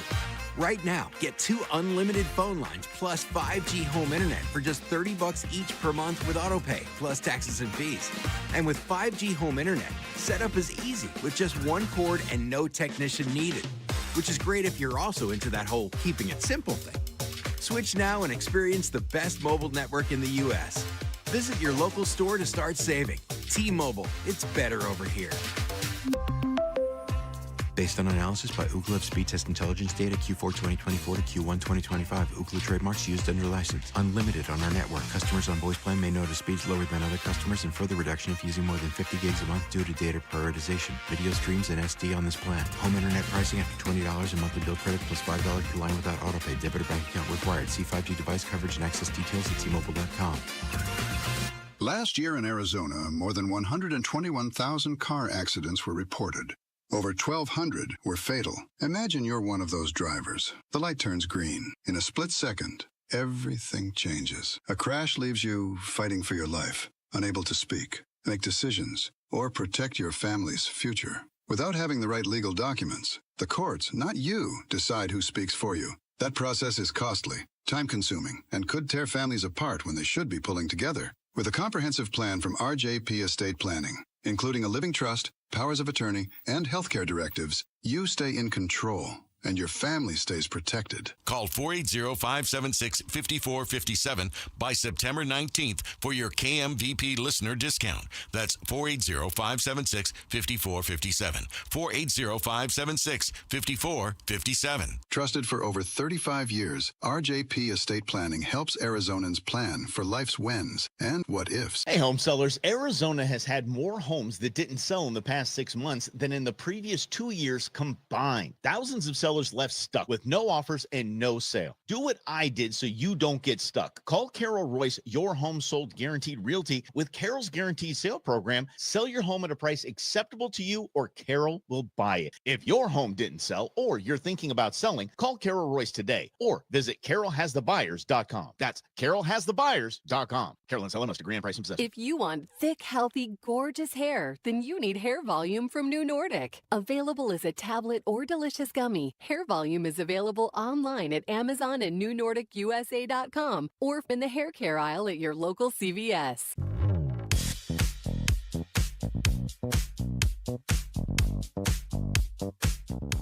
Hey, it's Vince Marotta. Join us on Friday morning. We'll have our weekly visit with the head coach of the Sun Devils, Kenny Dillingham. The fun starts at 6 on Arizona Sports 98.7, the Arizona Sports app, and the Arizona Sports YouTube channel. The snap to Murray, and he's going to keep it running to the right. He's got room at the 45-40. He points to the sky as he takes off at the 30, at the 20, the 10, the 5, touchdown. A design run for Kyler Murray. It goes for 50 yards. He's barking at the crowd in the end zone. And less than 2 minutes in, the Cardinals have the first score of the game. It was a great moment from last year. It's one of my favorite moments from last year, to be honest. Yeah. I'm sorry. As a dog lover, I do appreciate Kyler Murray apologizing for the Michael Vick jersey with the dog. He took that down. Yes, Thank you. He did not quite understand. He did not. Yes. The honest mistake. The jersey, of a player that he clearly admired as a kid growing up, and then the dogs. Honest mistake. So he apologized for that. Yeah, there's a lot of talk right now in San Francisco. Nick Bosa, Fred Warner. Why Kyler Murray is the main focus. He's averaged 52.8 rushing yards per game against the 49ers in his entire career. So over 50 yards a game. That is the most of any quarterback with at least 3 games against San Francisco. Nobody has ever done better if there's a big sample size of at least 3 games. And you're going back to week 5 of that 2024 season, that 50-yard touchdown run on a read option play was part of an 83-yard game on the ground for Kyler Murray. So makes sense that the 49ers defense is kind of jacked up and geared up to try to stop Kyler Murray. Yeah, it's got me, and of course, anytime you're playing a player like Kyler, you have to be geared up for that part of his game. I'm wondering if they should be. I'm wondering if that version of Kyler, you know what I mean? You know where I'm going with this one? Like, it does not feel like that's been featured. And this is a backdoor way into having the should Kyler Murray run the football more conversation, which is kind of getting cliche and old and tired. But I guess does it feel like that's as big of a threat now as it used to be? The idea that Kyler Murray's just going to run all over you, because he just doesn't run all over teams the way he used to. No, he had that incredible run the last week, right? There was 31 yards. It covered like over 60, and he avoided the blitz. And then it was like 3 linemen that just could not get their paws on him. I think it really depends on what the defense does. I mean, if the defense is aware of Kyler Murray and they're not going to give that to him, then I think that he's not going to run. But I think if plays break down, he's going to look to run. And I think there will be a couple of designed runs based on what the defense is showing. You get to the line of scrimmage and you realize you might have something. Look, they're going to try to contain him, but their feeling is like he's going to make plays. We just have to limit the damage. So they understand that Kyler Murray's very capable of making plays. They just want to be able to contain him to where he doesn't go off and have a 50-yard touchdown run like he did in that game last year. Yeah, I mean, last year, 17 games, he ran the ball 78 times. He rushed for 572 yards, which was actually, well, I mean, because he played 7. How many times did he run it? Last year, he ran the ball 78 times in all 17 games. I mean, I'm going to guess that's about 4.5 carries a game. Yeah, I believe so. Okay. Yeah, I mean, it's rough math. Rough math. Yeah, it's about 7.3 yards per carry. It's about 33.6 yards per game. You know, so it's about it's about 33 yards per game. And so it's look, I'm not trying to have at this point, Kyler Murray running the football, you can probably put it next to Marvin Harrison Jr.'s targets. Like, if it happens, great. I'm interested in whatever leads to the Cardinals winning football games. Sure. If that means Kyler Murray running all over the place, fine. Kyler Murray run all over the place. That means targeting Marvin Harrison Jr. 12 times, fine, do it. But it does feel like, to Nick Bosa's point and to Fred Warner's point, that this is a matchup where Kyler, in particular against the Niners, has done well. And the author of the article also pointed out that the 49ers, their history, they kind of struggle against running quarterbacks. At least their recent history, they kind of struggle against running. So maybe that's something that's more in the game plan. I tend to think Kyler running at this point, if it's there, he'll take it. If it's there, he'll do it. There'll be a few designed runs every now and then. But for the most part, his mobility is all about buying himself time in the pocket, moving around in the pocket to give himself a different look at what's going on downfield. Yeah. And if the play breaks down like it did on that brilliant 30-yard run that he had, you take it. But I don't think that's his first, second, or even third option at this point when he's running the offense. Part of his ability and part of what they're talking about too is not just Kyler runs for a lot of yards and he ran for a big touchdown. It's like we can't get that guy tackled in the backfield. Yes. They had 2 games against him last year. They sacked him once. 1 sack in 2 games. They were in the backfield a lot in those games, but they couldn't bring him down. So that's the elusiveness of Kyler. You think, like that run last week, that 31-yard run, if you break that down, there were 3 defensive linemen within a yard of him. At any time, at any given time on that play, couldn't get him. Now, the blitzer, he completely avoided that guy. That guy got his paws on him. 3 other defensive linemen were within arm's reach of grabbing Kyler and couldn't do it. So Warner was talking about that with the 49ers. Look, it's not just he's slippery. It's not just he's going to run for a lot of yards. We got to contain him. It's we get in the backfield and we can't get the sack. 1 sack in 2 games. So that's just something you've got to look at, that they're, that Kyler Murray's been very successful at not letting them have a big negative play on him. Yeah, it's crazy. I'm looking at the numbers, and it is, in terms of how many rushing attempts he had per game, last year was one of the lowest, if not the lowest of his career, and yet his yards per attempt was the best of his career. Right. So he was never he never ran the Interesting. ball better than he did last year, but he running it also less. never ran it less Yeah. than he did last year. Want to hear fast innings? How good is Nick Bosa? Nick Bosa's great, Bosa's right? terrific. One Nick of the Bosa had 2 pressures in 2 games against Murray last year. 2 pressures in 2 games. Can't get him. That's it. Yep. Had success in the past. Like, he's had 7 games against him. He's had 7 games against him. He's got 2 sacks in the 7 games, Nick Bosa. Mm-hmm. But last year, 2 pressures in 2 games. Couldn't get to him. So, look, everybody wants Kyler to throw for 300 yards and 3 touchdowns. I get it. I'd like Everybody to wants Kyler to do everything. Run for 300 yards and 3 touchdowns. Oh, by the way, rush for 60 yards a game. Oh, do this, right? Like when you have a singular talent like Kyler, and when you have a number 1 pick, the bar is high and the expectation is there. But yeah, I know we all want a lot out of Kyler, don't we? I think so. Yeah, I think we're. I think we do want a lot out of him. He was a number 1 overall pick. He's been here for a long time. More than anything, I want wins. Okay, stats I'm good. They beat New Orleans. They beat Carolina. We can nitpick it all we want. They're 2-0. I care about that. Beat San Francisco. I don't care if you win by a point. You're 3-0. Yep. I like what Marvin Harrison Jr. said the other day when people were asking about the targets. But I just care about wins. Silly question. The most important thing is wins. Guys could, so individual stats, all of that stuff, what we want to see a guy do. How do you win a football game? Yeah. How do you win a football? Just find a way to win a football game. But Kyler busting out a run like he did last year against San Francisco, I'm telling you, I have to go back and look to be sure.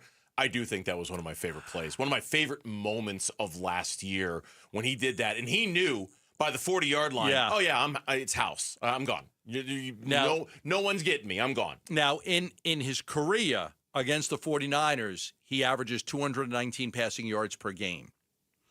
But when scrambling, he's got 182 yards on 20 attempts. 8 of them went for 10 or more yards. Okay.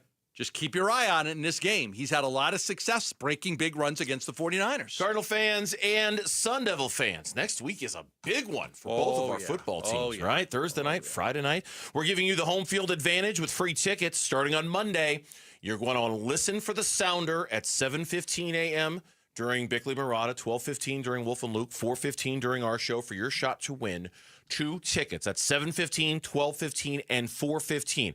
2 tickets. Cardinals on Thursday Night Football, ASU on Friday Night Football. Plus, there's extra chances to win on our contest page and the Arizona Sports YouTube page. Could the Sun Devils be headed to London next season? London? We'll ask the ASU AD Graham Rossini and beg Gambo not to do his British impersonation. Next on Burns and Gambo. The Cardinals at 2-0 play the 2-0 Niners in a Bay Area home opener. Huddle. Cardinals at the 49ers Sunday. San Francisco, really good football team. They're 2-0. Obviously, a divisional game. It's their home opener. It'll be a really cool environment for our guys. Good football team, so we got to have our best stuff ready to go on Sunday. We begin pregame coverage but early Sunday morning. Kickoff at 1:25 Sunday afternoon on the home of Arizona Cardinals football. Arizona Sports 98.7 and the Arizona Sports app. Lots and lots of benefits banking with Global Credit Union. Too many for me to mention in the next 60 seconds or so. One of my favorite always comes into play on a Friday, which is tomorrow. Tomorrow might be payday for you. And if you have direct deposit set up with your employer, you're going to wake up tomorrow morning and there's going to be a paycheck in your account. Happy day. There's going to be money in your account. But if you bank with Global Credit Union and you have direct deposit set up, that paycheck that you get on Friday, payday can be on Thursday. Payday can be on Wednesday. Direct deposit funds, you can access them up to 3 days in advance when you bank with Global Credit Union. There are many benefits. Low to no fees on your accounts. Better interest rates than you can get at the bank. As a result, Global members collectively saved $195 million last year. Find out all the benefits of becoming a member by going to globalcu.org. Your world of financial possibilities. Free checking and no monthly maintenance fee only apply to core checking accounts. Direct deposit required for early payday. Other fees may apply. Yeah, sure. I'll call it a guilty pleasure. It's football season, and football is best served with food, wings, chips, veggies, you name it. I love it, and I love it even more with Daisy French Onion Dip. Dave Burns here. You're sitting down to watch a game with friends, and your football just isn't complete without your snacks and your Daisy French Onion or your Daisy Ranch Dip. It goes perfectly with everything you've got while watching the game. It's a staple of the weekend grocery list during football season, so give it a try. Look for Daisy French Onion Dip at a grocery store near you. If you're 55 or older and into that whole saving money thing, T-Mobile has an exclusive phone and internet bundle just for you. Right now, get 2 unlimited phone lines plus 5G home internet for just $30 each per month with autopay, plus taxes and fees. And with 5G home internet, setup is easy with just 1 cord and no technician needed, which is great if you're also into that whole keeping it simple thing. Switch now and experience the best mobile network in the U.S. Visit your local store to start saving. T-Mobile, it's better over here. Based on analysis by Ookla of speed test intelligence data Q4 2024 to Q1 2025. Ookla trademarks used under license. Unlimited on our network. Customers on voice plan may notice speeds lower than other customers and further reduction if using more than 50 gigs a month due to data prioritization. Video streams and SD on this plan. Home internet pricing after $20 a monthly bill credit plus $5 per line without autopay. Debit or bank account required. See 5G device coverage and access details at T-Mobile.com. Hey everybody, Dan Bickley here, and we all know summers are never ending in Arizona, where it's way too hot outside for your AC to not be in tip-top shape. Call the pros at Parker & Sons for all your heating, cooling, plumbing, and electrical needs, a company that has served the Valley for 50 years. They have got your back 24/7, and when you need them, they'll be there in minutes, not days. Call 602-2-REPAIR. That's 602-2, then REPAIR for Parker & Sons. Hi, this is Stuart Willis, President of Asset Preservation Wealth and Tax. A personal relationship with your financial advisor really matters. It's super important that you have the ability to talk about anything you need to with your advisor. So if you have been pushed off to a call center and you don't have a one-on-one relationship with your financial advisor, then reach out to us at assetpreservationwealth.com. That's assetpreservationwealth.com. Investment advisory services offered through Foundations Investment Advisors, LLC, an SEC registered investment advisor. Football is back, and it's all about the tradition, the tough defense, just like America Roofing. Hey, we went with the best in Arizona, America Roofing and Casa Calvisi. We're ready for every season. Heat, wind, rain, repair or replace, home or business. America Roofing means championship service and quality. No trick plays, just honest work, proven results. Don't settle for second string. Get a free inspection and save 12% at AmericaRoofingCo.com. I'm Jamal Gumo with Trending Now, presented by Parker & Sons. Heating, cooling, plumbing, and electrical. The Arizona Diamondbacks suffered a tough loss in extra innings to the San Francisco Giants yesterday at Chase Field, but they are still in striking distance of the third wildcard spot. The D-backs are just 2 games behind the New York Mets after the Mets beat the San Diego Padres today 6-1. Sticking with baseball, longtime Los Angeles Dodger pitcher Clayton Kershaw has announced he will retire after this season. Kershaw is a 3-time Cy Young Award winner. According to reports, Arizona State and Kansas are nearing an agreement to play the first ever college football, FBS college football game in London. That game would be played next season. And the Phoenix Mercury are set to play the New York Liberty tomorrow in Game 3 after beating them in Game 2 in New York. That is a winner-go-home game tomorrow that will be played at PHX Arena. Tip-off for that one is at 6 o'clock. And that is what is trending now. The AD Update. Talking all things Sun Devil Athletics and NIL Weekly with Graham Rossini. Brought to you by America Roofing. Save 12% on all repairs or replacements with Arizona's largest roofer. Online at AmericaRoofingCo.com. If you're listening here on Arizona Sports, you'll hear Graham Rossini. If you're watching at ArizonaSports.com or the YouTube page, you'll see Graham Rossini. Yeah, you see that great office he's got. Once again, it's I don't have an office like that. I've been here for like 29 years. Well, we don't because we I don't even have an office. We don't work at Mount America Stadium. We don't have views like that. We got a pretty parking lot back here, but that's about it. Yeah, Graham Rossini doing the hey, take a look. Look what's behind me. I got an ASU football helmet behind me though. I got that. Graham, good to see you, man. How we doing today? What's up, fellas? Good to see you. Thanks for you're rocking the helmets.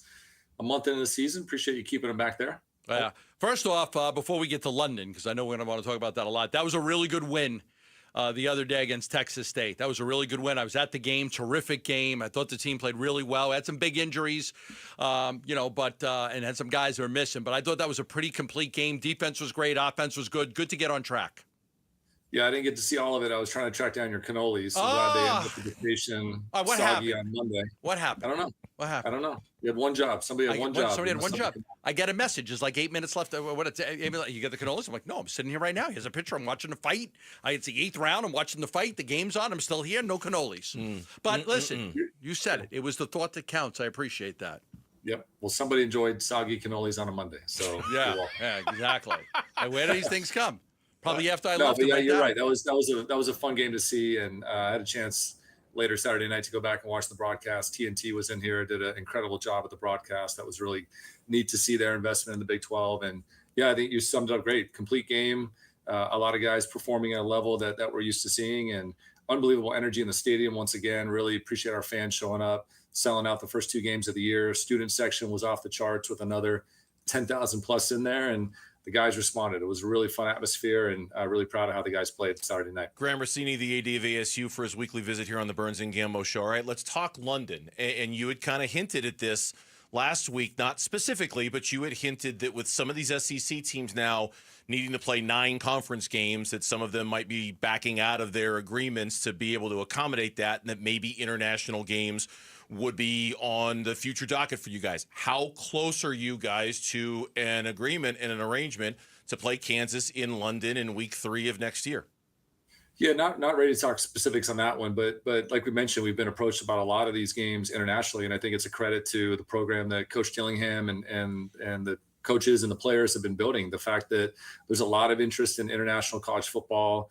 There's groups in Europe, there's groups in South America, groups in the Middle East that are looking at it, and they've all approached us with interest in a game there. And I think that speaks volumes of how the brand of Sun Devil football continues to build and grow now on an international stage. And we're mindful of it. We've talked a lot on this show and others about the scheduling fluidity in college football right now. There's a lot of change in the SEC as they've gone to 9 games, and they've already started asking out of some of the future commitments that we have. The ACC is now talking about going to a 9-game schedule in the coming years. I think they've got some league meetings next week on that topic. And so I think we can all expect to see a lot of movement on the scheduling front. And what I would say about the international opportunities that we're exploring, they're very exciting. And believe me, we talk a lot with our coaches. We talk a lot to our university about if we're going to do something internationally, making sure it's a good fit for our program, making sure that we're not compromising any bit of performance success, making sure that it's a great environment for our fans and certainly our athletes to be a part of. And in this day of college sports, that we have a responsibility to be open-minded to anything that helps us build the brand of Sun Devil football, anything that helps the Big 12 build the brand of the Big 12 football. And look at Dublin as an example. I think that was over 4 million people viewing that broadcast. The media value of a game like that is off the charts for the institutions, for the conference, et cetera. And so we'll see what happens on the international side, but it's been flattering that a lot of people have approached us with interest in doing a game overseas. If it happens in London, and I understand this is still an if, what would the value be of being the first FBS teams to play in London? It's never happened before. What's the value in something like that, Graham? Well, it's one of the world's greatest cities, first and foremost. And so I think it's an easy trip from North America. It's a great experience for student athletes. It's a really accessible trip for our fan base. I know the Cardinals have had a chance to play over there, and I know a lot of people that went over there and had a great experience doing it. And again, I think the purpose of a college education is to prepare these people for the real world, and feeding into a curiosity and not having 4 years of the same thing over and over again, but allowing them a chance to travel internationally. A lot of them have never had a chance to go overseas. And so I think, Burnsy, it happens in a lot of ways. It's good for exposure and awareness. A lot of people tuning in to watch a game on an international stage like that. Really neat, unique experience for our fan base. And it's not something that we would do routinely or regularly, but every now and then, if it's the right fit and it allows us to build the brand, generate some resources that we're reinvesting in our program, I think we've got to be open-minded to those scenarios. I'm not going to lie to you. I love that flight. They got a direct flight right out of here. Phoenix Sky Harbor. You get to London. It's direct. You leave at 6:50 at night. You get there the next day in the morning. It's perfect. You probably got to book it early, but that would be the way to go. Direct flight right from here over to London. Yeah, we'll see what happens. A lot to do, but we'll see how it all shakes out. Let me ask you this. The cost of something like that compared to going to Starksville or going to Waco or something like that, I would imagine it's quite a bit more costly for you guys. Is there any financial benefits to doing a trip like that? Yeah, I mean, I think there are many, and those are the conversations that we're having as we explore these opportunities. Are does the promoter buy out the travel? I don't think we would be giving up a home game if we were to go do one of these international games. So that's a benefit where we're maintaining the opportunities for fans to watch us play here at Mountain America Stadium, but we're also kind of mixing up a road game that may have been in a Big 12 city and having a chance to play that overseas. We'll be out of pocket, but it's an investment in our program. It's an investment in building the brand of football. It's an investment in showcasing our football program and these incredible athletes to a global audience. And so, the investment is worth the exercise to do it. And again, it's not something that we would be looking at doing every year, but it's something that if it's the right scenario and the cost makes sense to do it, we're happy to make that investment. Graham Rossini is our guest here on the Burns and Gambo Show, AD over at ASU. Let's go a little domestic with this next question. In a lot of our conversations last year with you throughout the course of the football season, we talked a lot about Texas, the importance of Texas, about establishing roots in Texas. You're going back there again this week to play Baylor. How have you seen those, the planting of those seeds? What's resulted from that so far, and how has that grown for you guys in that market, which is very important for you? Yeah, I go back to a conversation that we had a year ago before the Texas State game. I think we were talking from the stadium in San Marcos. It was a Friday night. It was a nationally televised game. We won it. It was a dramatic, exciting game. And I remember on the bus after the game, all of our coaches working their network recruiting, knowing that many of them were staying overnight to go to either high school games later that evening in the state or traveling around Saturday to do some official visits. I mean, there's not a better state for high school football than Texas. And the fact that I think 4 of our next 5 games are against schools that are based in Texas, starting with our trip to Waco this weekend. I mean, that's powerful. And that continues to be a really, really important recruiting pipeline for us. And the fact that we're playing in the state, the fact that we're on TV in the state, and these kids get a chance to really study how Coach Dillingham is leading the program, the kind of football that we play, the culture that you can start to notice on how we play the game week in and week out. Enormously valuable for exposure in a really, really important state. And so just kind of ironic the way the schedule shakes out. And so the fact that we'll be in Texas this weekend, we've got TCU next Friday, our home game, a blackout, another national broadcast on Fox. And then we look up mid-October and Texas Tech's coming in here for a really fun weekend, followed by Houston. I mean, you can't put a price tag on that kind of exposure in the state. And just the connection that allows all of our coaches to make as they're recruiting kids all over the state of Texas. One of the things I wanted to give you credit for was I saw a presentation. You presented the Sun Devil Network, the entire network, with the Big 12 championship rings. That's a great gesture by you. That's a great piece. Just tell me about that decision to make sure that they were rewarded with a championship ring. Yeah, it was fun the last couple of weeks before home games. We've been in the process of passing out the Big 12 championship rings and college football playoff rings from last year. All credit to Coach Dillingham. He's the one that came up with the list. He had a very kind of methodical process for a lot of the staff in the athletic department and the people that touch our program on every single day. And, you guys have been an incredible partner for us, Arizona Sports. We're lucky to have an incredible broadcast team that's doing pregame and game broadcasts and the postgame show. And so it was fun on the pregame show last weekend to gather everybody in between segments, pass out some rings to our broadcast team that does an incredible job and the production team behind the scenes that makes it go. So I was just happy to be the vehicle to pass them out. Again, it was Coach Dillingham's idea and just really neat to share a keepsake of a really, really memorable year. Hopefully we're doing it again, and we're doing it with some frequency. Kenny didn't put me and you on a list. To get a ring? We didn't get we didn't make the list. We just got cannolis. We just botched that. I tried it here. I meant tough comparison. I know the way to your heart. We'll cannolis ring. I got you. We got this beautiful helmet behind us, so we're good right there. We're happy with that. You don't owe us a thing, Graham. We're fine. Continued success. Thank you for coming on, man. We appreciate it as always. Safe travels to and from Waco, and we will talk to you next Thursday or. Maybe not. I think we're still working on when we're going to be speaking to you next week. So we might. I'll be available. We'll find a way. We'll figure it out. All right. Thank you, Graham. We appreciate that. Graham Rossini, AD over at ASU. I say that because we got Thursday Night Football on next week for the Cardinals. Oh yeah. So and then ASU's playing TCU so we don't have a show on Friday. So we don't have a show on Thursday. So we're not sure yet if we're going to talk to him on Wednesday or on Friday. We've got our fingers crossed it's going to be on Friday because that's going to be game day for ASU when they take on TCU. That'd be a lot of fun. Speaking of Friday, next Friday, join us at DraftKings TPC in Scottsdale next Friday for a college football pregame party. While we're on site, you'll have the chance to win tickets and merch for upcoming sporting events. Plus, now through the end of September, mention Arizona Sports at the DraftKings TPC in Scottsdale, and you will get their famous chips and queso on the house, Gambo. Free Chips and queso. queso? If you just mention Arizona Sports when you're at DraftKings TPC. And that lasts all month long. Wow. Free queso. And we're there when? We're there a week from tomorrow. A week from tomorrow? Yep, exactly. Can you get free chips and queso then? Yes. We'll mention Arizona Sports, and we'll get Okay. some free queso. The Mercury forced a decisive Game 3 against the Liberty last night. We'll check in with Suns and Mercury CEO Josh Bartlestein. He will join us next on the Burns and Gambo Show. Burns and Gambo. The AD Update. Brought to you by America Roofing. Save 12% on all repairs or replacements with Arizona's largest roofer. Online at americaroofingco.com. D-backs decision makers from the team's front office join Wolf and Luke Wednesday mornings at 11:45 for D-backs Front Office Focus. Brought to you by Canvas Annuity. The home of Arizona Diamondbacks baseball is Arizona Sports 98.7 and the Arizona Sports app.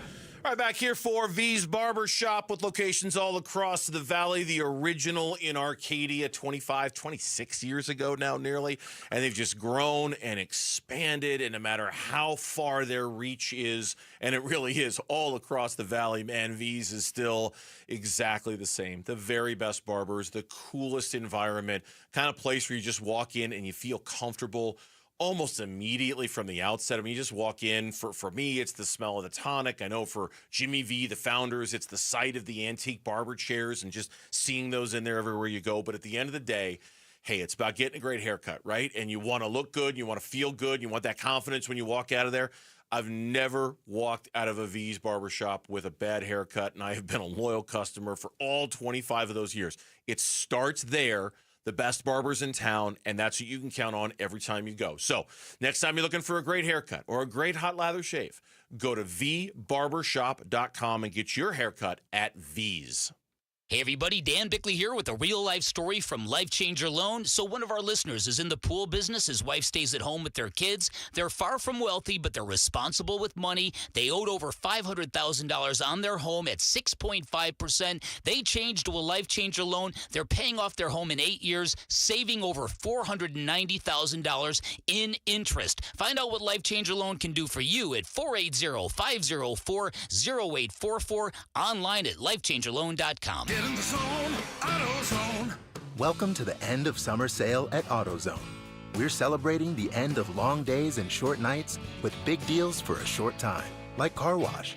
Right now, you can save 20% on the Armor All Complete Car Wash Kit. Need new brakes? Duralast brake pads are free with the purchase of Duralast rotors. We've also got oil deals and more. We're ending the summer right with the end of summer sale at AutoZone. Get in the zone, AutoZone. Restrictions apply.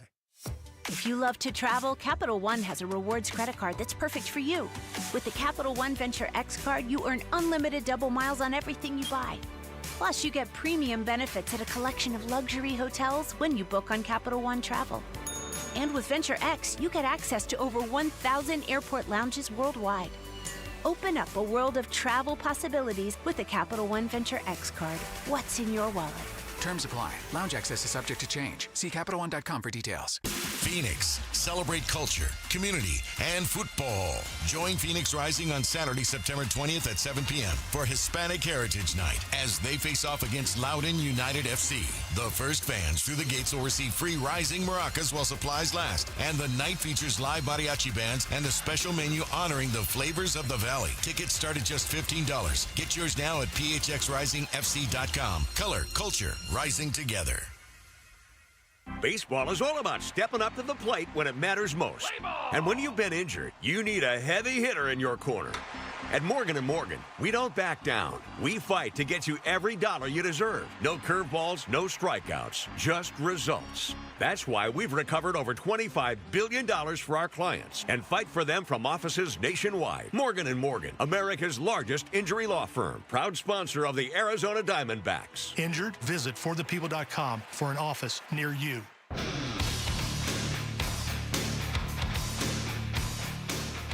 Hey, it's Luke. What do the Sun Devils need to do to take down a tough Baylor team on Saturday? We'll discuss tomorrow at 10 a.m. on Arizona Sports 98.7, the Arizona Sports YouTube channel, and the Arizona Sports app.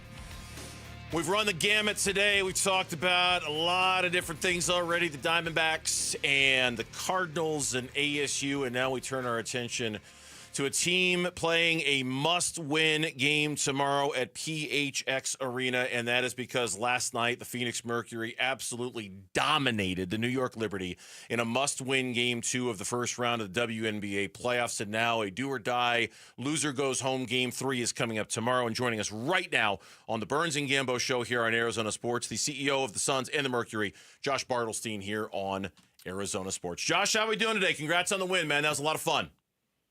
It was a lot of fun. I'm doing great. Thank you guys for having me. We just landed from New York. The whole team's back, and they're in Washington, and I get to talk to you. Yeah, that was as good a game as they could have played yesterday. I had that game. We were doing the show, and I had that game on, and I was watching, and Satu Sabali, Alyssa Thomas, they were outstanding. You guys got the lead up, and then, boy, man, you just buried them.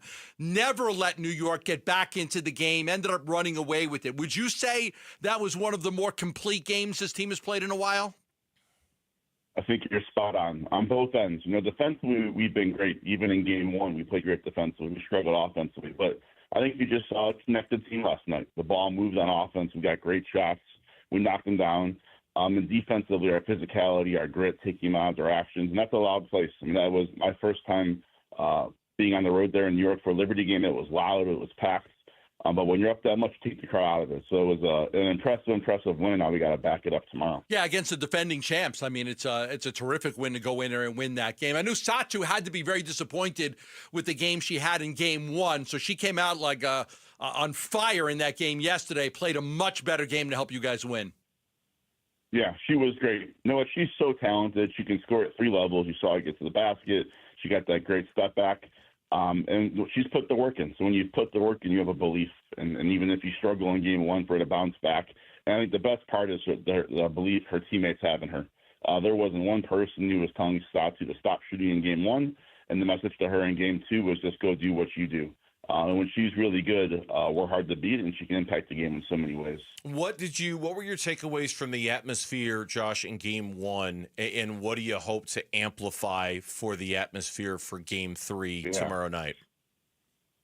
Well, I've been on the phone with our team all day. I think the best part about sports are like when you actually get to have games that create memories. And to me, tomorrow, a Game 3, which is winner take all, at home, defending champs in town. Like, how electric can we make it? And that's the goal, to have people on their feet the whole game. Like, there's nothing like a Game 3, a Game 7. Those things matter. I thought Game 1 was great, but there was a nervous energy in the crowd. Kind of our first home playoff game in a while.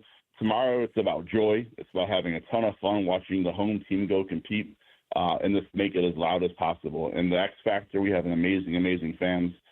Tickets are flying right now. And I think it's going to be a special night in downtown Phoenix. Let's tell anybody that wants to go to that game tomorrow night, the pivotal Game 3, winner advances, the Liberty coming here to take on the Mercury. How do people get tickets to go see the Mercury take on New York tomorrow?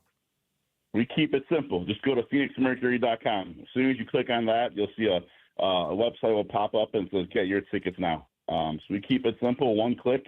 And it's a night you're going to want to be there. We have a lot of special things in store. The atmosphere of the game, the environment, and you're going to see 2 great basketball teams go play and compete. Yeah, and if I'm looking, you've got some very reasonably priced tickets for people to go catch that game tomorrow night. Yeah, look, Matt always says it, like the Suns and Mercury are community assets. We want the community to be able to be there with their loved ones, their friends, and be able to go enjoy the game. So you're 100% right. We're intentional about those kinds of things, and that's why there's no better place to be. Yeah. Go ahead, Bernstein. No, I was just going to ask you about, there's so much was made about the pivot from all of the stars that you had to all of the stars that you do have. Josh, when did you know that it was going to work as well as it has when you made that pivot from last year to this year? Yeah, I know I give Nick Aaron, our GM, a ton of credit. But I think going back, in June, it was the way the team was playing. And what's ironic is, you hear Matt talk about some of the words you want the Suns to represent. The toughness, the grit, the defense. That's what defines the Mercury. Like they're a top 3 defensive team. It's not fancy scoring and shot making, and we have really talented players. But the Mercury are at their best when they're defending, forcing turnovers, getting out in transition. When you see AT getting rebounds and going coast to coast, and you kind of saw that when we won 6 games in a row in the early part of the summer. And I thought it was very real. I didn't think it was based on luck from a three-point range or playing teams of injuries. I thought it was truly based on the substance of our team. And that's what happens in the playoffs. If the game slows down, it's based on, can you get stops and get in transition? You have enough offense to carry you through. And that's why we obviously did a really good job last night. We got to do it one more time here in round one. Yeah, and you guys have the ability to go small. That small ball lineup is very, very dangerous and puts a lot of pressure on opposing teams. Let me ask you about Nick. We had him on the show last week, local kid. Went away, was with Golden State, came back, takes over as the GM here. What have you liked about him and the job that he has done to kind of build this team back up? Because just a couple of years ago, this team had lost a lot of basketball games, and now they're back on top in the WNBA. Yeah, you know what? Nick's a phenomenal leader. So it starts with he's built an incredible staff. If you look at, from hiring Nate Tibbetts, which he led that process, to the staff he's added on his basketball front office, people like Monique and Kat and Loxa, like his staff went overseas and scouted them. None of those players were in the WNBA last year. They all have real roles on our team, and he added to his scouting staff. So he's a great leader. He's got an incredible basketball feel. Nick, grew up in the Suns and Warriors film rooms, cutting film in the video rooms, and rose quickly. But he's always been really kind of a scout at heart. He's always been a guy who has an incredible feel for how the game is played and kind of how to optimize a basketball team. And I think what you see here with this team this year is the blend of two things: a really talented team that optimizes how they play basketball on both ends, meaning how do you win games in the W? With incredible shot making, with really good shooting. You got to have length, versatility, and you got to have people that defend. And you're right, 2 years ago we won 9 games. So from winning 9 games to now 27 this year, and now we're tied 1-1 in the first round of playoffs with the defending champs. Pretty meteoric rise quickly. Yeah, no doubt. Josh, we appreciate the time. Again, we wish you and the organization, of course, the best of luck tomorrow night in this deciding Game 3. Hope that you have a huge crowd and that it's the environment that you're looking for. Man, best of luck. It'd be great. Hope you advance to the next round.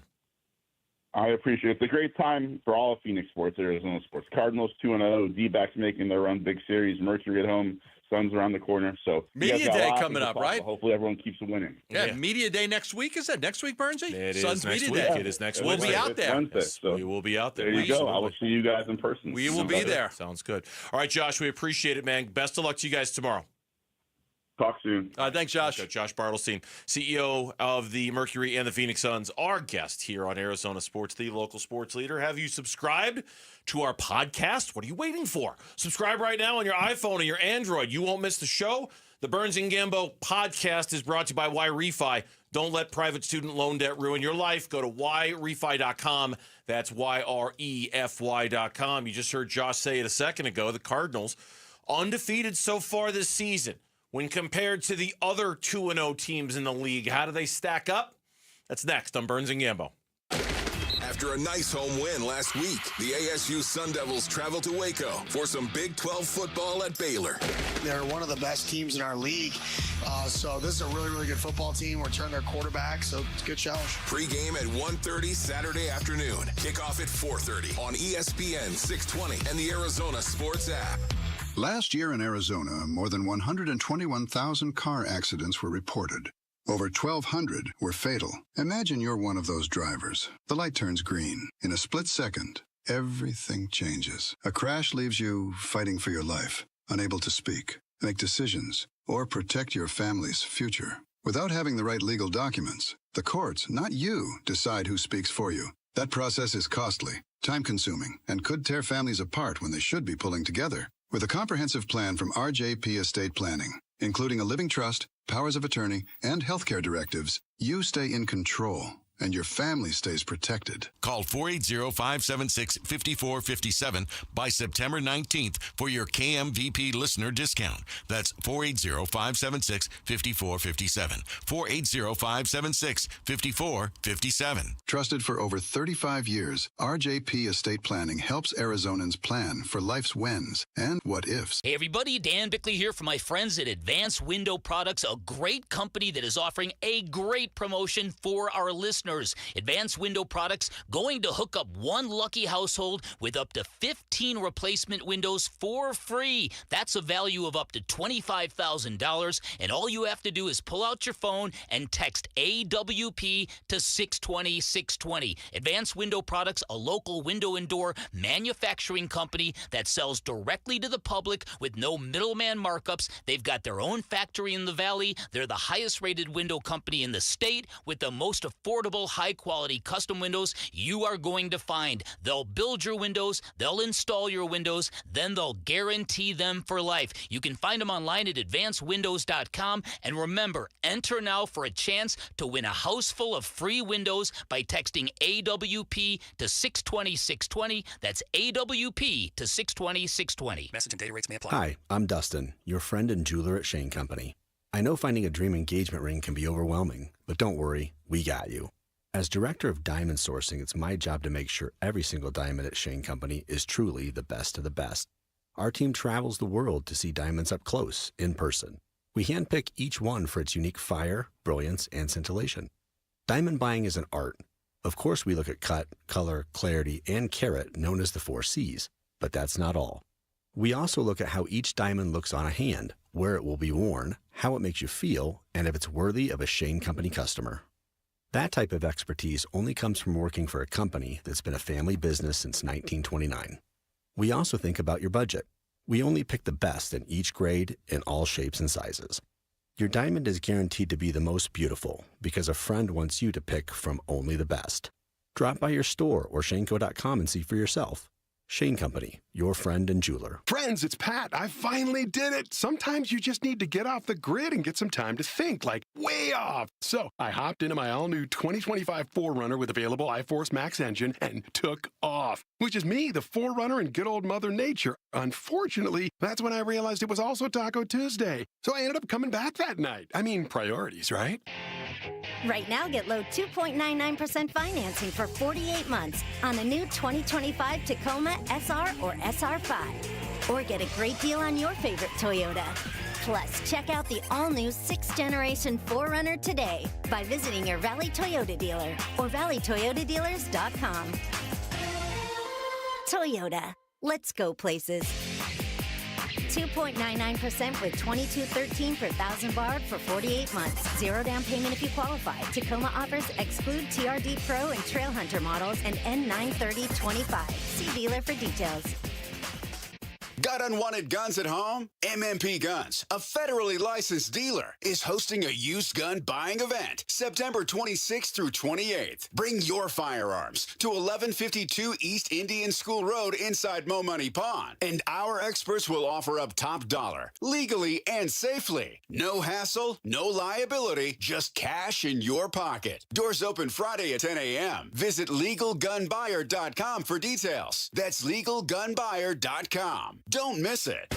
KMVP FM Phoenix, live from the Casino Arizona and Talking Stick Resort Studio. Arizona Sports, the local sports leader.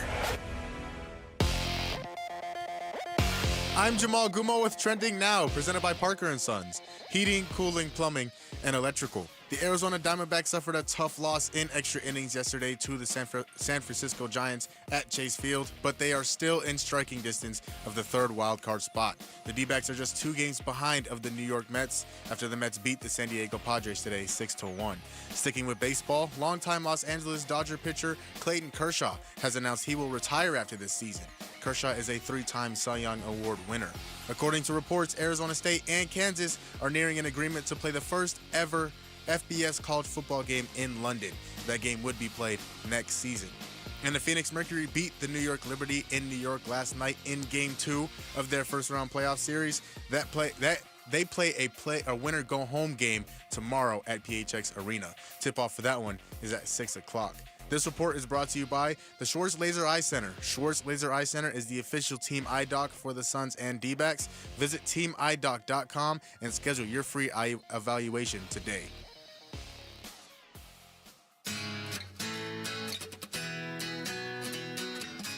Hey, it's Wolf. What would a 3-0 start mean for the Arizona Cardinals? We'll discuss tomorrow at 10 a.m.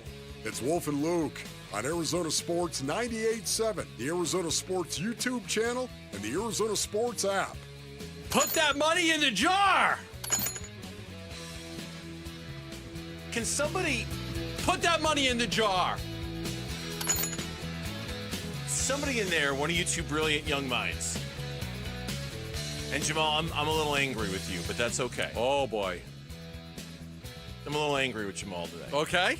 You know why? Well, you got two things to tell us. You want them to do something, and you want to tell us why you're angry at Jamal. You're right, so I should probably get down to business. Number one, I'm angry with Jamal because this morning, playing that generational game on the Bickley Murata show, not only could he not name one grunge band from Seattle, he actually asked the question, what is grunge?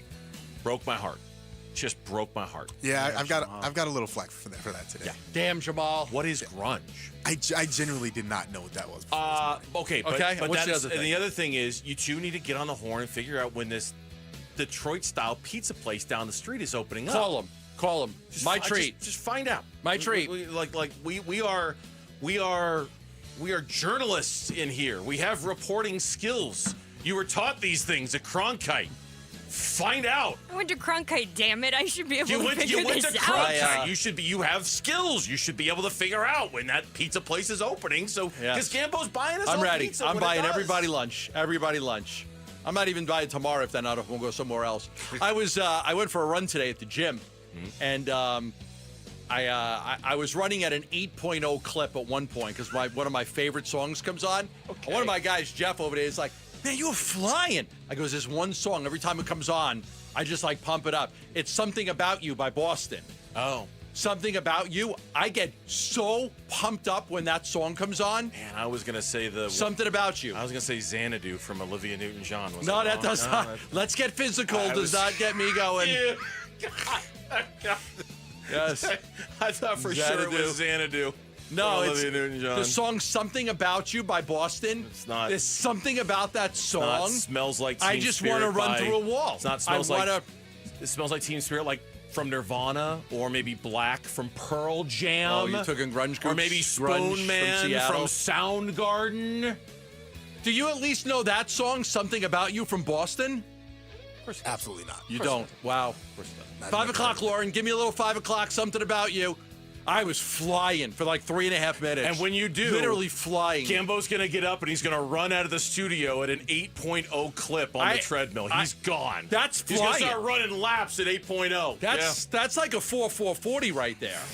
That is absolutely flying 8.0 on the treadmill. You are not running a 4.40. Shut up. When that song comes on. Shut up. I was flying. I would bet seriously my 401k you cannot run a 4.40. I probably can't anymore. No, you can't. So just stop it. I don't know what's 8.0 on the treadmill, man. I felt like I was on thin air, just going 4.4. Just like. And there was something about you. 2-0 for the Arizona Cardinals. That was fun. I enjoyed that. Find out about that pizza place though, and then play that song for Gambo. Okay, so we had the numbers earlier in the week when you start 2-0. So far in this new expanded playoffs in the NFL, Gambo, when you start 2-0. You make the playoffs 79% of the time. I rounded up for you. Now, that's in 5 seasons of the expanded playoffs. Obviously, the numbers go back further than that, but let's count on the playoff format we have in front of us. How many 2-0 teams are there right now? There are 10. 2 of them are not going to make the playoffs. And 2 of them are not going to make the playoffs. That's based on the numbers. Based on the numbers, 2. So I'm going to read them to you. 2 of these teams are not, just if we're using the averages that you mentioned, 2 of these things are not going to make the playoffs. The Bengals, the Colts. The Bengals have a quarterback issue. They do. The Colts. They look good. The Cardinals. I look good. I mean, I'm 2-0. I don't look good, but they're 2-0. Okay. The 49ers. They got a quarterback problem. The Bucks. We think. Bucks are good. They're going to the playoffs. The Rams. Does Stafford hold up? No, does he hold up for 17 games? If you're asking me, do I know? I don't know. If you're asking me if that's the question, yes, that is the question when it comes to the Rams. Does he hold up? The Chargers. I like them. I do too. I like them. Because you know me, I'm down on Kansas City. I know you are. I'm down on Kansas City. The Packers? Oh, they're going to the playoffs. Yes, so are the Eagles, and so are the Bills. So the Eagles, so the Bills. The top 3 for sure are going to the playoffs. Okay. Like so who's the 2 that aren't going? And this was a story on CBSSports.com, and I did it in the exact order they listed the teams. Okay. And the story was headlined, ranking the NFL's 2-0 teams. There are 10 teams with a perfect 2-0 record to begin this season, and they rank them. And they rank them in exactly the order I read it Who are the bottom 2 then? The Bengals and the Colts. The Bengals were 10, the Colts were 9, the Cardinals were 8, the 49ers were 7, the Bucs were 6, the Rams were 5, the Chargers were 4, the Packers were 3, the Eagles were 2, the Bills were 1. Wow, okay. That's the exact order. And you know what? I'll take the Bengals out. Okay. They got to go a long time without Joe Burrow. They'll wilt. Browning's okay. He's okay. They're not going to make the playoffs. If I have to say one more, God, I don't know. I just think that division for the Colts is just right there for the taking. It's kind of mushy, isn't it? It's just right there for the taking. It's kind of a mushy division. Yeah, I mean, I still think the Texans are better than 0-2. Okay, so that right now, they are predicting that all 3, based on the numbers, that all 3 teams in the NFC West are going to the playoffs. Who's 49ers. Based on the 80% Oh, yeah, rule. okay, I'm like, who's predicting that? The 80% rule, yes. That's Based what they're on the predicting. 80% rule, they're predicting that the 49ers, Cardinals, and Rams will all go to the playoffs. That the Colts will not, but then who beats out the Colts? The Texans are 0-2. The Titans are 0-2. The Jaguars don't look very good. You know, it's funny. The 0-2 thing, like, I know the numbers there, too, and I know you're big on the Chiefs not making the playoffs.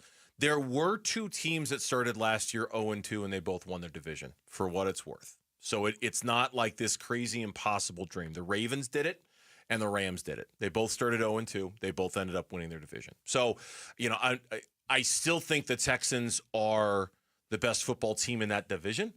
They're just off to a really rough start, in part because I think they've played 2 of the best teams in the NFC. They've played the Rams and the Bucs. I mean, that's a really tough start for the Houston Texans. Yeah. That's a challenging start to the schedule for any team. All right, well, check this out. Okay. Ready? And just for fun. You ready? Check it out. Yeah.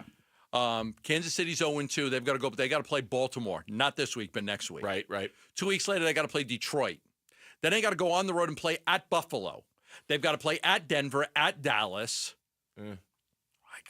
No, the at Dallas part, everything else is cringeworthy. Yes. No, Okay. they could. I'm not saying they're not in trouble. I'm not saying If they lose- that any team that starts 0-2 isn't in trouble. I'm just saying it's a nosedive you can pull yourself out of. History Okay. shows you can do it. I don't know if the Chiefs are going to do it. Maybe this is the year they don't. I think, taking this back home to the Cardinals, I think this ranking is about right. Like, if I were going to sit down and rank the 2-0 teams, I think I'd come up with a list that's similar to this. I don't think I'd be that different. Okay. I think I might have the Bucs a little higher than the Rams, maybe, because I'm not sure about Stafford. Maybe I'd put the Cardinals ahead against the 49ers. I wouldn't. My bottom 2 teams would be the Bengals and the Colts. Easy. I mean, that's easy. They're the of these 10 teams, they're the bottom 2. I believe that. You're going to tell me the Cardinals are the next one after them? Yeah. Based off of how they've played so far this year, it's been nice, but I don't think we've been wowed by how the Cardinals have played to start this season. No. You know? It's not like they're blowing us away or blowing these teams away. Although they've led, we're going to talk about this more tomorrow, they've led 70% of the time so far this season. The Cardinals have. 70% of the time they've led all the time? 70% of the time they have led all the time. Is there any other matchups of 2-0 teams this week? I'm just going to look here because Rams, Eagles. Okay. I know that. So Rams, Eagles, that's 2-0. Cardinals, 49ers are 2-0. Yeah. I'm looking. Let's see. No. Seattle, no. Dallas, Chicago, no. Kansas City, Giants, no. Nope. Those are the only 2. So 2 teams are going to get knocked off that perch this week. Those are the only 2. And the other 2-0 teams this week, Green Bay is at the Packers. Green Bay's at the Packers? Green Bay is. Let's go. I hope they can take it.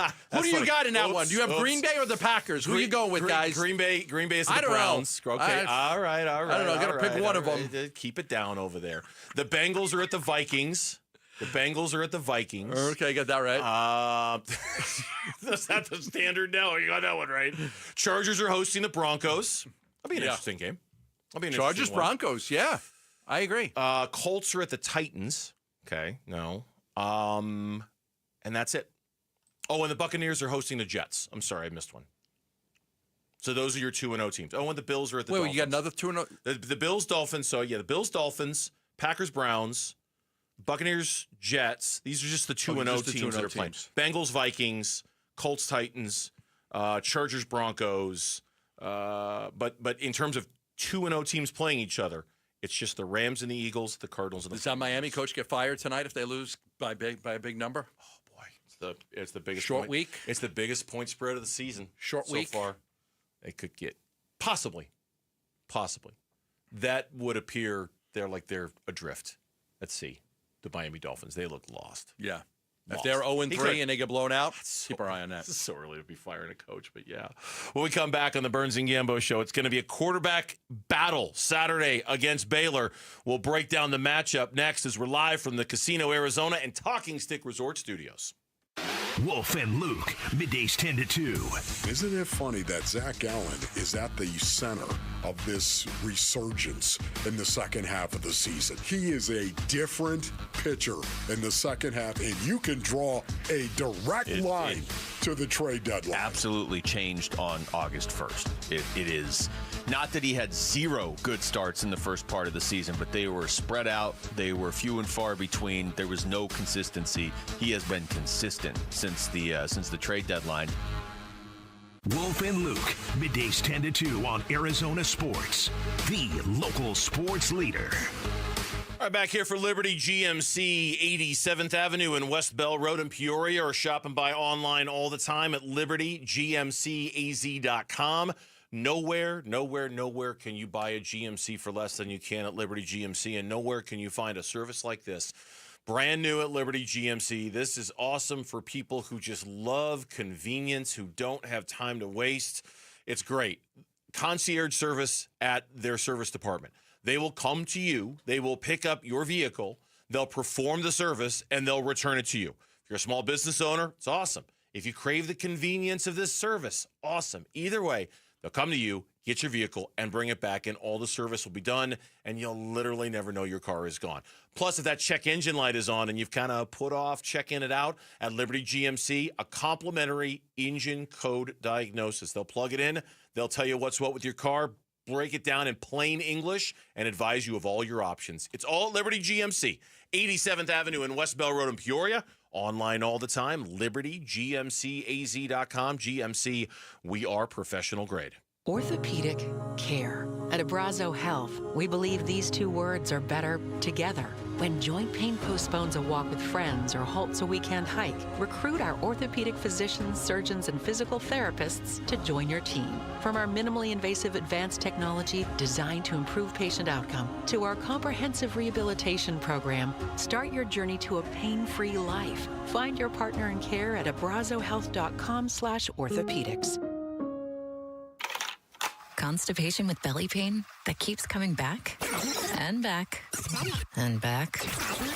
If your symptoms keep coming back, talk to your doctor. It could be irritable bowel syndrome with constipation or IBS-C. Linzess could help you get ahead of it.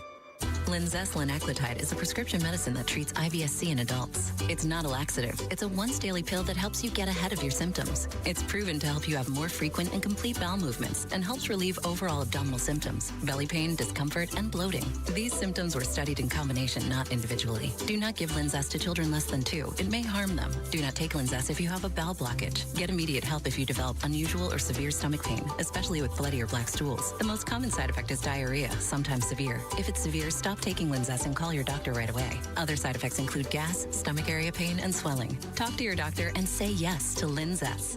Learn more at linzess.com or call 1-800-LINZESS. In baseball, numbers matter. Every stat is tracked, every play analyzed, but numbers alone, they don't win games. And they don't build a secure financial future either. Hi, I'm Jeff Jr. with Trajan Wealth, and we're proud to be the financial team behind a personalized plan for our hometown baseball manager, Tori Lavello. Tori here. You're spot on, Jeff. Good numbers help, but it's teamwork that wins. It's about building trust, understanding goals, and creating a legacy. At Trajan, we go beyond the numbers. We build real relationships and customized investment strategies so you can enjoy life today and feel secure about tomorrow. It's a relationship, and that's why I chose Trajan Wealth. Call today to build your personalized plan. 480-990-3300. That's 480-990-3300. Trajan Wealth. Plan smarter, dream bigger. Advisory services offered through Trajan Wealth LLC, an SEC registered investment advisor. Paid advertisement. It's kickoff time. Score big at Freeway Chevrolet with our kickoff special. Triple your rebate on all new trucks and SUVs. Every new vehicle in stock. No exclusions. Chevrolet. Together, let's drive. Kickoff special available on new inventory only. Cannot be combined with any other offers or incentives. NCC rebate only. On approved credit. See dealer for complete details. Freeway Chevrolet. I-10 and Bay. Exciting news from the Window Depot. Their brand new location is now open in Chandler. Discover the largest selection of vinyl windows, doors, cabinets, skylights, countertops, and more. Planning a remodel? Their experts are here to make your vision a reality with exclusive special order options and a wide selection of in-stock inventory available to go home today. For the best price and the biggest inventory, visit one of their 4 Valley locations or shop online at thewindowdepot.com. The Window Depot, more than a window store.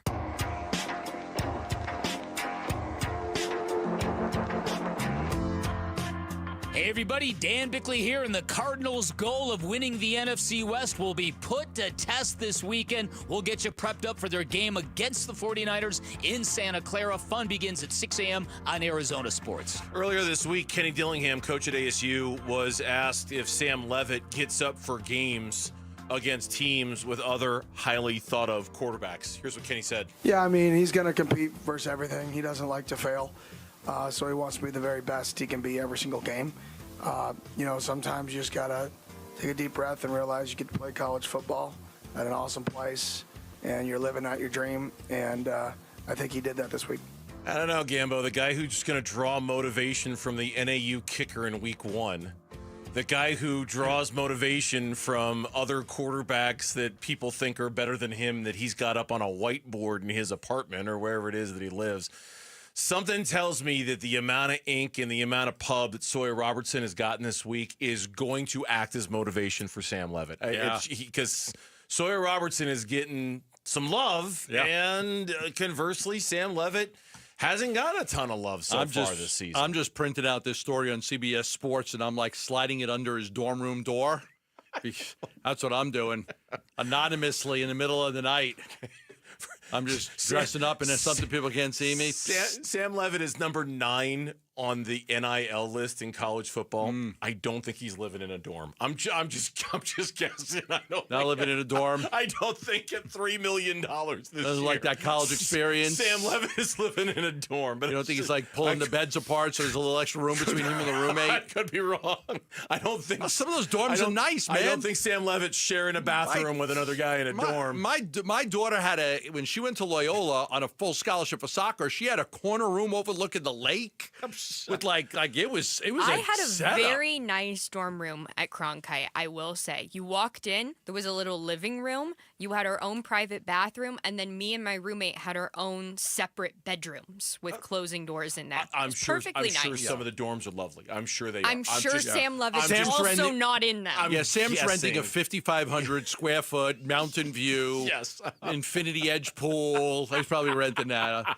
My bad. I'm guessing so. Okay, so what I would do is I would hop the gated community that he's living in. There you go. Dodge the security because you can run a 4.640 and outrun security in the neighborhood, and then Did you see the person on Twitter did the math breakdown for us of how quick that is? What is it?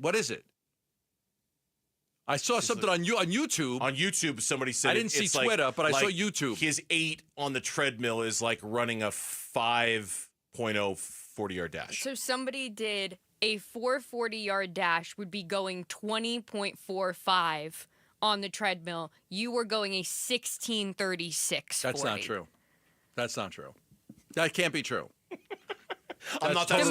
math doesn't add up. His math. A guy on Twitter said it's a 5-second 40-yard dash.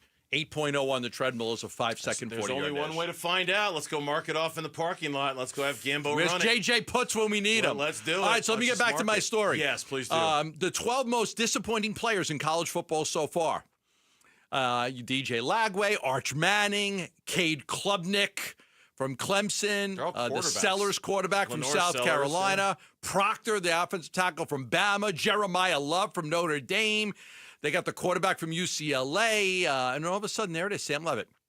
Sam Levitt is listed as one of the 12 most disappointing players in college football this season. I'll read it to you.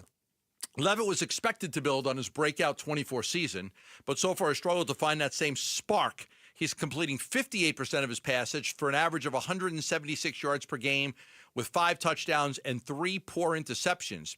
He's consistently targeted Jordan Tyson and used his legs effectively, but the Sun Devil schedule toughened significantly, and he needs to rediscover his 2024 form to keep Arizona State in the Big 12 picture. He's listed on this CBS Sports story. The one that you're going to slide under the door of his expensive condo wherever he lives. One of the 12 most disappointing players in college football so far. Are you surprised that he's on this list? Because I'm not. Probably I'm not. not surprised he's on this list. Probably. And you know why I'm not? That first half against Mississippi State. And honestly, that whole game against Mississippi State. I actually know it by heart. 5 for 15 for 31 yards. Yeah, that's why. Why do I know that by heart? Heisman candidates don't do that. No. They don't. And when they do that, they cease to become Heisman candidates. Now, it hasn't ended like that for Sam yet, but I mean, you get notched way down the list when you do stuff like that. I'm sorry, that's just kind of, I don't make the rules. I'm just telling you, that's kind of how it goes. You know, like when you have performances like that, people are going to go, yeah, it's, now he can earn it back. There's still plenty of time for him to earn it back. But I tell you, this Sawyer Robertson kid, now to go to flip side of the coin. Let's flip it. It was a gambling story that I was reading on The Athletic, but nevertheless. How you doing? How you doing? I got to throw just shekels down. Looking for content, you know, just finding stuff. I'm not going to go lay any shekels on this game. I have no feel for this game at all. But somebody does, and on The Athletic, they were making oddly specific predictions for Week 4 in college football. Light it up, Bernsey. Sawyer Robertson lights up ASU. That was the oddly specific prediction to this game. He's number 2 in the country in passing yards. Yeah. It says that the defending Big 12 champs ASU ranks 83rd at defending the pass through their first 3 games, and they have to face Sawyer Robertson, who is averaging 357 passing yards per game, and that they think that his passing yards will cover, that the Bears will cover, that Sawyer Robertson lights up ASU this weekend, in their words. Again, motivation for ASU. If Sam Levitt's the kind of guy who responds to that, and I think Sam Levitt is the kind of guy who responds to that, let's see how. We're just going to see where this Manny Navarro guy went to school. Maybe he went to Baylor. All this stuff about lighting up ASU. And then to be fair, I saw a similar gambling story on ESPN, and they said, no, man, the bet to make is ASU plus 2.5. Bet on ASU because of Sam. Right. Because of how bad Baylor's run defense is and how good ASU's rush offense has been so far. Okay. Like Baylor's run defense is terrible. So ASU, they're one of the worst in the country so far. So the feeling is ASU can run the ball successfully. Again, that doesn't have anything to do with Sam. Well, I mean, I guess Sam's ability to run, but it really, it's not about Sam Levitt, the Heisman candidate quarterback, that's going to lead ASU to the win. I thought there was a significant occurrence in the game last week, and that was the ability to get Shimon Matea involved in the offense. So a lot of screens, but let's get that kid some touches. Well, especially I thought that was something big that came out of that game last week. Especially with Jalen Moss not available this week, that's going to be Matea more is a importance. good player. He's a good football player. Yeah, when we come back on the Burns and Gambo show, after I remind you about our podcast, subscribe right now on your iPhone or your Android. You won't miss our show. The Burns and Gambo Show podcast brought to you by YRefi. Don't let private student loan debt ruin your life. Go to yrefi.com. That's YREFY.com. Whether you're listening on Arizona Sports, ArizonaSports.com, or watching the YouTube page, Tyler Drake or Cardinals Insider going to join us next on the Burns and Gambo Show. The Cardinals at 2-0 play the 2-0 Niners in a Bay Area home opener. Huddle. Cardinals at the 49ers Sunday. Who makes it out of this game undefeated? We begin pregame coverage but early Sunday morning. Kickoff at 1:25 Sunday afternoon on the home of Arizona Cardinals football. Arizona Sports 98.7 and the Arizona Sports app. When it comes to your electric bill, saving energy means saving money. That's why SRP offers many ways to help you cut costs and boost comfort.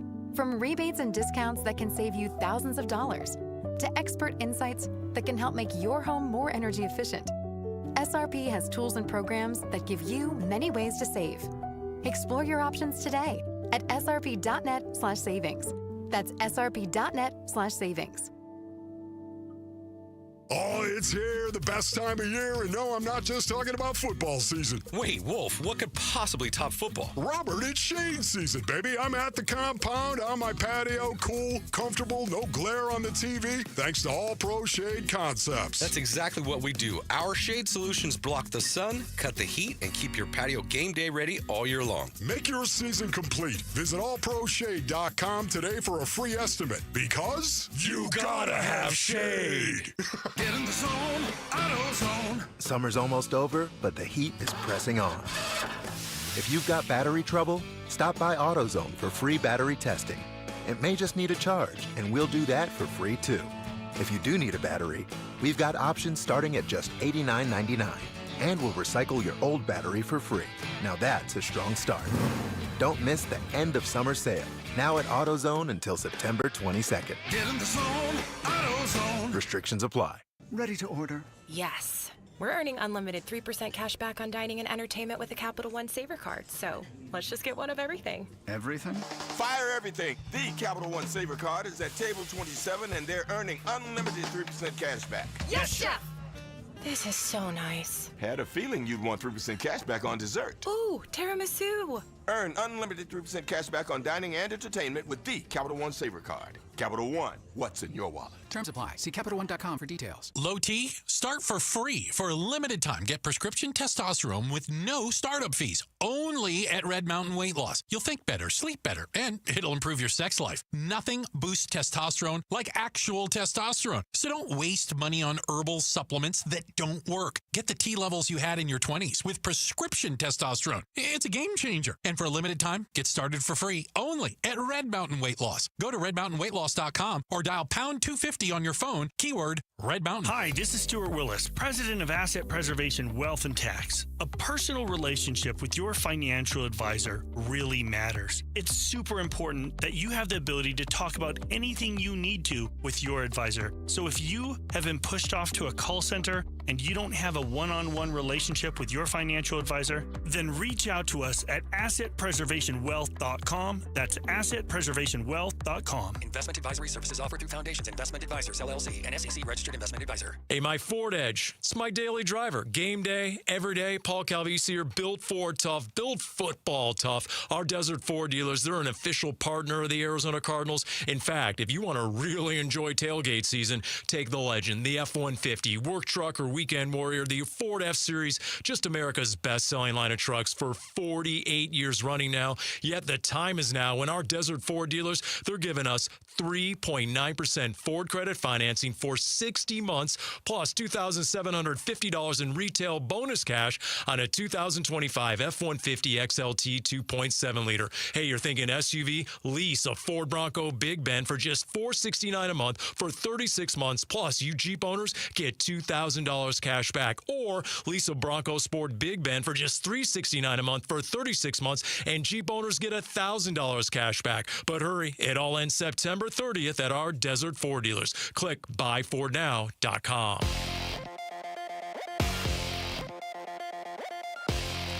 I'm Jamal Gumo with Trending Now, presented by Parker & Sons, heating, cooling, plumbing, and electrical. The Arizona Diamondbacks suffered a tough loss in extra innings yesterday to the San Francisco Giants, but they are still in striking distance for the third wildcard spot. The D-backs are just 2 games behind the New York Mets after the Mets beat the San Diego Padres today 6-1. Sticking with baseball, longtime Los Angeles Dodger pitcher Clayton Kershaw has announced he will retire after this season. Kershaw is a 3-time Cy Young Award winner. According to reports, Arizona State and Kansas are nearing an agreement to play the first ever FBS college football game in London. That game would be played next season. And the Phoenix Mercury beat the New York Liberty in New York last night in Game 2 of their first-round playoff series. They play a winner-go-home game tomorrow at PHX Arena. Tip-off for that one is at 6 o'clock. This report is brought to you by Casino Arizona and Talking Stick Resort. Football watch parties have taken over Sundays. Join the excitement and don't miss a play at Casino Arizona and Talking Stick Resort. Burns and Gambo. The Red Sea Review with Tyler Drake, brought to you by Freeway Chevrolet. Kickoff savings at Freeway Chevrolet, just off the I-10 and Ray Road. Chevrolet, together, let's drive. Our Cardinals guy for ArizonaSports.com, Tyler Drake, joining us here in studio. What's up, guys? How we we doing? Good. Doing good. It's a busy day on my side of things. Before we get into it, I got to give a shout out to my wife. 5 years married today. There we go. Looking at you, Mackenzie. Happy anniversary. Is she watching right now? Probably. Yeah. And you know what he's doing? You know what he's doing to celebrate? He's doing the night show tonight. Yeah. He's gonna do the night show tonight. Getting the reps in. Hey, you know what? I'm getting the reps in. Mackenzie, get used to this. Yeah. This is how it's going to be for the rest of your life. Oh, she knows too. She knows? She's a good. She yeah. knows. I think the key is always acknowledge it, never forget it. You know, always just never forget it. You can't if you have to work, you got to work. Yeah. But and there's always okay, let's just celebrate on the weekend. I'm going to take you to dinner. Yep. Sure, get a flower sent today, get a card, but you can't just ignore it. I don't think you could ever just No. yeah, hey, happy anniversary, and then just go on with your day. Plan is we'll do something tomorrow, Saturday. Friday, sure. Yep. Sure. There's nothing wrong with that. There's definitely a 48-hour rule. Might go find a golf course on Saturday or something. I worked nights exclusively for 10 years out of our marriage, and we made it work. It was fine. So congratulations to the two of you. 5 Thank years. you. That's quite the accomplishment. Is there anything about, and I know you can't report on everything that you see at practice, certain parts of it are closed and things like that, but on the parts that you're allowed to speak on, is there anything about the way Max Melton how he's been moving around that would lead you to believe he is not going to be available this week against the 49ers? And I know that's very speculative when I ask you to answer that, but is there anything about it that makes you think he wouldn't be available? He looks like he's moving around fine. Okay. And obviously on the injury report, he was limited yesterday. We'll see how that shakes out today, potentially another limited day. But he does look like he's moving around pretty good. We got to talk to him in the locker room actually today as well. He wants to play, but he's taking it day by day. Obviously, I think that was the answer we probably all expected to hear from him. But he sounds optimistic. So maybe we don't see him this week. Maybe they want to save him for the short week coming up after that. But it does look like he's getting out there, moving around like he was. So that's a good sign moving forward. Obviously, Will Johnson's wasn't out there again today, so that'll be something to watch. But as far as Max, just the fact that he is back on the field is a huge, huge plus for this team. That might be trending towards Will not playing then.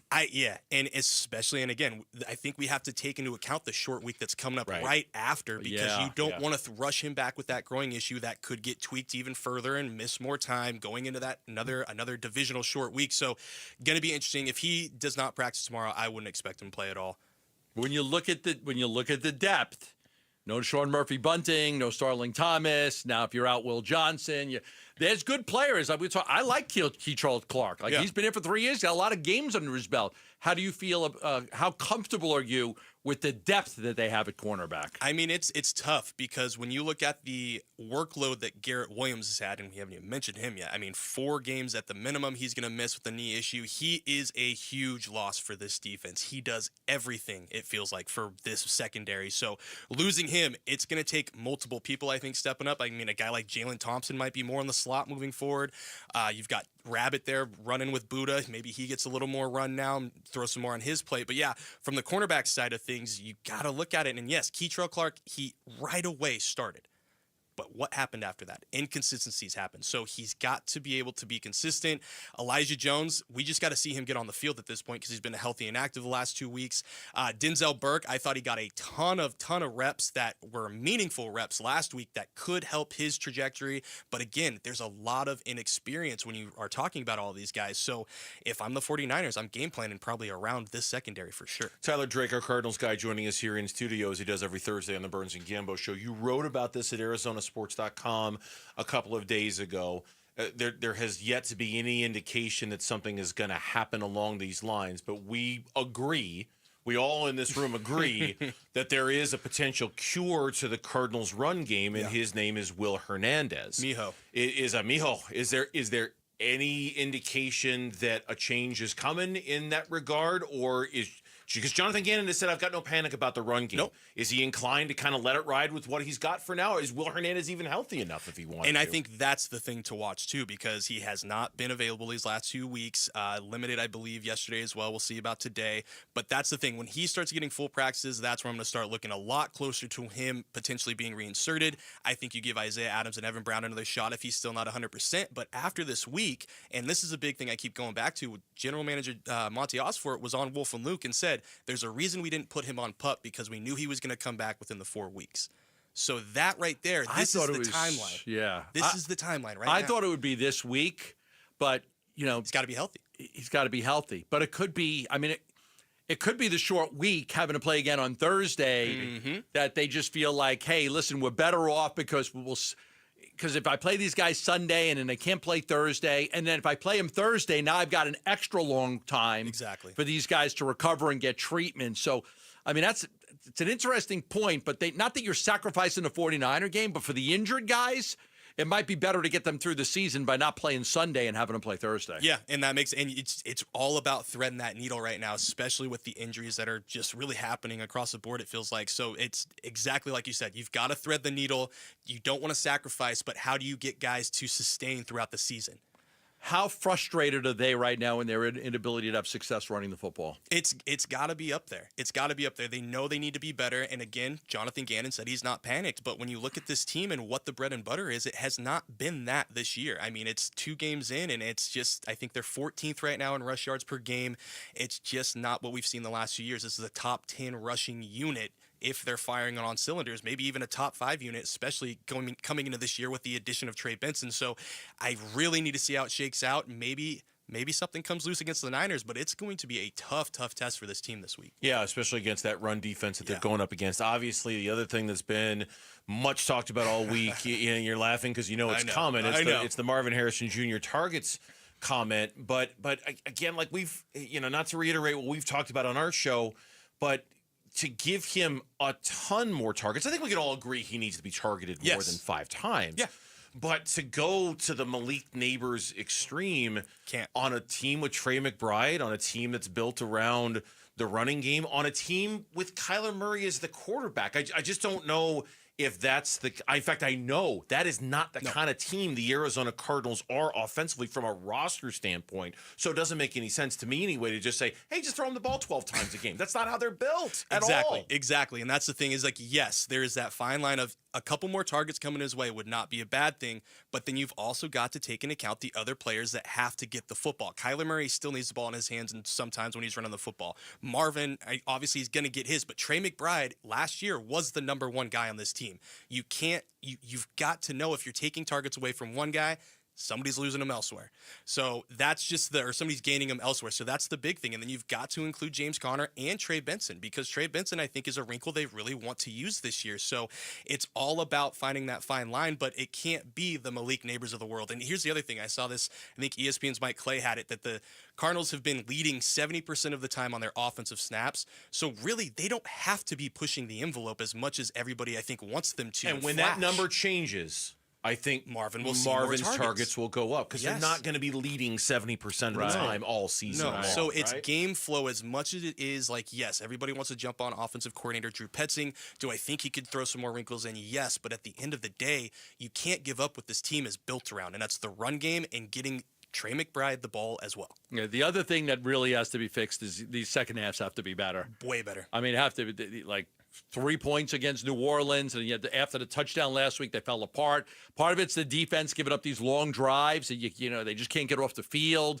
And then the offense just really struggling. Kyler with the interception last week, and then the 3 and out. So they've got to be a little bit better with some of those halftime adjustments to make sure that they can put some teams away. And I think part of that's the run game improving, because then you can really rely on James Conner. We talked about it last game when they went up by how many? It was 27-3 at one point. I'm like, we looked at each other. They're running the football. They're just going to run the football the rest of the game and just salt it away, right? It's done. And instead, that wasn't the case. So that's got to change. And the other thing, penalties. They cannot shoot themselves in the foot as much as they are. It's been ridiculous. What were the numbers you had?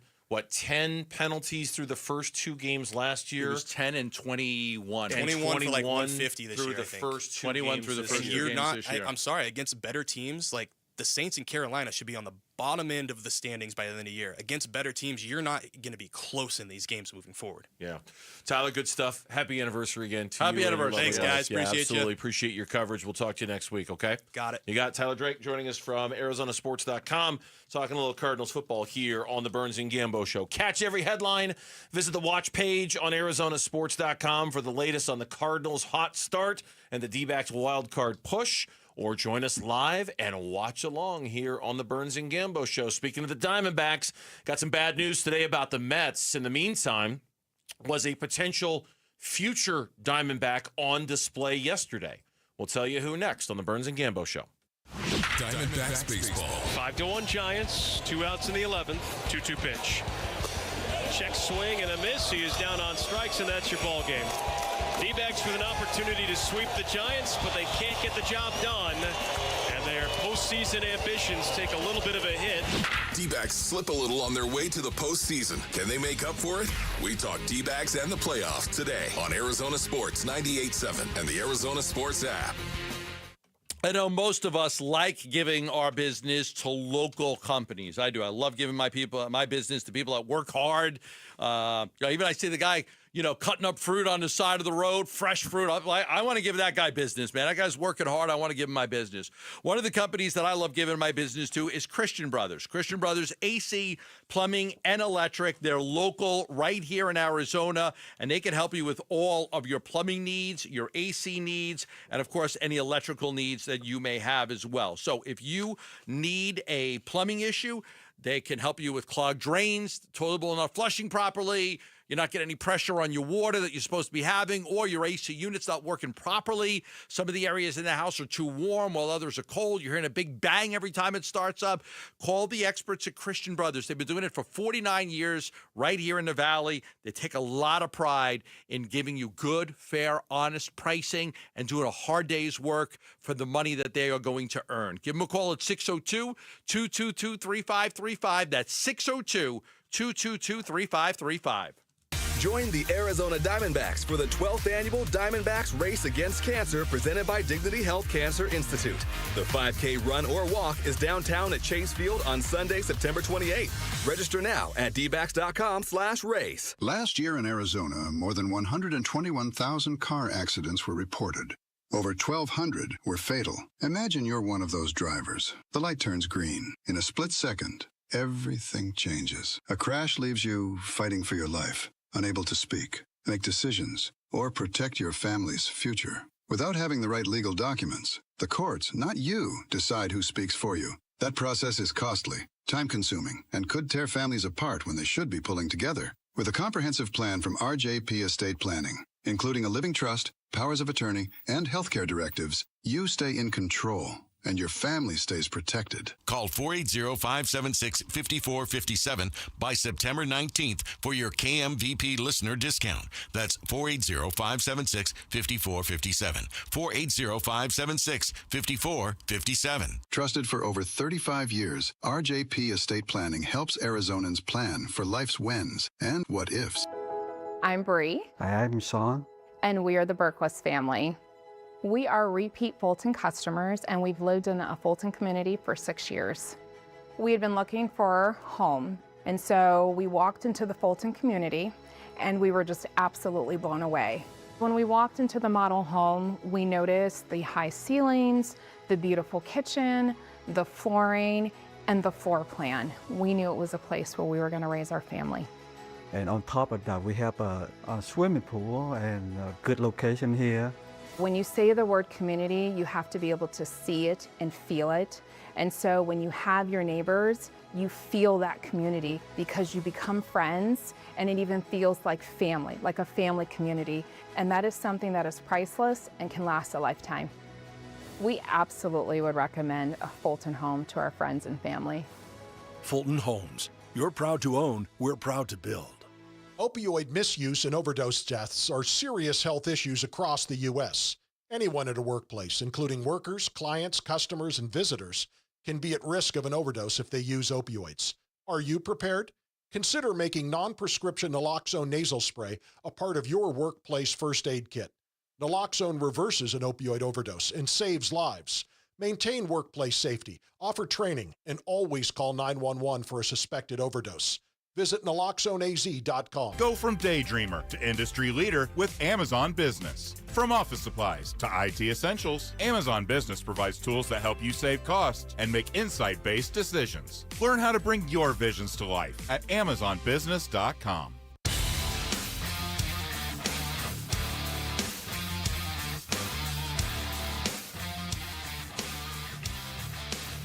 Here are the top 3 headlines on ArizonaSports.com, presented by Y-Refi. I'm Damon Allred. ASU's run game is set to clash with Baylor's passing attack in the Big 12 opener. Diamondbacks select young lefty reliever Philip Abner with Kyle Backus sent down. And Arizona State football plans to face Kansas in London's Wembley Stadium. Those are the top 3 headlines on ArizonaSports.com, presented by Y-Refi. Welcome back, Burns and Gambo, on this Thursday. Wish I had better news to report on the state of the wild card. The good news is the Diamondbacks are still 2 games back of the New York Mets. We all would have taken that with 9 games to play. The bad news, the New York Mets the San Diego Padres, I should say, did not give the Diamondbacks any help today at all. The Padres lost the series finale by a score of 6-1. The Tong kid pitched very well after getting lit up his last time out. He pitched fantastic. Didn't give up any earned runs. He struck out 8. Didn't walk anybody. He told me he's terrible. He was. We were watching his last start here at the station, and he got lit up his last time out. This is terrible. Didn't get out of the first inning. Pitches a gem. It was by Manny Machado grand slam yet today. Huh? Wasn't there? Yeah, it wasn't there today. There was a Pete Alonso home run. There was a Brandon Nimmo home run. So the New York Mets now have a 2-game lead over the Diamondbacks, and schedule-wise, this is where things kind of get a little funky for the D-backs, because next up for the Mets, they've got 3 against the Washington Nationals, and then 3 against the Cubs, who Lauren has informed us have absolutely nothing to play for at all. Doesn't mean that they're going to play to lose, but they might not also be playing to win next week when they play those games. Diamondbacks, on the other hand, have the Phillies for 3 and the Dodgers for 3 to close out this homestand. So it's going to be a little white knuckle time here this weekend and the next 6 games, because I think the Mets have some opportunities here to salt this away, just looking at the schedule, right? Just looking at it from that standpoint. I hope yesterday's game doesn't come back to haunt them, because should have won that game. You felt like a couple times you should have won that game. But one of the things I took out of yesterday's game, and I want to pick your brain on this a little bit. Sure, see what you think. You know, I saw your tweet about this. I was thinking about it most of the morning. So I'm watching this incredible pitching duel, which I'll take any day of the week over a slugfest. Give me the pitching duel any day of the week. Brandon Pfaadt was outstanding. So was Justin Verlander. And I'm looking at Justin Verlander, and it's a story that, hey, Justin Verlander wants to pitch in 2026. Not like Kershaw. Kershaw's going to retire. Verlander is 42 years old, and I looked at some of the numbers in the story. He's got a 2.17 ERA in his last 11 starts. 2.17 ERA. Threw 7 shutout innings yesterday. And he wants to pitch next year. Why not us? Why not the D-backs on a 1-year deal? You want to come pitch in Arizona? You got spring training here. You live here. You give him a 1-year deal. You pay him whatever it takes to get it done. You don't have to worry about a long-term contract. He's usually he's been healthy this year. He goes deep into games, still has a good fastball, still knows how to pitch. The win-loss record is deceiving because they don't give him any run support. But on a 1-year deal to buy you time until Corbin Burns is able to come back, why not a Justin Verlander? I don't have any answer for that. You're not against it? No, not at all. Okay. Not at all. Good night, everybody. Thanks for watching the Burns and Gambo Show. I don't. Look, the only mild argument I would make against it, and this is just a mild one, is that in the first half of the season, he was not great. And I know the run support was not awesome, but the first half of the season, he was 0-7 with an ERA about 5, and so a lot of his success, all of his success this year has come in the second half of the season. But that's not a reason to say no either. I think, like a lot of things, for me to truly answer the question, I would have to know how mucho. How mucho is it going to cost? And what am I not going to be able to do by bringing in Justin Verlander? Who am I not going to be able to go get? No matter what, you need starting pitching help. Of course. You got no Burns. We don't know if Gallen's going to come back. Bob Nightingale had the story that Verlander has found his vintage form. Yeah. Like he's pitching just as good. Second half of the season, he's pitched very well. Yeah, he's been incredible.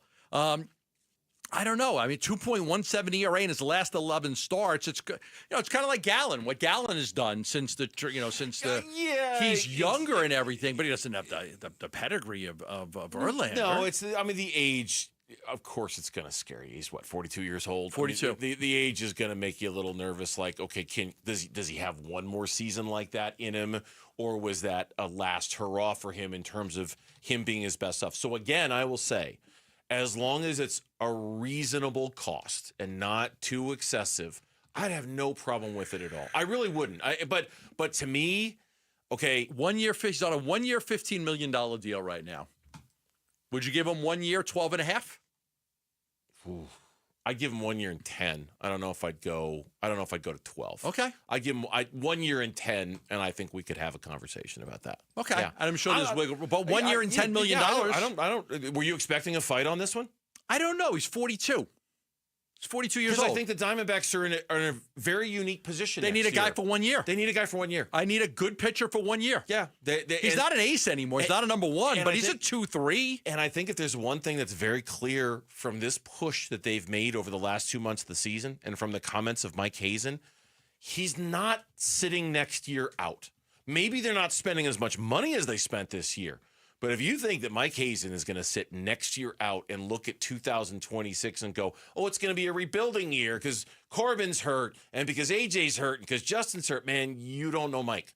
You don't know Mike, and you don't know how he values the commitment to winning and the mentality of winning in the clubhouse.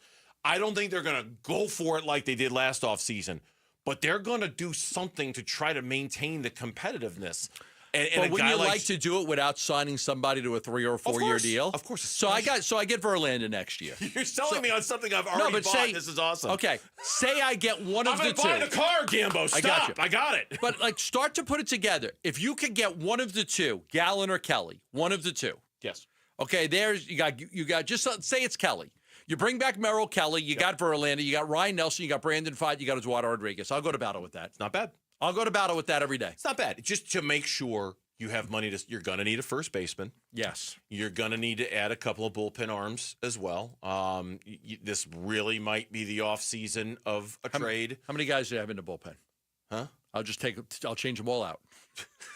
Some of no, them, I'm teasing. Some of them have been okay. Yeah. I mean, Beeks has Brandon been all right. Brandon Garcia pitched Brandon well Garcia is yesterday. going to have a role moving forward. John Curtis, I mean, he wasn't good yesterday, but I think he's had his moments. There have been some guys who have been okay. They're going to need a first baseman.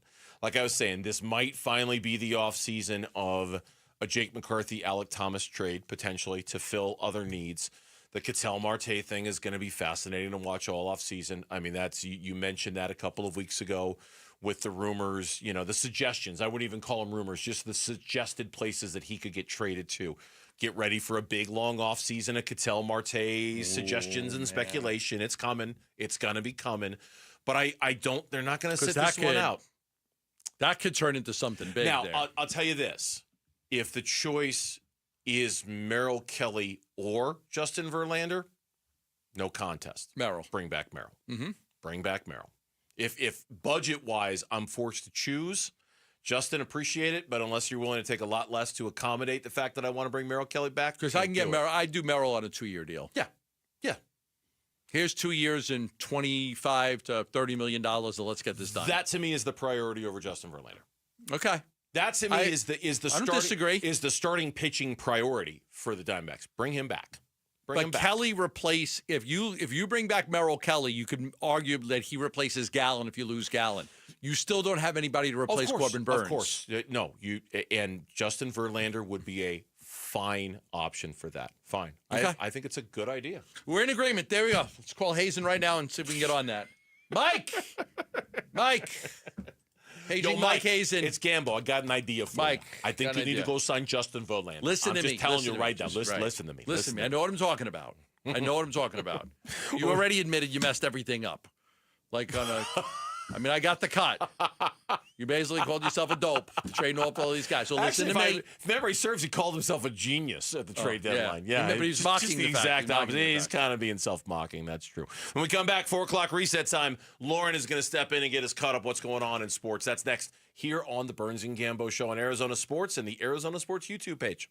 The the future of Arizona sports. High school athletes speak about their game, their preparation, competition, and sportsmanship. Every Saturday morning on The Kevin McCabe Show. Presented by Brooklyn Betting. Don't miss interviews with players from your favorite local teams when the Dean of High School Sports in Arizona hosts The Kevin McCabe Show. Saturday mornings at 9 on Arizona Sports 98.7 and the Arizona Sports app.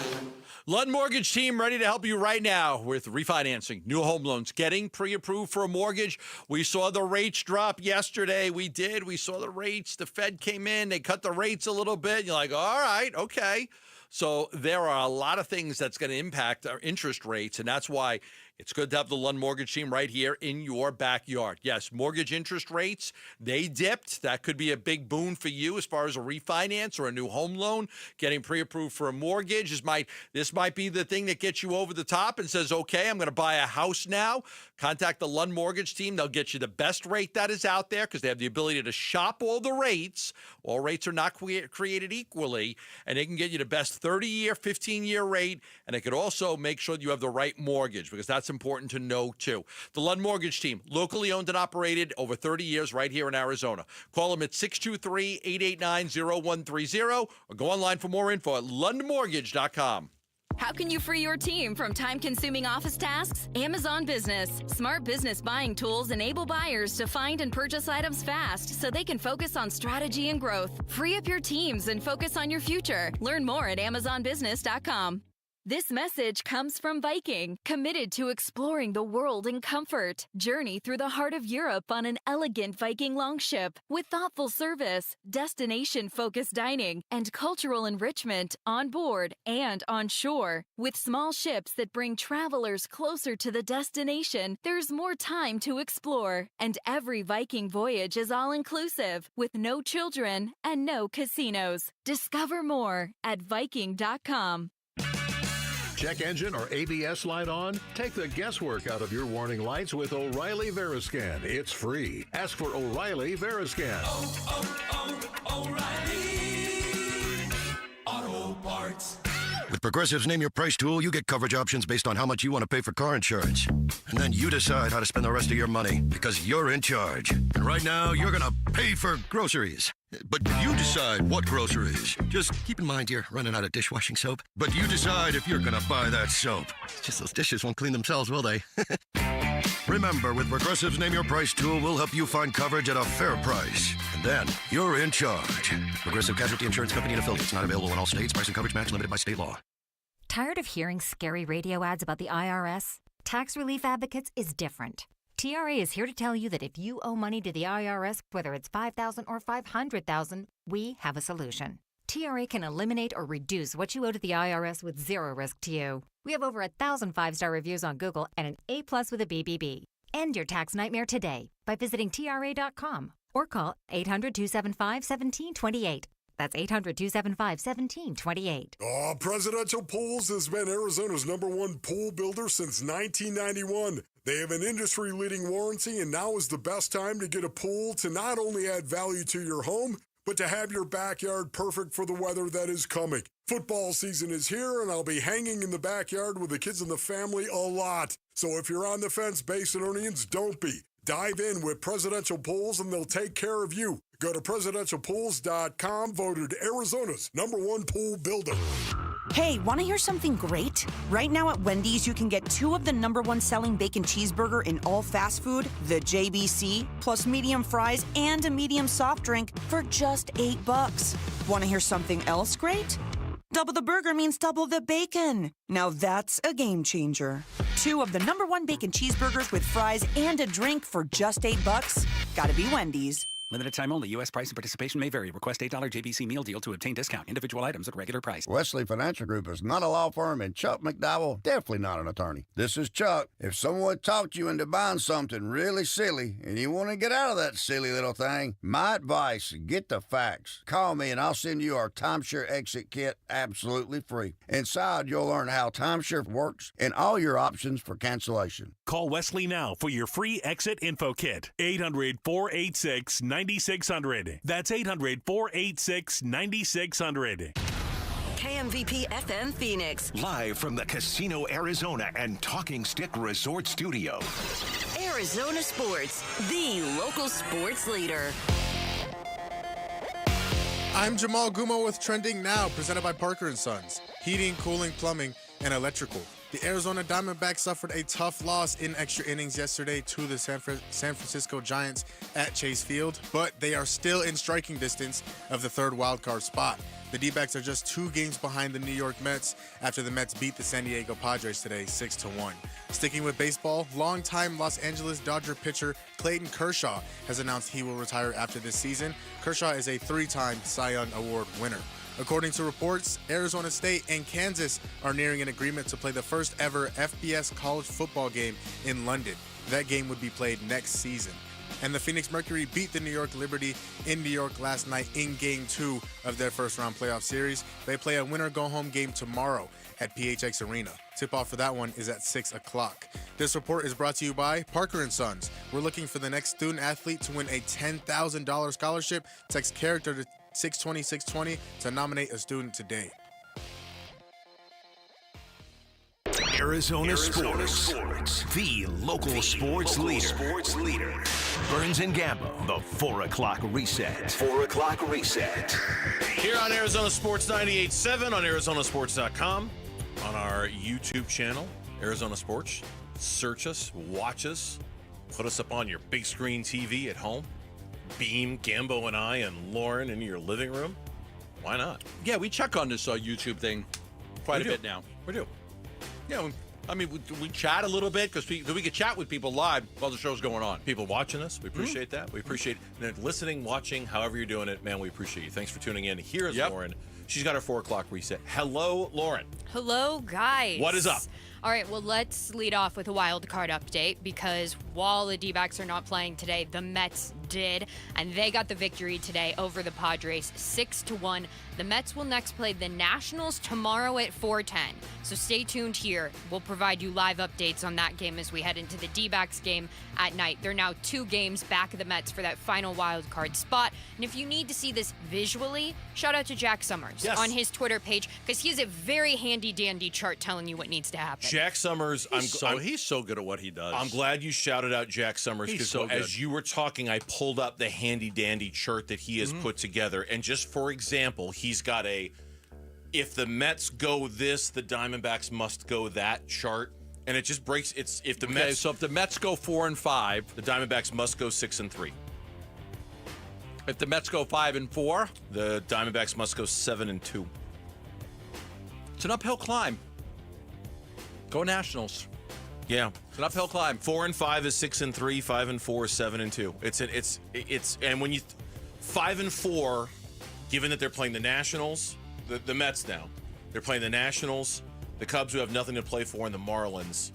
I think you almost have to count on them going 5-4, and that means if you're the Diamondbacks, you have to finish 7-2. Now maybe not count on, but you know what I mean. Like I think you have to sort of assume that they're going to play 500-ish ball the rest of the way. Now maybe not because they're coming off that 8-game losing streak, but they've won 3 of 4 since that 8-game losing streak ended, I believe. They took 2 or 3 from San Diego.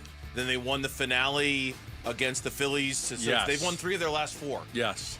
I'm thinking the Diamondbacks are going to have to go at least 6-2 or 7-2. Probably 7-2. If you would have told me there's 9 games left, if the Diamondbacks go 7-2, they make the playoffs a month ago, I would have taken it. Yeah. So I'll take it. We'll take it. Hopefully it lasts.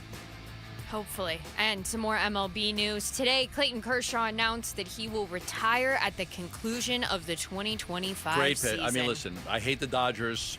I'm happy he's retiring. But what a great pitcher. One of the best lefties we've ever seen. When I start thinking of the best left-handed pitchers in my time, Randy Johnson, Steve Carlton, Clayton Kershaw. Am I missing anybody? The best lefties? I know you're thinking Ron Guidry, I'm sure. No, I would put him among one of the best left-handers. Or John Matlack. In the history of the game. Or John Matlack. the oft-referenced John Matlack, who's gotten more airtime now than he ever did back in the day. God, we've talked about him a lot today.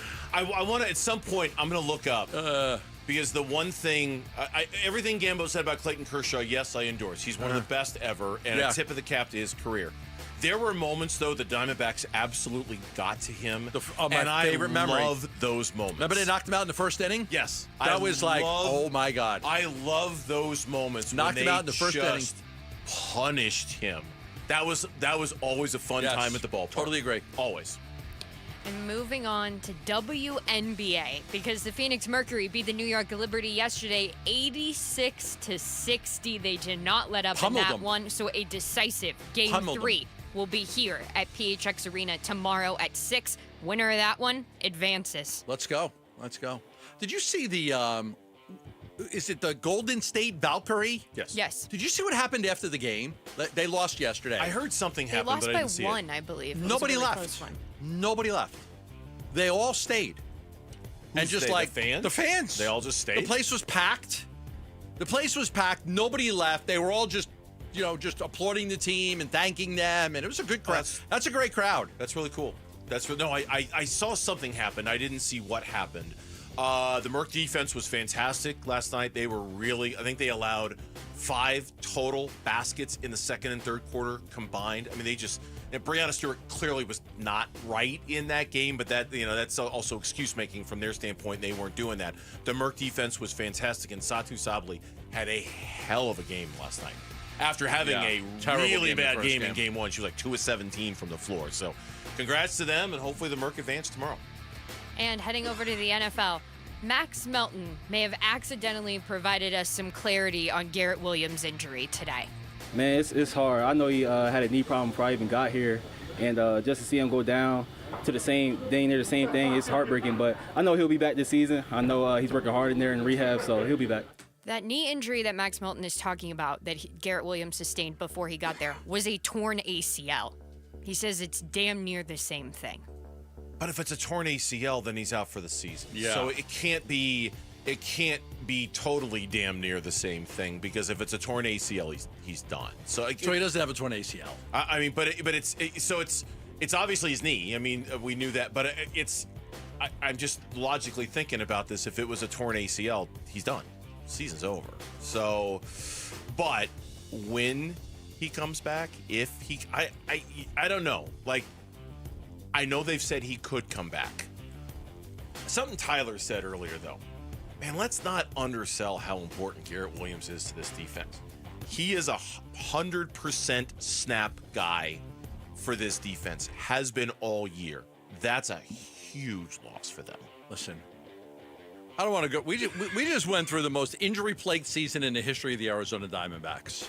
Let's not do this again. We also had a very injury-plagued season for the Phoenix Suns. And now, I don't want to do this again. No more. No more. Do you want me to skip the injury updates then for today?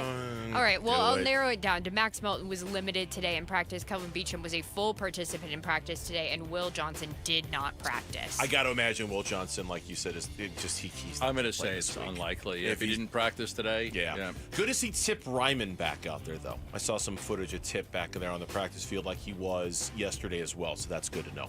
Yes, so hopefully he'll stay healthy and we can see him so we can really see our 13 personnel against the San Francisco 49ers. Or 14 personnel if that's what they want to do. Yeah, whatever they want. want. Or 17 personnel as Gambo wants. 7 tight ends out there. Let's go. I mean, they were putting tight ends at fullback. Like our offensive lineman at fullback. Tight end at quarterback. Everyone's a tight end out there. Just throw a bunch of tight ends out there and make it happen. The Cardinals are getting close to that anyway. Yeah, probably, right? Oof. Yeah. And tonight, the Dolphins will take on the Bills on Thursday Night Football. Earlier in the week, head coach Mike McDaniel of the Dolphins spoke about his job security, and he said, "No, I'm not thinking about it. It's not something on my mind right now." Of course he's thinking about it. I think the first thing you do is I made a ton of money doing this, so if they fire me, so what? That's the first thing you think of. Who's the first coach in the history of the world who has actually told the truth in a moment like that? Yes, I'm thinking about it. I'm wondering if I'm getting fired tomorrow. They never do, but has there ever been a coach ever in the NFL or any sport who, when asked about their job security, is truthful and says, yeah, you know what, quite frankly, it's kind of on my mind a little bit? Anybody ever? What did Dennis Erickson say when we told him we would pack his bags for him? I don't remember how he responded to it, but yeah, you told him he'd pack his bags if he lost to Washington State. And then they lost to Washington State. Yes, they did. And he had a big house. I was there all day. Yeah, you were there. I literally 12 hours. I can't believe you I'm helped me glad you do didn't it. volunteer me because I hate moving people. Man. We've got to be the closest of friends or the closest of family if I'm going to come over and help you move. I just don't do it. Don't invite Burnsy over to help No, you move. don't no. do it. And there are discussions between ASU and Kansas football to play on September 19th, 2026 at Wembley Stadium in London. It would be the first ever FBS college game to be played in London. I think I'm going to go. You're going to go? I think we should do the show there. I totally agree. I love Like, London. just do the show. I know our boss is listening to the show right now because she listens to every minute of every show. I would love to go. I would love to do shows from London. I would love to go. Well, then we just go. Just go? We're going to be in London this week. If you want us to do the show, send equipment. If not, then get somebody else to do the show. The hell do I care?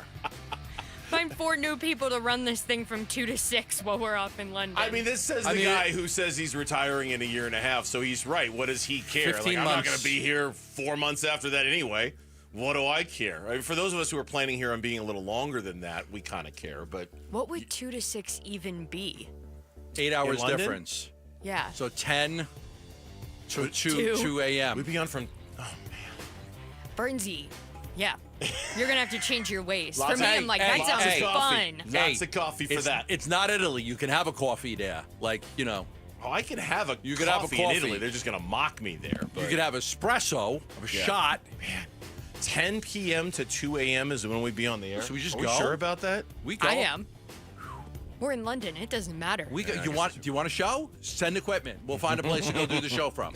I'd love it. Good for ASU. They've got to scramble a little bit now because these SEC teams that they've scheduled, a lot of them are backing out of their commitments because they've gone to a 9-game conference schedule, which means they have to back out of some of their non-conference games. So ASU is responding with, like these big ticket ideas of, okay, let's go play in London. An FBS team that's never played in London. It'd be a first. It'd be really cool if they were able to do it. Really cool.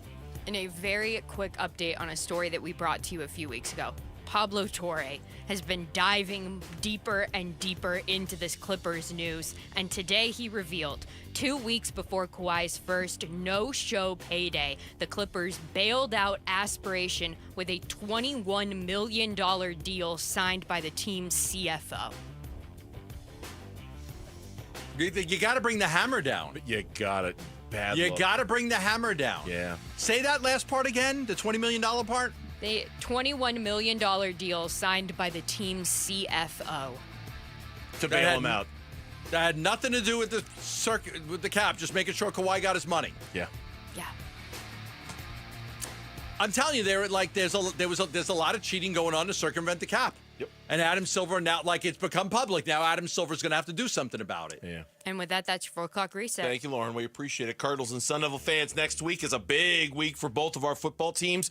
We're giving you the home field advantage with free tickets. Starting on Monday, you can listen for the Sounder at 7:15 a.m., 12:15 p.m., and 4:15 p.m. for your shot to win 2 tickets.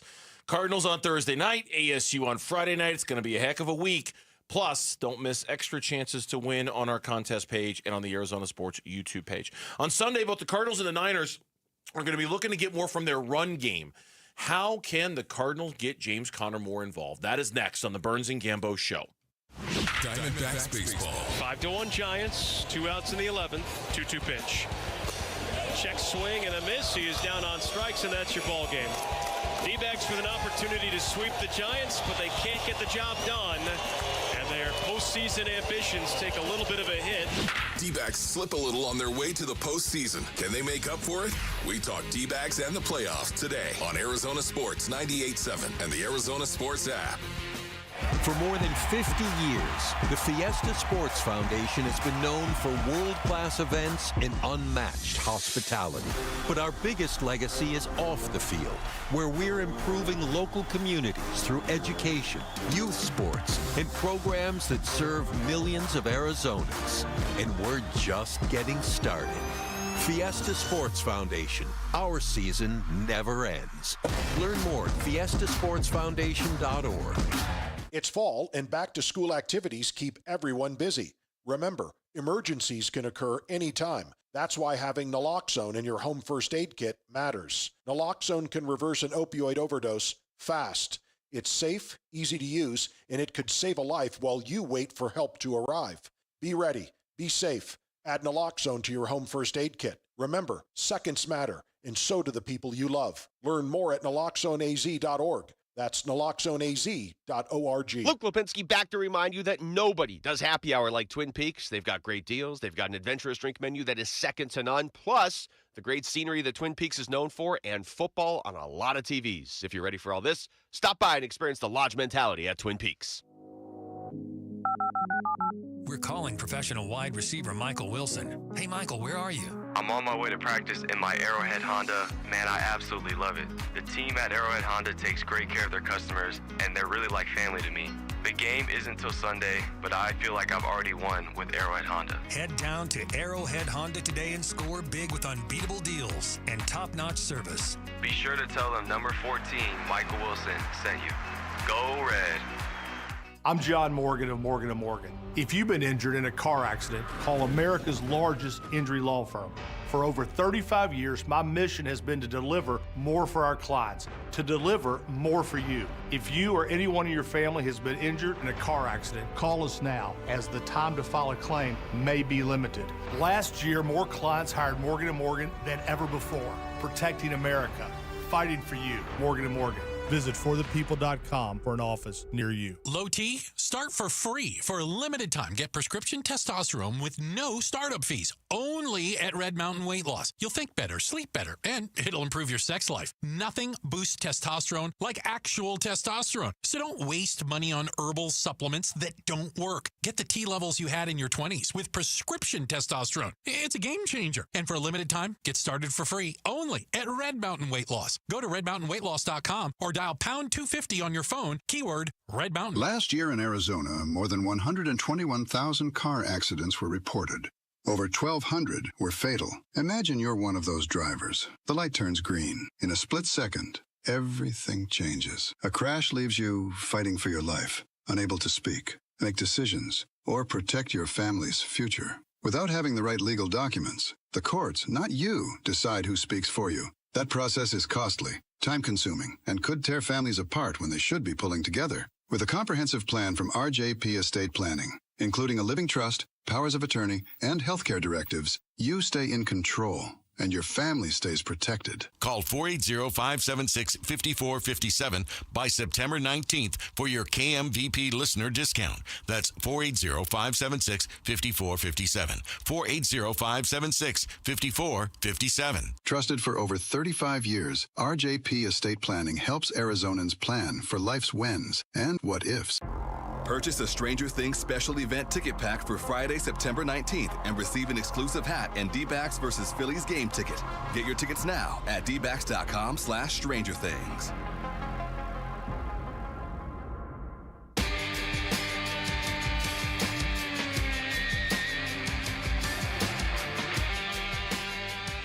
Hey everybody, Dan Bickley here, and the Cardinals' goal of winning the NFC West will be put to test this weekend. We'll get you prepped up for their game against the 49ers in Santa Clara. Fun begins at 6 a.m. on Arizona Sports. This is Drew Petzing, the offensive coordinator of the Cardinals, on how to take the next step in the run game. In a lot of ways, I think we need to stay the course. I think we need to continue to work on the details of the blocks, the aiming points, the ball handling, carrying out our fakes, all the things that I think make our run game dynamic. And you know, when we get a limited sample size at times, things can get skewed, but I do like the way that people are doing things. I like the attitude we're playing with, and I think some of those will start to pop. Yeah, it's every week, Gambo, is like this week-to-week kind of test of the Arizona Cardinals, and I think going into this week's game, that's probably one of the first things we're all going to be looking for. Do they just run the football better against San Francisco than they have the last couple of weeks? Yeah, I was looking at, ESPN was doing early surprises on each team, and theirs was James Conner getting off to a slow start. Said that he's 30 years old. He's back-to-back 1,000-yard seasons, but he's rushed for just 73 yards this season. That's number 39, the 39th most. So it puts him on pace for 620 yards. That would be his fewest since 2019. That'd probably be my early surprise of the Cardinals, yeah. I think that it'll get back on track. I mean, he's just a bruising runner, and the holes haven't been there, and part of it is the offensive line. Because the offensive line has not done a great job of run blocking. So I think that, to me, that's probably is. So, you talked about 70% of the time they've got the ball, they're in the lead. That's when you run the ball. Yeah. You run the ball when you've got the lead. You want to take time off the clock. You want to wear down their defense. You want to have long drives. You want to run the ball. But the Cardinals thus far have not been very successful running the football. Trey Benson had the one big run. But if you take that one big run out, the Cardinals' numbers are very below average. 3.6 yards per carry. Yeah, very below average. 7 yards per carry. This is a team that was number 2 in that metric last year, tied for number 2 in the NFL. So it's and whether that gets better against San Francisco's defense or not, I don't know. San Francisco's defense has been pretty on point so far. They were very on point against Seattle on the road in week 1. I know that. Not as much against the Saints, but still pretty good. It's a tough defense to get yourself and your run game right against. But it's essential for the Cardinals for it to happen. And what you hope is that it's the kind of thing that can be fixed with either, like Petzing suggests, it's a small sample size, let's give it time, or it can be fixed when Will Hernandez is available to come and play, and do you make a change on your offensive line? Did they miss Tip Ryman in a game last week? They missed Tip Ryman last week. What you hope ability to block off the edge is that this isn't happening, and I'm not saying this is the reason why, but you hope this isn't happening because James Conner has hit the 30-year-old hit that wall. And I'm not saying that it has, but there's always that fear with the running back that when that wall hits, you just run flush into it, and that's that, It's not perfect, but it does feel like about 70% of the time when a running back hits 30, they just go downhill. It feels like it. 7 out of 10 guys. Yeah, I'm 30 because of the wear and tear, right? These guys touch the ball a lot more, especially when you catch the ball out of backfield. You may see some running backs 20, 22, 24, 25 touches a game. A wide receiver gets the ball 5 times a game, 6 times a game. So, a running back is getting hit by defensive linemen and linebackers. A wide receiver is getting tackled by safeties and corners. So it's a lot different, the wear and tear on a running back, which is why they usually don't last very long in the league. Yeah, which is why I think this week's game is imperative to watch. And as we were talking about earlier, because of the quick turnaround next week, again, not that you're sacrificing the 49ers game, but you're also going to be very careful about, hey, let's use Will Hernandez as a hypothetical. Do you bring back Will Hernandez coming off of an ACL injury to play Sunday against San Francisco and then expect him to play 4 days later against Seattle? Or are you better off not playing him against San Francisco? So if you want him against Seattle, he's available. Because chances are he just wouldn't be you wouldn't want to physically put him in a position to have to play 2 games 5 days apart, right? You just wouldn't want to do it. So you got to kind of pick which one are we going to use him for. Yeah. If you were going to do it. If you play the San Francisco game, maybe you don't play the Thursday game. But if you play the Thursday game and not play the San Francisco game, you're going to have that extra time to get ready for the next game. Yeah, it's funny. It's a different set of concerns in San Francisco. They obviously have one of the best running backs in the NFL, in Christian McCaffrey. And their rushing attack has been fine, but it hasn't been explosive. No. It hasn't, and that's something they're trying to figure out in San Francisco as well, why they haven't gotten the big chunk runs. And I think the biggest thing is you look at Pro Football Focus, they've only had 3 runs of 10 or more yards. And one of them was by their quarterback, Mac Jones. So in the running game, they have not been able to break any of the big ones. So that's the thing that they're looking at. It's like, why are we not being able to get some big plays on that? Christian McCaffrey's a great player. They haven't been able to use Brian Robinson very much because McCaffrey's been healthy. But, 3 runs of 10 yards or more. One of them was by the quarterback, Mac Jones, and that's something that they're looking at and saying, how can they be a little bit more explosive in the running game? When we had Kyler Murray on, we were talking about explosive plays. He pointed out, hey, we were very explosive in the running game. We had a lot of big runs, and we did have that big run by Trey Benson 2 weeks ago. But the 49ers are looking at it, too, saying, look, we played 2 games. We've only got outside of the court. Take the quarterback out. We've had 2 runs of 10 yards or more. Well, if there's one thing we learned earlier in the week, Christian McCaffrey's numbers in his career against the Arizona Cardinals are spectacular. 7 spectacular. The last 2 times he's played the Arizona Cardinals, he combined for 7 touchdowns. I almost had to do double take when I looked it up because he didn't play against the Cardinals last year. Yeah. He only played 4 games. He missed the Cardinals both times. He was injured. The year before, he played 2 games against the Cardinals. He had 7 combined touchdowns in the 2 games. Yep. So crazy. Just crazy. crazy. Get right game for him. It might be this one. He might have this one circled. When we come back, we head to Waco. We got to preview this Sun Devils matchup against Baylor. Huge conference game for ASU this weekend. And we'll get a read on the Baylor Bears next on the Burns and Gambo Show. 8-time Pro Bowler, 3-time All-Pro First Teamer on the NFL's 2010s All-Decade Team. He's Patrick Peterson, P2. Patrick Peterson out of LSU to the house. And he joins Wolf and Luke every Tuesday morning at 11:15 to talk football on Arizona Sports 98.7, the Arizona Sports app, and the Arizona Sports YouTube channel. How many people out there would love to have a living trust? You know, a living trust with health care and powers of attorney and living wills and pour-over wills. You just haven't done it. You haven't had the time to do it.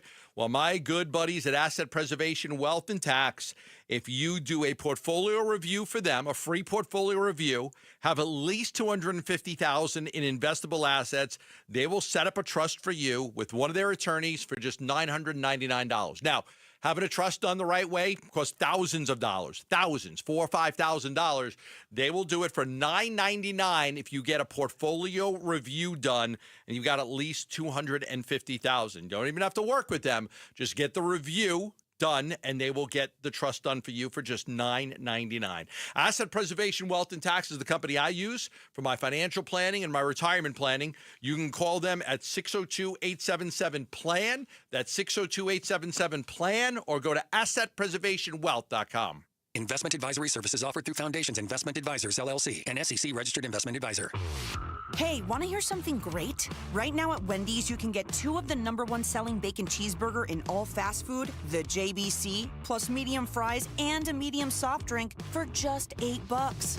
Want to hear something else great? Double the burger means double the bacon. Now that's a game changer. 2 of the #1 bacon cheeseburgers with fries and a drink for just $8. Gotta be Wendy's. Limited time only. U.S. price and participation may vary. Request $8 JBC meal deal to obtain discount. Individual items at regular price. Protect your home and auto by bundling them with Progressive, and you'll have a little less to worry about. But we know you'll find other things to worry about. Like that text you just got from your boss. Hey, call me when you get a sec. Hey, call me when you get a sec. Hey, call me when you get a sec. Oh, hey, call me when you get a sec. Yeah, this is bad. Oh, well, at least you protected your home and auto with Progressive, so you don't have to worry about that. Progressive Casualty Insurance Company affiliates and other insurers not available in all states. Hey everybody, Dan Bickley here from my friends at Advanced Window Products, a great company that is offering a great promotion for our listeners. Advanced Window Products going to hook up one lucky household with up to 15 replacement windows for free. That's a value of up to $25,000, and all you have to do is pull out your phone and text AWP to 620-620. Advanced Window Products, a local window and door manufacturing company that sells directly to the public with no middleman markups. They've got their own factory in the valley. They're the highest rated window company in the state with the most affordable, high quality custom windows you are going to find. They'll build your windows, they'll install your windows, then they'll guarantee them for life. You can find them online at advancedwindows.com, and remember, enter now for a chance to win a house full of free windows by texting AWP to 620-620. That's AWP to 620-620. Message and data rates may apply. 1-877 Cars for Kids. KARS Cars for Kids. Ready to get rid of that old car? Donate it to Cars for Kids. Call 1-877-CARS-FOR-KIDS to reach a friendly live agent. Donation's super easy, and your car can be picked up as soon as tomorrow. Call us now, 1-877-CARS-FOR-KIDS. 1-877 Cars for Kids. Donate your car today. Did you know you can donate real estate too? Oh, the autumn wind is blowing, and that means football is here, and so is the fall sale at Brooklyn Betting. Now through September 30th, everything in-store and online is 25% off. Sheets, pillows, mattresses, adjustable frames, everything is 25% off. So your game plan to score on this great deal is to get over to one of Brooklyn Betting's 12 Basin locations and tell them Wolf sent you for the fall sale at Brooklyn Betting. For the best sleep ever, get the best mattress ever at Brooklyn Betting.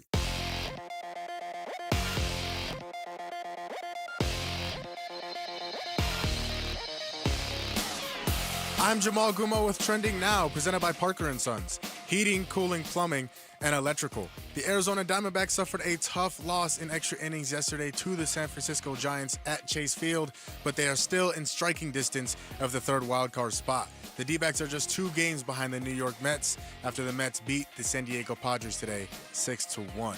According to reports, Arizona State and Kansas are nearing an agreement to play the first ever FBS college football game in London. That game will be played next season.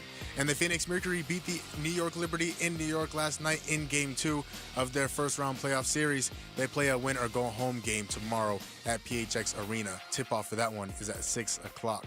This report is brought to you by Parker & Sons. We're looking for the next student-athlete to win a $10,000 scholarship. Text character to 620-620 to nominate a student today.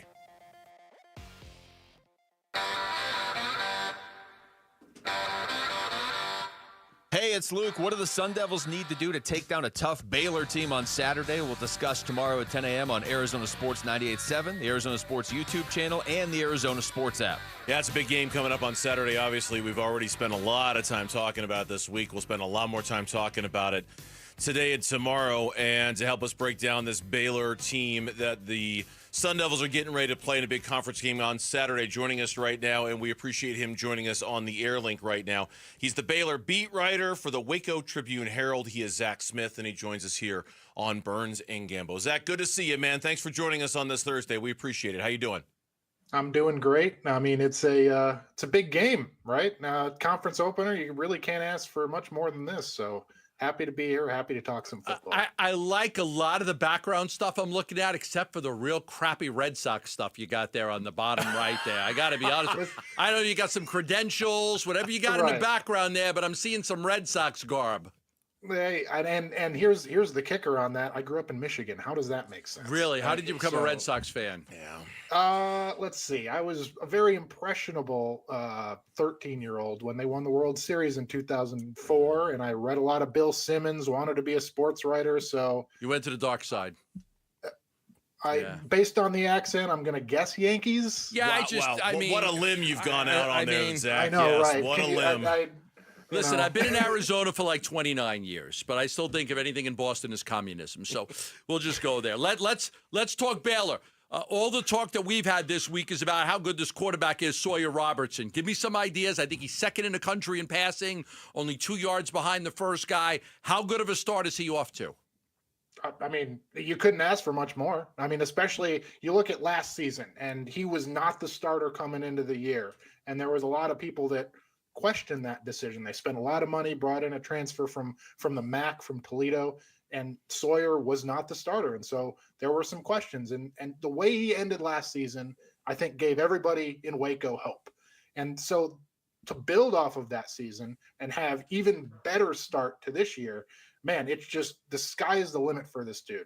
And you look at the receiving room that Baylor has. I mean, they go probably 7 deep with legitimate pass catchers. No, 8 deep with their tight end, Michael Trigg. And it's just, he is the guy that can just sling it all around the yard. He's been doing it since high school, and he's got everybody to throw it to. So, like, the start that he's off to is almost not surprising because he kind of expected it. Baylor kind of expected it. And man, it's just, it is a lot of fun to watch. I'll tell you that much. So when it comes to what concerns Baylor about ASU, we've seen ASU's pass rush be pretty effective early on this season. We know that Xavier Alford is going to miss this game and miss the next couple. He's obviously a big part of what they do. Is Baylor looking at this as a defense that they feel like they can kind of light it up against to a certain extent when it comes to their offense and what they can do? Are we looking at a shootout here, Zach?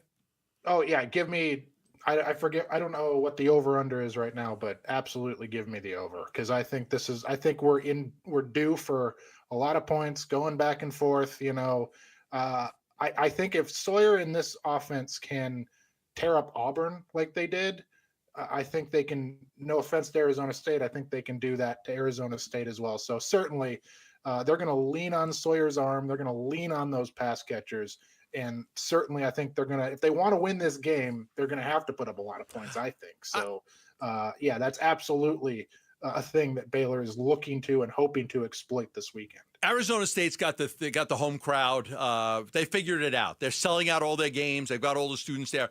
I've screenshotted this from yesterday. There was a a fan that said, I don't know what else our so-called fans want. Night game, Big 12 opener versus the defending champs, spread offense, 2-1 right now, road win over number 17, cheap tickets, pregame concert, and yet the game is maybe 50% sold out 3 days before.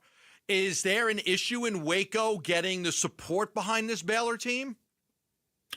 You could say that. I think that's a fair criticism. Maybe not 50%. I think it'll be more full than 50%.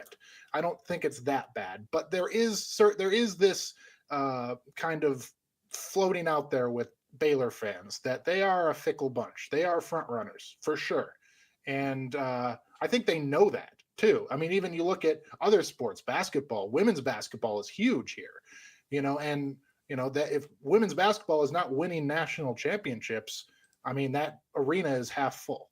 And so it's this kind of the same thing goes with football. And if they're not winning consistently and winning a bunch, which under Dave Aranda has been pretty average, that yes, they have the one Big 12 championship year, but it's been pretty average if you look at his, entire Baylor career. Yeah, certainly.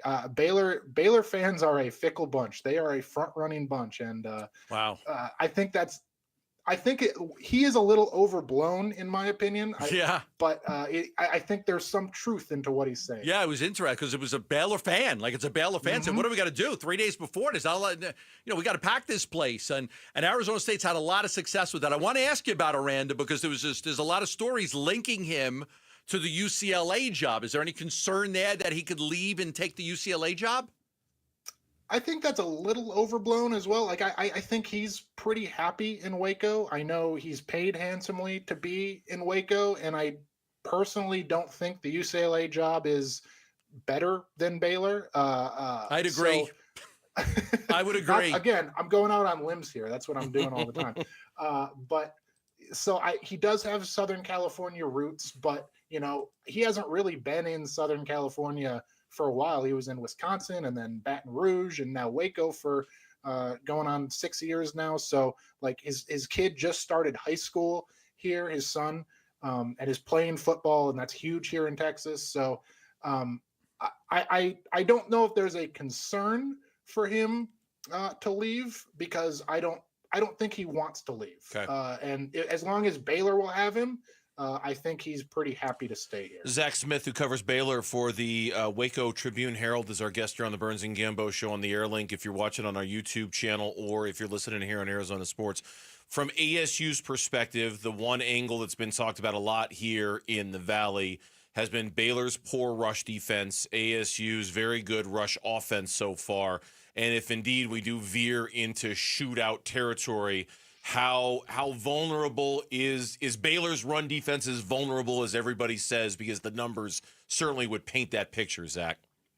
Oh yeah, it's not good. It's depressing, if you're Baylor, to look at this defense, which is called by Aranda, who is a defensive guru. We've heard that a million times since he got here, and it has not been good, really.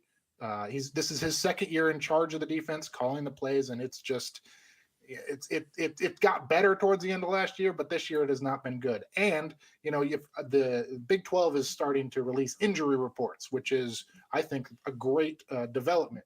But a name. Uh-oh. All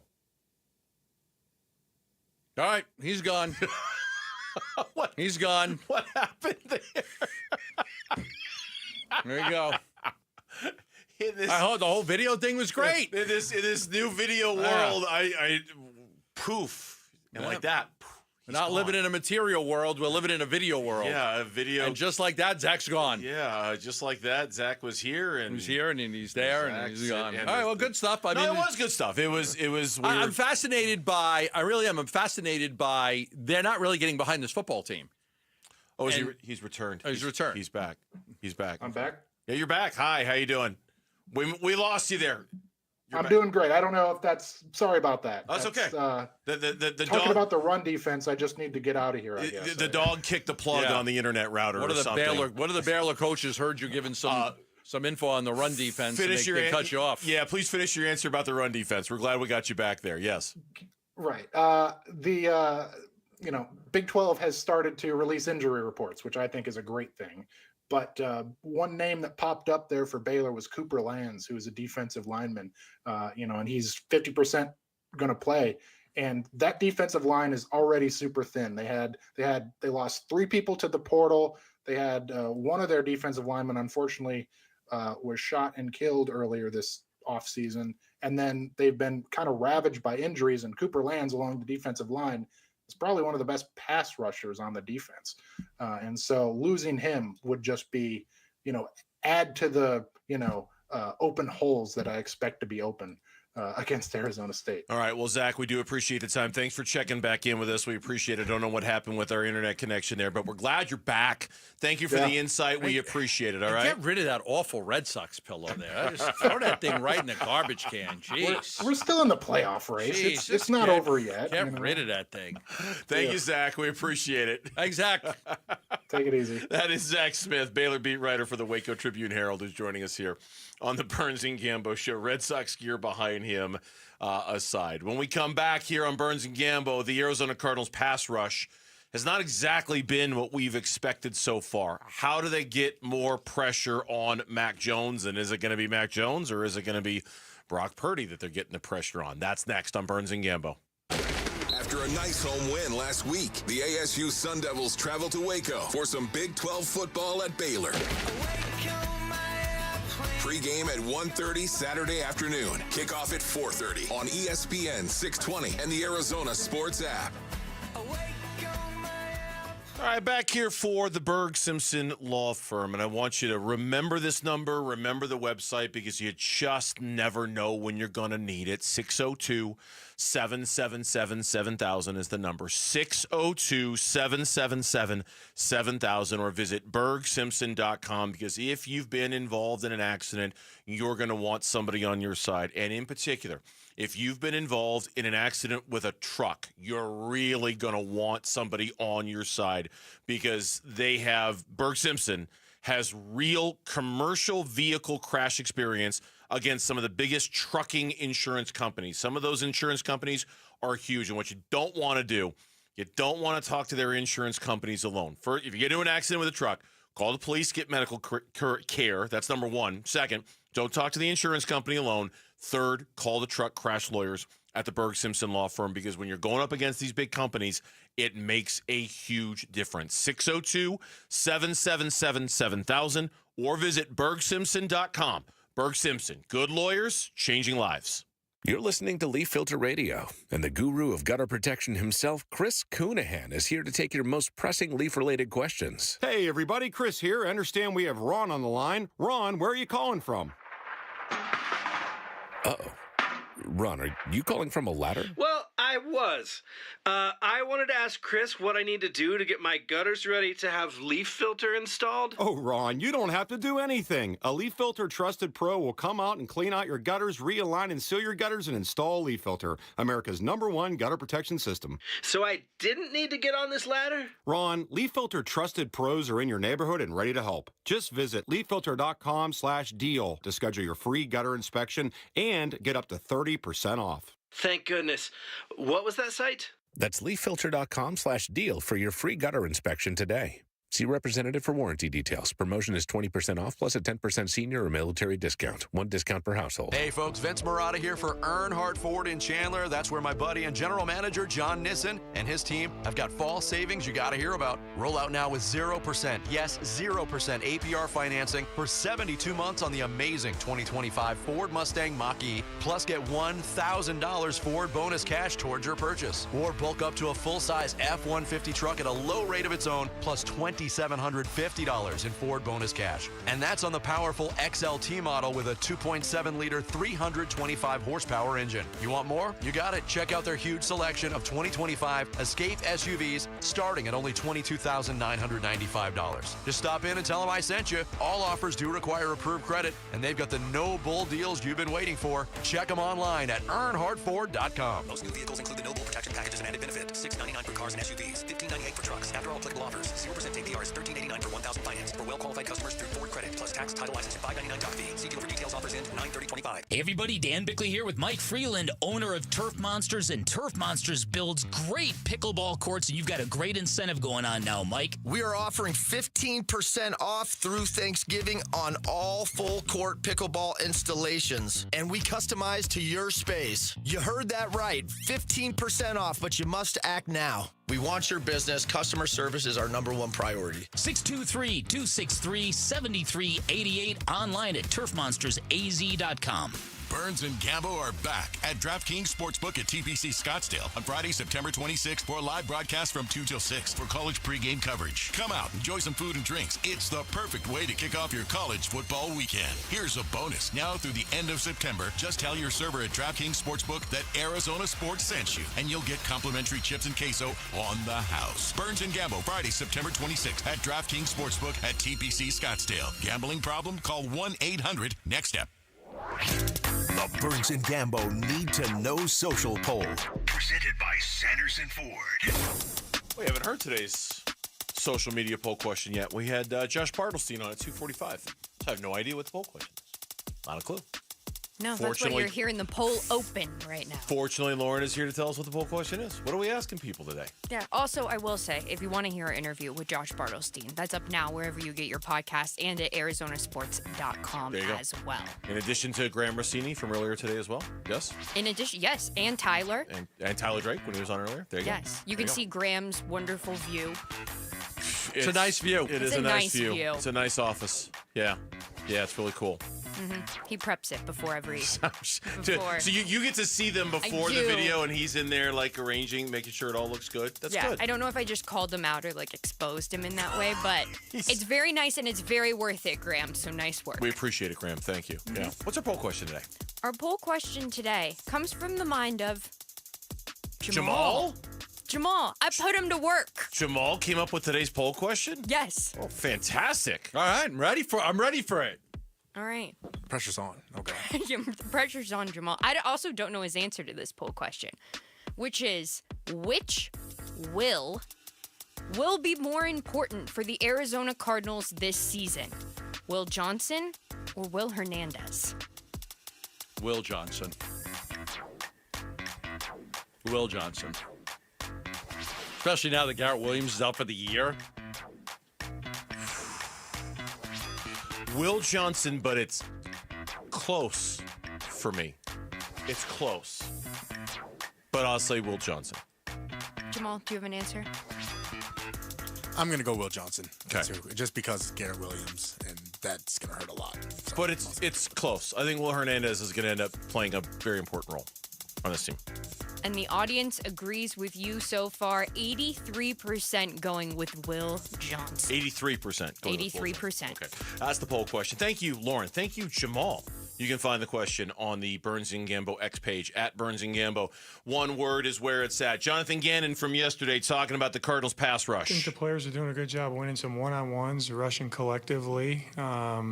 I always think we can put them in better spots. You know, that's the coaching hat of me, but I think we're doing a good job with deploying our guys in the right spots.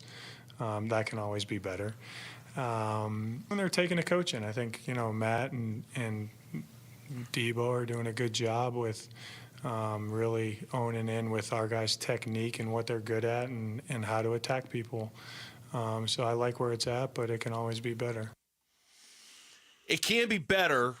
We've seen moments. We've seen moments of, you know, Mac Wilson coming in on the blitz and forcing an interception from Baron Browning. We've seen Josh Sweat come in and knock the ball out. Been really good. Yeah, he really has been really good. Like, we've seen these individual moments. I think if we're going to have a conversation about the pass rush, and I'm looking through my notes to find it, and I can't, but I'm pretty sure that I saw a note from earlier this week that no team has blitzed less than the Arizona Cardinals so far this year. So the pressure they are getting is based off of rushing for more times than not, at least not. I mean, that's what was great about that Eagles team that won a Super Bowl a couple of years ago was when they had the four guys that had 10 sacks, they didn't have to blitz anybody. Yeah. They were getting pressure with their four-man front. And there was a really good story earlier this week from our buddy Darren Urban, who kind of getting to the idea of, hey, do you sit back? Do you just rush forward? Do you need to be more aggressive, like in the moment? Jonathan Gannon and Nick Rullis kind of talking about your heart's telling you to do one thing, your head's telling you to do another in terms of how we should be calling this up and how we should be reacting to it. The pressure at times, Calais Campbell has 2 sacks. I mean, like there have been some individual performances, but especially now with the secondary, the way it's at, I do wonder if they'll dial it up a little bit more and send extra guys, just figuring they're going to need to bring more heat on the quarterback, knowing they're thin on the back end a little bit, and they're going to need that balance. Yeah, they don't have Walter Nolan right now. We've talked about the struggles of Darius Robinson and how well he's really struggled. I think Josh Sweat has been good. I think Baron Browning has been good. I think that there's a lot more to come.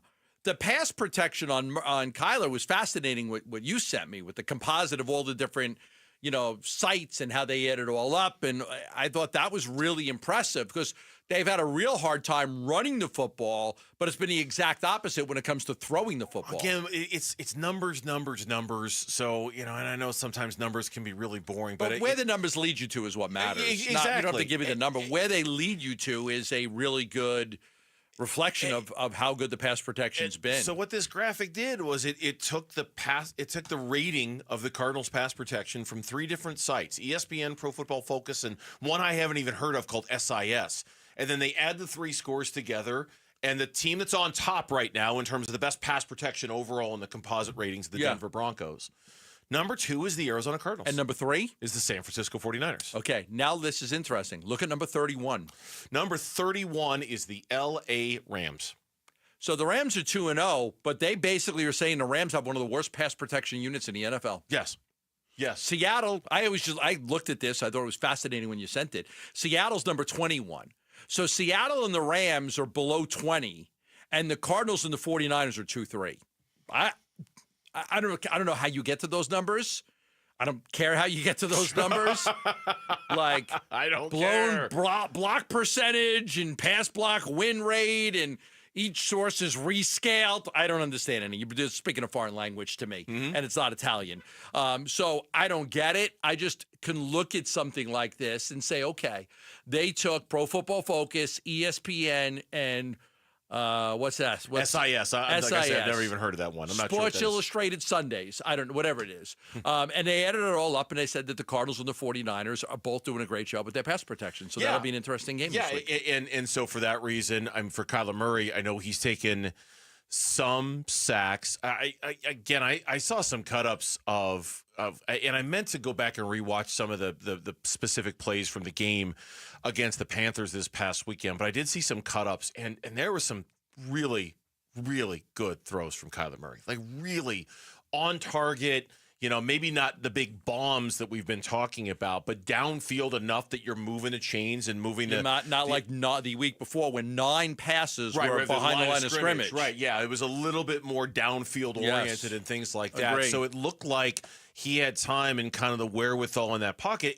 And again, if we're talking about pass blocking, I'm telling you, right, we can have our questions about some of the guys on this offensive line. I know we wonder about Isaiah Adams or Jonah Williams.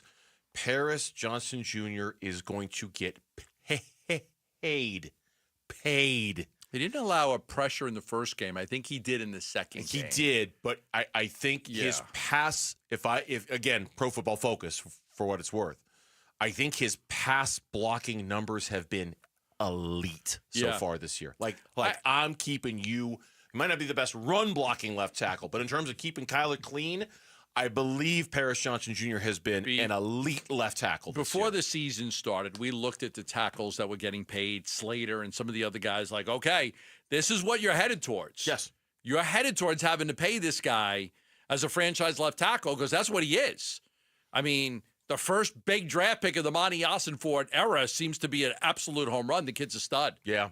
When we come back on the Burns and Gambo show, the Arizona Diamondbacks, now they've got some work to do with the Mets win earlier today.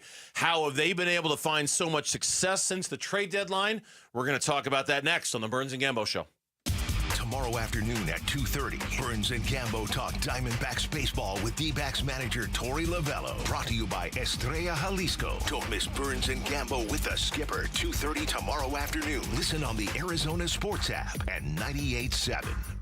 There's never been a better time to experience Sun Devil football. Pressure coming. Levitt throwing for the end zone, and it's caught for a touchdown by Jordan Tyson. The Levitt to Tyson connection clicks again. Don't miss your chance to be a part of the action, tradition, and unmatched atmosphere at Mountain America Stadium this season. Get your Sun Devil football tickets today by calling 480-727-0000 or go online to sundeviltickets.com. It's back. Bunker to Bunker's 14th annual Fall Frolic, Saturday, September 27th at the Arizona Biltmore Golf Club, benefiting Phoenix Children's Hospital. Play a fun two-person scramble.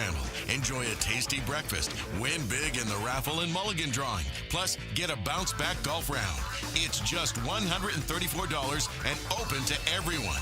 But hurry, space is limited. Sign up now at bunkergolf.com. That's bunkergolf.com.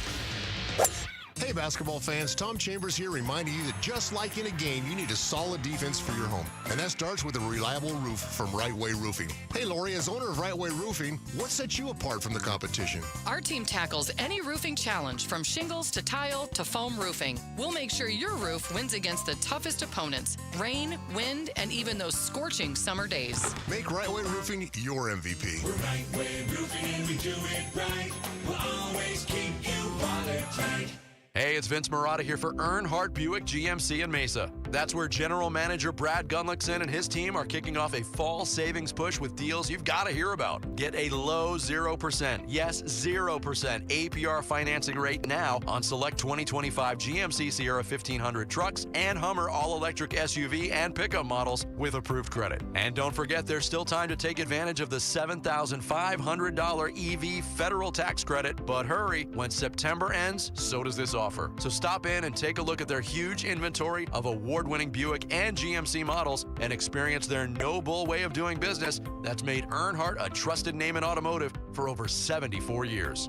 All this and more at Earnhardt Buick GMC in Mesa or online at earnhardtbuickgmc.com. We are professional grade, and that ain't no bull. Most new vehicles include a $998 no bull protection package as an added benefit. After all applicable incentives on select models, APR terms limited through GM Financial. Not all will qualify. Plus tax, title, license, and $599 doc fee. See dealer for details. Offer ends 9/30/25. If you're feeling overwhelmed by the thought of a home remodel, don't stress. The Window Depot is here to help. At the Window Depot, we're your one-stop warehouse for everything you need for your next remodel. Windows? Check. Doors? Got it. Cabinets, countertops, and everything in between, you'll find it all here at the lowest prices. Whether it's a kitchen, bathroom, or whole home makeover, our experienced designers are ready to bring your dream home to life, all at unbeatable prices. Find a location near you or shop online at thewindowdepot.com. The Window Depot, more than a window store. A new diamond era begins. Desert Diamond Casino White Tanks is now open. An atmosphere sparkling with excitement and top names like the legendary Morton's Steakhouse and signature Starbucks coffee. Best of all, this stunning new destination is right at Loop 303 and Northern Parkway. So come and live the diamond life. Desert Diamond Casino. An enterprise of the Donald Automation. Go from daydreamer to industry leader with Amazon Business. From office supplies to IT essentials, Amazon Business provides tools that help you save costs and make insight-based decisions. Learn how to bring your visions to life at amazonbusiness.com. When you're hiring, have you ever felt like you're missing out on meeting great candidates? Well, they're not hard to find when you go to ZipRecruiter. ZipRecruiter helps 10 million people with their job search every day. People who are actively looking for jobs like yours. So it's easy to find the right person fast. 4 out of 5 employers who post on ZipRecruiter get a quality candidate within the first day. Try ZipRecruiter for free at ZipRecruiter.com/free. That's ZipRecruiter.com/free. You've still got it, but your immune system weakens as you age, making it harder to fight flu, pneumococcal pneumonia, RSV, and COVID-19. Ask your doctor or pharmacist which vaccines you need. Sponsored by Pfizer. KMVP-FM Phoenix, live from the Casino Arizona and Talking Stick Resort Studio. Arizona Sports, the local sports leader. I'm Jamal Gumo with Trending Now, presented by Parker & Sons.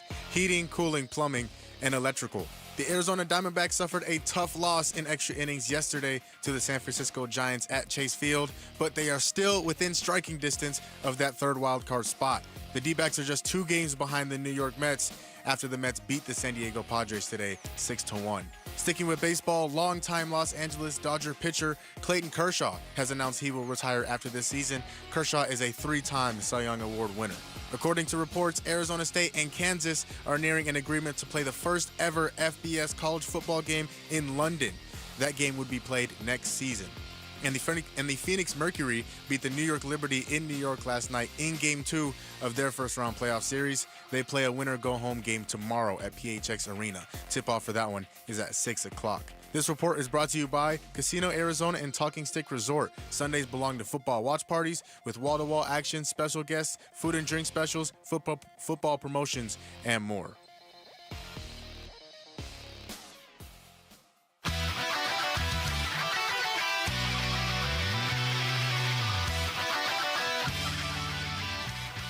Hey, it's Wolf. What would a 3-0 start mean for the Arizona Cardinals? We'll discuss tomorrow at 10 a.m. It's Wolf and Luke on Arizona Sports 98.7, the Arizona Sports YouTube channel, and the Arizona Sports app. So as Jamal just mentioned, as we welcome you in, 5 o'clock hour here on the Burns and Gambo show. It was not a great day for the Diamondbacks, and they don't even play tonight. The Mets won. They beat the San Diego Padres. No help from San Diego on this one. 6-1 the final. Home runs from Brandon Nimmo. Pete Alonso, I think, homered for the 4th straight game. And the New York Mets, after that 8-game losing streak, have now won 3 of their last 4 and extended their lead back to 2 games over the Diamondbacks in the standings. And this is where the schedule starts to get a little wonky now for these 2 teams. And you start to hope that maybe Philly doesn't feel like they have as much to play for, or the Dodgers don't feel like they have as much to play for, because the Mets have 3 games against the Washington Nationals, 3 games against the Chicago Cubs, who have absolutely nothing to play for, 3 games against the Miami Marlins. And you start kind of looking at the numbers and you go, man, even if the Mets go 5-4 over their last 9 games, the D-backs would have to go 7-2 in order to win that wild card spot. I'm not saying it can't be done. I'm just saying now that mountain is starting to just get a little bit steeper. Jack Summers put the numbers out there, remaining schedule. The tiebreakers with the Mets means nothing. It's not going to happen. So, like, as we said yesterday, like if the Mets, if they end up tied, the Diamondbacks are going to the playoffs. It's not going to be the Mets. If they end up tied, the Diamondbacks are going. What you look at is you start to look at, and Jack broke it down from 0 wins to 7, what the Mets would have to do. Look, if the Mets go 7-2, the Diamondbacks have to go 9-0. If the Mets go 6-3, the Diamondbacks have to go 8-1. And I'll just say the next 2, because you're probably in this category, hoping for this category. If the Mets go 5-4, you've got to go 7-2. Yep. If the Mets go 4-5, you could go 6-3. Anything less than 6-3, you've got no chance. I don't think the Mets are going 3-6 with the schedule they're playing. So you're probably looking at, hope the Mets go 5-4 and you go 7-2. Mm-hmm. I mean, that's what I think you're probably what you're hoping for, right? Which doesn't give you a lot of wiggle room. Nope. You've got to win every single game. These games are all important. Like you look at the Giants series, we were all somewhat happy that they took 2 out of 3 from the Giants. They earned themselves the tiebreaker over the Giants. But that last loss was, that loss was brutal because you had 2 chances to win that game with the runner on third and less than 2 outs and didn't get the run in. Yeah, we're going to play this game again, but there's 2 losses just in the last week where, and I know the Diamondbacks aren't going to win every single game, but yesterday's game against the Giants really hurt because you had multiple opportunities to walk off with that thing and you couldn't do it. 4 opportunities, in fact, and you couldn't do it. And then I go back to that Friday game against the Twins when Gabby Moreno hits that home run and you were 3 outs away from winning on a Friday night at Minnesota, and then the bullpen imploded the way the bullpen has imploded, and it was a really good. But again, same thing with the Giants. They ended up winning that series against the Twins, and you go, okay, you take the series win. You took 2 out of 3. That's all we're asking you to do. Yeah. But when you start getting into the margins like this, and they start getting as narrow as they are, that's when you start looking at games like that, games like we were looking at earlier in the season, all the ones that they should have won but lost and things like that, all the bullpen blow-ups, all the games that they had leads in that they ended up losing. all of those are coming back to roost. We didn't think they would ever Was it the game mean that, anything. That game that Woodford pitched the other day when he gave up the home run and with the bases loaded, they had to take him out. That game was a disaster. It was a disaster, and those games would have reduced what the Diamondbacks have to do. I'm sure the Mets are thinking about it too, the same way. I mean, how many games did the Mets blow? How many times did the Mets? We were talking about a game the other day. The Mets were up like 5-0. I mean, it was Friday's game. The Mets were up big and then they lost. Yeah. So I'm sure that every team has it. We could sit here and complain all day long about 5 or 6 or 10 games. But I'm sure the Mets are saying we had an 8-game losing streak and 4 times we had the lead. Now, Mike Hazen was on with Wolf and Luke yesterday, and as you would expect, Mike is even though it's a tall mountain to climb here, Mike Hazen has been very impressed with how his team has played since the trade deadline. I'm extremely impressed with the way this group has played baseball since the trade deadline. I'm a genius, aren't I? I just feel like the way we're playing baseball now is a much cleaner, faster version of what we were. We obviously were very talented. I do still believe that. I probably still believe in the end that would be on paper in a better spot in some cases for sure if I hadn't sold at the deadline. I do think this newer version of the team, there's even seeing guys like Lawler and others up here on the bases, what Blaze is doing defensively at third base, what we're doing in the outfield with Barossa even going in late in games. I feel like that version of this team is playing a better brand of baseball, maybe one that's more suited to our skill set and what we try to do. Yeah, like the brand of baseball they played in 2023 when they were less reliant on power, less reliant on the long ball. More so did it help in some way not having Suarez in the lineup? That I mean, you heard what he said in the soundbite there, and he's like, "Look, I still to this day think we'd be in a better position now if we had those guys than if we didn't, but I certainly think it helped them reframe how do we play baseball? Okay, I got some numbers to back it up here. You ready for these? Yeah. Okay, and I won't get too much into the mumbo-jumbo with the numbers, but I'll try to keep it as simple as I can. Before the trade deadline, the Diamondbacks were 18th in Major League Baseball in stolen bases per game. 18th. Okay? 18th in stolen bases. Since then, they're 5th. Okay. Since then, they're 5th. It's a different brand of baseball. With runners in scoring position, even after the 0-for-8 against San Francisco on Wednesday. Since the deadline, Arizona is hitting .289 with runners in scoring position. That's 5th best in baseball. That's really good. Before the deadline, they were hitting .240 with runners in scoring position. Okay, so it's obvious. They've played a better brand of baseball since the trade deadline.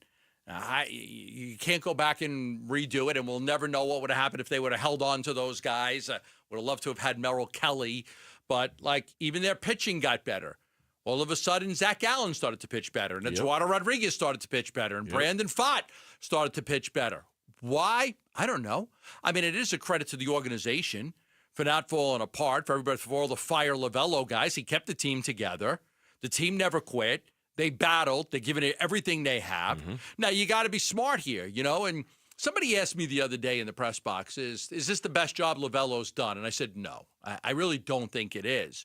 Because I do think, the bullpen issues, a lot of them are on him. As bad as it is and as handcuffed as he is, there are some issues there that you're going to look at. The third base coach should have been fired a long time ago. Mm-hmm. He should have never been able to stay there as long as he did. So I don't think that, but I think he's done a good job. I think last year he did a really good job to win 89 games with everything that they were up against. The year they made it to the World Series, and that year in, 2017 or something? 2017. Just a tremendous year. I wouldn't say that this is Lovello's best job, but I think that he's done a good job to keep the team, and it's hard. It's hard. The Twins fell apart. Even Zach Gallen said it. We had Zach Gallen on the other day. Did you really think that you could? Honestly, no. Or was it Corbin Carroll? One of them. Honestly, no. I didn't think we'd be. It was Corbin Carroll. I think in contention. To a man, they would all acknowledge the Mets falling apart is the only reason why this is even a conversation right now, right? I think we all know that. But Mike was also asked by the guys if something has changed inside the clubhouse since the trade deadline. Here's what he said. It's a great question. Obviously, something did in terms of what's transpiring on the field, and I agree with you 1,000%. Yes, I do think what happens inside translates to going to outside. No, we never had a bad group. These guys have always gotten along. They've always worked extremely hard. It's one of the calling cards that Torrey has and his coaches have. I watch every day, and these guys, when we were sliding around the trading deadline or what we're doing now, it's the same level of work, and it's impressive, and I respect it, and it's frankly it's demanded, so it's fine. But they're doing that. I think this group of kids, and they they've connected with each other. They've all played with each other in the minor leagues. I think the brand of baseball is what's changed. I think what we have expected of them has changed. I think that's more than anything else. I don't think it's anything from a relationship standpoint. Look, I know it's not just about one guy, but all I can think about when I hear that 57-second soundbite is Blaze Alexander. It's all I can think about. Just that injection of youth and energy and exuberance, and you know what I mean? And not to say that Naylor wasn't playing with passion or Eugenio wasn't playing with passion, but man, Blaze Alexander, that thing goes to 11, man. Yeah. He is just every game, every moment, he's cranked. Right? And he's probably batting 240. Yeah. Like, it's not like he's hitting 320. No. But he went on a little bit of a tear over like a 10-game period where he was playing really well and helping the team win a lot of baseball games. Yeah, and which is what you need. And I think, you saw Blaze Alexander when Lawler had the game-winning hit the other night. Yeah. Blaze Alexander's like, yeah, I played with that guy in the minors for 2 years. I knew he was going to come through in that moment. Carroll's got experience playing with those guys. You know what I mean? Like, there is a certain synergy that they're bringing with them. Now, at the end of the day, it's still about talent and who's got the most talent and things like that. But if you're talking about changing the vibe of a team, this is nothing against anybody else on that roster and what they've done. Blaze Alexander has been a huge part of that. Huge and he was part of and that. he was one of the many guys that when the season started, you were not even counting on him. No. You were not even thinking about Wasn't him. even on the radar. Maybe he'll come back. It'll be just a utility role player, get a few at-bats here and there, and he's been one of the catalysts for their comeback. Diamondbacks hosting the Phillies tomorrow. Just about the time that game is starting, the Mets will probably be going to a final against the Nationals. You hope for the best with Washington and their ability to continue to keep that door open for the Diamondbacks this weekend against the Phillies. We'll see how it goes. Cardinals and Sun Devil fans, next week is a huge one for both of our football teams, and we are giving you the home field advantage with free tickets. Starting on Monday, listen for the sounder at 7:15 a.m., 12:15 p.m., and 4:15 p.m. for your shot to win 2 tickets.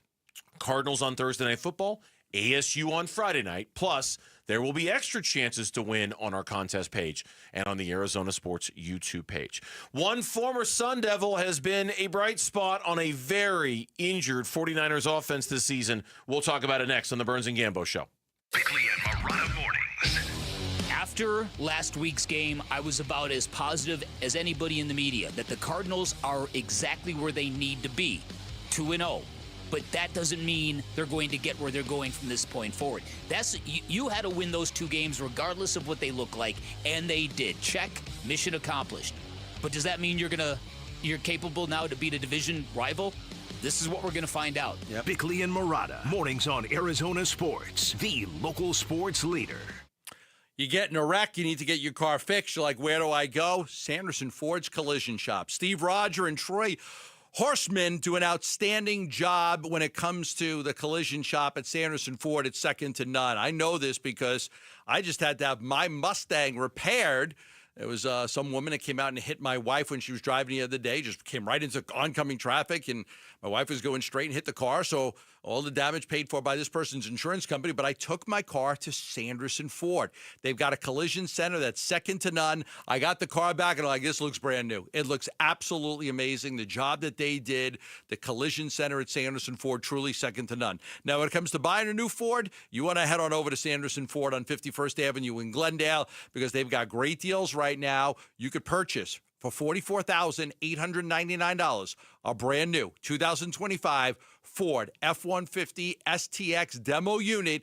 It includes big discounts from Sanderson, package discounts, bonus cash. Take advantage of that. Head on over 51st Avenue in Glendale or online at sandersonford.com. Twin Peaks is the best in the game. Here, the Scratch Kitchen delivers lunch in the clutch. I mean, where else can you order a 29-degree draft beer and a quickie combo on your lunch break? Only at Twin Peaks, the #1 sports bar. At Precision Air and Plumbing, we believe clean water is essential for your home and for your health. Right now, get 25% off our advanced water filtration systems, including reverse osmosis, water softeners, and UV light treatment. Protect your family, your pipes, and your peace of mind with water that's safer, softer, and better tasting. Don't wait. This offer won't last long. Make the precision decision today and call us at 602-765-PIPE. Decision with Precision Air.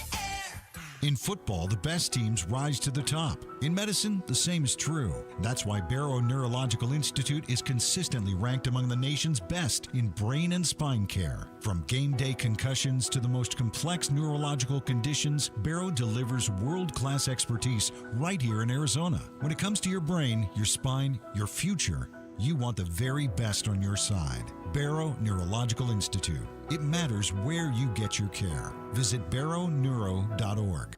We're here with wide receiver Michael Wilson. Hey, Michael, what is that great ride you pulled up in? Man, it's my Honda from Arrowhead Honda. Just like on the field, I know the importance of reliability and performance and trust my ride to Arrowhead Honda. Whether you're looking for a rugged SUV or a sleek sedan, Arrowhead Honda has you covered. Head down to Arrowhead Honda today and score big with unbeatable deals and top-notch service. Be sure to tell them number 14, Michael Wilson, sent you. Go Red. If you're 55 or older and into that whole saving money thing, T-Mobile has an exclusive phone and internet bundle just for you. Right now, get 2 unlimited phone lines plus 5G home internet for just $30 each per month with AutoPay, plus taxes and fees. And with 5G home internet, setup is easy with just 1 cord and no technician needed, which is great if you're also into that whole keeping it simple thing. Switch now and experience the best mobile network in the U.S. Visit your local store to start saving. T-Mobile, it's better over here. Based on analysis by Ookla of speed test intelligence data Q4 2024 to Q1 2025. Ookla trademarks used under license. Unlimited on our network. Customers on voice plan may notice speeds lower than other customers and further reduction if using more than 50 gigs a month due to data prioritization. Video streams and SD on this plan. Home internet pricing after $20 a monthly bill credit plus $5 per line without autopay. Debit or bank account required. See 5G device coverage and access details at T-Mobile.com. Go from daydreamer to industry leader with Amazon Business. From office supplies to IT essentials, Amazon Business provides tools that help you save costs and make insight-based decisions. Learn how to bring your visions to life at AmazonBusiness.com.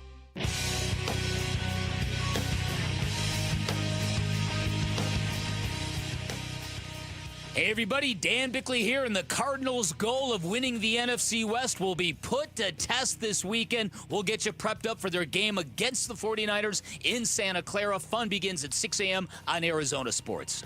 Brock Purdy, left shoulder / toe, will be limited. He's progressing well with his toe injury. Oh, yeah, he wasn't limited last week, so yeah, he does have a chance. Possibility that he could be the emergency backup on Sunday? Yes. Yep. That is Kyle Shanahan leaving that door ajar. That was yesterday when he said that. There's crazy speculation on a lot of the 49er websites. You know, every time the Cardinals are going to play a team, we look at a lot of different stuff that's coming out of, you know, that team's, you know, the team website, the people that cover the team. Yes, yeah, totally. There was a lot of speculation out. Man, is Purdy rushing himself back because of how good Mac Jones has looked? I'm serious. No, I'm laughing. I'm laughing because I had this random thought pop into my head a couple of days ago. And I didn't say anything on the air. But, man, like can you imagine from San Francisco's perspective? Let's say Mac Jones goes out there and he plays well again. Mac Jones, who Shanahan liked in the draft. In 2021. Mac Jones wanted Mac Jones and didn't get him. Okay. Not Can Trey you Lance. imagine if Mac Jones comes out and plays well again, there might be some hand-wringing going on with the 49ers about, oh, man, should we not have paid Brock Purdy? Could we not have just done it again? Could we have not just had a quarterback on the cheap that we don't pay a whole lot of money to, who's perfectly serviceable and does the things we want him to do, just like they did with Brock Purdy for all of those years? And I thought to myself, not necessarily that Brock Purdy is looking over his shoulder, but I just wonder how much regret there is in the 49ers organization for paying Brock Purdy that money when the answer to having a cheap, effective quarterback was right under their nose the whole time in Mac Jones? I don't know. It was a thought so it's fascinating to hear you say that there's been some speculation a few different times in the San Francisco media that maybe Brock Purdy is hauling butt to get back because he's worried.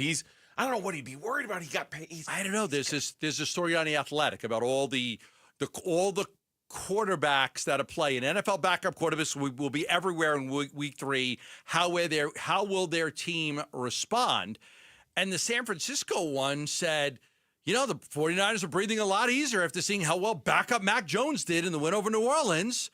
Jones completed 3 or more passes to 5 receivers, including Kendrick Bourne. It's just kind of like everybody's like, both McCaffrey and Bosa praised Jones' swagger. And then there is some speculation, is Brock really just trying to get back because he's worried that Mac Jones is going to play really well? Yeah, I don't know. It's a great thought. I don't know the answer to that question, but certainly, just listening again to Shanahan. This is Kyle Shanahan from yesterday talking about his discussions with Purdy this week. Mainly just how he's feeling and how he thinks he can go. What he thinks he can do today. What's he think he could do tomorrow, Friday, and Sunday. Really doesn't have anything to do with how Mac played, whether it was good or bad.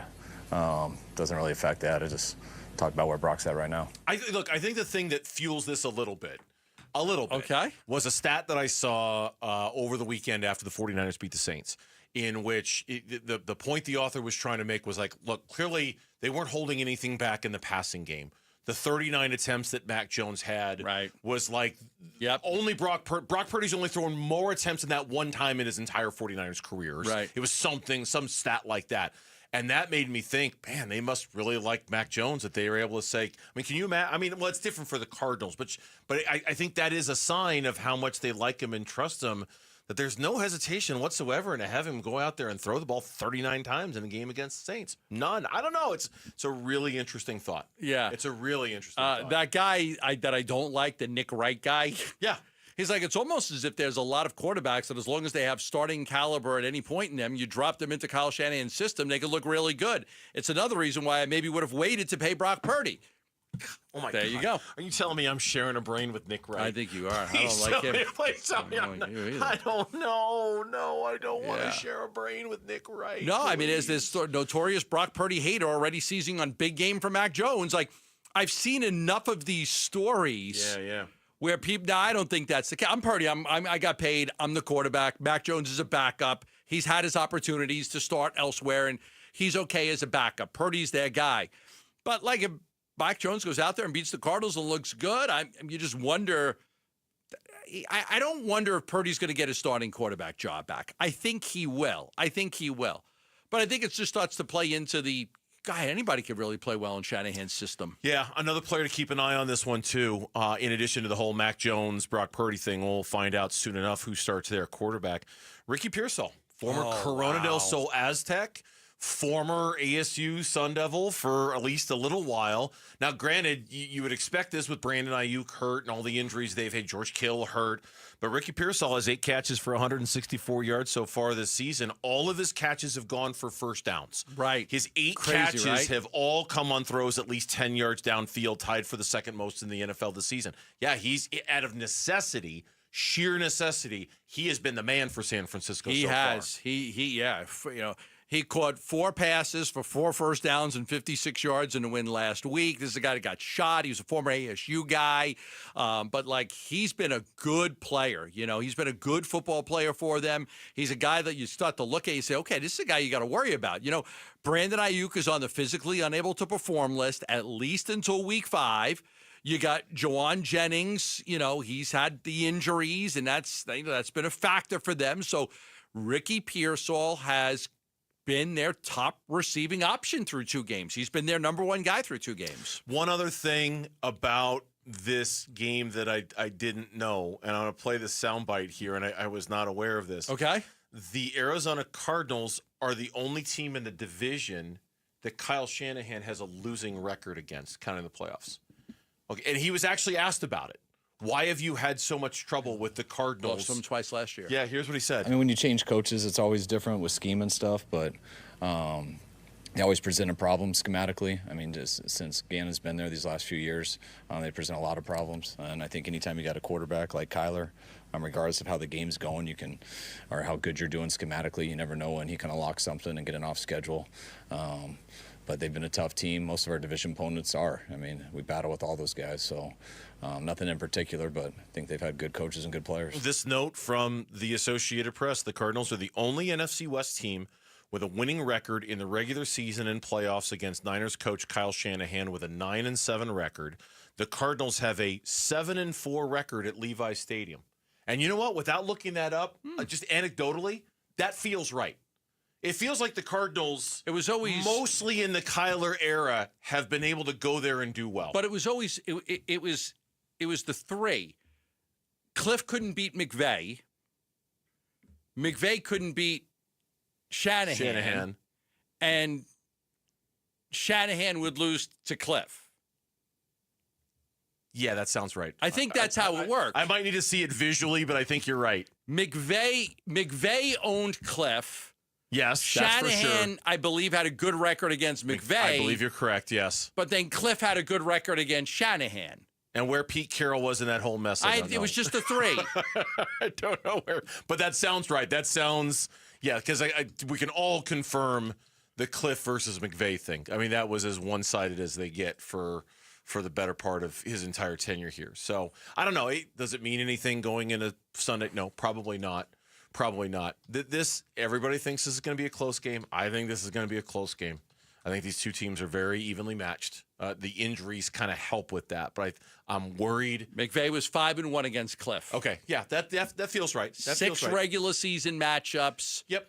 Kingsbury only had 1 win against McVay. But it also feels right that the Cardinals are 7-4 at Levi's Stadium. That feels like they go there and they succeed more often than not. That they go in there and they play well. Right. Typically. Right. I was trying to stall enough to get the McVay versus Shanahan record. Because I think that would have been so. Shanahan has the advantage over McVay 10-6. 10-6. So that's how it worked. This little, I could beat you, but you could beat this guy, and I can't beat that guy. That type of thing. Fascinating. When we come back on the Burns and Gambo show, after I remind you of our podcast, you can subscribe right now on your iPhone or your Android. We got a podcast. And you won't miss our show, the Burns and Gambo podcast. Yes, you might be listening to us on podcast form right now. If so, hello, thank you. It's brought to you by Y-Refi. Don't let private student loan debt ruin your life. Go to YREFI.com. That's YREFY.com. What are the 3 things ASU needs to do to prevent Baylor from achieving a victory in this Big 12 conference opener? That's next on the Burns and Gambo Show. The Cardinals at 2-0 play the 2-0 Niners in a Bay Area home opener. Huddle. Cardinals at the 49ers Sunday. San Francisco, really good football team. They're 2-0. Obviously, a divisional game. It's their home opener. It'll be a really cool environment for our guys. Good football team, so we got to have our best stuff ready to go on Sunday. We begin pregame coverage but early Sunday morning. Kickoff at 1:25 Sunday afternoon on the home of Arizona Cardinals football. Arizona Sports 98.7 and the Arizona Sports app. Love telling you about the Schwartz Laser Eye Center and Dr. Jay Schwartz, the most advanced LASIK surgeon in the Valley. It's where I went for my LASIK surgery about 15 years ago. One of the best things I've ever done for myself. The LASIK surgery I had has allowed me to not have to wear glasses or contact lenses. I see great daytime, nighttime, up close, far away.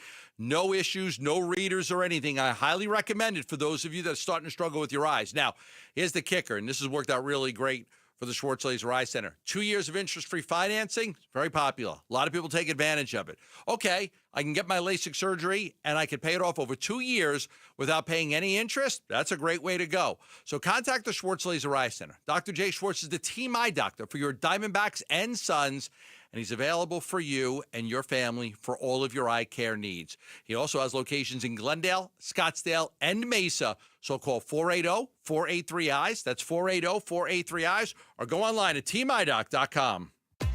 If you're 55 or older and into that whole saving money thing, T-Mobile has an exclusive phone and internet bundle just for you. Right now, get 2 unlimited phone lines plus 5G home internet for just $30 each per month with autopay, plus taxes and fees. And with 5G home internet, setup is easy with just 1 cord and no technician needed. which is great if you're also into that whole keeping it simple thing. Switch now and experience the best mobile network in the U.S. Visit your local store to start saving. T-Mobile, it's better over here.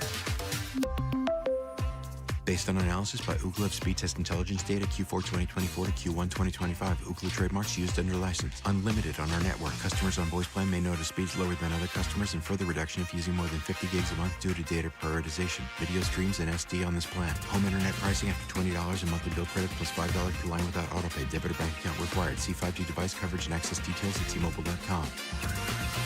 Home sellers, have you heard the news? We're entering a buyer's market. Sellers face more competition and buyers have more choices. Before you make a move, do what I always do and call Carol Royce, your home sold guaranteed realty. With Carol's multiple cash offer program, you'll receive up to 6 cash offers plus her guaranteed sale offer where Carol guarantees the sale of your home at a price acceptable to you or she will buy it. Call Carol Royce today or visit carolhasthebuyers.com and sell with certainty. Carol and Seller must agree on price and possession.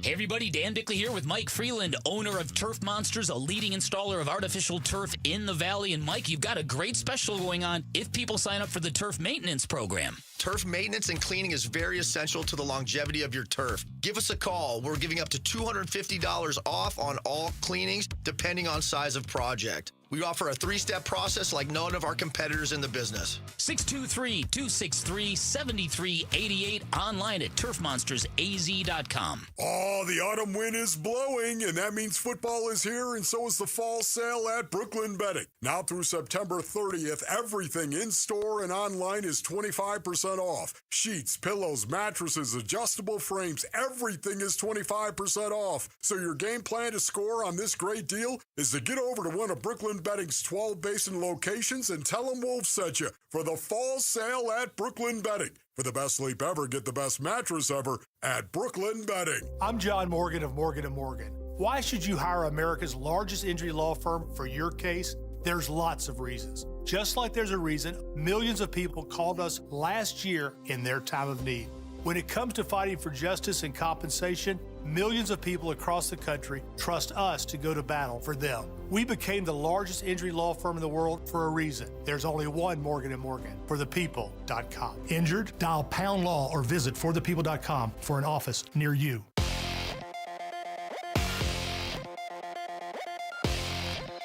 I'm Jamal Gumo with Trending Now, presented by Parker & Sons. Heating, cooling, plumbing, and electrical. The Arizona Diamondbacks suffered a tough loss in extra innings yesterday to the San Francisco Giants at Chase Field, but they are still in striking distance for the third wildcard spot. The D-backs are just 2 games behind the New York Mets after the Mets beat the San Diego Padres today 6-1. Sticking with baseball, longtime Los Angeles Dodger pitcher Clayton Kershaw has announced that he will be retiring after this season. Kershaw is a 3-time Cy Young Award winner. According to reports, Arizona State and Kansas are nearing an agreement to play the first ever FBS college football game in London. That game will be played next season. And the Phoenix Mercury beat the New York Liberty in New York last night in Game 2 of their first-round playoff series. They will play a winner-go-home game tomorrow at PHX Arena. Tip-off for that one is at 6 o'clock. This report is brought to you by Freeway Chevrolet. It's kickoff time. Score big at Freeway Chevrolet with our kickoff special, Chevrolet Together. Let's drive Freeway Chevrolet off the I-10 and Ray Road.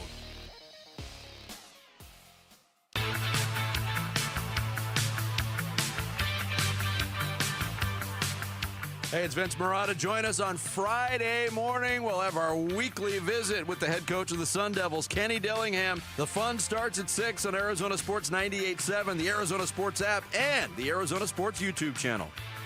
I get Flock of Seagulls, and I don't get Boston. I get Flock of Seagulls. Okay, to be fair, You forgot. 2 things. You forgot. I forgot. Yeah. You already heard Boston once today. And 2 days ago on air, you were talking about how you're not very demanding and you're very easy to work with. This is another example. Wow. Again, I went out and got you lunch the other day. I'm very kind. The truth hurts, Gambo. I just asked for one song. I say it is still time. There's still time. Well, there actually isn't time because what's on tonight is next. We can play it at the end of the segment. Again. Or I can play it on my Spotify. No, that's not the solution. Does anybody ever tell you no? Because when you get Her name's told Chelsea, when you get told no, you stomp your foot and do what you just did a second ago. You act like I'm a spoiled child. Stop. Where's my song? How come I didn't get my song? Well, because usually at 5 because o'clock, usually I get my song. Because I get usually the song. people don't tell me no. People do what I ask them to do.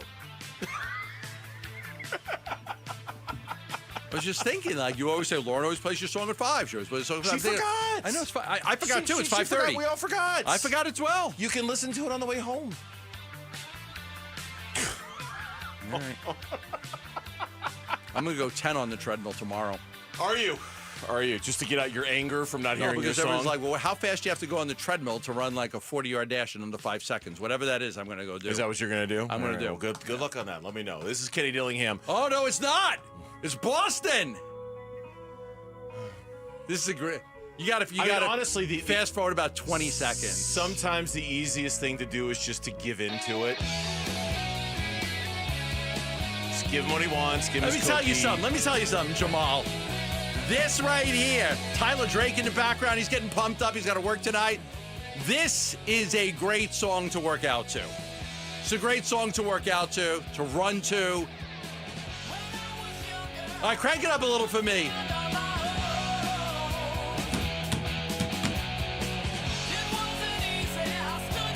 Once we get to the chorus. But there was something about you.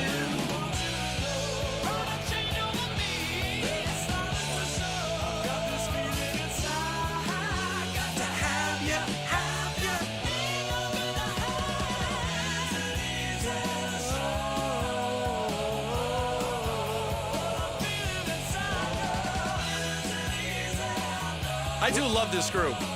Jamal, you were going to add something? I just wanted him to get the chorus out of his system. Yeah. I didn't watch very much of it growing up, but this song sounds like it's the theme song for He-Man. That was my first thought when I heard this song. This is such a... I hate everything with Boston, except for them. Except for them. Aerosmith? You hate Aerosmith? I don't like Aerosmith. I don't love You don't like Aerosmith. Aerosmith? Okay. This group is freaking awesome. Clam chowder? I like Manhattan clam chowder. Boy, you really are insane about this. Manhattan clam chowder over regular clam Right chowder? now, crank it up!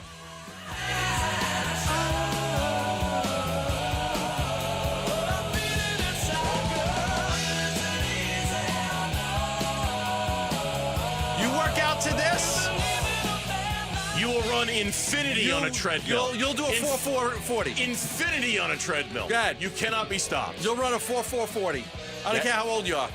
You happy? This song right here. You work out to this song. Big gains in your muscles, your strength. Of course. Okay. I'm happy now. Thank you, Lauren. Good. Kenny Dillingham on the challenge of facing Baylor. No, it's not a team we faced. It's a good football team. They're one of the best teams in our league. At the end of the year, they're playing as good a football as anybody. I mean, they would have, I don't know if they would have been in the tiebreaker. They lost the game last year on a Hail Mary. Yeah. If they don't lose the game on a Hail Mary, they would have been in the tiebreaker, I believe, for the Big 12 title game. And who knows what would have happened last year. So this is a really, really good football team. Return their quarterback, so good challenge. I was fascinated when we had the guy on from Baylor earlier, Zach Smith, who's the beat writer, and he kind of confirmed this. He said, like, the fan support in Waco isn't the best. It's not like they're rabid for this team right now, and I that to me is a stark contrast to Starkville for a team that was picked last in the SEC, and they all turned out with their cowbells. Yeah. I don't know why you wouldn't want to be there on Saturday night for this game. I don't get it either. So I was looking at just like some of the fan stuff on Baylor. I mean, we do a lot of crazy things to prepare for for games to talk on the radio. We have 5 days. We got to talk about Baylor for 5 days. You look for stuff. This Baylor fan said, "I don't know what else our so-called fans want. Night game, Big 12 opener versus the defending champs, spread offense, 2-1 right now with a road win over the number 17 team in the country, cheap tickets, pregame concert, chance to set ourselves up for a run at Arlington." And right now, this game is 50% sold out with 3 days left. He goes, never changes, smack my head. He goes, maybe 50% sold 3 days before the game. And that's why I asked the guy that we had on, Zach, covers the team for regular basis, he didn't deny it. He goes he thought it'd be more than 50%, but he's like, yeah, there's definitely something about how did he describe it? He's like, front runners. Yeah, if they're not perfect, if it's not everything great, they don't come out to support it, which is kind of crazy because this is one of the biggest conference games the Big 12 has seen so far this year. I mean, there haven't been many because there haven't been a lot of conference games. This is a big game. Utah-Texas Tech this weekend is a big game in the conference. Defending champ ASU. First of all, you didn't play them last year, first year in the Big 12. Right. Well, I mean, just the newness. Like, I've enjoyed watching ASU play teams that they normally don't play. Mm-hmm. So if I'm a Baylor fan, I got Arizona State coming in. They were the Big 12 champs. You know all about them. They've got a Heisman Trophy candidate quarterback. He may have lost that by now. But, yeah, it's interesting that 3 days. But now, again, it's not going to be 50%. People will buy tickets in the next 3 days. Yeah. But it seems like they're having a hard time getting people jacked up about this game. Yeah, and I don't know if people just aren't buying in yet. They've got a quarterback who is, maybe not a Heisman candidate yet, but could be trending that direction. Kenny Dillingham talked about Baylor quarterback Sawyer Robertson. Yeah, I recruited him out of high school. I went and watched him through our practice. Really good player. Went to Mississippi State instead of coming to play for me, and now I get to play him, which isn't fun because he's a really good player. He's a big athlete. He's a good baseball player. So he's a really good quarterback, accurate. And he's got a lot of experience. Look, this one I think is fairly easy to diagnose. We can look at all the keys to a Baylor victory over ASU or vice versa. Mm-hmm. I think the game is going to be won or lost on 2 different fronts for this one. Front number 1 is going to be ASU's ability to run the football. Baylor's run defense is atrocious. It's bad, really, really bad. Has been all year long.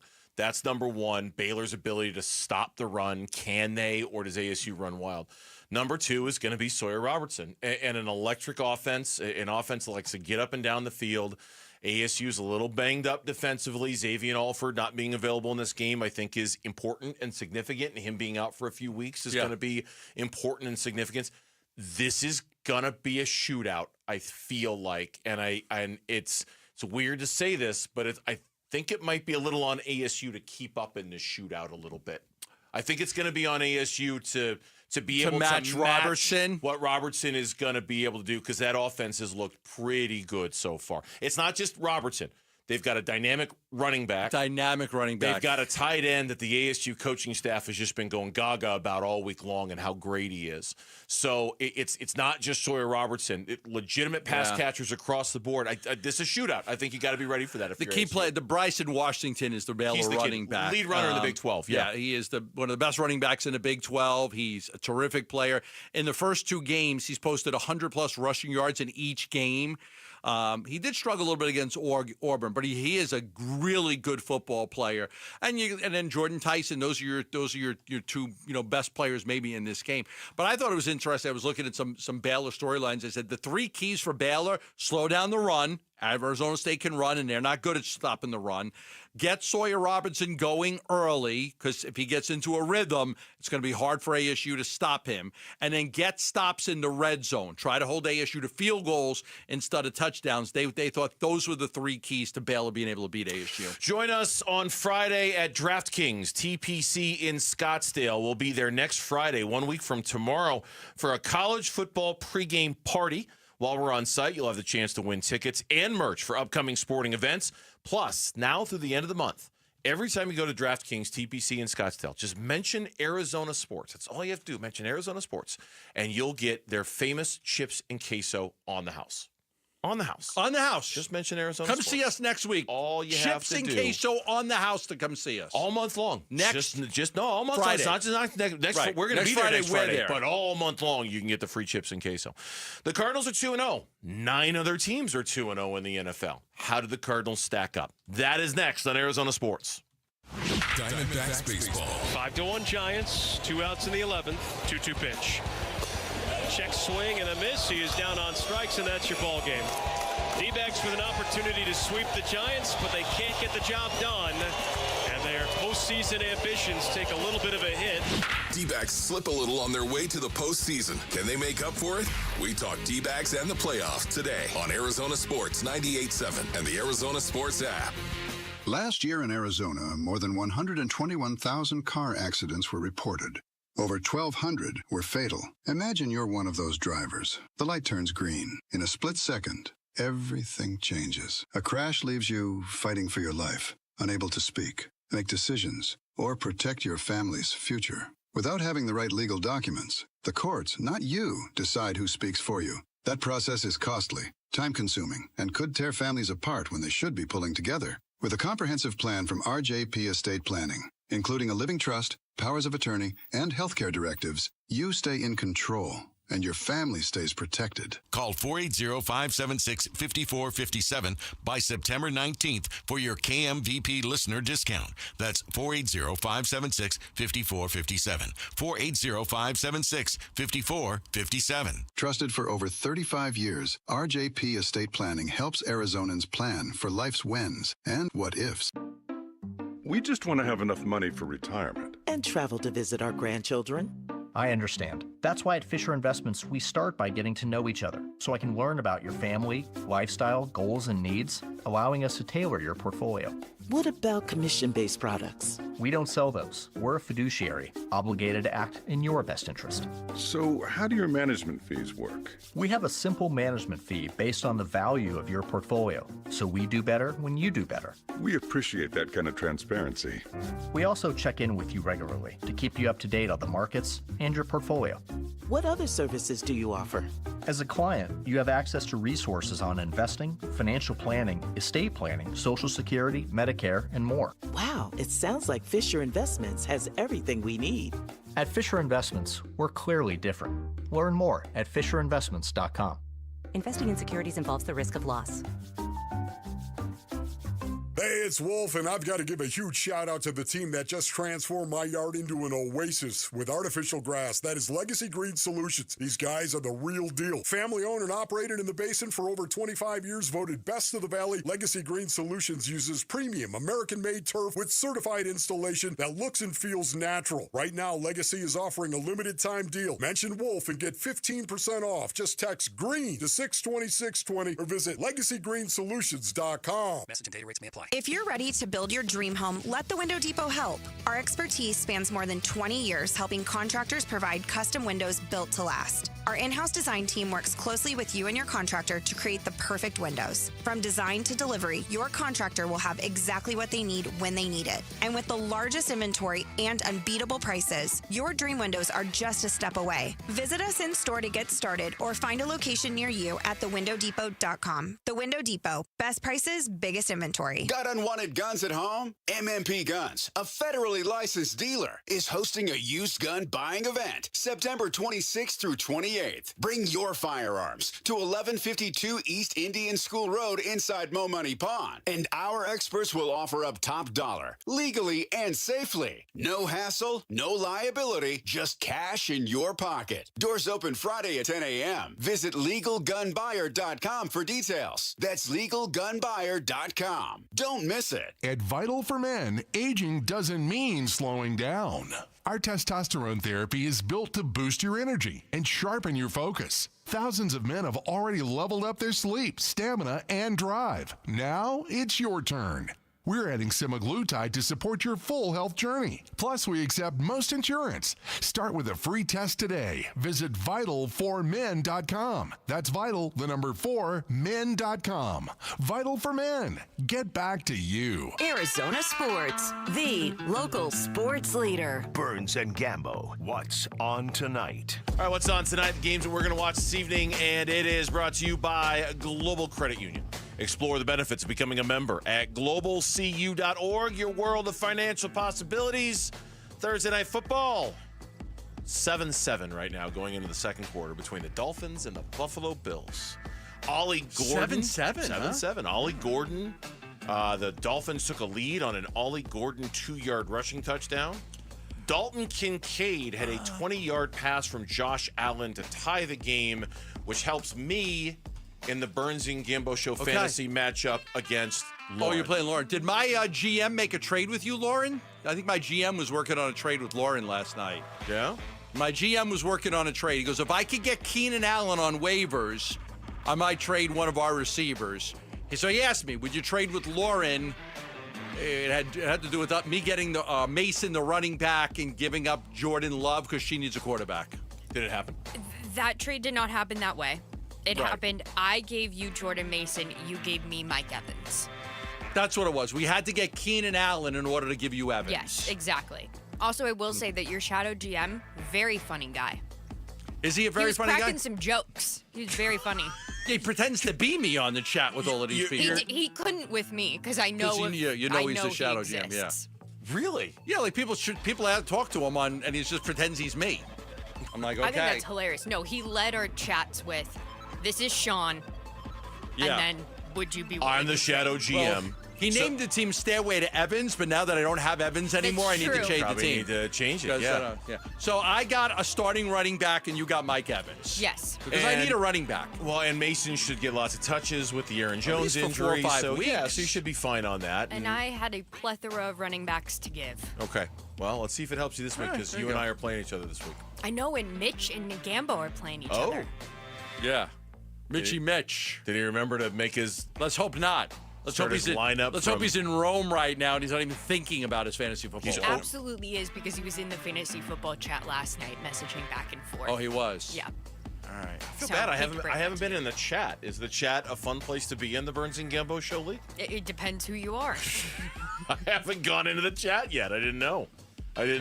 So my GM, he had to get my okay on it. He said But- he had to. He said, Yeah. I've got to talk to Gambo Yeah, about this. Right. He wanted to cut Horton, the Seattle guy. I'm like, I like him. He's going to end up being good. Don't cut him. So you overruled your GM? I overruled him Well, on that. I think you are a cut him meddling today, owner. though. You're a Not a you're- meddling owner. I think you cut Horton today, though. He cut Horton today? Yeah, I think for Keenan Allen. Oh, is that how he did it? I think so. Sorry. Oh, wow. Uh-oh. Okay. Controversy. The GM and the owner are at odds. Is over that the what I did? management I of the cut team. Horton? I knew it was like if I can get Keenan Allen, then I could like trade Evans. Mom I'm and like, Dad are okay, fighting. whatever. I need a running back. Because somehow my GM got me. My starting running backs are Harvey from Denver, who sucks, and Charbonnet from Seattle, who doesn't touch the ball enough. That was my start. Like that's how I ended up with. That's my starting running backs. You did a pretty terrible job for me. I'm looking at your team right now. I had no running backs. I got good wide receivers. Who did you add? Who are they saying you added? I traded. I added Keenan Allen on waivers. And who does Lauren saying you dropped? The kid from Seattle. Yeah, you dropped him. I dropped him. Okay. You dropped him. I didn't think about asking him who we dropping to get Keenan Allen. I just said, okay, The player you didn't want to drop. Just like, just do it. Controversy. You should grab him. Controversy. It's a 7-7 game right now on Thursday Night Football. We'll see if the Miami coach survives this, if they lose and fall to 0-3. So, I mean, so far it's a competitive game. Obviously, it's 7-7, so there's that. The Bills are one of the 2-0 teams in the NFL. Yeah. There are 10 of them. Today, CBS Sports ranked the 10. The Cardinals are obviously one of them as well. They ranked the Cardinals 8th among the 2-0 teams. Only Cincinnati and the Colts. The Colts. Cincinnati and the Colts were the only two that they said were worse 2-0 teams than the Cardinals were. Now, if you take it at like 80% of the teams that are 2-0 make the playoffs, then it basically says that 4 out of 5. So now there's 10 teams that are 2-0. History would say 2 of those teams are not going to make the playoffs. 2 of them are not. And 8 of them will make the playoffs. So we'll see. And it's very difficult for an 0-2 team to make the playoffs, but it does happen like 11% of the time or something like that. Look, I mean, 2-0 is 2-0. I know we can say that 100 times, but it still matters that when you start the season 2-0, I think we can all look at it objectively and say the way they played to start 2-0, things have to get better. And we had Jonathan Gannon on Monday, and he acknowledged that maybe on Sunday he was a little grumpier about that win and how they won than maybe he should have, and he thought the tape was a little bit better. But things have to improve for the Cardinals. And I honestly, mostly, if you're going to give me all 10 2-0 teams and you're going to ask me to rank them, I'd probably have the Cardinals 8th on that list. I think that's about where they belong on a list like that. Yeah. Probably, because they haven't been impressive in the 2 wins. No. They've won, but they weren't impressive against New Orleans or Carolina, especially the second half. I mean, I shouldn't say it. They were really impressive against Carolina, up 27-3. 27-3. And then it all went to hell in a handbasket. They were impressive against New Orleans.